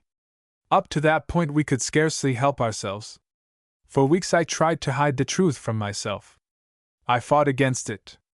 I prayed against it through sleepless nights. I tried to hide the truth from you most of all. But I remember the flash of hope in your face when you first surmised my miserable secret. It hurt me cruelly. Your look should have been one of dismay and sorrow. But I know something of the weakness of the heart, and its first impulse might naturally be that of gladness, although honor must have changed it almost instantly into deep regret. Then I believed that you were sorry, and that it was your wish to help me. I thought it was your purpose yesterday to show me that I could be happy, even in the path of right and duty, that had become so hard, though you spoke once as you ought not. But when I, unawares, and from the impulse of a grateful heart, spoke your name last night as that of my truest and best friend, as I thought, you turned toward me the face of a lover, and today, but it's all over. Will you go? Are Mr. and Mrs. Yocombe false? I cried. No, they are too simple and true to realize the truth. Mr. Morton, I think we fully understand each other now. Since you will not go, I shall. You had better remain here and grow strong. Please let me pass. I wish you had dealt me my death blow. It were a merciful one compared with this. No, you don't understand me at all. You have portrayed me as a vile monster. Because you cannot keep your engagement with a man you never truly loved, you inflict the torments of hell on the man you do love, and whom heaven meant you to love. Great God! You are not married to Gilbert Hearn. Have not engagements often been broken for good and sufficient reasons? Is not the truth that our hearts almost instantly claimed eternal kindred a sufficient cause? I watched and waited that I might know whether you were his or mine. I did not seek to win you from him after I knew, after I remembered. But when I knew the truth, you were mine. Before God I assert my right, and before his altar I would protest against your marriage to any other. She sank down on the arbor seat, white and faint, but made a slight repellent gesture. Yes, I'll go, I said bitterly. And such a scene as this might well cause a better man than I to go to the devil. And I strode away. But before I had taken a dozen steps my heart relented, and I returned. Her face was again buried in her right arm, and her left hand hung by her side. I took it in both of my own as I said, gently and sadly, Emily Warren, you may scorn me, you may refuse ever to see my face again, but I have dedicated my life to your happiness, and I shall keep my vow. It may be of no use, but God looketh at the intent of the heart.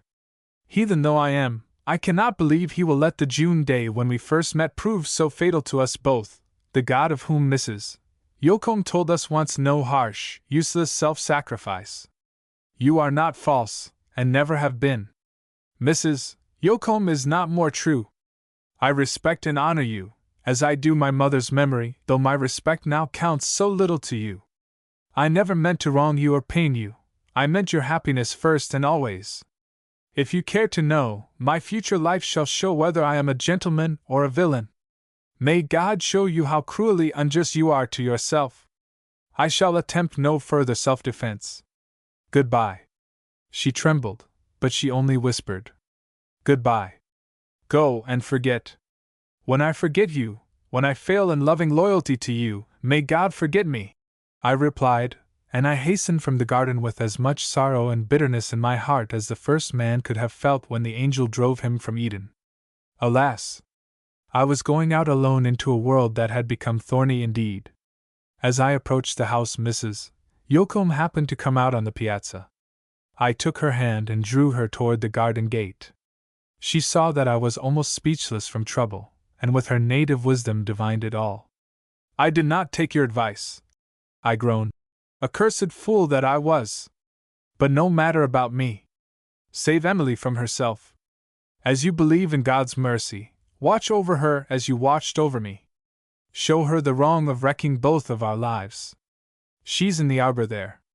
Go and stay with her till I am gone. You are my only hope. God bless you for all your kindness to me.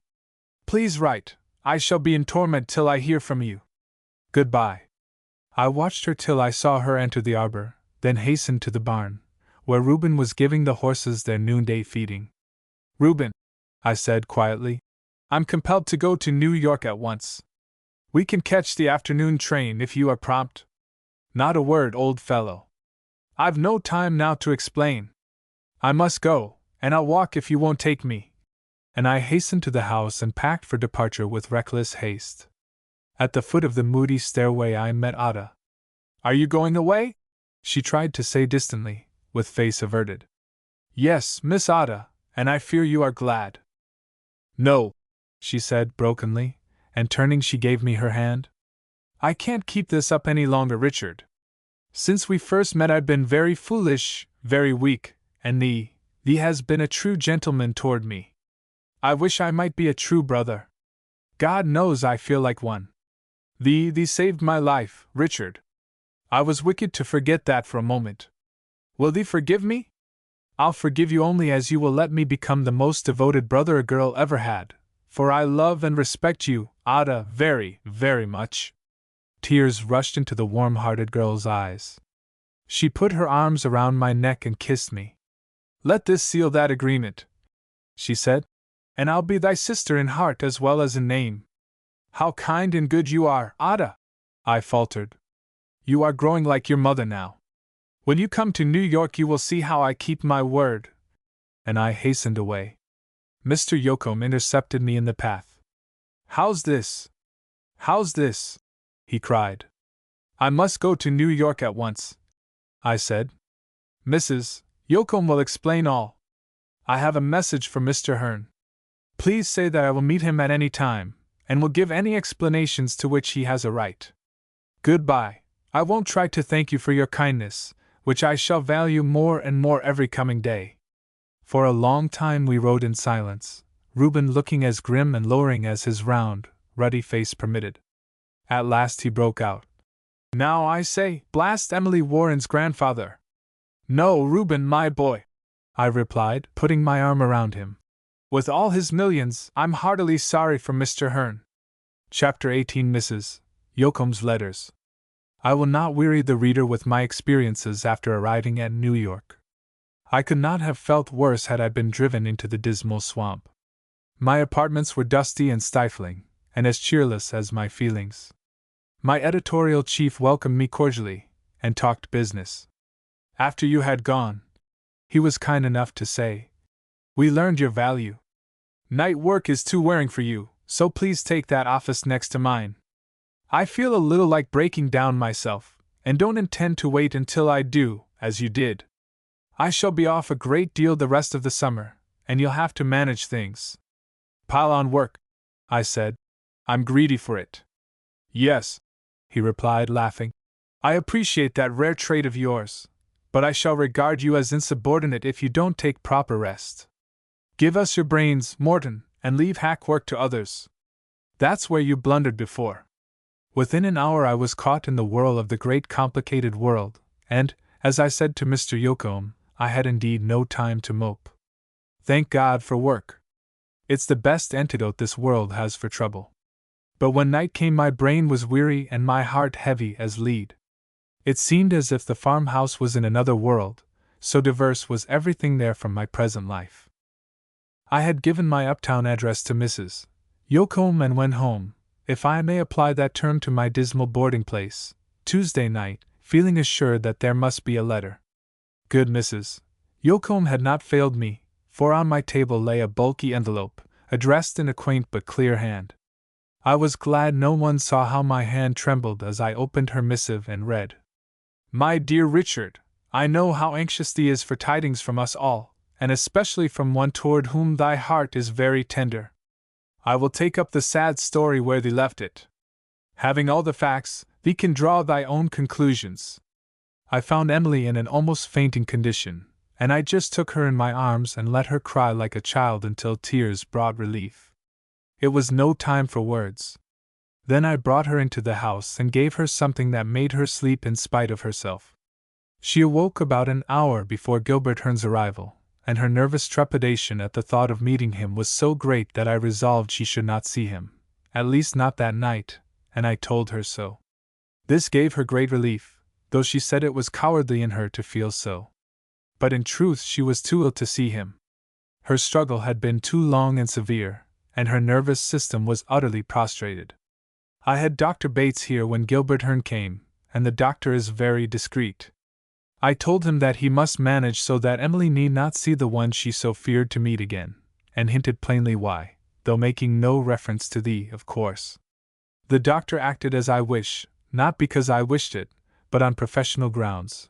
Miss Warren's future health depends on absolute rest and quiet, he said to her affianced. I not only advise that you do not see her, but I forbid it, for he was terribly excited, so was his sister, Charlotte Bradford, and it was as much as we could do to keep them from going to her room. If they had, I believe the excitement would have destroyed either her life or reason. Gilbert Hearn plainly intimated that something was wrong. Very well, then, I said, bring thy own family physician, and let him consult with Dr. Bates, and this he angrily said he would do on the morrow. The very fact they were in the house made the poor girl almost wild, but I stayed with her all night, and she just lay in my arms like a frightened child, and my heart yearned over her as if she were my own daughter. She did not speak of thee, but I heard her murmur once, I was cruel, I was unjust to him. In the morning she was more composed, and I made her take strong nourishment, I can tell thee. Thee remembers how I used to dose thee in spite of thyself. Well, in the morning Emily seemed to be thinking deeply, and by she said, Mrs. Yocombe, I want this affair settled at once. I want you to sit by me while I write to him, and advise me. I felt she was right. Her words were about as follows. I asked her if I could tell thee what she wrote. She hesitated a little, and a faint color came into her pale face. Yes, she said at last, let him know the whole truth. Since so much has occurred between us, I want him to know everything. He then may judge me as he thinks best.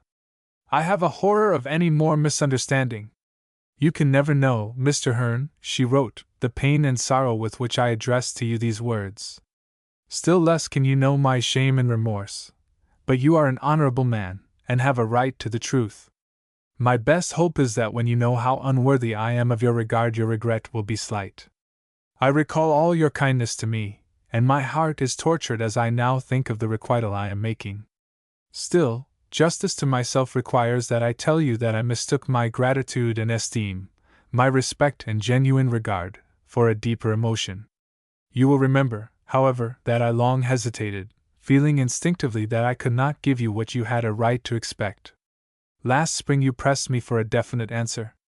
I said I would come to this quiet place and think it all over, and if I did not write you to the contrary within a few days you might believe that I had yielded to your wishes. I found myself more worn and weary from my toilsome life than I imagined. I was lonely. I dreaded my single-handed struggle with the world, and my heart overflowed with gratitude toward you. It does still, for your kindness, and for all that you promised to do for me. I had not the will nor the disposition to say no, or to put you off any longer. Still I had misgiving. I feared that I did not feel as I ought. When I received your kind letter accepting my silence as consent, I felt bound by it. I was bound by it. I have no defense to make. I can only state the miserable truth. I cannot love you as a wife ought, and I know now that I never can. I've tried, God knows I've tried. I'm worn out with the struggle. I fear I am very ill. I wish I were dead and at rest. I cannot ask you to think mercifully of me. I cannot think mercifully of myself. To meet again would be only useless suffering. I am not equal to it. My one effort now is to gain sufficient strength to go to some distant relatives in the West. Please forget me. In sorrow and bitter regret, Emily Warren. I started up and paced the room distractedly. The generous girl, I exclaimed. She lays not a particle of blame on me. But, by Jove! I'd like to take all the blame, and have it out with him here and now. Blame? What blame is there? The poor child. Why can't she see that she is white as snow? Again I eagerly turned to Mrs. Yoakum's words. Emily seemed almost overwhelmed at the thought of his reading this letter. She is so generous, so sensitive, that she saw only his side of the case, and made scarcely any allowance for herself. I was a little decided and plain-spoken with her, and it did her good. At last I said to her, I am not weak-minded, if I am simple and plain. Because I live in the country is no reason why I do not know what is right and just. Thee has no cause to blame thyself so bitterly. Does Mr. Yoakum feel and think as you do? She asked. Of course he does, I replied. She put her hands to her head and said pitifully, Perhaps I am too distracted to see things clearly. I sometimes fear I may lose my reason. Well, Emily, I said, thee has done right. Thee cannot help feeling as thee does, and to go on now would be as great a wrong to Gilbert Hearn as to thyself. Thee has done just as I would advise my own daughter to do. Leave all with me. Thee need not see him again. I am going to stand by thee, and I left her quite heartened up. Oh, but you are a gem of a woman, I cried. A few more like you would bring the millennium. Gilbert Hearn was dreadfully taken aback by the letter, but I must do him the justice to say that he was much touched by it too, for he called me again into the parlor, and I saw that he was much moved. He had given his sister the letter to read, and she muttered, Poor thing, as she finished it. He fixed his eyes sternly on me and said, Mr. Morton is at the bottom of this thing. I returned his gaze very quietly, and asked, What am I to infer by this expression of thy opinion to me? His sister was as quick as a flash, and she said plainly, Gilbert, these people were not two little children in Mrs. Yoakum's care. Thee is right, I said. I have not controlled their actions any more than I have those of thy brother. Richard Morton is absent, however, and were we not under peculiar obligations to him, I would still be bound to speak for him, since he is not here to speak for himself. I have never seen Richard Morton do anything unbecoming a gentleman. Has thee, Gilbert Hearn? If so, I think thee had better see him, for he is not one to deny thee any explanation to which thee has a right. Why did he go to the city so suddenly? He asked angrily. I will give thee his address, I said coldly. Gilbert, expostulated his sister, we have no right to question Mrs. Yoakum. Since thee is so considerate, I said to her, I will add that Richard Morton intended to return on second day at the latest, and he chose to go today. His action enables me to give thee a room to thyself. Gilbert, said the lady, I do not see that we have any reason to regret his absence. As Mrs. Yoakum says, you can see him in New York, but unless you have well-founded and specific charges to make, I think it would compromise your dignity to see him. Editors are ugly customers to stir up unless there is good cause. I know one, I growled. That would be a particularly ugly customer just now. In Emily Warren's case, I said, it is different. Mrs. Yoakum continued. She is a motherless girl and has appealed to me for advice and sympathy. In her honest struggle to be loyal to thee she has worn herself almost to a shadow, and I have grave fears for her reason and her life, so great is her prostration. She has for thee, Gilbert Hearn, the sincerest respect and esteem, and the feeling that she has wronged thee, even though she cannot help it, seems almost to crush her. Gilbert, said his sister warmly, you cannot blame her, and you certainly ought to respect her. If she were not an honest-hearted girl she would never have renounced you with your great wealth. He sank into a chair and looked very white. It's a terrible blow, he said. It's the first severe reverse I've ever had. Well, she replied, I know from your character that you will meet it like a man and a gentleman. Certainly, he said, with a deep breath, I cannot do otherwise. I then rose and bowed, saying, You will both excuse me if I am with my charge much of the time. Otto will attend to your wants, and I hope you will feel at home so long as it shall please you to stay. By Jove! But her tact was wonderful. Not a diplomat in Europe could have done better. The innocent-looking Quakeress was a match for them both. Then I went back to Emily. Mrs. Yocombe wrote, and I found her in a pitiable state of excitement.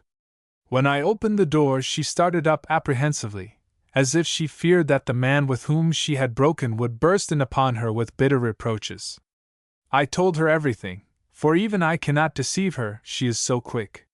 Her mind was wonderfully lightened, and I soon made her sleep again.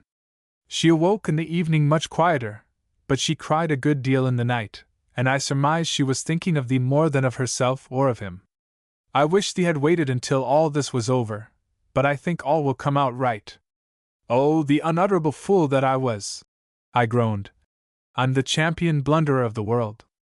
Well, Richard, this is the longest letter I ever wrote, and I must bring it to a close, for my patient needs me. I will write soon again, and tell thee everything. Good night. Second day. P.S. I left my letter open to add a postscript. Gilbert Hearn and his sister left this morning. The former at last seemed quite calm and resigned, and was very polite. His sister was too. She amused me not a little. I do not think that her heart was greatly set on the match, and she was not so troubled but that she could take an interest in our quiet, homely ways. I think we seemed to her like what you city people call bric-a-brac, but she was too much of a lady to let her curiosity become offensive. She took a great fancy to Ada, especially as she saw that Adela was very fond of her, and she persuaded her brother to leave the child here in our care, saying that she was improving wonderfully. He did not seem at all averse to the plan. Ada is behaving very nicely, if I do say it, and showed a great deal of quiet, gentle dignity. She and Charlotte Bradford had a long chat in the evening about Adela. Ada says, "Send Richard my love," and if I put in all the messages from Father, Reuben, and Zillah, they would fill another sheet. I asked Emily if she had any message for thee. She buried her face in the pillow and murmured, "Not now, not yet," but after a moment she turned toward me, looking white and resolute. "Tell him," she said, "to forgive me and forget. Be patient, Richard. Wait. Thine affectionately, Ruth Yocombe." Forget! I shouted. Yes, when I am annihilated. And I paced my room for hours. At last, exhausted, I sought such rest as I could obtain, but my last thought was, God bless Ruth Yocombe. I could kiss the ground she had trodden. The next morning I settled down to my task of waiting and working, resolving that there must be no more nights like the last, in which I had wasted a vast amount of vital force. I wrote to Mrs. Yocombe, and thanked her from a full heart.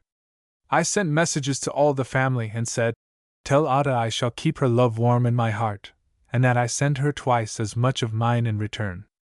Like all brothers, I shall take liberties, and will subscribe in her behalf for the 2 best magazines in the city. Give Miss Warren this simple message: the words I last spoke to her shall ever be true." I also told Mrs. Yocombe of my promotion, and that I was no longer a night owl. Toward the end of the week came another bulky letter, which I devoured, letting my dinner grow cold. "Our life at the farmhouse has become very quiet," she wrote. "Emily improves slowly, for her nervous system has received a severe strain. I told her that thee had sent messages to all the family, and asked if she did not expect one. "I've no right to any, there's no occasion for any," she faltered, but her eyes were very wistful and entreating.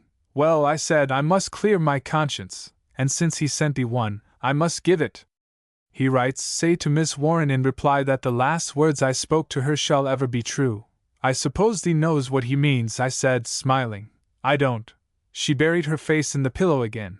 "But I think thy message did her good, for she soon fell asleep, and looked more peaceful than at any time yet." At last there came a letter saying, "Emily has left us and gone to a cousin, a Mrs. Vining, who resides at Columbus, Ohio. She is much better, but very quiet, very different from her old self. Father put her on the train, and she will have to change cars only once. Emily," I said to her, "thee cannot go away without one word for Richard." She was deeply moved, but her resolute will gain the mastery. "I am trying to act for the best," she said. "He has appealed to the future must prove us both, for there must be no more mistakes. Does thee doubt thyself, Emily? I have reason to doubt myself, Mrs. Yocombe, she replied. But what does thy heart tell thee? A deep solemn look came into her eyes, and after a few moments she said, Pardon me, my dear friend, if I do not answer you fully. Indeed, I would scarcely know how to answer you. I have entered on an experience that is new and strange to me. I am troubled and frightened at myself. I want to go away among strangers, where I can think and grow calm. I want to be alone with my God. I should always be weak and vacillating here. Moreover, Mr. Morton has formed an impression of me, of which, perhaps, I cannot complain. This impression may grow stronger in his mind. It has all been too sudden. His experiences have been too intermingled with storm, delirium, and passion. He has not had time to think any more than I have. In the larger sphere of work to which you say he has been promoted, he may find new interests that will be absorbing. After a quiet and distant retrospect, he may thank me for the course I am taking. Emily, I exclaimed, for so tender-hearted a girl thee is very strong. No, she replied, but because I have learned my weakness I am going away from temptation. I then asked, Is thee willing I should tell Richard what thee has said? After thinking for some time she answered, Yes, let everything be based on the simple truth. But tell him he must respect my action, he must leave me to myself. The afternoon before she left us, Ada and Reuben went over to the village and got some beautiful rosebuds, and Ada brought them up after tea. Emily was much touched, and kissed her again and again. Then she threw herself into my arms and cried for nearly an hour, but she went away bravely. I never can think of it with dry eyes. Zillah was heartbroken, and Reuben clung to her in a way that surprised me. He has been very remorseful that he treated her badly at one time. Ada and I were mopping our eyes, and Father kept blowing his nose like a trumpet. She gave way a little at the last moment, for Reuben ran down to the barn and brought out Dapple that she might say good-bye to him, and she put her arms around the pretty creature's neck and sobbed for a moment or two. I never saw a horse act so. He followed her right up to the Rockaway steps. At last she said, Come, let us go, quick. I shall never forget the scene, and I think that she repressed so much feeling that we had to express it for her. She kissed little Adela tenderly, and the child was crying too. It seemed as if we couldn't go on and take up our everyday life again. I wouldn't have believed that one who was a stranger but a short time ago could have gotten such a hold upon our hearts. But as I think it all over I do not wonder. Dear little Zillah reminds me of what I owe to her. She is very womanly, but she is singularly strong. As she was driven away she looked up at thy window, so thee may guess that thee was the last one in her thoughts. Wait, and be patient. Do just as she says. I am glad that my editorial chief did not see me as I read this letter, for I fear I should have been deposed at once. Its influence on me, however, was very satisfactory to him, for if ever a man was put on his mettle I felt that I had been. Very well, Emily Warren, I said, we have both appealed to the future, let it judge us. I worked and tried to live as if the girl's clear dark eyes were always on me, and her last lingering glance at the window from which I had watched her go to meet the lover that, for my sake, she could not marry, was a ray of steady sunshine.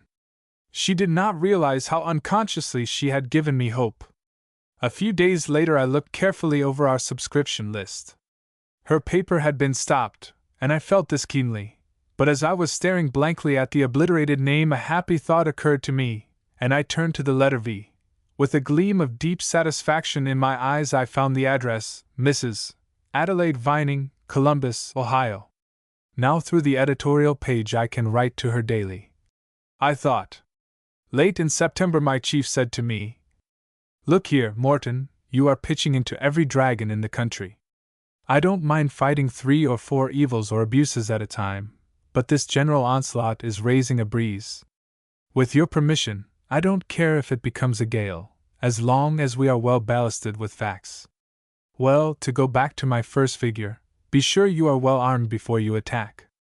Some of the beasts are old and tough, and have awful stings in their tails.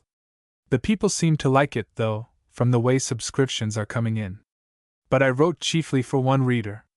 He would have opened his eyes if I had told him that a young music teacher in Columbus, Ohio, had a large share in conducting the journal. Over my desk in my rooms I had framed, in illuminated text, the words she had spoken to me on the most memorable day of my life. The editor has exceptional opportunities, and might be the knight-errant of our age. If in earnest and on the right side, he can forge a weapon out of public opinion that few evils could resist. He is in just the position to discover these dragons and drive them from their hiding places. The spirit that breathed in these words I tried to make mine, for I wished to feel and think as she did. While I maintained my individuality of thought, I never touched a question but that I first looked at it from her standpoint. I labored for weeks over an editorial entitled Truth versus Conscience, and sent it like an arrow into the west. Chapter 19 Ada. I heard often from the farmhouse, and learned that Mr. Hearn had gone to Europe almost immediately, but that he had returned in the latter part of September, and had spent a week with his little girl, Mrs. Bradford, his sister, accompanying him. They seem to think Adela is doing so well, Mrs. Yocombe wrote, that they have decided to leave her here through October. Ada spends part of every forenoon teaching the little girls. In the latter part of November I received a letter that made my heart beat thick and fast. We expect thee to eat thy Thanksgiving dinner with us, and we expect also a friend from the West. I think she will treat thee civilly. At any rate, we have a right to invite whom we please. We drew up a petition to Emily, and all signed it. Father added a direful postscript. He said, if thee won't come quietly, I will go after thee. Thee thinks I am a man of peace, but there will be commotion and violence in Ohio if thee doesn't come. So strong-willed as thee is, thee has got to yield for once. She wrote father the funniest letter in reply, in which she agreed, for the credit of the Society of Friends, not to provoke him to extremities. She doesn't know thee is coming, but I think she knows me well enough to be sure that thee would be invited. Emily writes that she will not return to New York to live, since she can obtain more scholars than she needs at Columbus. Mrs. Yocombe also added that Ada had left home that day for an extended visit in the city, and she gave me her address. I had written to Ada more than once, and had made out a program of what we should do when she came to town. Quite early in the evening I started out to call upon her, but as I drew near the house I saw that a handsome coupe stood before the door, drawn by 2 horses, and that the coachman was in livery. My steps were speedily arrested, for the door of the dwelling was opened, and Mr. Hearn came out, accompanied by Ada. They entered the coupe and were driven rapidly toward Fifth Avenue. I gave a long, low whistle, and took 2 or 3 turns around the block, muttering, Gilbert Hearn, but you are shrewd. If you can have the best thing in the world, you'll have the next best. Come to think of it, she is the best for you. If this comes about for Ada, I could throw my hat over yonder steeple. I went back to the house, proposing to leave my card, and thus show Ada that I was not inattentive. The interior of the dwelling, like its exterior, was plain, but very substantial and elegant. The servant handed my card to a lady passing through the hall. Oh, thee is Richard Morton, she said. Cousin Ruth and Ada have told us all about thee. Please come in, for I want to make thy acquaintance. Ada will be so sorry to miss thee. She has gone out for the evening. If she will permit me, I said, I will call tomorrow, on my way downtown, for I wish to see her very much. Do so, by all means. Come whenever thee can, and informally. Thee'll always find a welcome here. Before I was aware I had spent an hour in pleasant chat, for with the Yocombes as mutual friends we had common interests. Mrs. Winfield, my hostess, had all the elegance of Mrs. Bradford, but there was also a simple, friendly heartiness in her manner that stamped every word she spoke with sincerity. I was greatly pleased, and felt that the wealthy banker and his sister could find no fault with Ada's connections. She greeted me the next morning like the sister she had become in very truth. "Oh, Richard!" she exclaimed. "I'm so glad to see thee. Why, thee's so improved I'd hardly know thee. Seems to me thee's grown taller and larger every way. I fear I looked rather small sometimes in the country." "No, Richard, thee never looked small to me, but when I think what I was when thee found me, I don't wonder thee went up to thy room in disgust. I've thought a great deal since that day, and I've read some too. If you knew how proud of you I am now, it would turn your head. Perhaps it isn't very strong. So thee's going to eat thy Thanksgiving dinner at home. I shall be well out of the way. You will never be in my way, but perhaps I might have been in somebody's way had I come earlier last night. I thought thee was blind, she said, an exquisite color coming into her beautiful face. Never to your interests, Ada. Count on me to the last drop. Oh, Richard, thee has been so kind and helpful to me. Thee'll never know all that's in my heart. When I think what I was when I first knew thee, I wonder at it all. Ada, I said, taking her hand, you have become a genuine woman. The expression of your face has changed, and it has become a fine example of the truth, that even beauty follows the law of living growth, from within outward. Higher thoughts, noble principle, and unselfishness are making their impress. After our long separation I see the change distinctly, and I feel it still more. You have won my honest respect, Ada. I predict for you a happy life, and what is more, you will make others happy. People will be the better for being with you. Well, Richard, now that we are brother and sister, I don't mind telling thee that it was thee who woke me up. I was a fool before thee came. But the true, sweet woman was in your nature ready to be awakened. Other causes would soon have produced the same effect. Possibly, but I don't know anything about other causes. I do know thee, and I trust thee with my whole heart, and I'm going to talk frankly with thee because I want to ask thy advice. Thee knows how near to death I came. I've thought a great deal about it. Having come so near losing life, I began to think what life meant, what it was, and I was soon made to see how petty and silly my former life had been. My heart just overflowed with gratitude toward thee. When thee was so ill I would often lie awake whole nights thinking and trembling lest thee should die. I felt so strangely, so weak and helpless, that I stretched out my hands to thee, and thy strong hands caught and sustained me through that time when I was neither woman nor child. Thee never humiliated me by even a glance. Thee treated me with a respect that I did not deserve, but which I want to deserve. I am not strong, like Emily Warren, but I am trying to do right. Thee changed a blind impulse into an abiding trust and sisterly affection. Thee may think I'm giving thee a strange proof of my trust. I am going to tell thee something that I've not told anyone yet. Last evening Gilbert Hearn took me to see his sister, Mrs. Bradford, and I spent the evening with them and little Adela. Coming home he asked me to be his wife. I was not so very greatly surprised, for he spent every first day in October at our house while Adela was with us, and he was very attentive to me. Father and mother don't like it very much, but I think they are a little prejudiced against him on my account. I believe thee will tell me the truth about him. Ada dear, you have honored me greatly. I will advise you just as I would my own sister. What did you answer him last evening? I told him that I was a simple country girl, and not suited to be his wife. Then he said that he had a right to his own views about that.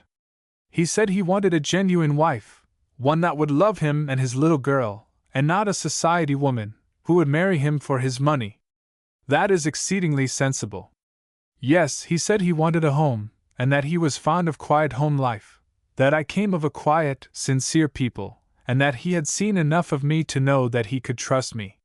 He said also that I could be both a mother and a companion to Adela, and that the child needed just such a disposition as I had. I laughed as I said, Mr. Hearn is sagacity itself. Even Solomon could not act more wisely than he is seeking to act. But what does your heart say to all this, Ada? Her color deepened, and she averted her face.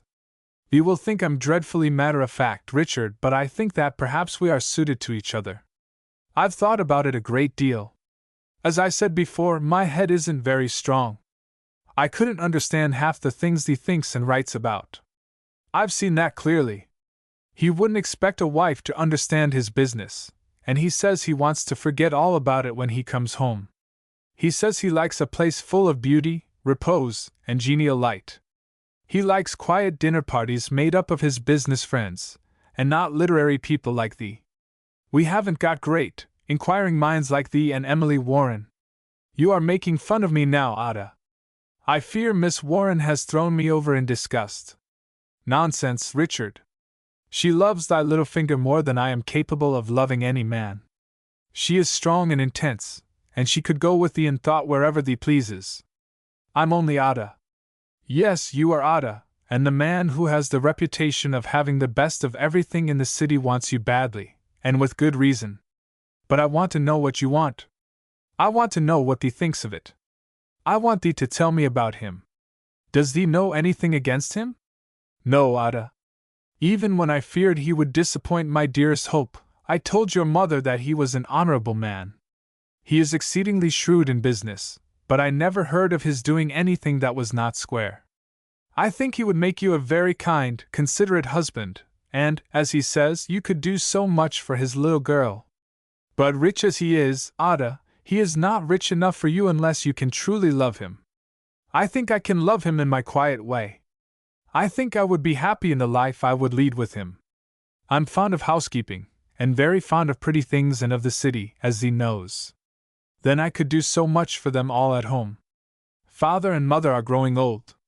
Father lent money some years ago, and lost it, and he and mother have to work too hard.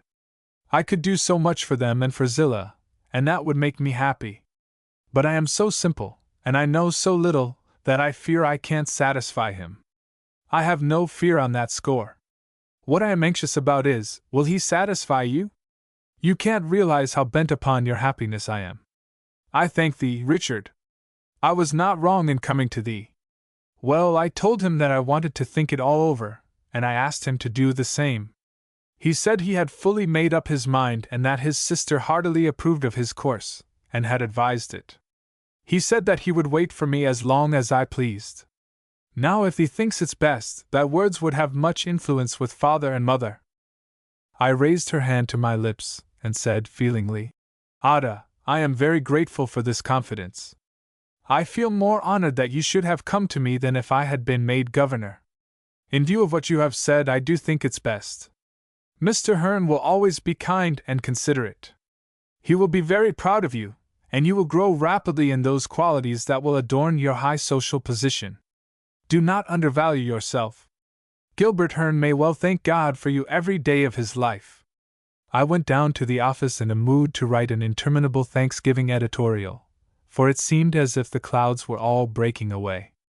Chapter 20 Thanksgiving Day. On the day before Thanksgiving, one of my associates clapped me on the shoulder, and said, laughing, Morton, what's the matter? You are as nervous as a girl on her wedding day. I've spoken to you twice, and you've not answered. Has one of the dragons got the best of you? I woke up, and said quietly, It isn't a dragon this time. Oh, how vividly that evening comes back to me, as I walked swiftly uptown. It would have been torture to have ridden in a lumbering stage or crawling streetcar. I scarcely knew what I thrust into my traveling bag. I had no idea what I ate for dinner, and only remember that I scalded myself slightly with hot coffee. Calling a coupe, I dashed off to a late train that passed through the village nearest to the farmhouse. It had been arranged that I should come the following morning, and that Reuben should meet me, but I proposed to give them a surprise. I could not wait one moment longer than I must. I had horrible dreams in the stuffy little room at the village inn, but consoled myself with the thought that dreams go by contraries. After a breakfast on which mine host cleared 200%, I secured a light wagon and driver, and started for the world's one Mecca for me. My mind was in a tumult of mingled hope and fear, and I experienced all a young soldier's trepidation when going into his first battle. If she had not come, if she would not listen to me, the cold perspiration would start out on my brow at the very thought. What a mockery Thanksgiving Day would ever become if my hopes were disappointed. Even now I cannot recall that interminable ride without a faint awakening of the old unrest. When within half a mile of the house I dismissed my driver, and started on at a tremendous pace. But my steps grew slower and slower, and when the turn of the road revealed the dear old place just before me, I leaned against the wall faint and trembling. I marked the spot on which I had stood when the fiery bolt descended, and some white shingles indicated the place on the mossy roof where it had burned its way into the home that even then enshrined my dearest treasures. I saw the window at which Emily Warren had directed the glance that had sustained my hope for months. I looked wistfully at the leafless, flowerless garden, where I had first recognized my Eve. "Will her manner be like the present aspect of that garden?" I groaned. I saw the arbor in which I had made my wretched blunder. I had about broken myself of profanity, but an ugly expression slipped out. I hope the good angel makes allowances for human nature. Recalling the vow I had made in that arbor, I snatched up my valise and did not stop till I had mounted the piazza. Further suspense was unendurable. My approach had been unnoted, nor had I seen any of the family. Noiselessly as possible, I opened the door and stood within the hallway. I heard Mrs. Yoakum's voice in the kitchen. Reuben was whistling upstairs, and Zillah singing her doll to sleep in the dining room. I took these sounds to be good omens. If she had not come, there would not have been such cheerfulness. With silent tread I stole to the parlor door. At my old seat by the window was Emily Warren, writing on a portfolio in her lap. For a second a blur came over my vision, and then I devoured her with my eyes as the famishing would look at food. Had she changed? Yes, but only to become tenfold more beautiful, for her face now had that indescribable charm which suffering, nobly endured, imparts. I could have knelt to her like a Catholic to his patron saint. She felt my presence, for she looked up quickly. The portfolio dropped from her lap. She was greatly startled, and instinctively put her hand to her side. Still I thought I saw welcome dawning in her eyes. But at this moment Zillah sprang into my arms and half smothered me with kisses. Her cries of delight brought Reuben tearing down the stairs, and Mrs. Yoakum, hastening from the kitchen, left the mark of her flowery arm on the collar of my coat as she gave me a motherly salute.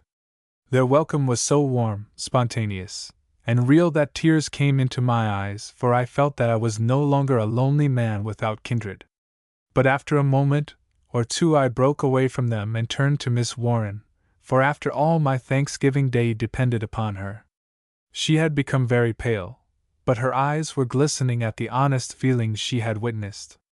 I held out my hand and asked, in a low voice, "May I stay?" "I could not send you away from such friends, Mr. Morton," she said gently, "even had I the right." And she held out her hand. I think I heard it, for I grasped it as if I were drowning. Reuben had raced down to the barn to call his father, who now followed him back at a pace that scarcely became his age in Quaker tenets. "Richard," he called, as soon as he saw me, "welcome home! Thee's been a long time coming, and yet thee's stolen a march on us after all. Reuben was just going for thee. How did thee get here?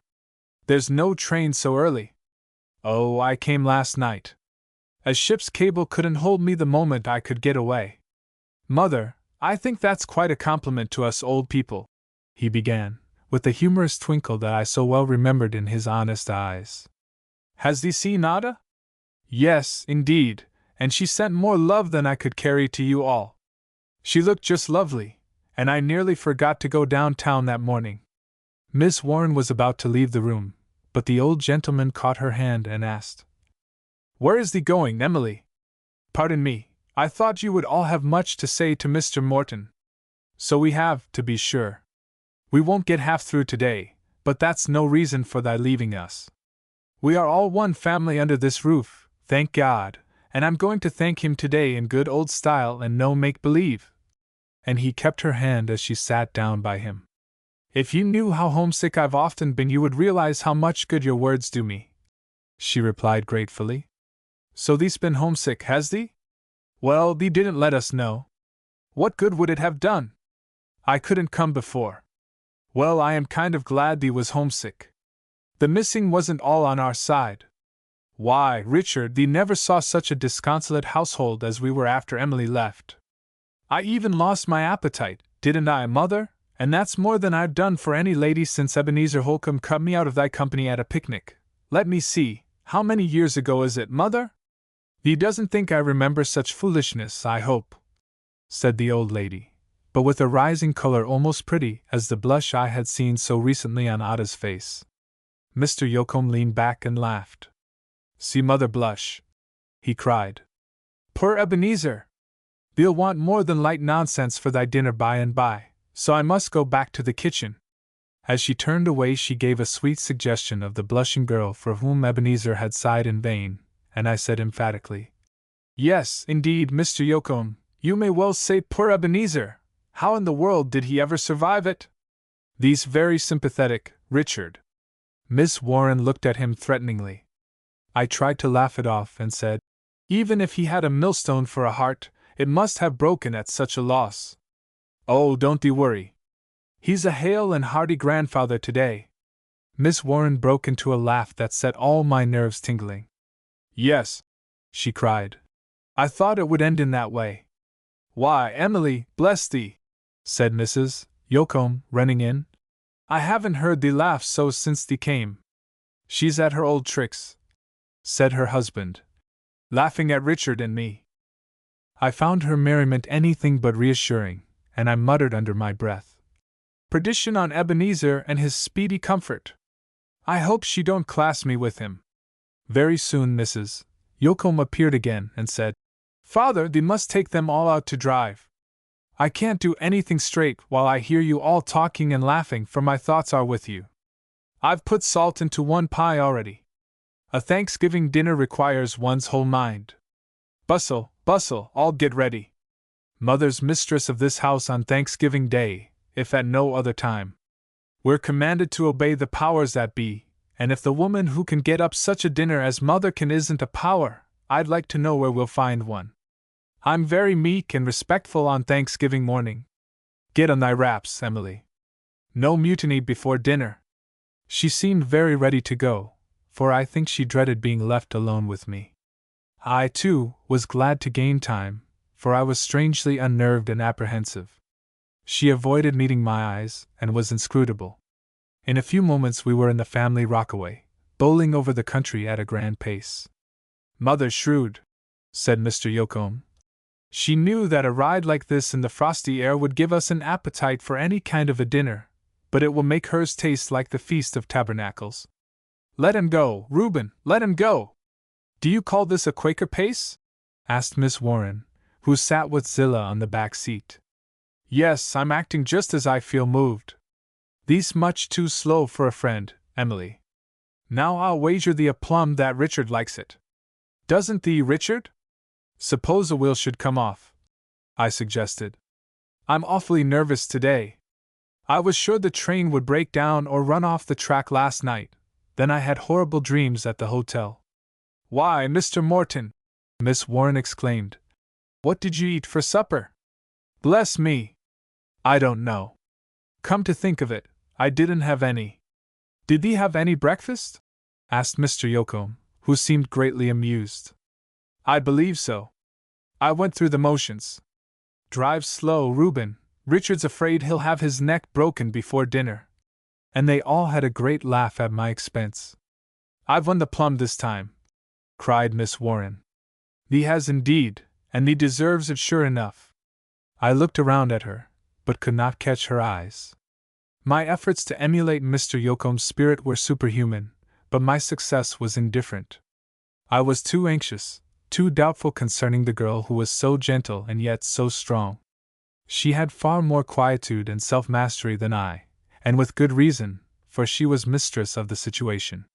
Still, I gathered hope every hour, for I felt that her face would not be so happy, so full of brightness, if she proposed to send me away disappointed, or even put me off on further probation. Nevertheless, my Thanksgiving Day would not truly begin until my hope was confirmed.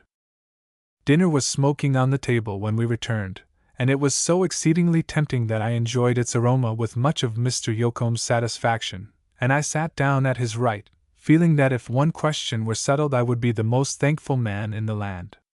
We bowed our heads in grace, but after a moment Mr. Yocom arose, and with uplifted face repeated words that might have been written for the occasion, so wonderfully adapted to human life is the Book of God. "Bless the Lord, O my soul, and all that is within me, bless his holy name. Bless the Lord, O my soul, and forget not all his benefits. Who forgiveth all thine iniquities, who healeth all thy diseases, who redeemeth thy life from destruction, who crowneth thee with loving kindness and tender mercies, Who satisfieth thy mouth with good things, so that thy youth is renewed like the eagles. Never was there a grace so full of grace before. If a kind earthly father looks with joy on his happy children, so surely the Divine Father must have smiled upon us. In the depths of my heart I respected a faith that was so simple, genuine, and full of sunshine. Truly it had come from heaven, and not from the dyspeptic creeds of cloistered theologians. Father, cried Zillah, thee looked like my picture of King David. Well, I'm in a royal mood, replied her father, and I don't believe King David ever had half so good a dinner as Mother has provided. Such a dinner, Richard, is the result of genius. All the cookbooks in the world couldn't account for it, and I don't believe Mother has read one of them. Thee must give Cynthia part of the credit, protested his wife. She's the woman who says Lord a Massey, and insists that I was struck with lightning, isn't she? And I glanced toward Miss Warren, but she wouldn't meet my eye. Her deepening color told of a busy memory, however. Mr. Yocombe began to laugh so heartily that he dropped his knife and fork on the table and leaned back in his chair quite overcome. Father, behave thyself, his wife remonstrated. At last the old gentleman set to work in good earnest. Emily, he said, this is that innocent young gobbler that thee so commiserated. Thee hasn't the heart to eat him, surely. I'll take a piece of the breast, if you please. Wouldn't thee like his heart? No, I thank you. What part would thee like, Richard? Anything but his wings and legs. They would remind me how soon I must go back to awful New York. Not before second day. Yes, sir, tomorrow morning. An editor's play spells are few and far between. Well, Richard, thee thrives on work, said Mrs. Yocombe. Yes. I've found it good for me. And you have done good work, Mr. Morton, added Miss Warren. I like your paper far better now. But you stopped it. Did you find that out? Indeed I did, and very quickly. My cousin Mrs. Vining took the paper. Yes, I know that too. Why, Mr. Morton, do you keep track of all your readers? The circulation of your paper cannot be large. I looked after Mrs. Vining carefully, but no further. I shall certainly tell her of your interest, she said with her old mirthful gleam. Please do. The people at the office would be agape with wonder if they knew of the influence resulting from Mrs. Vining's name being on the subscription list. Not a disastrous influence, I trust?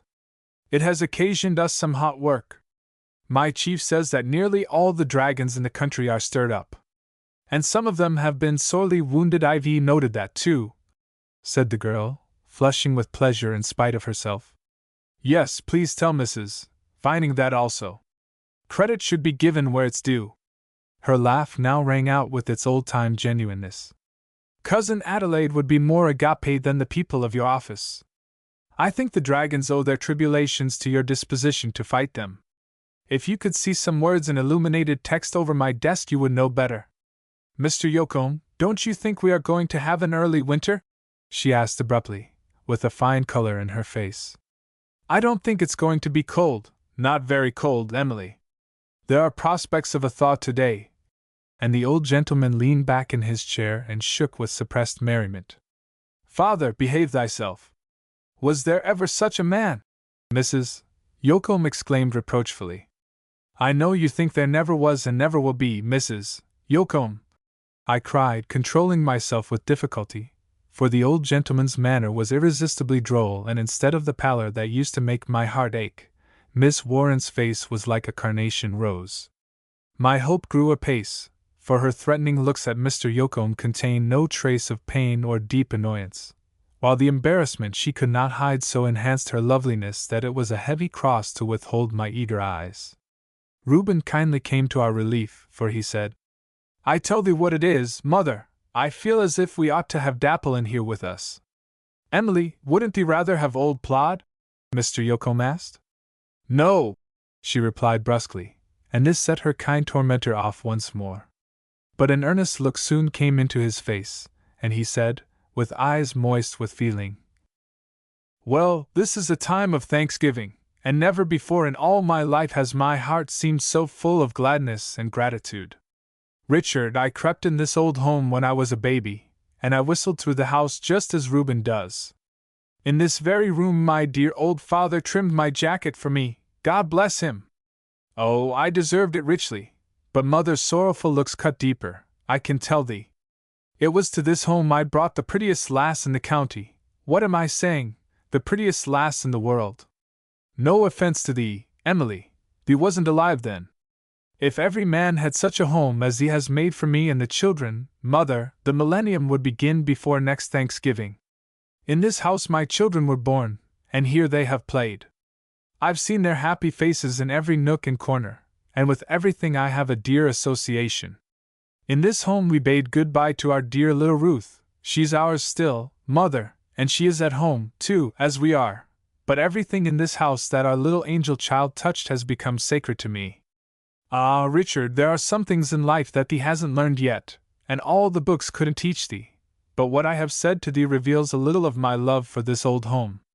How I love those whom God has given me, only He knows.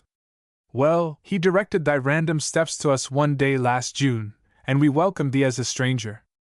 But thee has a different welcome today, Richard, a very different welcome. Thee doesn't like to hear about it, but we never forget. No, Richard, we never forget. Mrs. Yocombe breathed softly. Do you think, sir, that I forget the unquestioning hospitality that brought me here? Can you think, Mrs. Yocombe, I ever forget the words you spoke to me in yonder parlor on the evening of my arrival? Or that I should have died but for your devoted and merciful care? This day, with its hopes, teaches me how immeasurable would have been my loss, for my prospects then were not bright for either world. Rest assured, dear friends, I have my memories too. The service I rendered you any man would have given, and it was my unspeakable good fortune to be here. But the favors which I have received have been royal. They are such as I could not receive from others, because others would be incapable of bestowing them. You are right, Mr. Morton, Miss Warren began impetuously, her lovely eyes full of tears. I, too, have received kindnesses that could not come from others, because others would not know how to confer them with your gentleness and mercy, Mrs. Yocombe. Oh! Oh! I wish I could make you and your husband know how I thank you. I, too, never forget. But if we talk this way any more, I shall have to make a hasty retreat. Well, I should say this was a Thanksgiving dinner, remarked Reuben sententiously. Since we couldn't cry, we all laughed, and I thanked the boy for letting us down so cleverly. The deep feeling that memories would evoke in spite of ourselves sank back into the depths of our hearts. The shadow on our faces passed like an April cloud, and the sunshine became all the sweeter and brighter. If Ada were only here! I cried. I miss her more and more every moment, and the occasion seems wholly incomplete without her. Yes, dear child, I miss her too, more than I can tell you, said Mrs. Yocombe, her eyes growing very tender and wistful. She's thinking of us. Doesn't thee think she has improved? She used to read those magazines thee sent her till I had to take them away and send her to bed. I can't tell you how proud I am of Ada. It was like a June day to see her fair sweet face in the city, and it would have had done your hearts good if you could have heard how she spoke of you all. Ada is very proud of her big brother, too, I can tell thee. She quotes thy opinions on all occasions. The one regret of my visit is that I shall not see her, Miss Warren said earnestly. Mrs. Yocombe, I have those roses she gave me the day before I left you last summer, and I shall always keep them. I told Cousin Adelaide that they were given to me by the best and most beautiful girl in the world. God bless the girl, ejaculated Mr. Yocombe. She has become a great comfort and joy to me. And his wife smiled softly and tenderly. Ada is so good to me, cried Zillah, that if Emily hadn't come I wouldn't have half enjoyed the day. What does thee think of that view of the occasion, Richard? Asked Mr. Yocombe. Zillah and I always agreed well together, I said, but I wish Ada knew how much we miss her. She shall know, said her mother. I truly wish we had all of our children with us today, for, Richard, we have adopted thee and Emily without asking your consent. I think the lightning fused us all together. I looked with a quick flash toward Miss Warren, but her eyes were on the mother, and they were full of a daughter's love. Dear Mrs. Yocombe, I replied, in a voice not oversteady. You know that as far as fusing was concerned I was the worst struck of you all, and this day proves that I am no longer without kindred. But how vain the effort to reproduce the light and shade that filled the quaint, simple room! How vain the attempt to make the myriad ripples of that hour flow and sparkle again, each one of us meanwhile conscious of the depths beneath them. Chapter 21 Ripples on Deep Water. After dinner was over, Reuben cried, "Come, Zillah, I'm going out with Dapple, and I'll give thee a ride that'll settle thy dinner. Emily, thee hasn't petted Dapple today. Thee's very forgetful of one of thy best friends. Do you know," said Miss Warren to me as we followed the boy, "Reuben sent Dapple's love to me every time he wrote? It's just what Dapple would have done himself if he could. Did you refuse to receive it?" "No, indeed. Why should I?" "Oh, I'm not jealous. Only I can't help thinking that the horse had greater privileges than I." She bit her lip, and her color deepened, but instead of answering she tripped away from me toward the barn. Dapple came prancing out, and whinnied as soon as he saw her. "Oh, he knows thee as well as I do," said Reuben. "He thinks thee's a jolly good girl. Thee's kind of cut me out, but I owe thee no grudge. See how he'll come to thee now." And sure enough, the horse came and put his nose in her hand, where he found a lump of sugar. "I won't give you fine words only, Dapple," she said, and the beautiful animal's spirited eyes grew mild and gentle as if he understood her perfectly. "Heaven grant that she gives me more than words," I muttered. While Reuben was harnessing Dapple, Miss Warren entered the barn, saying, "I feel a little remorseful over my treatment of old Plod, and think I will go and speak to him. May I be present at the interview?" "Certainly." Either the old horse had grown duller and heavier than ever, or else was offended by her long neglect, for he paid her but little attention, and kept his head down in his manger. "Dapple would not treat you like that, even if you hadn't a lump of sugar in your hand. Dapple is peculiar," she remarked. "Do you mean a little ill-balanced? He was certainly very precipitate on one occasion." "Yes, but he had the grace to stop before he did any harm." "But suppose he couldn't stop? Did old Plod give you any more advice?" "Mr. Morton, you must cub your editorial habit of inquiring into everything. Am I a dragon? I fear you more than all the dragons put together." "Then you are a brave man to stay." "Not at all. To run away would be worse than death." "What an awful dilemma you are in!" "It seems to me, however, the coolest veteran in the land could not have made a better dinner while in such peril. I had scarcely eaten anything since yesterday morning. Moreover, I was loyally bound to compliment Mrs. Yoakum's efforts in the only way that would have satisfied her. That reminds me that I ought to go and help Mrs. Yoakum clear away the vast debris of such a dinner. Miss Warren, I have only this afternoon and evening." "Truly, Mr. Morton, the pathos in your tones would move a post. But will it move you? That's the question that concerns me. Will you take a walk with me?" "Indeed, I think I must go now, if I would not be thought more insensible than a post." "Wait till I put on more wraps, and do you get your overcoat, sir, or you will take cold." "Yes, I'm awfully afraid I shall be chilled, and the overcoat wouldn't help me. Nevertheless, I'll do your bidding in this, as in all respects." "What a lamb-like frame of mind!" she cried, but her step up the piazza was light and quick. "She could not so play with me if she meant to be cruel, for she has not a feline trait," I murmured, as I pulled on my ulster. "This genial day has been my ally, and she has not the heart to embitter it. So far from finding other interests, she must have seen that time has intensified the one chief interest of my life. Oh, it would be like death to be sent away again. How beautiful she has become in her renewed health! Her great spiritual eyes make me more conscious of the woman angel within her than of a flesh and blood girl. Human she is indeed, but never of the earthy. Even when I take her hand, now again so plump and pretty, I feel the exquisite thrill of her life within. It's like touching a spirit, were such a thing possible. I crushed her hand this morning, brute that I was. It's been red all day. Well, heaven speed me now." "What?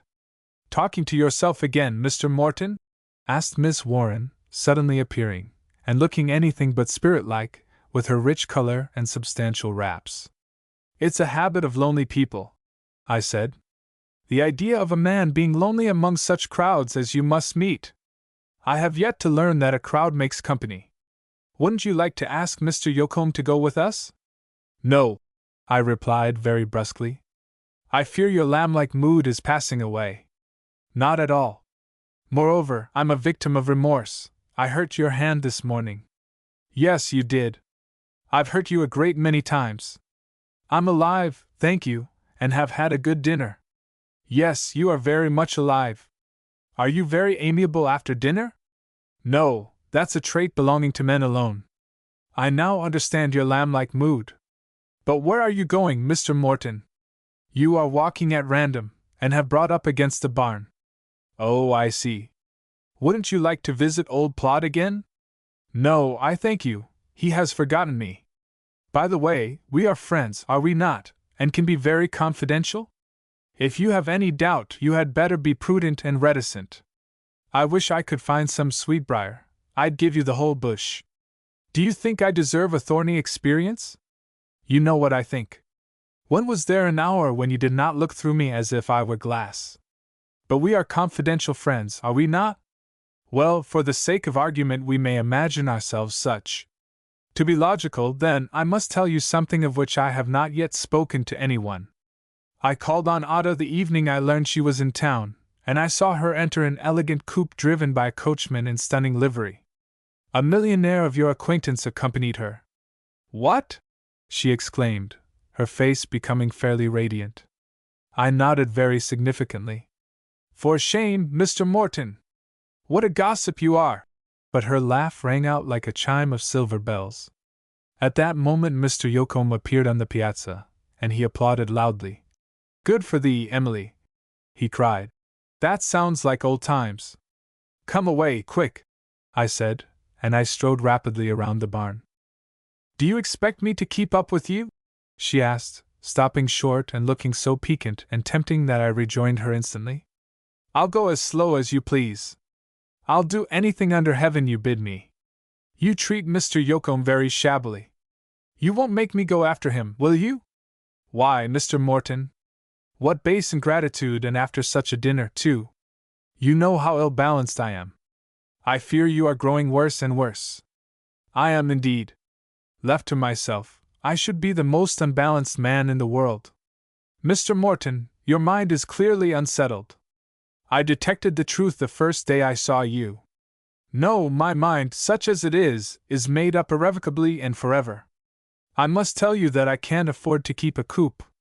There is a beautiful sequence in your remarks. Then you ought not to keep one. But why complain? There are always omnibuses within call. Are you fond of riding in an omnibus? What an irrelevant question! Suppose I followed your example, and ask what you think of the Copernican system? You can't be ill-balanced if you try, and your question is not in the least irrelevant. The Copernican system is true, and illustrates my position exactly. There is a heavenly body, radiant with light and beauty, that attracts me irresistibly. The moment I came within her influence, my orbit was fixed. Isn't your orbit a little eccentric?" she asked, with averted face. "Still, your figure may be very apartment. Another body of greater attraction would carry you off into space. There is no such body in existence. Mr. Morton, we were talking about omnibuses. And you have not answered my question. Since we are such confidential friends, I will tell you a profound secret. I prefer streetcars to omnibuses, and would much rather ride in one than in a carriage that I could not pay for." "Well, now, that's sensible." "Yes, quite matter-of-fact. Where are you going, Mr. Morton?" "Wherever you wish, even to Columbus." "What? Run away from your work and duty? Where is your conscience?" "Where my heart is." "Oh, both are in Columbus. I should think it inconvenient to have them so far off." I tried to look in her eyes, but she turned them away. "I can prove that my conscience was in Columbus. I consulted you on every question I discussed in the paper." "Nonsense! You never wrote me a line. I was enjoined not to in a way that made my blood run cold. But I thought Mrs. Vining's opinions might be influenced by a member of her family, and I never wrote a line unmindful of that influence. Again her laugh rang out. I should call the place where you wrote the circumlocution office. Well, to keep up your way of doing things, that member of the family read most critically all you wrote. How could you tell my work from that of others? Oh, I could tell every line from your hand as if spoken to me. Well, fair critic? Never compliment a critic. It makes them more severe. I could do so much better if you were in New York. What? Do you expect me to go into the newspaper business? You are in it now, you are guiding me. You are the inspiration of my best work, and you know it. We had now reached a point where the lane wound through a hemlock grove. My hope was glad and strong, but I resolved at once to remove all shadow of fear, and I shrank from further probation. Therefore I stopped decisively, and said in a voice that faltered not a little, Emily, our light words are but ripples that cover depths which in my case reach down through life and beyond it. You are my fate. I knew it the day I first met you. I know it now with absolute conviction. She turned a little away from me and trembled. Do you remember this? I asked, and I took from my pocketbook the withered York and Lancaster rosebud. She gave it a dark glance, and her crimson face grew pale. Too well, she replied in a low tone. I threw it down and ground it under my heel. Then, removing my hat, I said, I am at your mercy. You are the stronger, and your foot is on my neck. She turned on me instantly, and her face was aflame with her eager, imperious demand to know the truth. Taking both my hands in a tense, strong grasp, she looked into my eyes as if she would read my very soul. Richard, she said in a voice that was half entreaty, half command, in God's name, tell me the truth, the whole truth. Do you respect me at heart? Do you trust me? Can you trust me as Mr. Yocombe trusts his wife? I will make no comparisons, I replied gently. Like the widow in the Bible, I give you all I have. Her tense grasp relaxed, her searching eyes melted into love itself, and I snatched her to my heart. What were the millions I lost compared with this dowry? She murmured. I knew it, I've known it all day, ever since you crushed my hand. Oh, Richard, your rude touch healed a sore heart. Emily, I said with a low laugh, that June day was the day of fate after all. It was, indeed. I wish I could make you know how gladly I accept mine. Oh, Richard, I nearly killed myself trying not to love you. It was fate, or something better. Then suppose we change the figure, and say our match was made in heaven. I will not attempt to describe that evening at the farmhouse. We were made to feel that it was our own dear home, a safe, quiet haven ever open to us when we wished to escape from the turmoil of the world. I thank God for our friends there, and their unchanging truth. I accompanied Emily to Columbus, but I went after her again in the spring, and for a time she made her home with Mrs. Yocombe. Ada was married at Mrs. Winfield's large city mansion, for Mr. Hearn had a host of relatives and friends whom he wished present. The farmhouse would not have held a tithe of them, and the banker was so proud of his fair country flower that he seemed to want the whole world to see her. We were married on the anniversary of the day of our fate, and in the old garden where I first saw my Eve, my truth. She has never tempted me to aught save good deeds and brave work. The end.